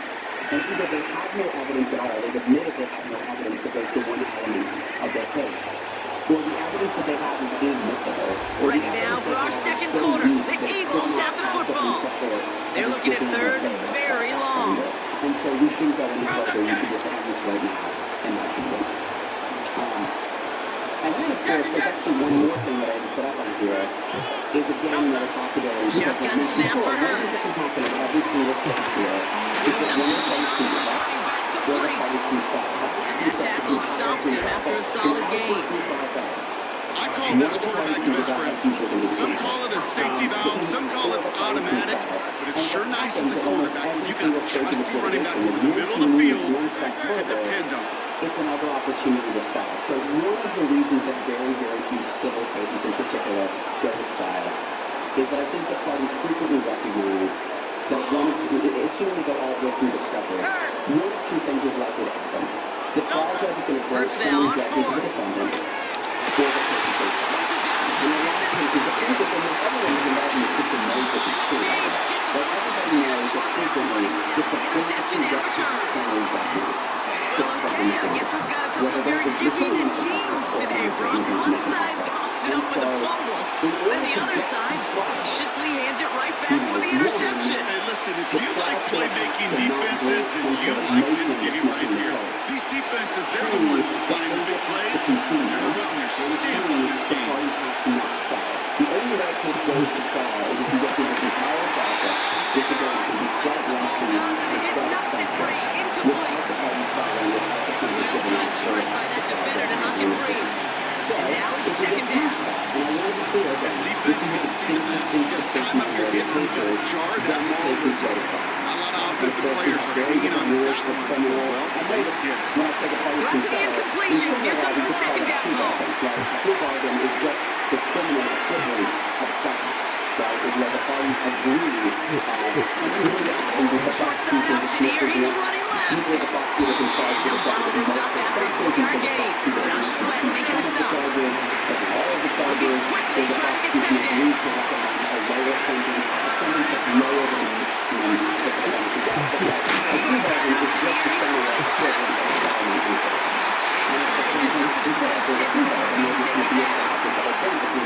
It's a gain of just 2. They needed 5. It's going to be more than 3. Chiefs signal for a timeout. That's going to be their first. And they'll have 2 left to work with here in the first half. To the extent that evidence, which many of you will, you're worried about the rules of evidence that primarily govern the trial. Okay, so after that, there's the process for appeal. And really, 2 things happen. Now notice, if someone settles, you can't appeal. Settlement, so an appeal only happens if either the trial judge decides the case or it goes to trial. You're going to learn 2 categories of things. One is about when you can appeal. In the short answer, this is a lawyer joke if you haven't heard yet. There's a lot of lawyer jokes that we missed it. One thing is the case in which a lawyer calls their client the court has reached the decision Brought down after a nice gain and a first down. About 19 yards on fourth down, and the color go for it pays off considerably. It's the 2-minute warning now from the league. The Chiefs are on the move here. There's actually pretty strict rules about when you can appeal. You can't appeal every time you lose play. So there are restrictions on when and how you can appeal. And there are also issues of what are standards of review, which is appellate courts. It's so weird if you think about it, right? Because we empower someone, the trial court, to make the decision. From the gun, it's Mahomes. Get it to Rashida. It's complete. It's a gain of 21 yards to pick up that first down. Those routes across the field become so dangerous. The Colombo that play for Weston gives him more time to get free, wiggle away from that man-to-man coverage. Enough time to close it out, find enough space for completion. And the rules that when the appellate court is more deferential or less deferential just appellate standards of review. The standard of review is basically how deferential if that should be applied to This case is finally over. This is really not the life cycle of this particular case. The conclusion is just a fancy way of extracting the basic idea. Think about why we bring lawsuits in the first place. The reason we bring lawsuits in the first place is because someone thinks there's something wrong with the world and they want to put these things on the outside. That's basically why we bring a lawsuit in the first place. The point of bringing a lawsuit is to resolve this disagreement. So, as I'm saying with my car, I may think that's one of those areas where people are racing in the near the need for we disagree about whether I should hold on. But you just lob it in the end zone and rest your shoulders. Don't count the blows or trade insults and back in, but we go to the court in the hope of resolving our disagreement about whether I should put the hold on the hitting of the policy on the court. So because the obviously in the following lawsuit and Game here, but short of the first. Chiefs in the hurry up front to get everyone in line. Unhappy with the outcome and wants to start the dispute with the Slot man motion over. Oh my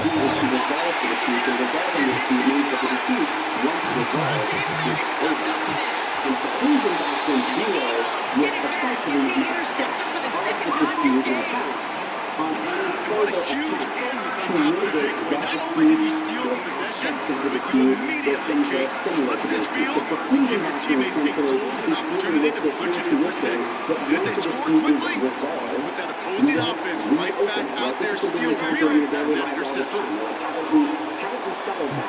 Haven't we resolved that? Didn't we decide that? And the defense is all over this one for a big loss. Timeout taken by the defense. They're second. And they still have one in their pocket for what's left in this half. Everyone's prepped. It's second down now. I'm just going to give you my 30,000-foot overview of helping keep in mind the distinction, because I find the distinction between these two things incredibly hard. And I'm going to give you examples from your mind of past points. Operating from the gun. Here's Serge. He's got MACXPAC 3251 says, suggest Neil. Why are you bringing this up again? We already decided that.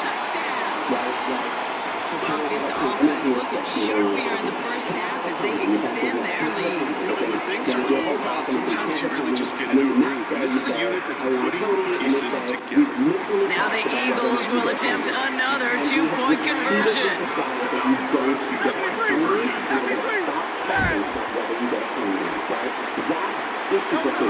Hurts now from the gun. We already talked about this, and we already made a decision, and we're not going to revisit the decision that we already made. That is a good start by the defense. First and foremost, you got to defend against the run on this short of the field. To do that and adapt in time to force an incompletion, it's a win-win. Cole Hardman now on the return. He loses it on the hit.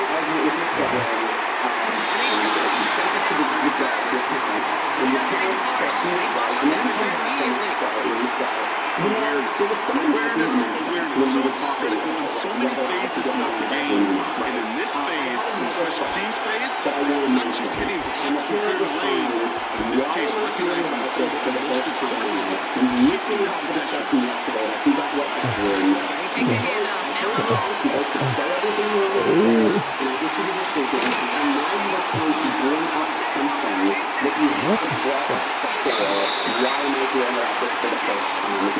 So this is not relitigating something. This is saying you waited too long to bring this up. You should have brought this up earlier when we were discussing the general topic, and I'm not entertaining this discussion at this point. So that's the basic distinction there. So the big takeaways here, again, this was I know, a quick little intro to a whole lot of stuff that you will spend, again, the next week, month, semester, year, 3 years, or the rest of your careers dealing with. But I hope at least some of it was helpful. We talked about the types of law, the types of courts, and the life cycle of a case.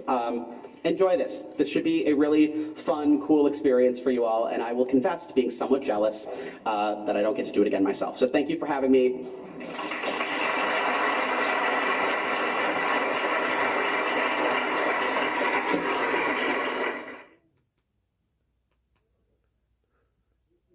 Welcome to Baltimore's Inner Harbor. 70,000 plus have filled M&T Bank Stadium since 1998, the home of the Ravens.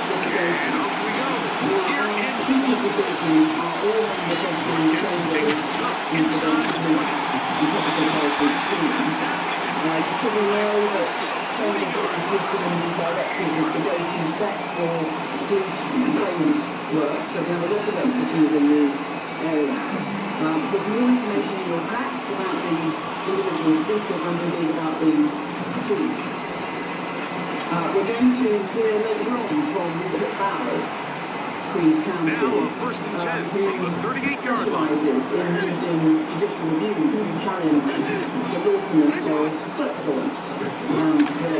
Play action now. Jackson.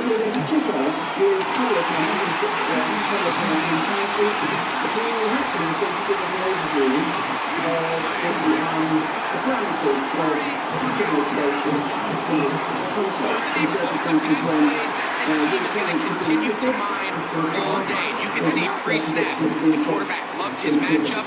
He allowed his receiver to work downfield, perfect throw, and now sets them up to try to see if they can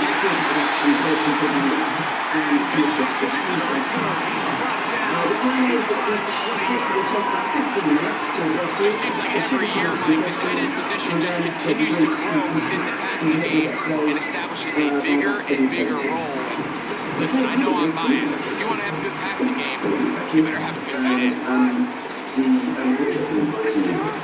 Lamar, Stewart, his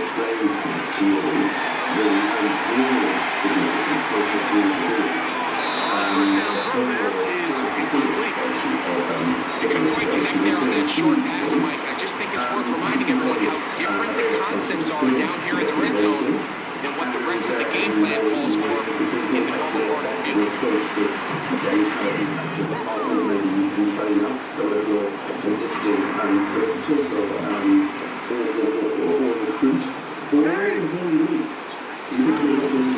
On play action, here's Jackson.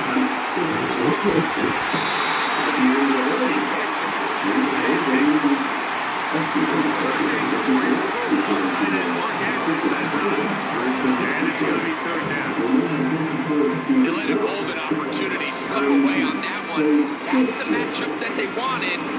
They just couldn't quite capitalize on it. On 3rd down, Jackson.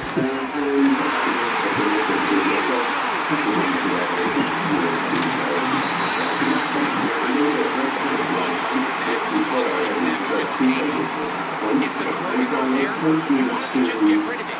Throw it 50 rows into the stands, give somebody a souvenir. But worst case scenario, you've got to get to 4th down and have a shot at 3 points. But instead, after that pick, you come away with a zero.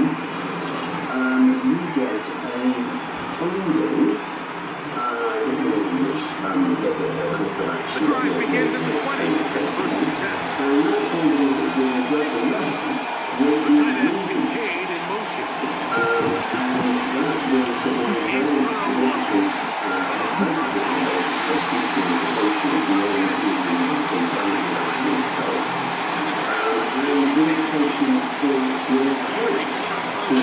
who's trying to take advantage of the size of your tight end versus smaller defender. You're just saying, box film, one more offensive rebound and get the ball at its highest point. This case, it falls incomplete, but they continue to get that matchup. Those quarterbacks not going to shy away from giving their big tight end a shot.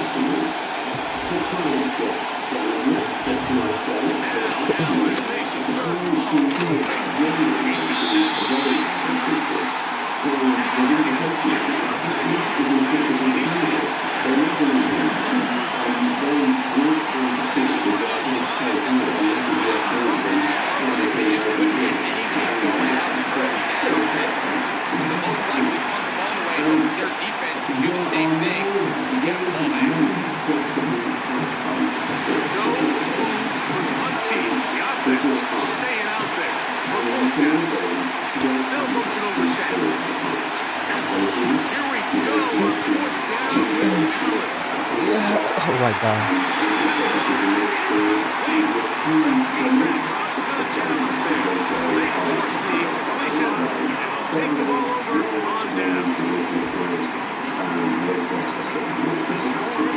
They'll go up here first and 10. Pistol formation with Jackson.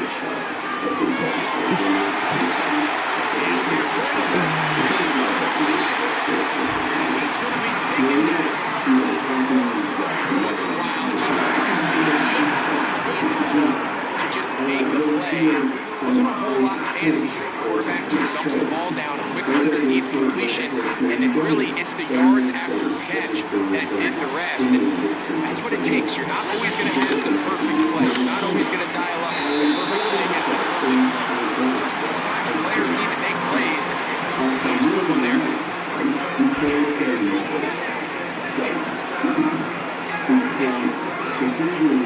Line of scrimmage remains the 4-yard line and second and goal. From the gun, Jackson.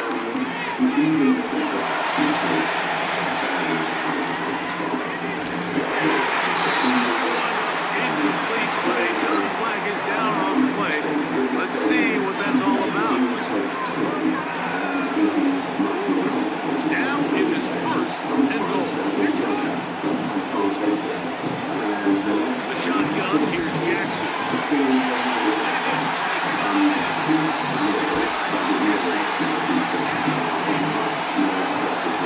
This is how good offenses in the NFL do. It's the ability to bounce back.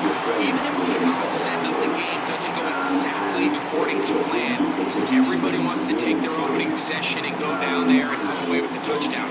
But it's not always going to be perfect. You turn it over on possession 1. What are you going to do in response on possession 2? Well, we just got our answer, and they took it down for 6. Jackson up top again.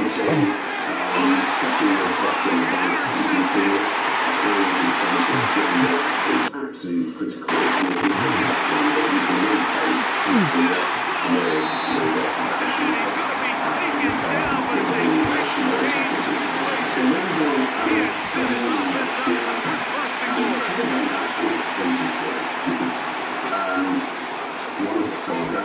And it is, in my experience, the ultimate explanation of why the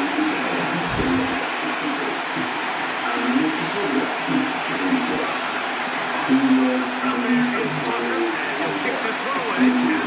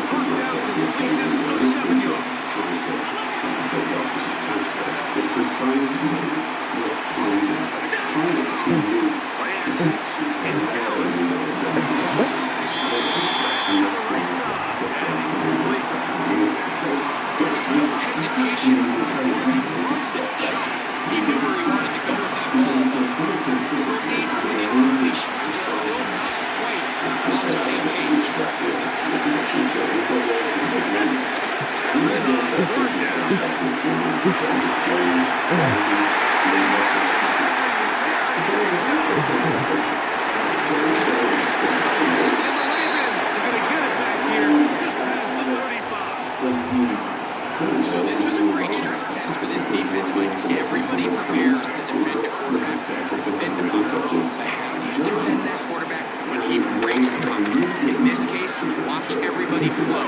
Everybody stays with the play and maintains their center. Initially, Mike, a really good job by the defense. Nowhere to go with the ball for this quarterback.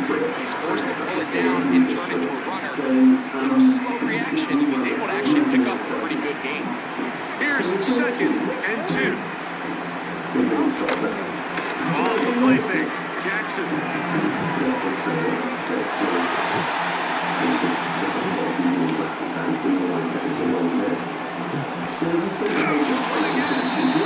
Just getting anything out.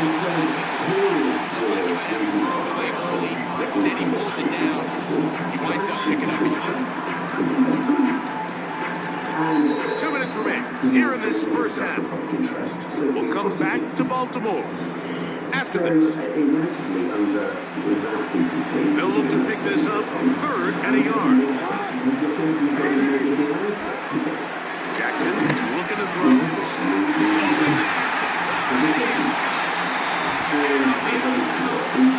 He gets inside the 35-yard line. The defense could not bring him down. Gets a catch of 22 yards. A first down throw for Jackson. Yeah.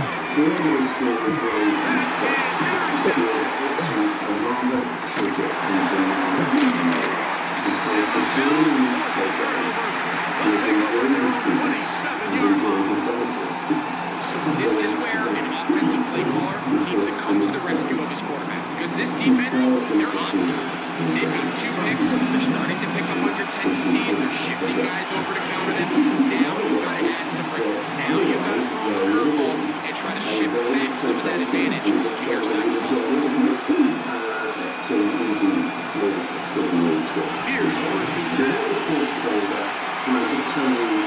The tight end Kincaid in motion.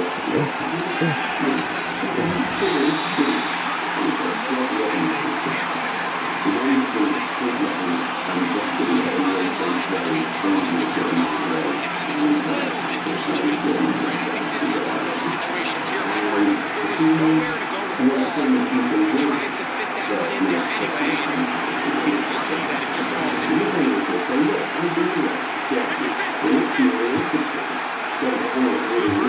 in motion.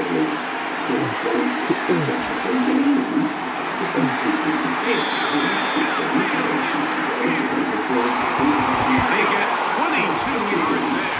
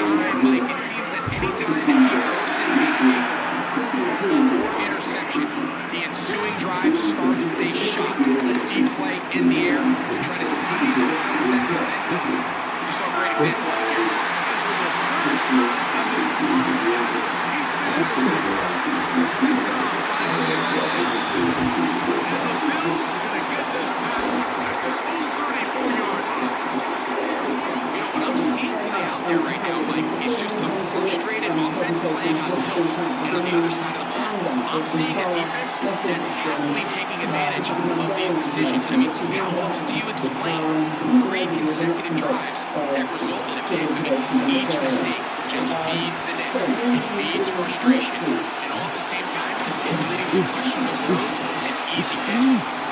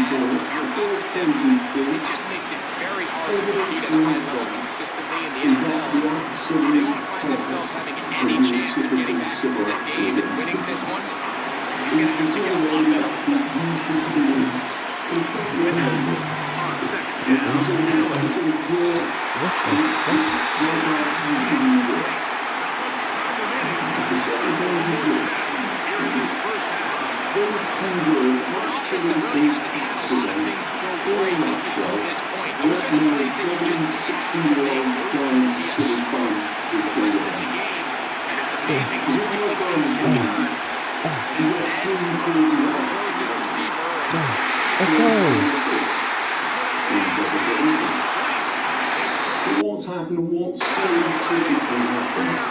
And that is how this first half will come to an end. Coach, thank you, both teams, for having to find the right formula to come out on top in this second half coming up.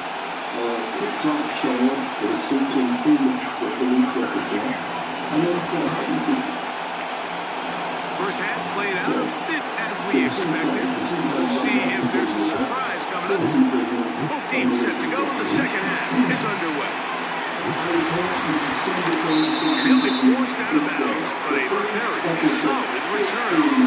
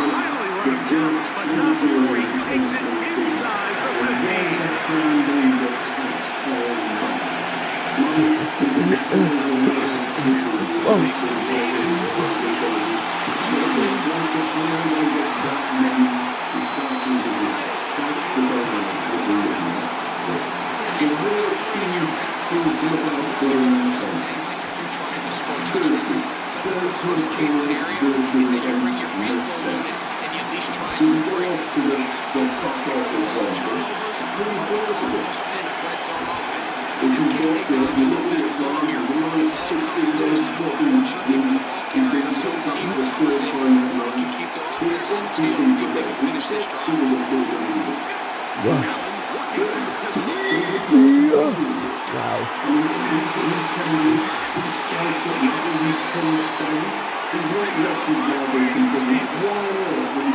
I think it's pretty clear what the message was by this head coach at halftime. He said, listen guys, we're behind, we're trailing, we're going to come out early in this second half and be aggressive from the get-go and cut into this deficit. But oftentimes, reckless decision-making, over-aggressive play calling leads to turnovers. Now, this defense finds themselves heading back out onto the field a little earlier than expected, but they need to hold serve and keep this score.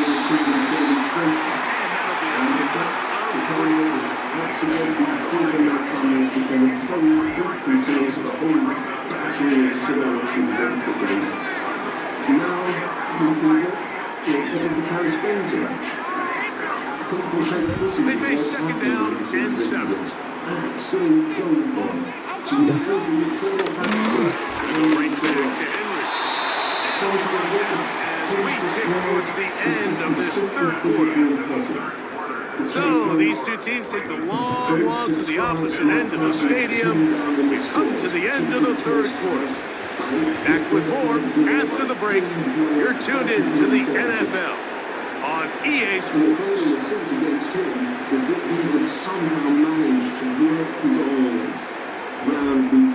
Here comes 3rd and 6. Back near his goal, Jackson.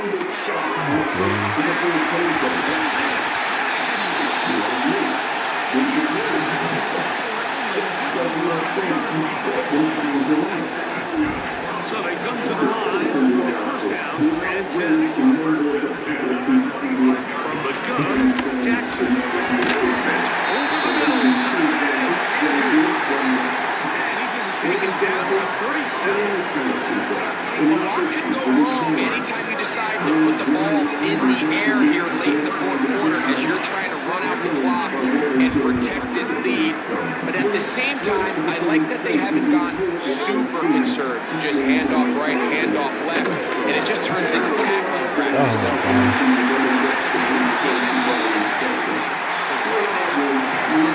protect the ball, and ultimately just run the clock. It's a gain there of 26 yards.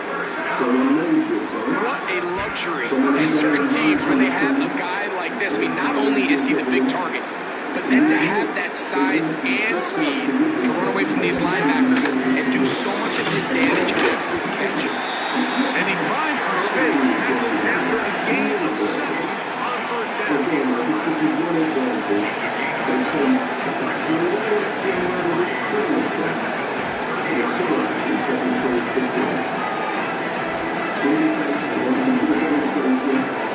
Here's 2nd and 3 to go.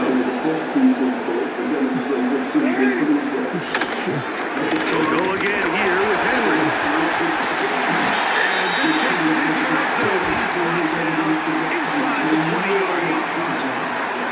Fourth quarter, you find yourself protecting a one-possession lead.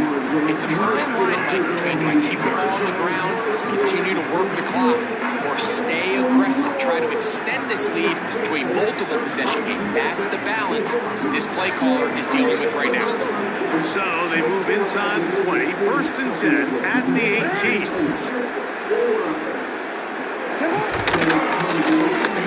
Again, it's Henry. And he surges forward for a gain of about 5.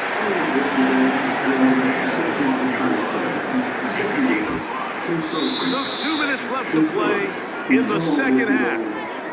Greg and I back on EA Sports after this. They'll break the huddle. It's 2nd and 5.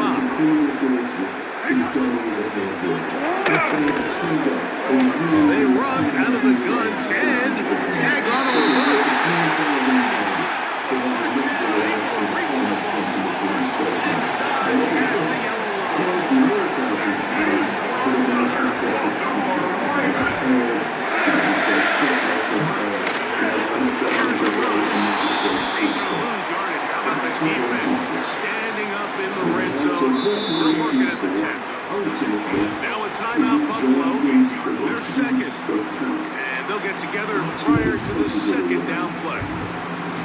Now a give, but here comes the reverse.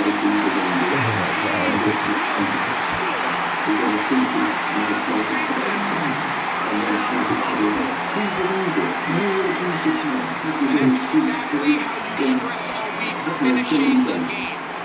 Think of the Blake Hill practices.